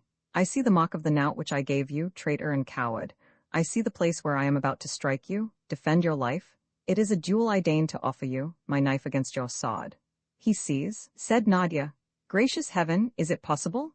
Ogier felt that he was lost, but mustering all his courage, he sprang forward on his impassible adversary. The two blades crossed, but at a touch from Michael's knife, wielded in the hand of the Siberian hunter, the sword flew in splinters, and the wretch, stabbed to the heart, fell lifeless on the ground. At the same moment, the door was thrown open. The Grand Duke, accompanied by some of his officers, appeared on the threshold. The Grand Duke advanced. In the body lying on the ground, he recognized the man whom he believed to be the Tsar's courier. Then, in a threatening voice, "Who killed that man?" he asked. "I," replied Michael. One of the officers put a pistol to his temple, ready to fire. "Your name?" asked the Grand Duke before giving the order for his brains to be blown out. "Your Highness," answered Michael, "ask me rather the name of the man who lies at your feet. That man, I know him. He is a servant of my brother. He is the Tsar's courier. That man, your Highness, is not a courier of the Tsar. He is Ivan Ogier." "Ivan Ogier?" exclaimed the Grand Duke. "Yes, Ivan the traitor. But who are you then?" "Michael Strogoff." Roman 15 conclusion: Michael Strogoff was not, had never been, blind. A purely human phenomenon, at the same time moral and physical, had neutralized the action of the incandescent blade which Fifa's executioner had passed before his eyes. It may be remembered that at the moment of the execution, Marfa Strogoff was present, stretching out her hands towards her son. Michael gazed at her as a son would gaze at his mother, when it is for the last time. The tears, which his pride in vain endeavored to subdue, welling up from his heart, gathered under his eyelids and volatilizing on the cornea, had saved his sight. The vapor formed by his tears interposing between the glowing saber and his eyeballs had been sufficient to annihilate the action of the heat. A similar effect is produced when a workman's smelter, after dipping his hand in vapor, can with impunity hold it over a stream of melted iron. Michael had immediately understood the danger in which he would be placed should he make known his secret to anyone. He at once saw, on the other hand, that he might make use of his supposed blindness for the accomplishment of his designs. Because it was believed that he was blind, he would be allowed to go free. He must therefore be blind, blind to all, even to Nadia, blind everywhere, and not a gesture at any moment must let the truth be suspected. His resolution was taken. He must risk his life even to afford to all he might meet the proof of his want of sight. We know how perfectly he acted the part he had determined on. His mother alone knew the truth, and he had whispered it to her in Tomsk itself. When bending over her in the dock, he covered her with kisses. When Ogier had in his cruel irony held the imperial letter before the eyes which he believed were destroyed, Michael had been able to read, and had read the letter which disclosed the odious plans of the traitor. This was the reason of the wonderful resolution he exhibited during the second part of his journey. This was the reason of his unalterable longing to reach Irkutsk, so as to perform his mission by word of mouth. He knew that the town would be betrayed. He knew that the life of the Grand Duke was threatened. The safety of the Tsar's brother and of Siberia was in his hands. This story was told in a few words to the Grand Duke, and Michael repeated also, and with what emotion, the part Nadia had taken in these events. "Who is this girl?" asked the Grand Duke. "The daughter of the exile, Wassily Fedor," replied Michael. "The daughter of Captain Fedor," said the Grand Duke, "has ceased to be the daughter of an exile. There are no longer exiles in Irkutsk." Nadia, less strong in joy than she had been in grief, fell on her knees before the Grand Duke, who raised her with one hand, while he extended the other to Michael. An hour after, Nadia was in her father's arms. Michael Strogoff, Nadia, and Wassily Fedor were united. This was the height of happiness to them all. The Tatars had been repulsed in their double attack on the town. Wassily Fedor, with his little band, had driven back the first assailants who presented themselves at the Bolshaya gate, expecting to find it open and which, by an instinctive feeling, often arising from sound judgment, he had determined to remain at and defend. At the same time as the Tatars were driven back, the besieged had mastered the fire. The liquid naphtha having rapidly burnt to the surface of the water, the flames did not go beyond the houses on the shore and left the other quarters of the town uninjured. Before daybreak, the troops of Fifa Khan had retreated into their camp, leaving a large number of dead on and below the ramparts. Among the dead was the gypsy Sanga, who had vainly endeavored to join Ivan Ogier. For 2 days the besiegers attempted no fresh assault. They were discouraged by the death of Ogier. This man was the mainspring of the invasion, and he alone, by his plots long since contrived, had sufficient influence over the Khans and their hordes to bring them to the conquest of Asiatic Russia. However, the defenders of Irkutsk kept on their guard, and the investment still continued. But on the 7th of October, at daybreak, cannon boomed out from the heights around Irkutsk. It was the succoring army under the command of General Kiselev, and it was thus that he made known his welcome arrival to the Grand Duke. The Tatars did not wait to be attacked. Not daring to run the risk of a battle under the walls of Irkutsk, they immediately broke up the Angara camp. Irkutsk was at last relieved. With the first Russian soldiers, two of Michael's friends entered the city. They were the inseparable Blount and Jolivet. On gaining the right bank of the Angara, by means of the icy barrier, they had escaped, as had the other fugitives, before the flames had reached their raft. This had been noted by Alcide Jolivet in his book in this way, ran a narrow chance of being finished up like a lemon in a bowl of punch. Their joy was great on finding Nadia and Michael safe and sound. Above all, when they learnt that their brave companion was not blind. Harry Blount inscribed this observation: "Red-hot iron is insufficient in some cases to destroy the sensibility of the optic nerve." Then the two correspondents, settled for a time in Irkutsk, busied themselves in putting the notes and impressions of their journey in order. Thence were sent to London and Paris two interesting articles relative to the Tatar invasion, and which, a rare thing, did not contradict each other, even on the least important points. The remainder of the campaign was unfortunate to the Emir and his allies. This invasion, futile as all which attacked the Russian colossus must be, was very fatal to them. They soon found themselves cut off by the Tsar's troops, who retook in succession all the conquered towns. Besides this, the winter was terrible, and decimated by the cold, only a small part of these hordes returned to the steppes of Tartary. The Irkutsk road, by way of the Ural Mountains, was now open. The Grand Duke was anxious to return to Moscow, but he delayed his journey to be present at a touching ceremony, which took place a few days after the entry of the Russian troops. Michael Strogoff sought Nadia, and in her father's presence said to her, "Nadia, my sister still, when you left Riga to come to Irkutsk, did you leave it with any other regret than that for your mother?" "No," replied Nadia, "none of any sort whatever." "Then nothing of your heart remains there?" "Nothing, brother." "Then, Nadia," said Michael, "I think that God, in allowing us to meet and to go through so many severe trials together, must have meant us to be united forever." "Ah," said Nadia, falling into Michael's arms. Then turning towards Wassily Fedor, "My father," said she, blushing. "Nadia," said Captain Fedor, "it will be my joy to call you both my children." The marriage ceremony took place in Irkutsk Cathedral. Though simple in its detail, it was unusually brilliant in consequence of the presence of the whole civil and military population, who wished to show their deep gratitude to the two young people, whose odyssey had already become legendary. Jolivet and Blount very naturally assisted at this marriage, of which they wished to give an account to their readers. "And doesn't it make you wish to imitate them?" asked Alcide of his friend. "Pooh," said Blount. "Now if I had a cousin like you—" "My cousin isn't to be married," answered Alcide, laughing. "So much the better," returned Blount, "for they speak of difficulties arising between London and Peking. Have you no wish to go and see what is going on there?" "By Jove, my dear Blount," exclaimed Alcide Jolivet, "I was just going to make the same proposal to you." And that was how the two inseparables set off for China. A few days after the ceremony, Michael and Nadia Strogoff, accompanied by Wassily Fedor, took the route to Europe. The road, so full of suffering when going, was a road of joy in returning. They traveled swiftly, in one of those sleighs which glide like an express train across the frozen steppes of Siberia. However, when they reached the banks of the Dinka, just before Berskara, they stopped for a while. Michael found the place where he had buried poor Nicholas. A cross was erected there, and Nadia prayed a last time on the grave of the humble and heroic friend, whom neither of them would ever forget. At Omsk, old Moffer awaited them in the little house of the Strogoffs. She clasped passionately in her arms the girl, whom in her heart she had already 100 times called daughter. The brave old Siberian, on that day, had the right to recognize her son and say she was proud of him. After a few days passed at Omsk, Michael and Nadia entered Europe, and Wassily Fedor settling down in St. Petersburg, neither his son nor his daughter had any occasion to leave him, except to go and see their old mother. The young courier was received by the Tsar, who attached him specially to his own person, and gave him the cross of St. George. In the course of time, Michael Strogoff reached a high station in the empire.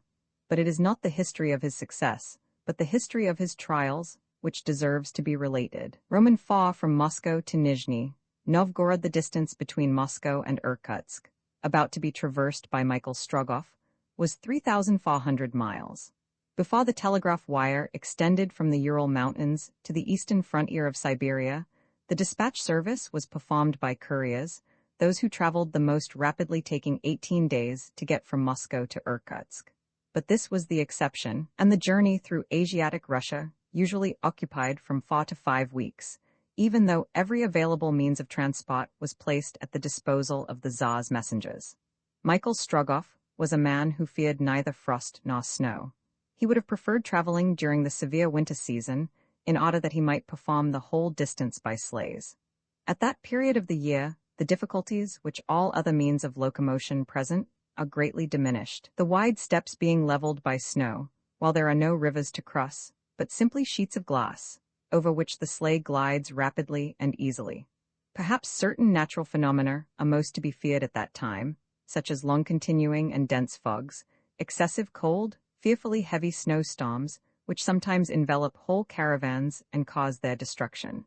Hungry wolves also roam over the plain in thousands, but it would have been better for Michael Strogoff to face these risks. For during the winter the Tatar invaders would have been stationed in the towns, any movement of their troops would have been impracticable, and he could consequently have more easily performed his journey.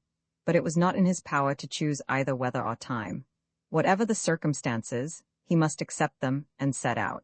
Such were the difficulties which Michael Strogoff boldly confronted and prepared to encounter. In the first place, he must not travel as a courier of the Tsar usually would. No one must even suspect what he really was. Spies swarm in a rebellious country. Let him be recognized, and his mission would be in danger. Also, while supplying him with a large sum of money, which was sufficient for his journey, and would facilitate it in some measure, General Kisov had not given him any document notifying that he was on the Emperor's service, which is the sesame par excellence. He contented himself with furnishing him with a podorojna. This podorojna was made out in the name of Nicholas Kopanoff, merchant, living at Irkutsk.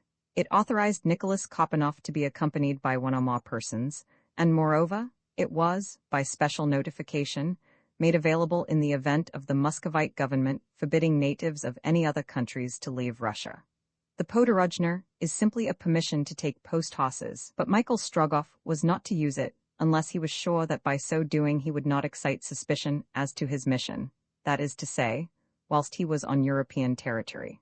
The consequence was that in Siberia, whilst traversing the insurgent provinces, he would have no power over the relays, either in the choice of horses in preference to others, or in demanding conveyances for his personal use. Neither was Michael Strogoff to forget that he was no longer a courier, but a plain merchant, Nicholas Kopanoff, traveling from Moscow to Irkutsk, and as such exposed to all the impediments of an ordinary journey. To pass unknown, more or less rapidly, but to pass somehow, such were the directions he had received. 30 years previously, the escort of a traveler of rank consisted of not less than 200 mounted Cossacks, 200 foot soldiers, 25 Baskia horsemen, 300 camels, 400 horses, 25 wagons, 2 potable boats, and 2 pieces of cannon. All this was requisite for a journey in Siberia. Michael Strogoff, however, had neither cannon, nor horsemen, nor foot soldiers, nor beasts of burden. He would travel in a carriage or on horseback when he could, on foot when he could not. There would be no difficulty in getting over the first 1,000 miles, the distance between Moscow and the Russian frontier. Railroads, post-carriages, steamboats, relays of horses were at everyone's disposal, and consequently at the disposal of the courier of the Tsar. Accordingly, on the morning of the 16th of July, having doffed his uniform, with a knapsack on his back, dressed in the simple Russian costume, tightly fitting tunic, the traditional belt of the muzhik, wide trousers, gartered at the knees, and high boots, Michael Strogoff arrived at the station in time for the first train. He carried no arms, openly at least, but under his belt was hidden a revolver, and in his pocket, one of those large knives, resembling both a cutlass and a yatagan, with which a Siberian hunter can so neatly disembowel a bear, without injuring its precious fur. A crowd of travelers had collected at the Moscow station. The stations on the Russian railroads are much used as places for meeting, not only by those who are about to proceed by the train, but by friends who come to see them off. The station resembles, from the variety of characters assembled, a small news exchange. The train in which Michael took his place was to set him down at Nizhny Novgorod. That terminated at that time, the iron road which, uniting Moscow and St. Petersburg, has since been continued to the Russian frontier. It was a journey of under 300 miles, and the train would accomplish it in 10 hours. Once arrived at Nizhny Novgorod, Strogoff would either take the land route or the steamer on the Volga, so as to reach the Ural Mountains as soon as possible. Michael Strogoff ensconced himself in his corner, like a worthy citizen whose affairs go well with him, and who endeavors to kill time by sleep. Nevertheless, as he was not alone in his compartment, he slept with one eye open and listened with both his ears. In fact, rumor of the rising of the Kyrgyz hordes and of the Tatar invasion had transpired in some degree. The occupants of the carriage, whom chance had made his traveling companions, discussed the subject, though with that caution which has become habitual among Russians, who know that spies are ever on the watch for any treasonable expressions which may be uttered. These travelers, as well as the large number of persons in the train, were merchants on their way to the celebrated fair of Nizhny Novgorod. A very mixed assembly, composed of Jews, Turks, Cossacks, Russians, Georgians, Kalmyks, and others, but nearly all speaking the national tongue. They discussed the pros and cons of the serious events which were taking place beyond the Ural, and those merchants seemed to fear lest the government should be led to take certain restrictive measures, especially in the provinces bordering on the frontier, measures from which trade would certainly suffer. They apparently thought only of the struggle from the single point of view of their threatened interests. The presence of a private soldier, clad in his uniform, and the importance of a uniform in Russia is great, would have certainly been enough to restrain the merchants' tongues. But in the compartment occupied by Michael Strogoff, there was no one who seemed a military man, and the Tsar's courier was not the person to betray himself. He listened then. "They say that caravan teas are up," remarked a Persian, known by his cap of Astrakhan fur and his ample brown robe, worn threadbare by use. "Oh, there's no fear of teas falling," answered an old Jew of sullen aspect. "Those in the market at Nizhny Novgorod will be easily cleared off by the west, but unfortunately, it won't be the same with Bukhara carpets." "What, are you expecting goods from Bukhara?" asked the Persian. "No, but from Samarkand, and that is even more exposed. The idea of reckoning on the exports of a country in which the Khans are in a state of revolt from Khiva to the Chinese frontier?" "Well," replied the Persian, "if the carpets do not arrive, the drafts will not arrive either, I suppose." "And the Prophet's father Abraham?" exclaimed the little Jew. "Do you reckon them as nothing?" "You are right," said another. "Goods from Central Asia run a great risk in the market, and it will be the same with the tallow and shawls from the east."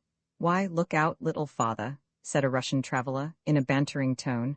"You'll grease your shawls terribly if you mix them up with your tallow." "That amuses you," sharply answered the merchant, who had little relish for that sort of joke. "Well, if you tear your hair, or if you throw ashes on your head," replied the traveler, "will that change the course of events? No, no more than the cost of the exchange." "One can easily see that you are not a merchant," observed the little Jew. "Faith, no, worthy son of Abraham.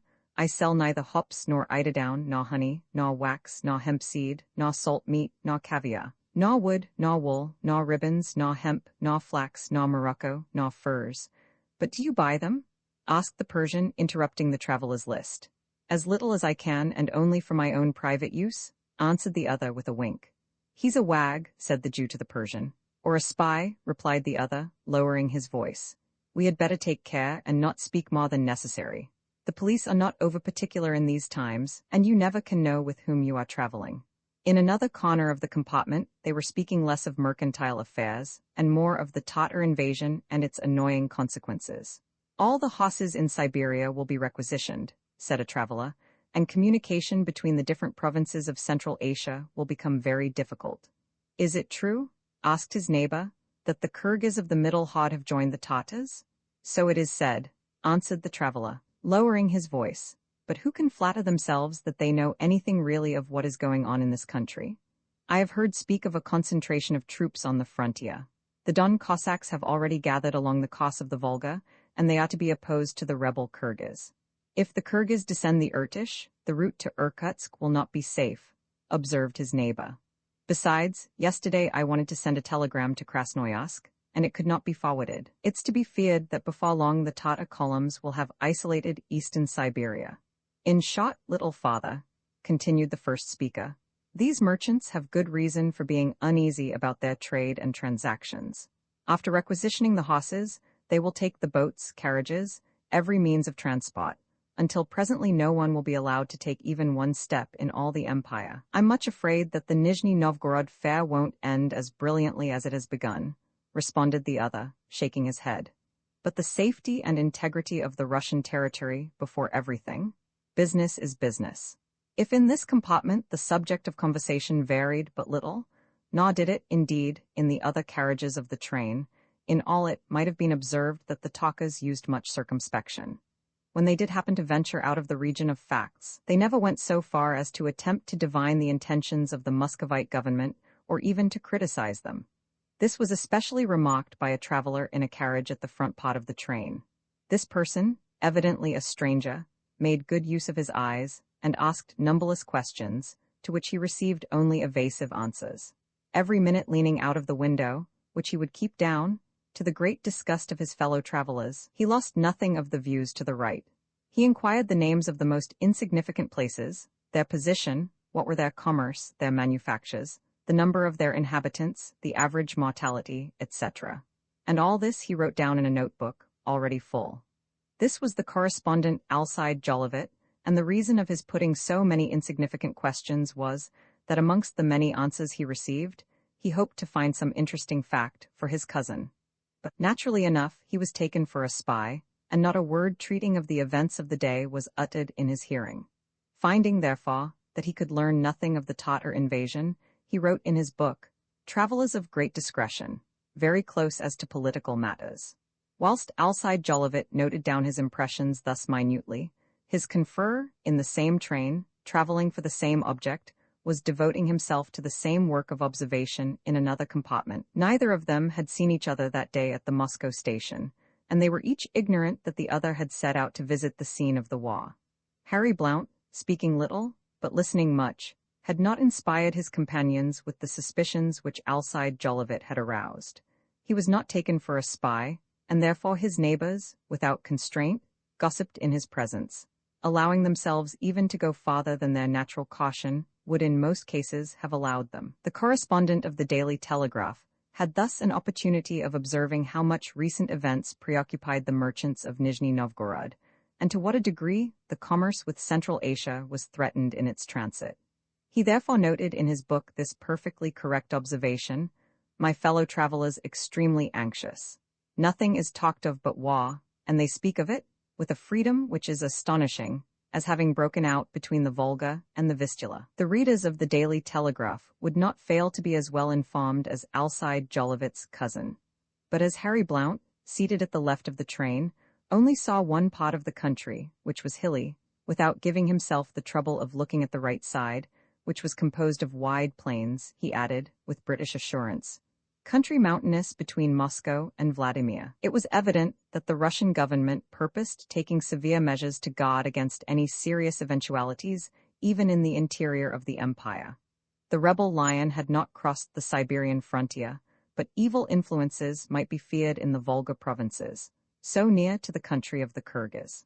The police had as yet found no traces of Ivan Ogarev.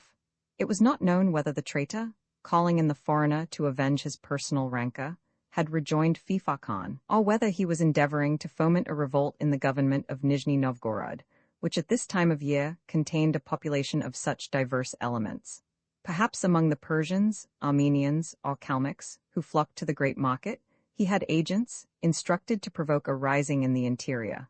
All this was possible, especially in such a country as Russia. In fact, this vast empire, 4 million square miles in extent, does not possess the homogeneousness of the states of Western Europe. The Russian territory in Europe and Asia contains more than 70 millions of inhabitants.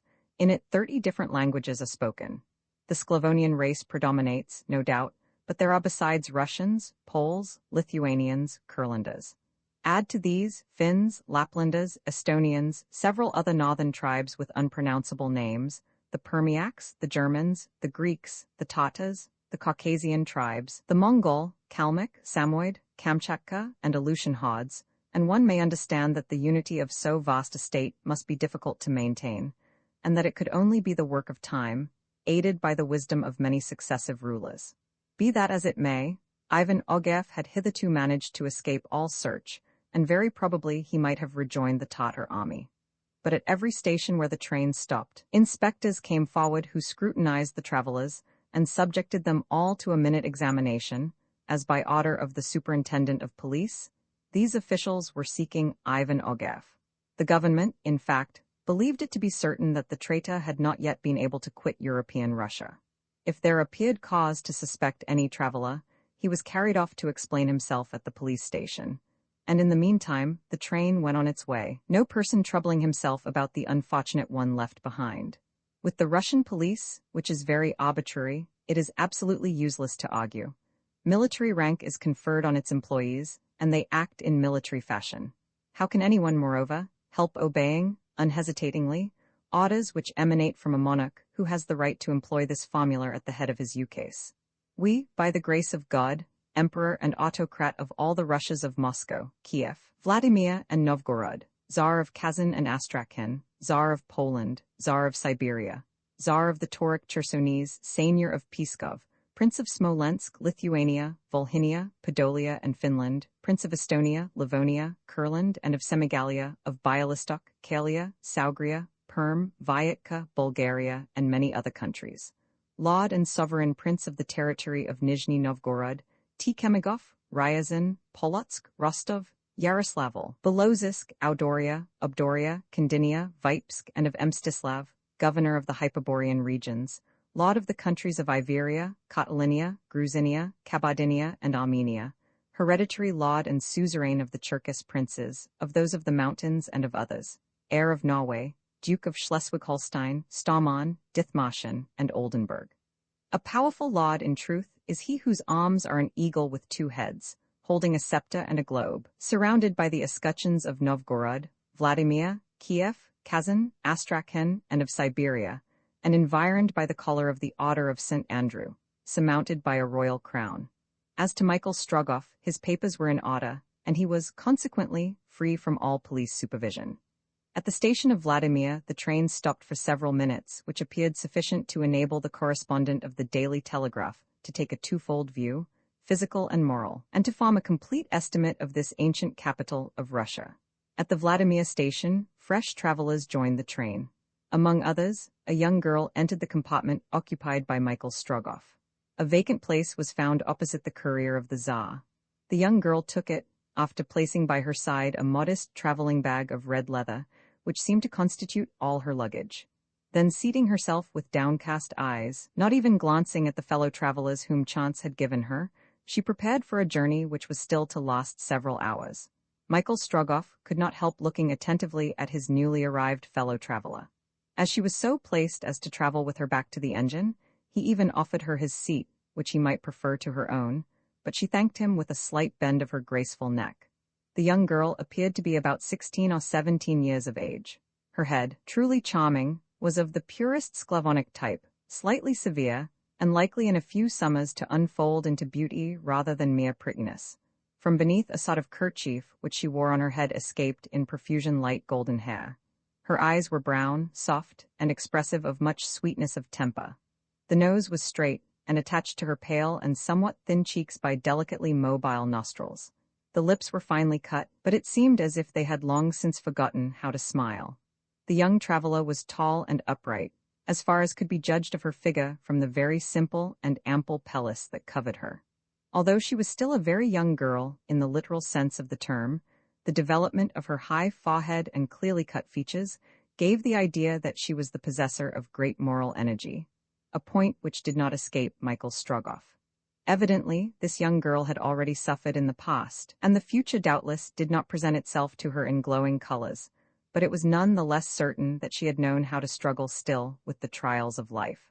Her energy was evidently both prompt and persistent, and her calmness unalterable, even under circumstances in which a man would be likely to give way or lose his self-command. Such was the impression which she produced at first sight. Michael Strogoff, being himself of an energetic temperament, was naturally struck by the character of her physiognomy, and while taking care not to cause her annoyance by a too persistent gaze, he observed his neighbor with no small interest.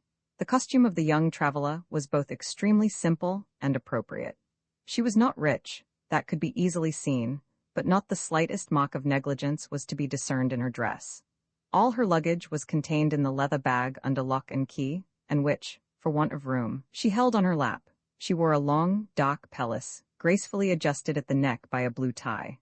Under this pelisse, a short skirt, also dark, fell over a robe which reached the ankles, and of which the lower edge was ornamented with some simple embroidery.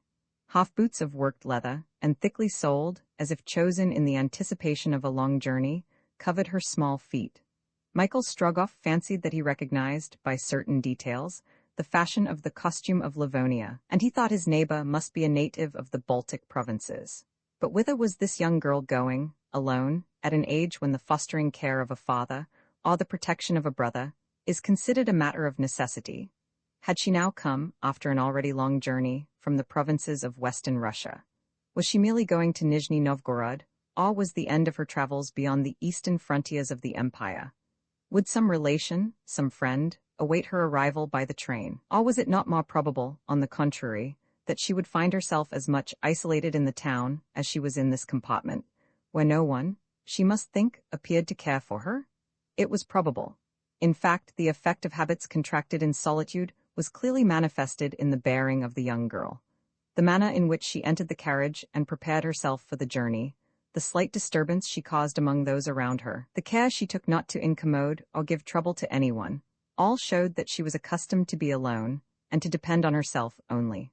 Michael Strogoff observed her with interest, but, himself reserved, he sought no opportunity of accosting her, although several hours must elapse before the arrival of the train at Nizhny Novgorod.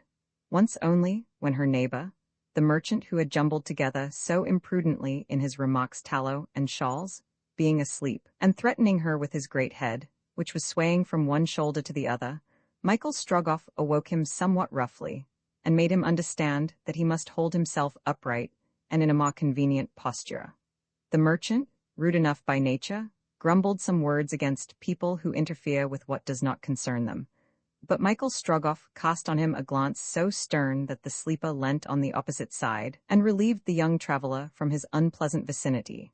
The latter looked at the young man for an instant, and mute and modest thanks were in that look. But a circumstance occurred which gave Michael Strogoff a just idea of the character of the maiden. 12 versts before arriving at Nizhny Novgorod, at a sharp curve of the iron way, the train experienced a very violent shock. Then, for a minute, it ran onto the slope of an embankment. Travelers more or less shaken about, cries, confusion, general disorder in the carriages. Such was the effect it first produced. It was to be feared that some serious accident had happened.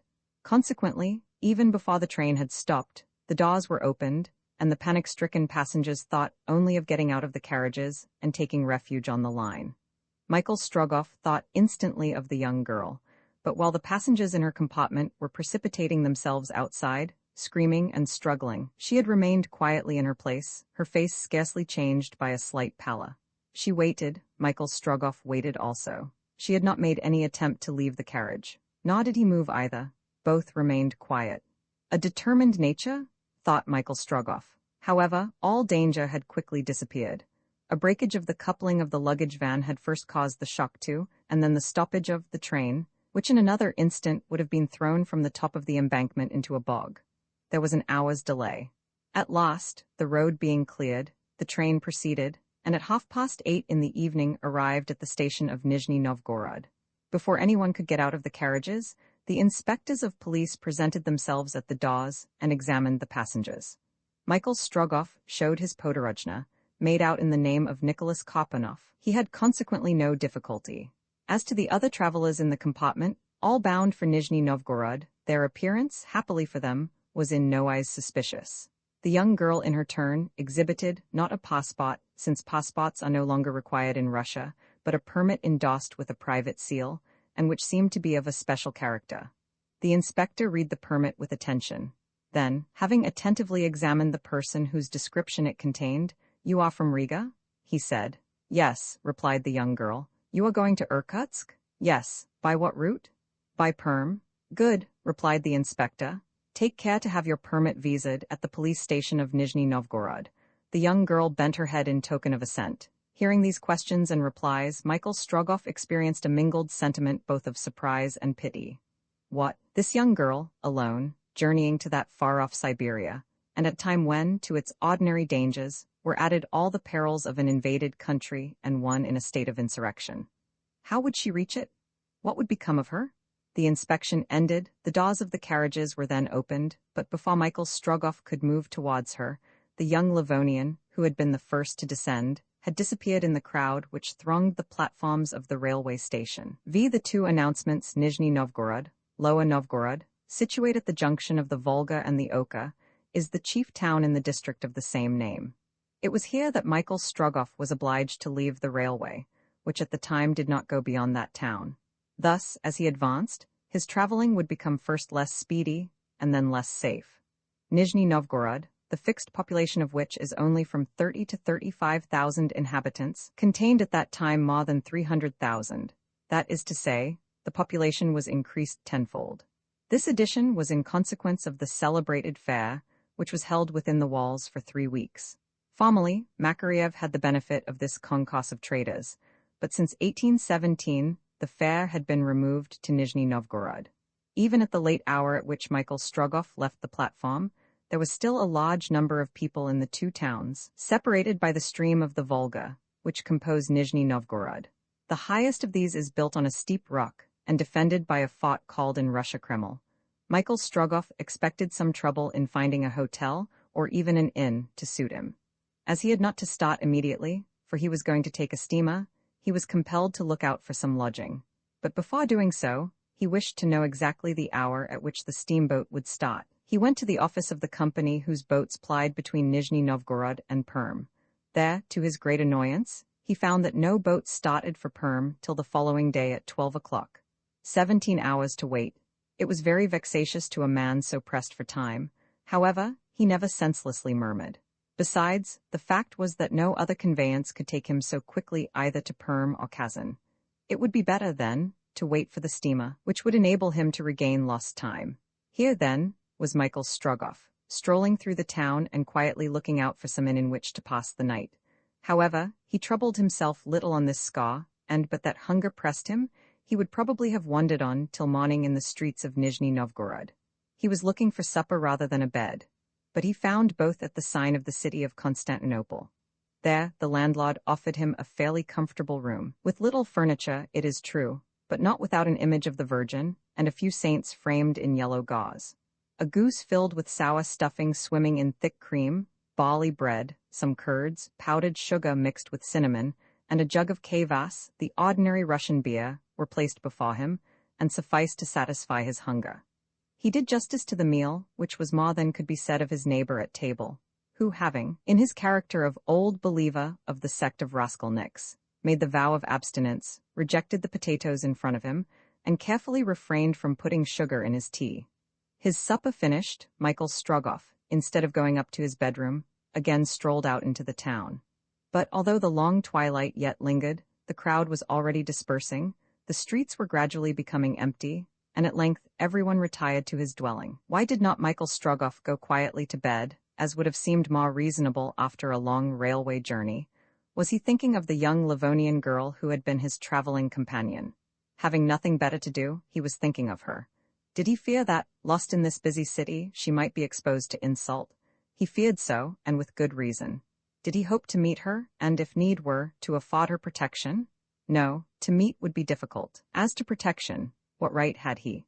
Alone, he said to himself, alone in the midst of these wandering tribes, and yet the present dangers are nothing compared to those she must undergo.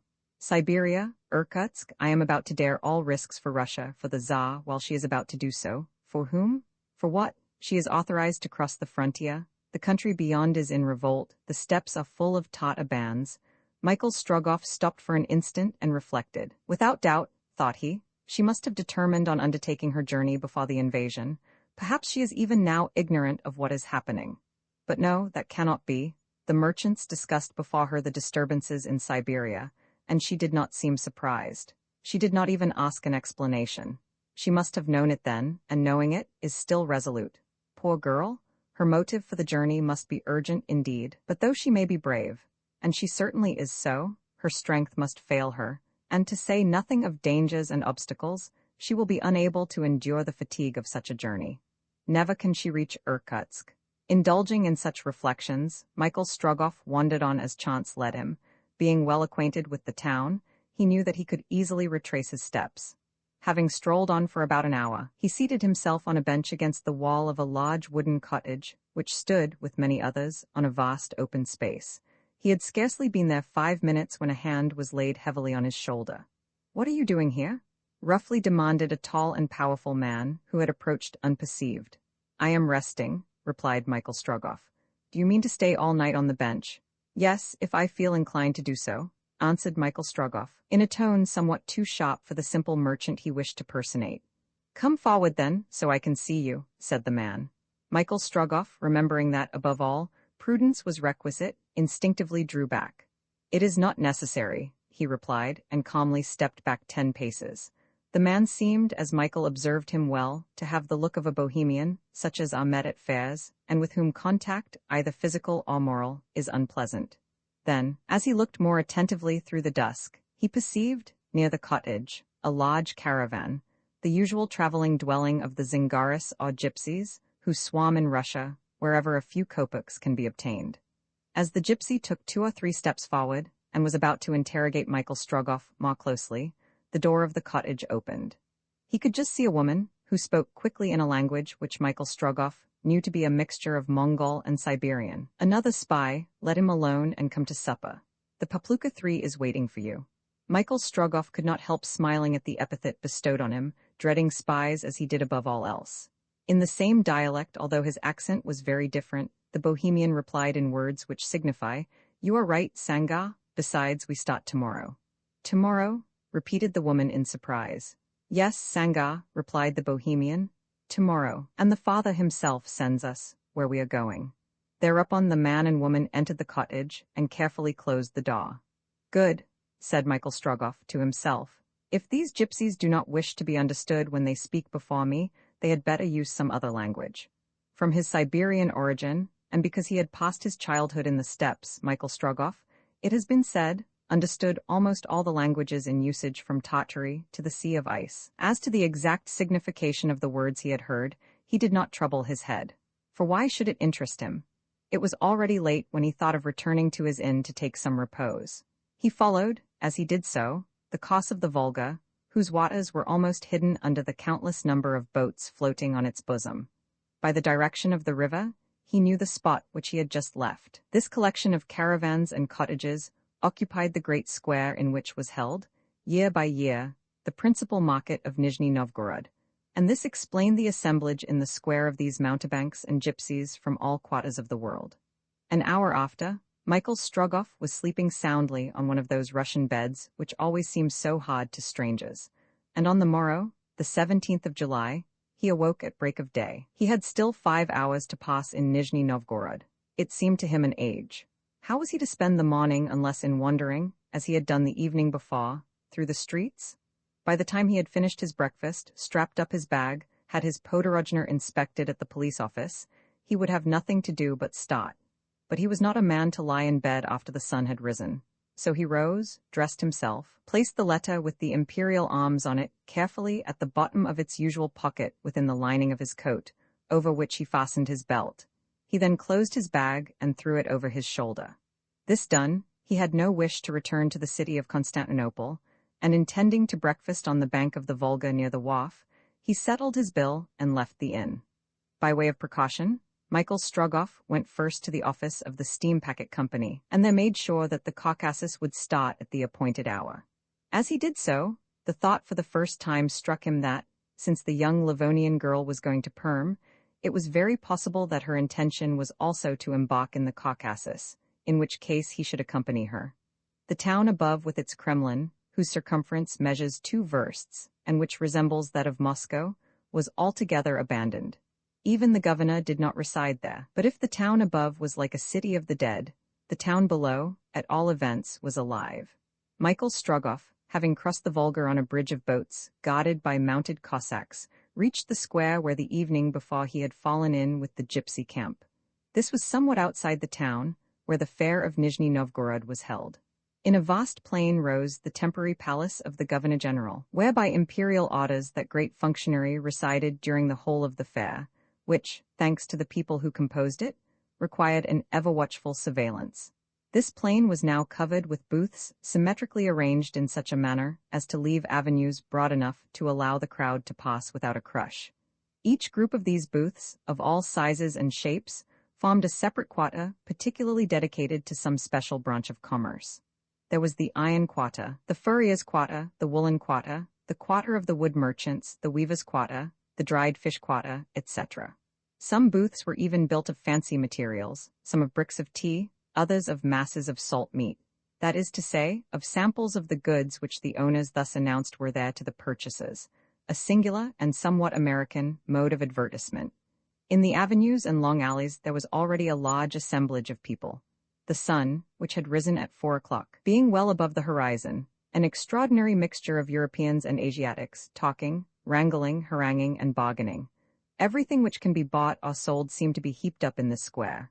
Furs, precious stones, silks, cashmere shawls, Turkey carpets, weapons from the Caucasus, gauzes from Smyrna and Ispahan, Tiflis armor, caravan teas, European bronzes, Swiss clocks, velvets and silks from Lyons, English cottons, harness, fruits, vegetables, minerals from the Ural, malachite, lapis lazuli, spices, perfumes, medicinal herbs, wood, tar, rope, hawn, pumpkins, watermelons, etc.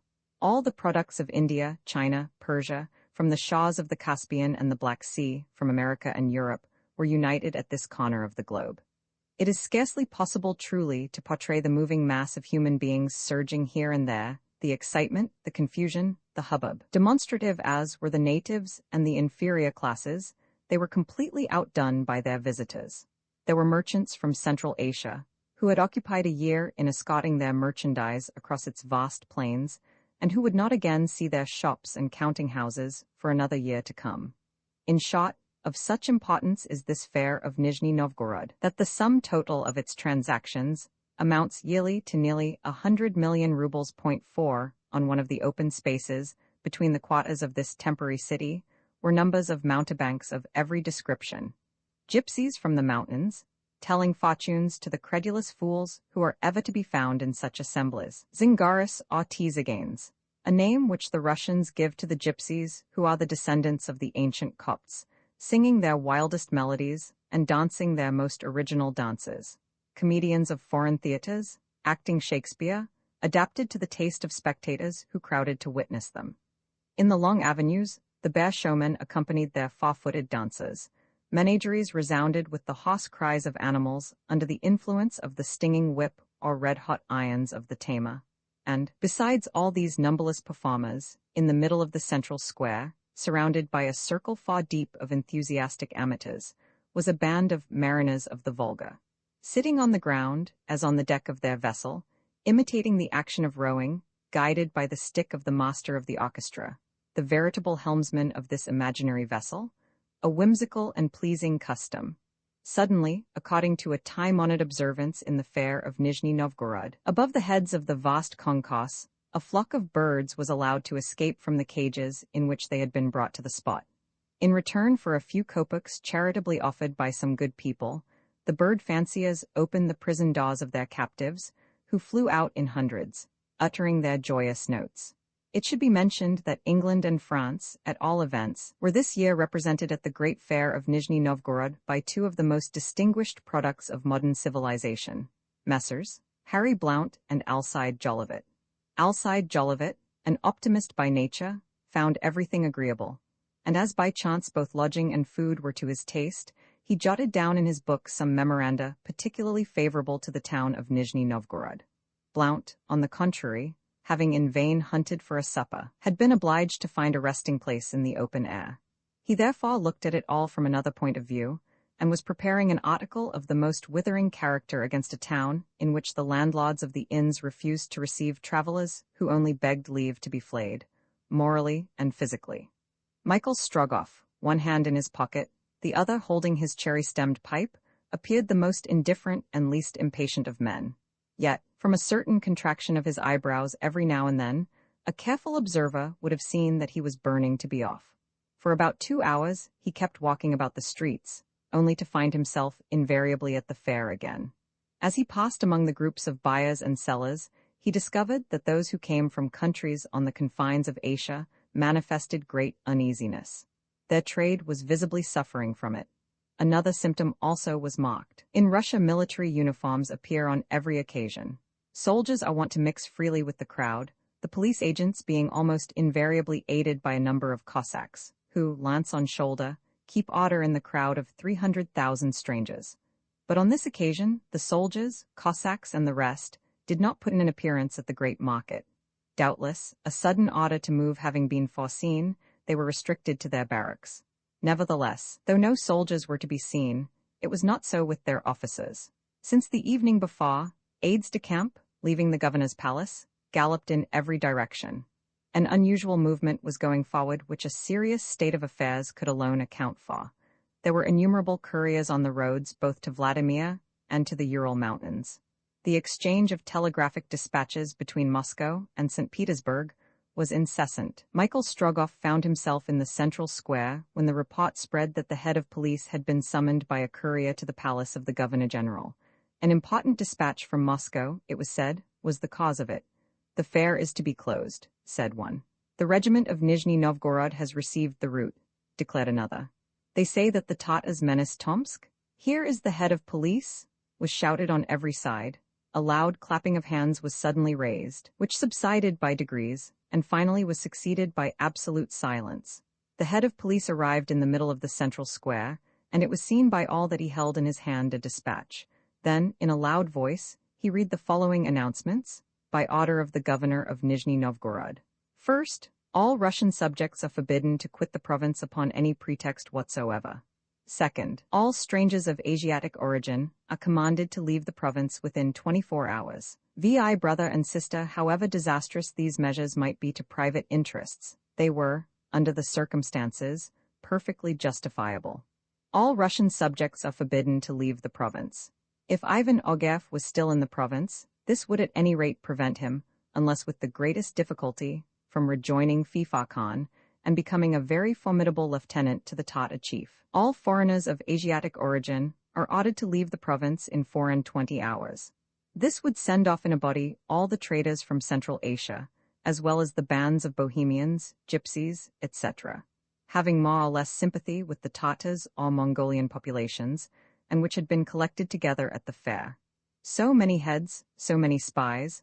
Undoubtedly, the state of affairs required their expulsion. It is easy to understand the effect produced by these two thunderclaps bursting over a town like Nizhny Novgorod, so densely crowded with visitors, and with a commerce so greatly surpassing that of all other places in Russia. The natives whom business called beyond the Siberian frontier could not leave the province for a time at least. The tenor of the first article of the order was express. It admitted of no exception. All private interests must yield to the public weal. As to the second article of the proclamation, the order of expulsion which it contained admitted of no evasion either. It only concerned foreigners of Asiatic origin, but these could do nothing but pack up their merchandise and go back the way they came. As to the mountebanks, of which there were a considerable number, they had nearly 1,000 versts to go before they could reach the nearest frontier. For them, it was simply misery. At first there rose against this unusual measure a murmur of protestation, a cry of despair, but this was quickly suppressed by the presence of the Cossacks and agents of police. Immediately, what might be called the exodus from the immense plain began. The awnings in front of the stalls were folded up, the theatres were taken to pieces, the song and the dance ceased, the shows were silent, the fires were put out, the acrobats' ropes were lowered, the old broken-winded horses of the traveling vans came back from their sheds. Agents and soldiers with whip or stick stimulated the toddy ones, and made nothing of pulling down the tents, even before the poor Bohemians had left them. Under these energetic measures the square of Nizhny Novgorod would, it was evident, be entirely evacuated before the evening, and to the tumult of the great fair would succeed the silence of the desert. It must again be repeated, for it was a necessary aggravation of these severe measures, that to all those nomads chiefly concerned in the order of expulsion, even the steppes of Siberia were forbidden, and they would be obliged to hasten to the south of the Caspian Sea, either to Persia, Turkey, or the plains of Turkestan. The post of the Ural and the mountains which form, as it were, a prolongation of the river along the Russian frontier, they were not allowed to pass. They were therefore under the necessity of traveling 1,000 versts before they could tread a free soil. Just as the reading of the proclamation by the head of the police came to an end, an idea darted instinctively into the mind of Michael Strogoff. What a singular coincidence, thought he, between this proclamation expelling all foreigners of Asiatic origin and the words exchanged last evening between those two gypsies of the Zingari race. The Father himself sends us where we wish to go, that old man said. But the Father is the Emperor. He is never called anything else among the people. How could those gypsies have foreseen the measure taken against them? How could they have known it beforehand, and where do they wish to go? Those are suspicious people, and it seems to me that to them the government proclamation must be more useful than injurious. But these reflections, though certainly correct, were completely dispelled by another, which drove every other thought out of Michael's mind.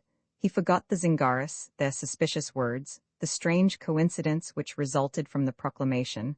The remembrance of the young Livonian girl suddenly rushed into his mind. Poor child, he thought to himself, she cannot now cross the frontier. In truth, the young girl was from Riga. She was Livonian, consequently Russian, and now could not leave Russian territory. The permit which had been given her before the new measures had been promulgated was evidently no longer available. All the routes to Siberia had just been pitilessly closed to her, and whatever the motive which was taking her to Irkutsk, she was now forbidden to go there. This thought greatly occupied Michael Strogoff. He said to himself, vaguely at first, that, without neglecting anything of what was due to his important mission, it would perhaps be possible for him to be of some use to this brave girl, and this idea pleased him. Knowing how serious were the dangers which he, an energetic and vigorous man, would have personally to encounter through a country of which, however the roads were familiar, he could not conceal from himself how infinitely greater they would prove to a young, unprotected girl. As she was going to Irkutsk, she would be obliged to follow the same road as himself. She would have to pass through the bands of invaders, as he was about to attempt doing himself. If, moreover, she had at her disposal only the money necessary for a journey taken under ordinary circumstances, how could she manage to accomplish it under conditions which late events would make it not only perilous but expensive? Well, said he, if she takes the route to Perm, it is nearly impossible but that I shall fall in with her. Then I will watch over her without her suspecting it, and as she appears to me as anxious as myself to reach Irkutsk, she will cause me no delay. But one thought leads to another. Michael Strogoff had till now reasoned on supposition only of doing a kind action, of rendering a service, but now another idea flashed into his brain. The question presented itself under quite a new aspect. The fact is, said he to himself, that I have much more need of her than she can have of me. Her presence will be useful in drawing off suspicion from me. A man traveling alone across the steppe may be easily guessed to be a courier of the Tsar. If, on the contrary, this young girl accompanies me, I shall appear, in the eyes of all, the Nicholas Kopanov of my Podorojna. Therefore, she must accompany me. Therefore, I must find her again at any cost. It is not probable that since yesterday evening she has been able to get a carriage and leave Nizhny Novgorod. I must look for her, and may God guide me. Michael left the great square of Nizhny Novgorod, where the tumult produced by the carrying out of the prescribed measures had now reached its height. Recriminations from the banished strangers, shouts from the agents and Cossacks who were using them so brutally, together made an indescribable uproar. The girl for whom he searched could not be there. It was now 9 o'clock in the morning. The steamboat did not start till 12. Michael Strogoff had therefore nearly 2 hours to employ in searching for her whom he wished to make his traveling companion. He crossed the Volga again and hunted through the quarters on the other side, where the crowd was much less considerable. He visited every road, both in the high and low towns. He entered the churches, the natural refuge for all who weep, for all who suffer. Nowhere did he meet with the young Livonian. And yet, he repeated, she could not have left Nizhny Novgorod yet. We'll have another look. He wandered about thus for 2 hours. He went on without stopping, feeling no fatigue, but obeying the potent instinct which allowed no room for thought. All was in vain. It then occurred to him that perhaps the girl had not heard of the order, though this was improbable enough, for such a thunderclap could not have burst without being heard by all. Evidently interested in knowing the smallest news from Siberia, how could she be ignorant of the measures taken by the governor, measures which concerned her so directly? But if she was ignorant of it, she would come in an hour to the quay, and that some merciless agent would refuse her a passage. At any cost, he must see her beforehand, and do what he could to enable her to avoid such a repulse. But all his endeavors were in vain, and he at length almost despaired of finding her again. It was 11 o'clock, and Michael, though under any other circumstances it would have been useless, thought of presenting his podorojna at the office of the head of police. The proclamation evidently did not concern him, since the emergency had been foreseen for him, but he wished to make sure that nothing would hinder his departure from the town.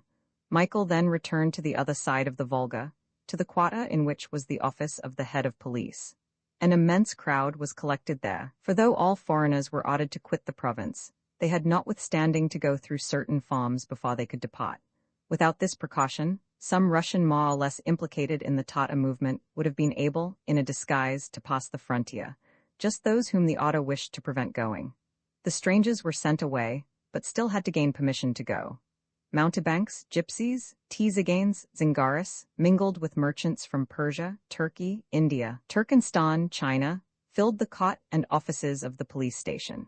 Everyone was in a hurry, for the means of transport would be much sought after among this crowd of banished people, and those who did not set about it soon ran a great risk of not being able to leave the town in the prescribed time, which would expose them to some brutal treatment from the governor's agents. Owing to the strength of his elbows, Michael was able to cross the cot, but to get into the office and up to the clock's little window was a much more difficult business. However, a word into an inspector's ear and a few judiciously given rubles were powerful enough to gain him a passage. The man, after taking him into the waiting room, went to call an upper clock. Michael Strogoff would not be long in making everything right with the police and being free in his movements. Whilst waiting, he looked about him, and what did he see? There, fallen, rather than seated on a bench, was a girl, prey to a silent despair, although her face could scarcely be seen, the profile alone being visible against the wall. Michael Strogoff could not be mistaken. He instantly recognized the young Livonian. Not knowing the governor's orders, she had come to the police office to get her pass signed. They had refused to sign it. No doubt she was authorized to go to Irkutsk, but the order was peremptory. It annulled all previous authorizations, and the routes to Siberia were closed to her. Michael, delighted at having found her again, approached the girl. She looked up for a moment, and her face brightened on recognizing her traveling companion. She instinctively rose, and, like a drowning man who clutches at a spa, she was about to ask his help. At that moment the agent touched Michael on the shoulder. "The head of police will see you," he said. "Good," returned Michael, and without saying a word to her for whom he had been searching all day, without reassuring her by even a gesture, which might compromise either her or himself, he followed the man through the crowd. The young Livonian, seeing the only being to whom she could look for help disappear, fell back again on her bench. 3 minutes had not passed before Michael Strogoff reappeared, accompanied by the agent. In his hand he held his podorojna, which threw open the roads to Siberia for him.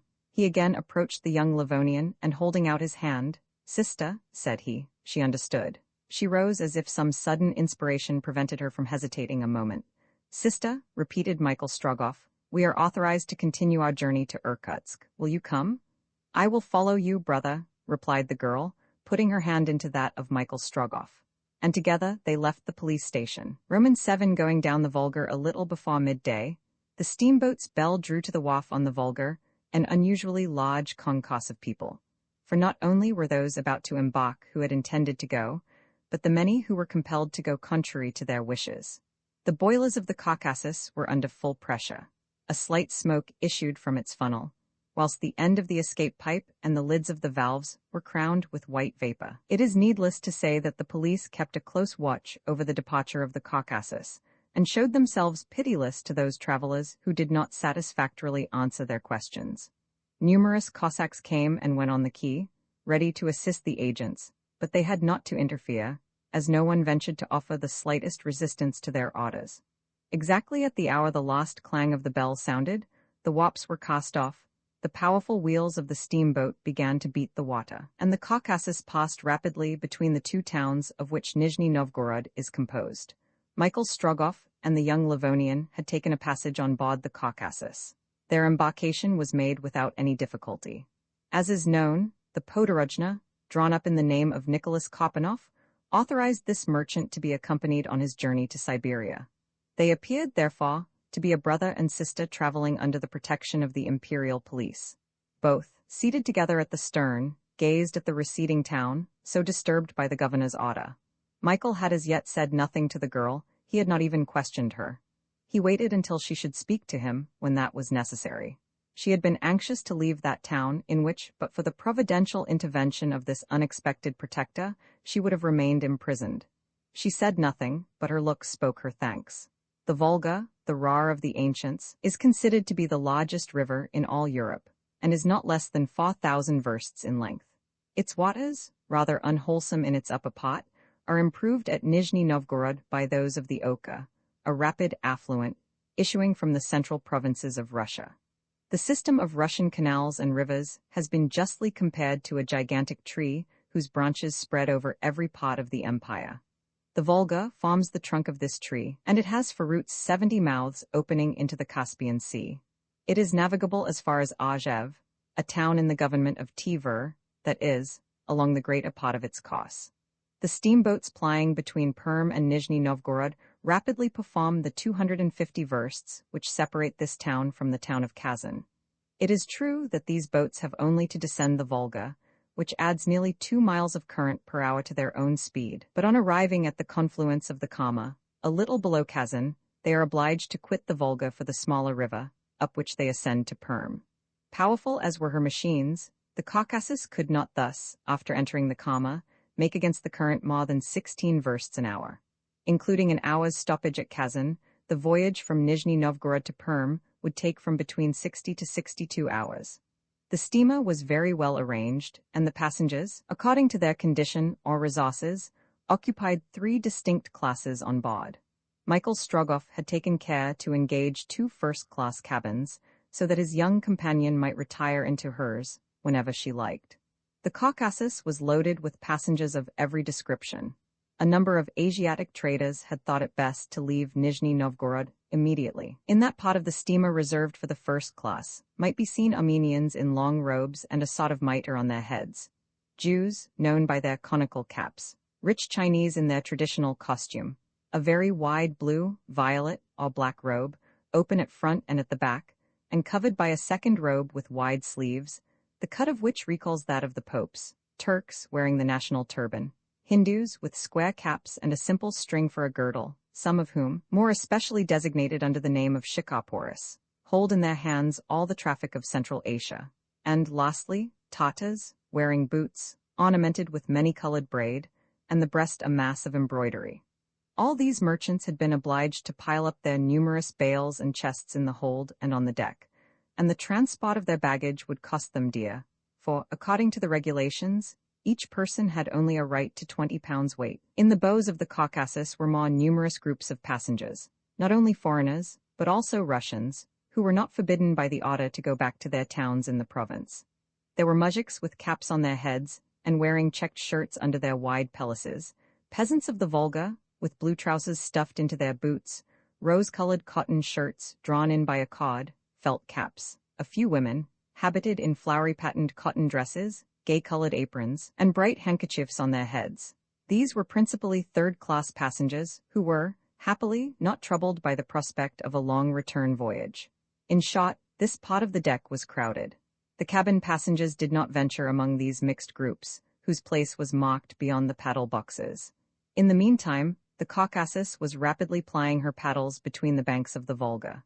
She passed numerous boats being towed up the stream, carrying all sorts of merchandise to Nizhny Novgorod.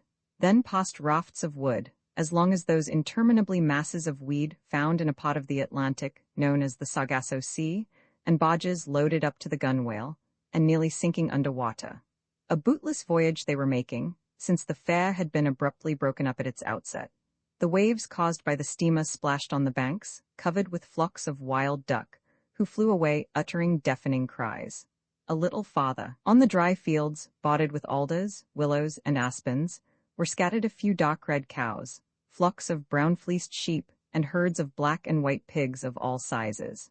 Fields, sown with thin buckwheat and rye, stretched away to a background of half-cultivated hills, offering no remarkable prospect. The pencil of an artist in quest of the picturesque scene would have found nothing to reproduce in this monotonous landscape. The Caucasus had been steaming on for almost 2 hours when the young Livonian, addressing herself to Michael, said, "Are you going to Irkutsk, brother?" "Yes, sister," answered the young man. "We are both going the same way. Consequently, wherever I go, you shall go. Tomorrow, brother, you shall know why I left the shores of the Baltic to go beyond the Ural Mountains." "I ask you nothing, sister. You shall know all," replied the girl, with a faint smile. A sister should hide nothing from her brother, but I cannot today. Fatigue and sorrow have broken me down. "Will you go and rest in your cabin?" asked Michael Strogoff. "Yes, yes, and tomorrow?" "Come then." He hesitated to finish his sentence as if he had wished to end it by the name of his companion, of which he was still ignorant.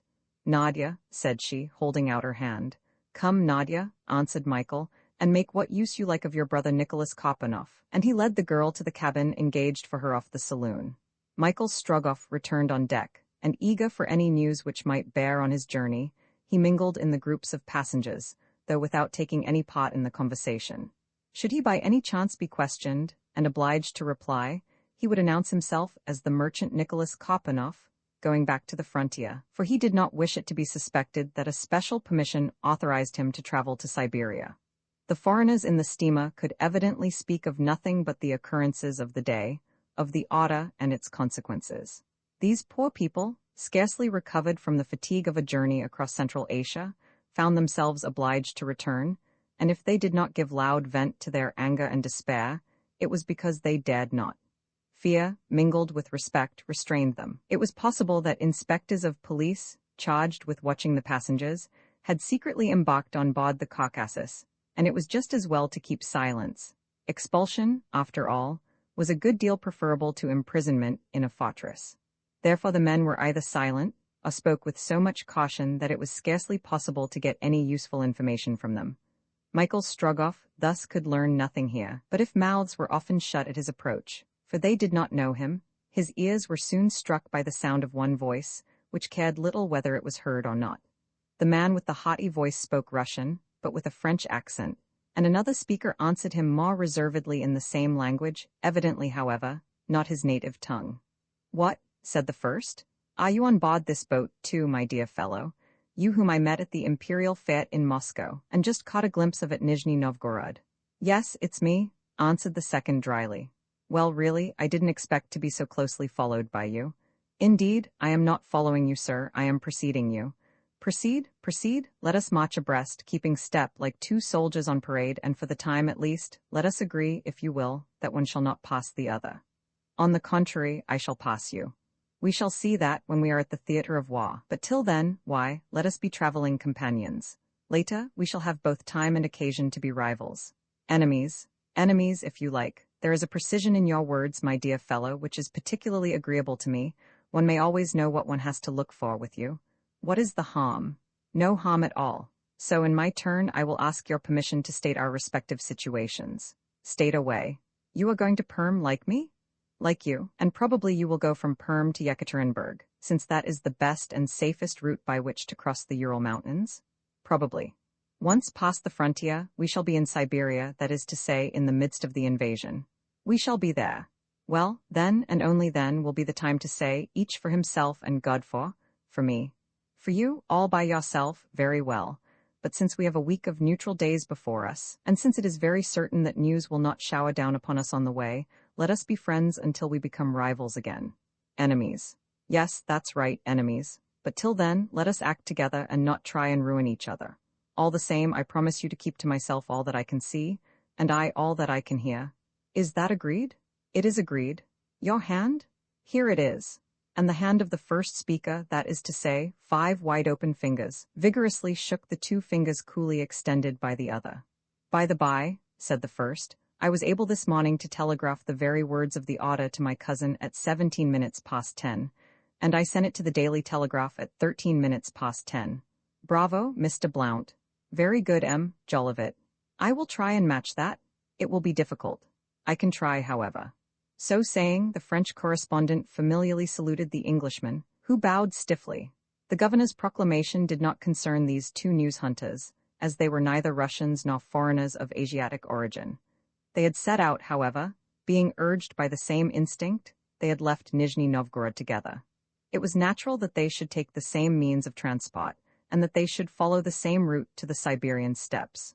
Traveling companions, whether enemies or friends, they had a week to pass together before the hunt would be open, and then success to the most expert. Alcide Jolivet had made the first advances, and Harry Blount had accepted them, though he had done so coldly. That very day at dinner, however, the Frenchman, open as ever, and even too loquacious, the Englishman still silent and grave, were seen hobnobbing at the same table, drinking genuine Cliquot, at 6 rubles the bottle, made from the fresh sap of the birch trees of the country. On hearing Alcide Jolivet and Harry Blount chatting away together, Michael Strogoff said to himself, "Those are inquisitive and indiscreet fellows whom I shall probably meet again on the way. It will be prudent for me to keep them at a distance." The young Livonian did not come to dinner. She was asleep in her cabin, and Michael did not like to awaken her. It was evening before she reappeared on the deck of the Caucasus. The long twilight imparted a coolness to the atmosphere, eagerly enjoyed by the passengers after the stifling heat of the day.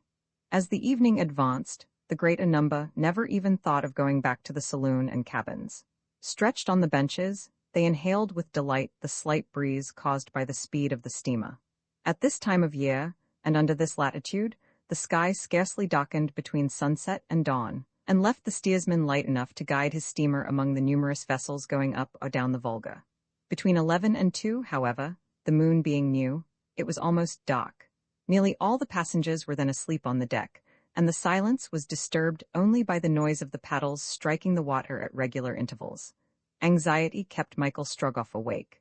He walked up and down, but always in the stern of the steamer. Once, however, he happened to pass the engine room. He then found himself in the pot reserved for second- and third-class passengers. There, everyone was lying asleep, not only on the benches, but also on the bales, packages, and even the deck itself. The men on watch above were standing about on the forecastle. 2 lights, one green, the other red, hung over the starboard and port sides and sent a few rays along the steamboat's bulwarks. Some care was necessary not to tread on the sleepers, who were lying about everywhere. They were chiefly mujiks, accustomed to hard couches, and quite satisfied with the planks of the deck. But no doubt they would, all the same, have soundly abused the clumsy fellow who happened to rouse them with an accidental kick. Michael Strogoff took care, therefore, not to disturb anyone. By going thus to the end of the boat, he had no other idea but that of striving against sleep by a rather longer walk. He reached the other part of the deck, and was already climbing the forecastle ladder, when he heard someone speaking near him. He stopped. The voices appeared to come from a group of passengers enveloped in cloaks and wraps. It was impossible to recognize them in the dark, but it sometimes happened that, when the steamer's chimney sent forth a plume of ruddy flames, the sparks seemed to fall amongst the group, as though thousands of spangles had been suddenly illuminated. Michael was about to step up the ladder, when a few words reached his ear, distinctly uttered in that strange tongue which he had heard during the night at the fair. Instinctively he stopped to listen. Protected by the shadow of the forecastle, he could not be perceived himself. As to seeing the passengers who were talking, that was impossible. He was obliged to confine himself to listening. The first words exchanged were of no importance, to him at least, but they allowed him to recognize the voices of the man and woman whom he had heard at Nizhny Novgorod. This, of course, made him redouble his attention. It was, indeed, not at all impossible that these same Tzigans, a scrap of whose conversation he had overheard, now banished with all their fellows, should be on board the Caucasus. And it was well for him that he listened, for he distinctly heard this question and answer made in the Tatar idiom. "It is said that a courier has set out from Moscow for Irkutsk." "It is so said, Sanga, but either this courier will arrive too late, or he will not arrive at all." Michael Strogoff started involuntarily at this reply, which concerned him so directly. He tried to see if the man and woman who had just spoken were really those whom he suspected, but the shadow was too deep, and he could not succeed. In a few moments Michael Strogoff had regained the stern of the vessel without having been perceived, and taking a seat by himself, he buried his face in his hands. It might have been supposed that he was asleep. He was not asleep, however, and did not even think of sleeping. He was reflecting, not without a lively apprehension, who is it knows of my departure, and who can have any interest in knowing it? Roman 8 going up the Kama the next day, the 18th of July, at 20 minutes to 7 in the morning, the Caucasus reached the Kazan Quay, 7 versts from the town.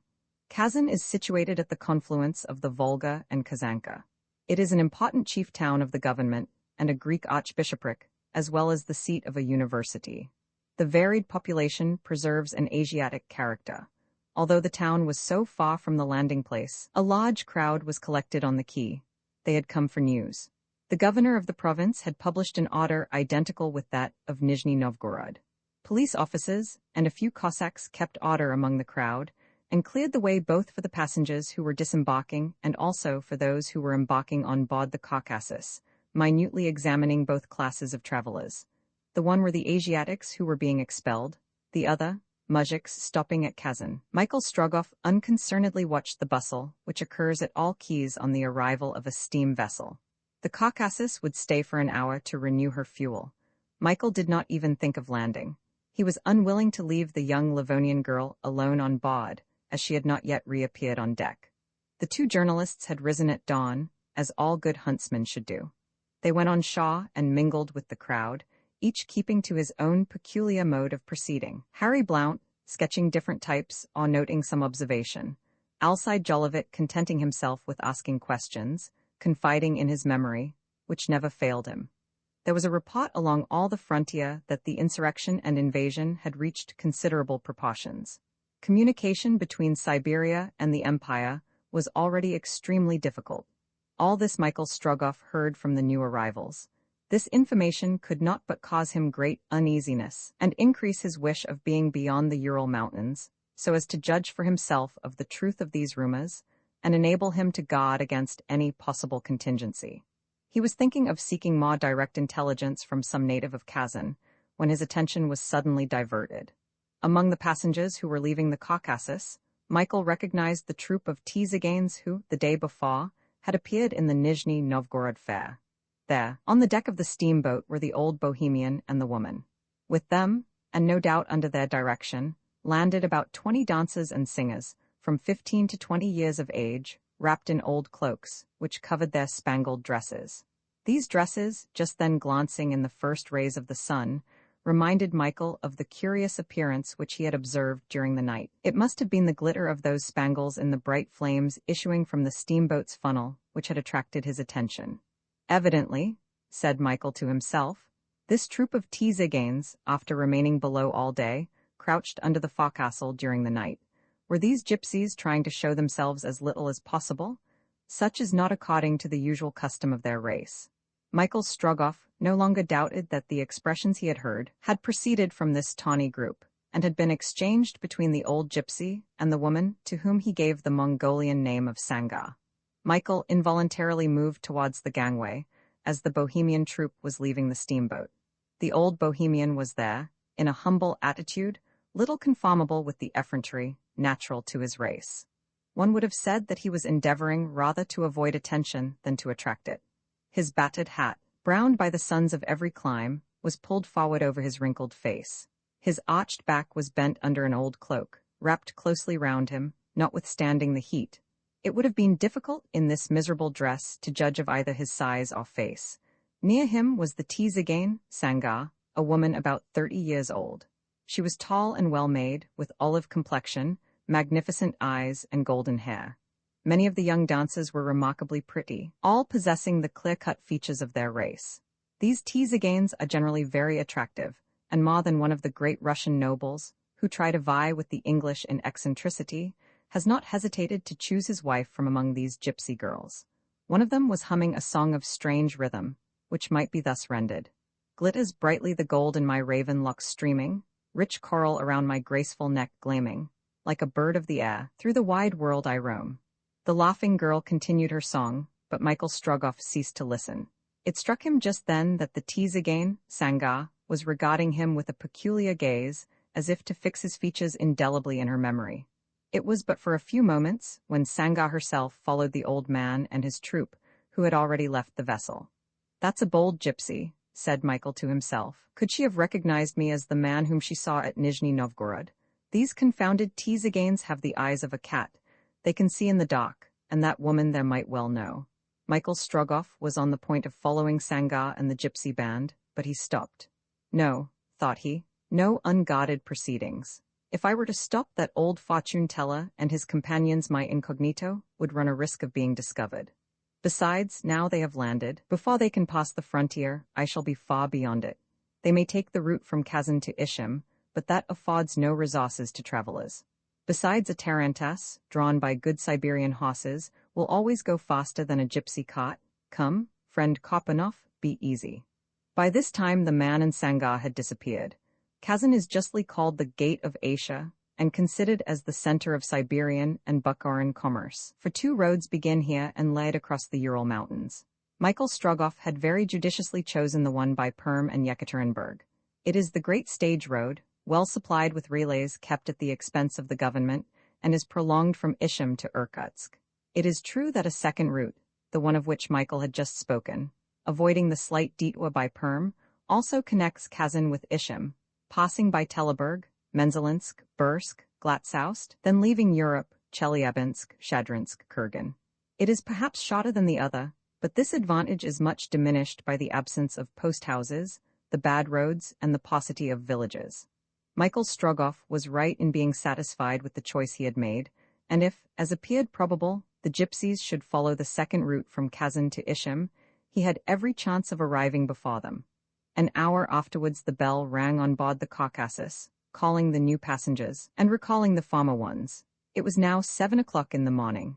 The requisite fuel had been received on board. The whole vessel began to vibrate from the effects of the steam. She was ready to start.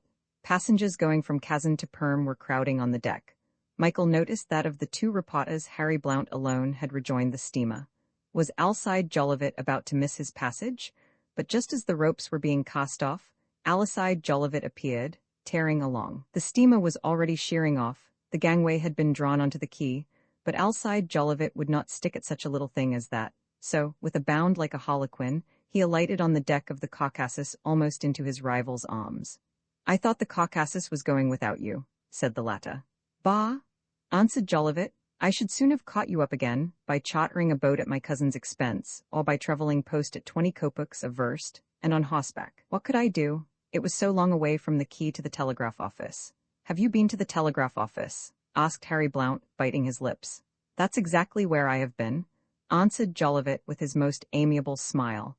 "And is it still working to Kolyvan?" "That I don't know, but I can assure you, for instance, that it is working from Kazan to Paris." "You sent a dispatch to your cousin?" With enthusiasm. "You had learnt then?" "Look here, little father, as the Russians say," replied Alcide Jolivet, "I'm a good fellow, and I don't wish to keep anything from you. The Tatars and Fifa Khan at their head have passed Semipalatinsk and are descending the Irtish. Do what you like with that." What, such important news, and Harry Blount had not known it, and his rival, who had probably learned it from some inhabitant of Kazan, had already transmitted it to Paris. The English paper was distanced. Harry Blount, crossing his hands behind him, walked off and seated himself in the stern without uttering a word.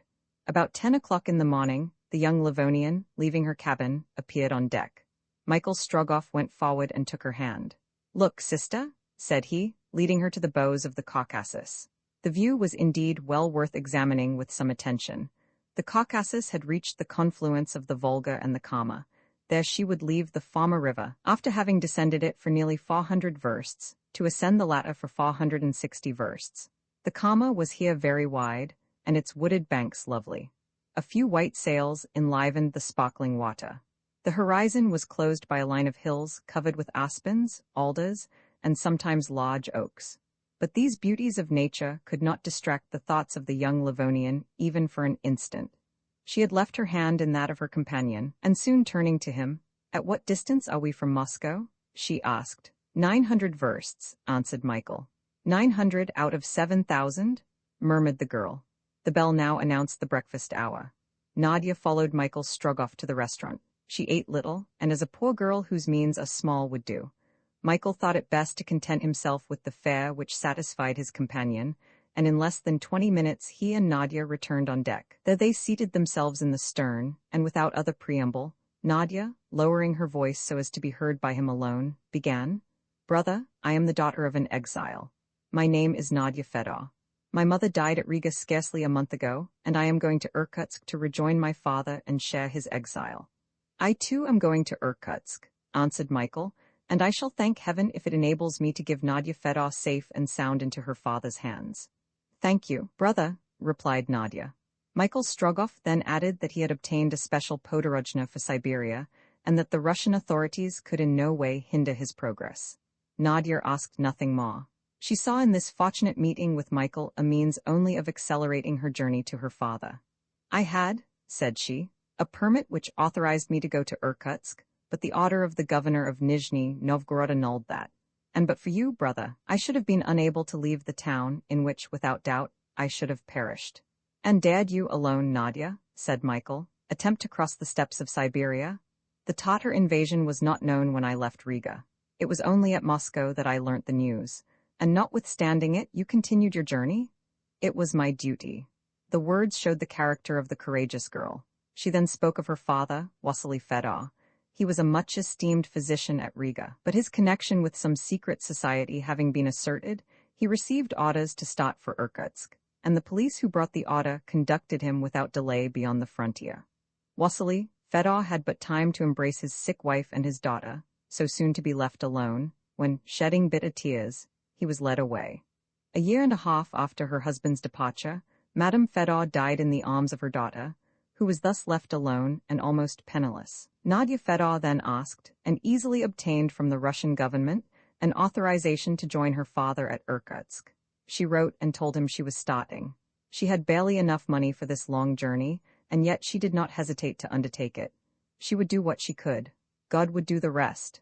All this time the Caucasus went steaming up the river. Roman 9 day and night in a tarantass. The next day, the 19th of July, the Caucasus reached Perm, the last place at which she touched on the Kama. The government of which Perm is the capital is one of the largest in the Russian Empire, and, extending over the Ural Mountains, encroaches on Siberian territory. Marble quarries, mines of salt, platina, gold, and coal are worked here on a large scale. Although Perm, by its situation, has become an important town, it is by no means attractive, being extremely dirty and without resources. This want of comfort is of no consequence to those going to Siberia, for they come from the more civilized districts and are supplied with all necessaries. At Perm, travelers from Siberia resell their vehicles, more or less damaged by the long journey across the plains. There, too, those passing from Europe to Asia purchase carriages, or sleighs in the winter season. Michael Strogoff had already sketched out his program. A vehicle carrying the mail usually runs across the Ural Mountains, but this, of course, was discontinued. Even if it had not been so, he would not have taken it, as he wished to travel as fast as possible, without depending on anyone. He wisely preferred to buy a carriage and journey by stages, stimulating the zeal of the postilions by well-applied na vodku, or tips. Unfortunately, in consequence of the measures taken against foreigners of Asiatic origin, a large number of travelers had already left Perm, and therefore conveyances were extremely rare. Michael was obliged to content himself with what had been rejected by others. As to horses, as long as the Tsar's courier was not in Siberia, he could exhibit his podorojna, and the postmasters would give him the preference. But once out of Europe, he had to depend alone on the power of his rubles. But to what sort of a vehicle should he harness his horses? To a telga or to a tarantass? The telger is nothing but an open four-wheeled cart made entirely of wood, the pieces fastened together by means of strong rope. Nothing could be more primitive, nothing could be less comfortable. But on the other hand, should any accident happen on the way, nothing could be more easily repaired. There is no want of furs on the Russian frontier, and axle trees grow naturally in forests. The post extraordinary, known by the name of Perkladnoy, is carried by the telga, as any road is good enough for it. It must be confessed that sometimes the ropes which fasten the concern together break, and whilst the hinder pot remains stuck in some bog, the forepot arrives at the post-house on 2 wheels. But this result is considered quite satisfactory. Michael Strogoff would have been obliged to employ a telga, if he had not been lucky enough to discover a tarantass. It is to be hoped that the invention of Russian coach builders will devise some improvement in this last-named vehicle. Springs are wanting in it as well as in the telga. In the absence of iron, wood is not spared, but its 4 wheels, with 8 or 9 feet between them, assure a certain equilibrium over the jolting rough roads. A splashboard protects the travelers from the mud, and a strong leathern hood, which may be pulled quite over the occupiers, shelters them from the great heat and violent storms of the summer. The tarantass is as solid and as easy to repair as the telga, and is, moreover, less addicted to leaving its hinder pot in the middle of the road. It was not without careful search that Michael managed to discover this tarantass, and there was probably not a second to be found in all Perm. He haggled long about the price, for form's sake, to act up to his pot as Nicholas Kopanoff, a plain merchant of Irkutsk. Nadia had followed her companion in his search after a suitable vehicle. Although the object of each was different, both were equally anxious to arrive at their goal. One would have said the same what animated them both. "Sister," said Michael, "I wish I could have found a more comfortable conveyance for you." "Do you say that to me, brother, when I would have gone on foot if need were, to rejoin my father?" "I do not doubt your courage, Nadia, but there are physical fatigues a woman may be unable to endure." "I shall endure them, whatever they be," replied the girl. "If you ever hear a complaint from me, you may leave me in the road and continue your journey alone." Half an hour later, the podorojna being presented by Michael, 3 post horses were harnessed to the tarantass. These animals, covered with long hair, were very like long-legged bears. They were small but spirited, being of Siberian breed. The way in which the Imskik harnessed them was thus. 1. The largest was secured between 2 long shafts, on whose farther end was a hoop carrying tassels and bells. The 2 others were simply fastened by ropes to the steps of the tarantass. This was the complete harness, with mere strings for reins. Neither Michael Strogoff nor the young Livonian girl had any baggage. The rapidity with which one wished to make the journey, and the more than modest resources of the other, prevented them from embarrassing themselves with packages. It was a fortunate thing, under the circumstances, for the tarantass could not have carried both baggage and travelers. It was only made for 2 persons, without counting the Imskik, who kept his equilibrium on his narrow seat in a marvelous manner. The Imskik is changed at every relay. The man who drove the tarantass during the first stage was, like his horses, a Siberian, and no less shaggy than they. Long hair, cut square on the forehead, hat with a turned-up brim, red belt, coat with crossed facings and buttons stamped with the imperial cipher. The Imskik, on coming up with his team, threw an inquisitive glance at the passengers of the tarantass. No luggage, and had there been, where in the world could he have stowed it? Rather shabby in appearance, too, he looked contemptuous. "Crows," said he, without caring whether he was overheard or not. "Crows at 6 kopecks a verst?" "No, eagles," said Michael, who understood the Imskik's slang perfectly. "Eagles, do you hear? At 9 kopecks a verst, and a tip besides." He was answered by a merry crack of the whip.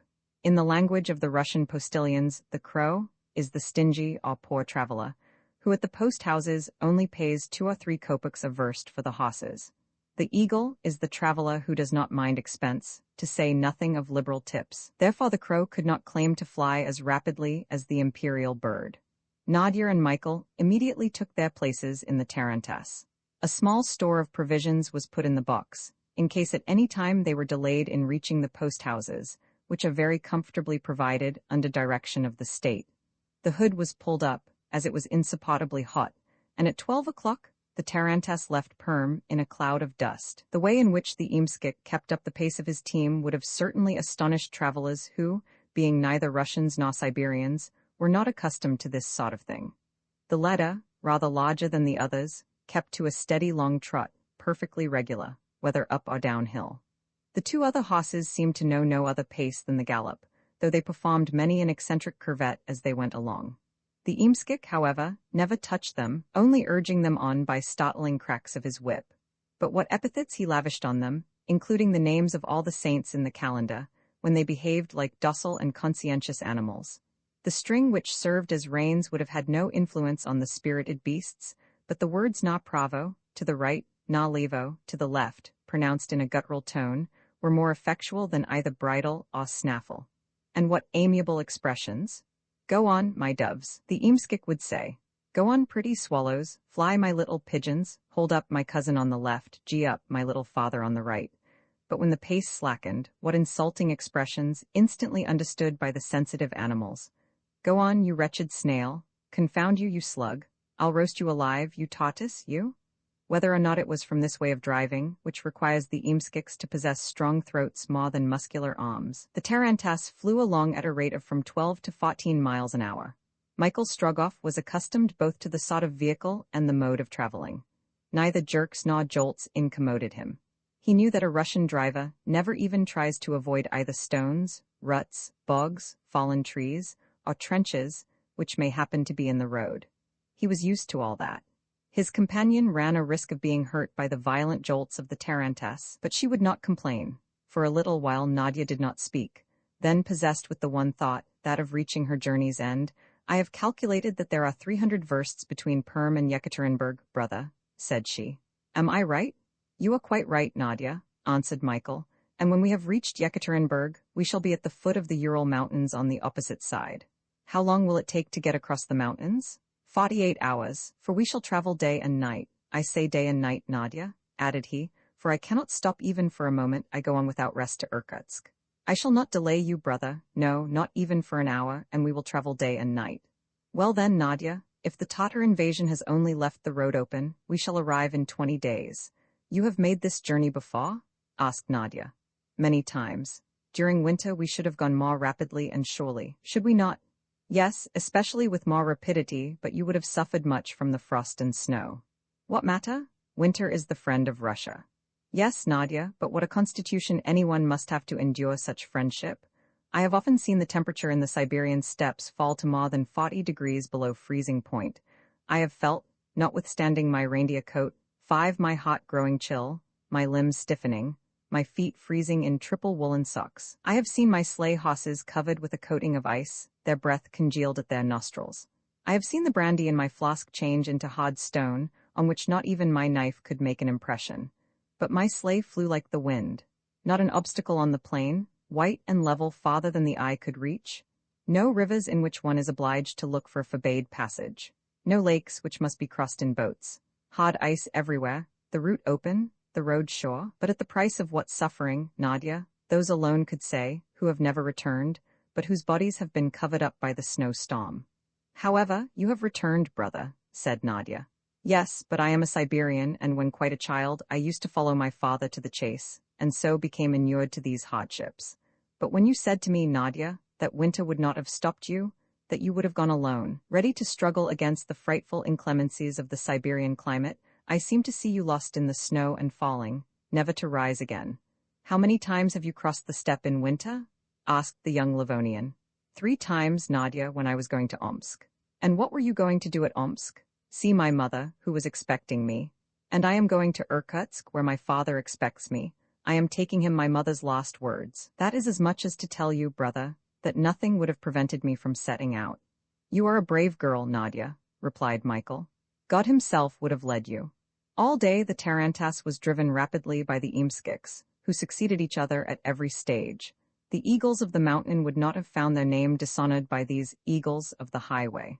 The high price paid for each hoss, and the tips dealt out so freely, recommended the travelers in a special way. Perhaps the postmasters thought it singular that, after the publication of the order, a young man and his sister, evidently both Russians, could travel freely across Siberia, which was closed to everyone else, but their papers were all en règle, and they had the right to pass. However, Michael Strogoff and Nadia were not the only travelers on their way from Perm to Yekaterinburg.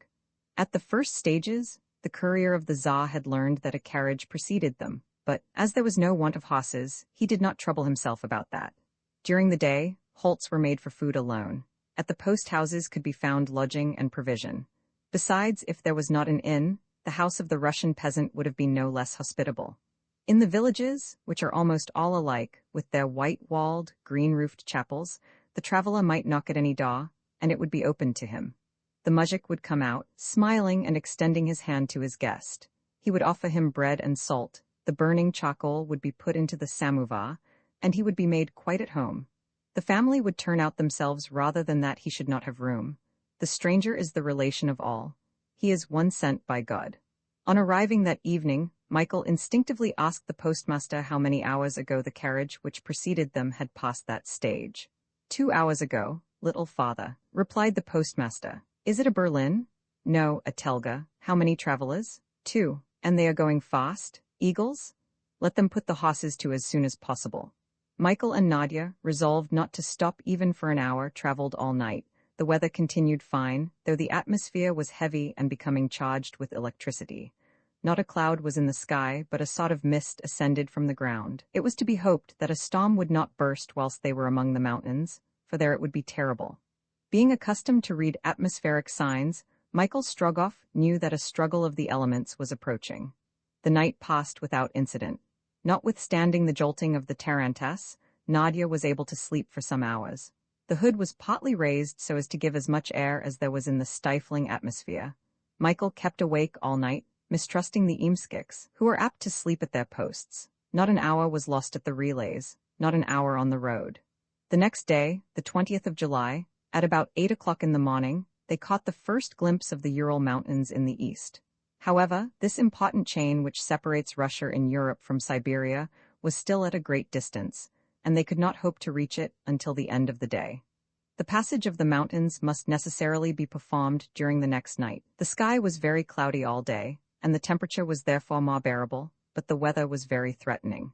It would perhaps have been more prudent not to have ascended the mountains during the night, and Michael would not have done so had he been permitted to wait. But when, at the last stage, the Eamskik drew his attention to a peal of thunder reverberating among the rocks, he merely said, "Is a telga still before us?" "Yes." "How long is it in advance?" "Nearly an hour." "Forward, and a triple tip if we are at Yekaterinburg tomorrow morning."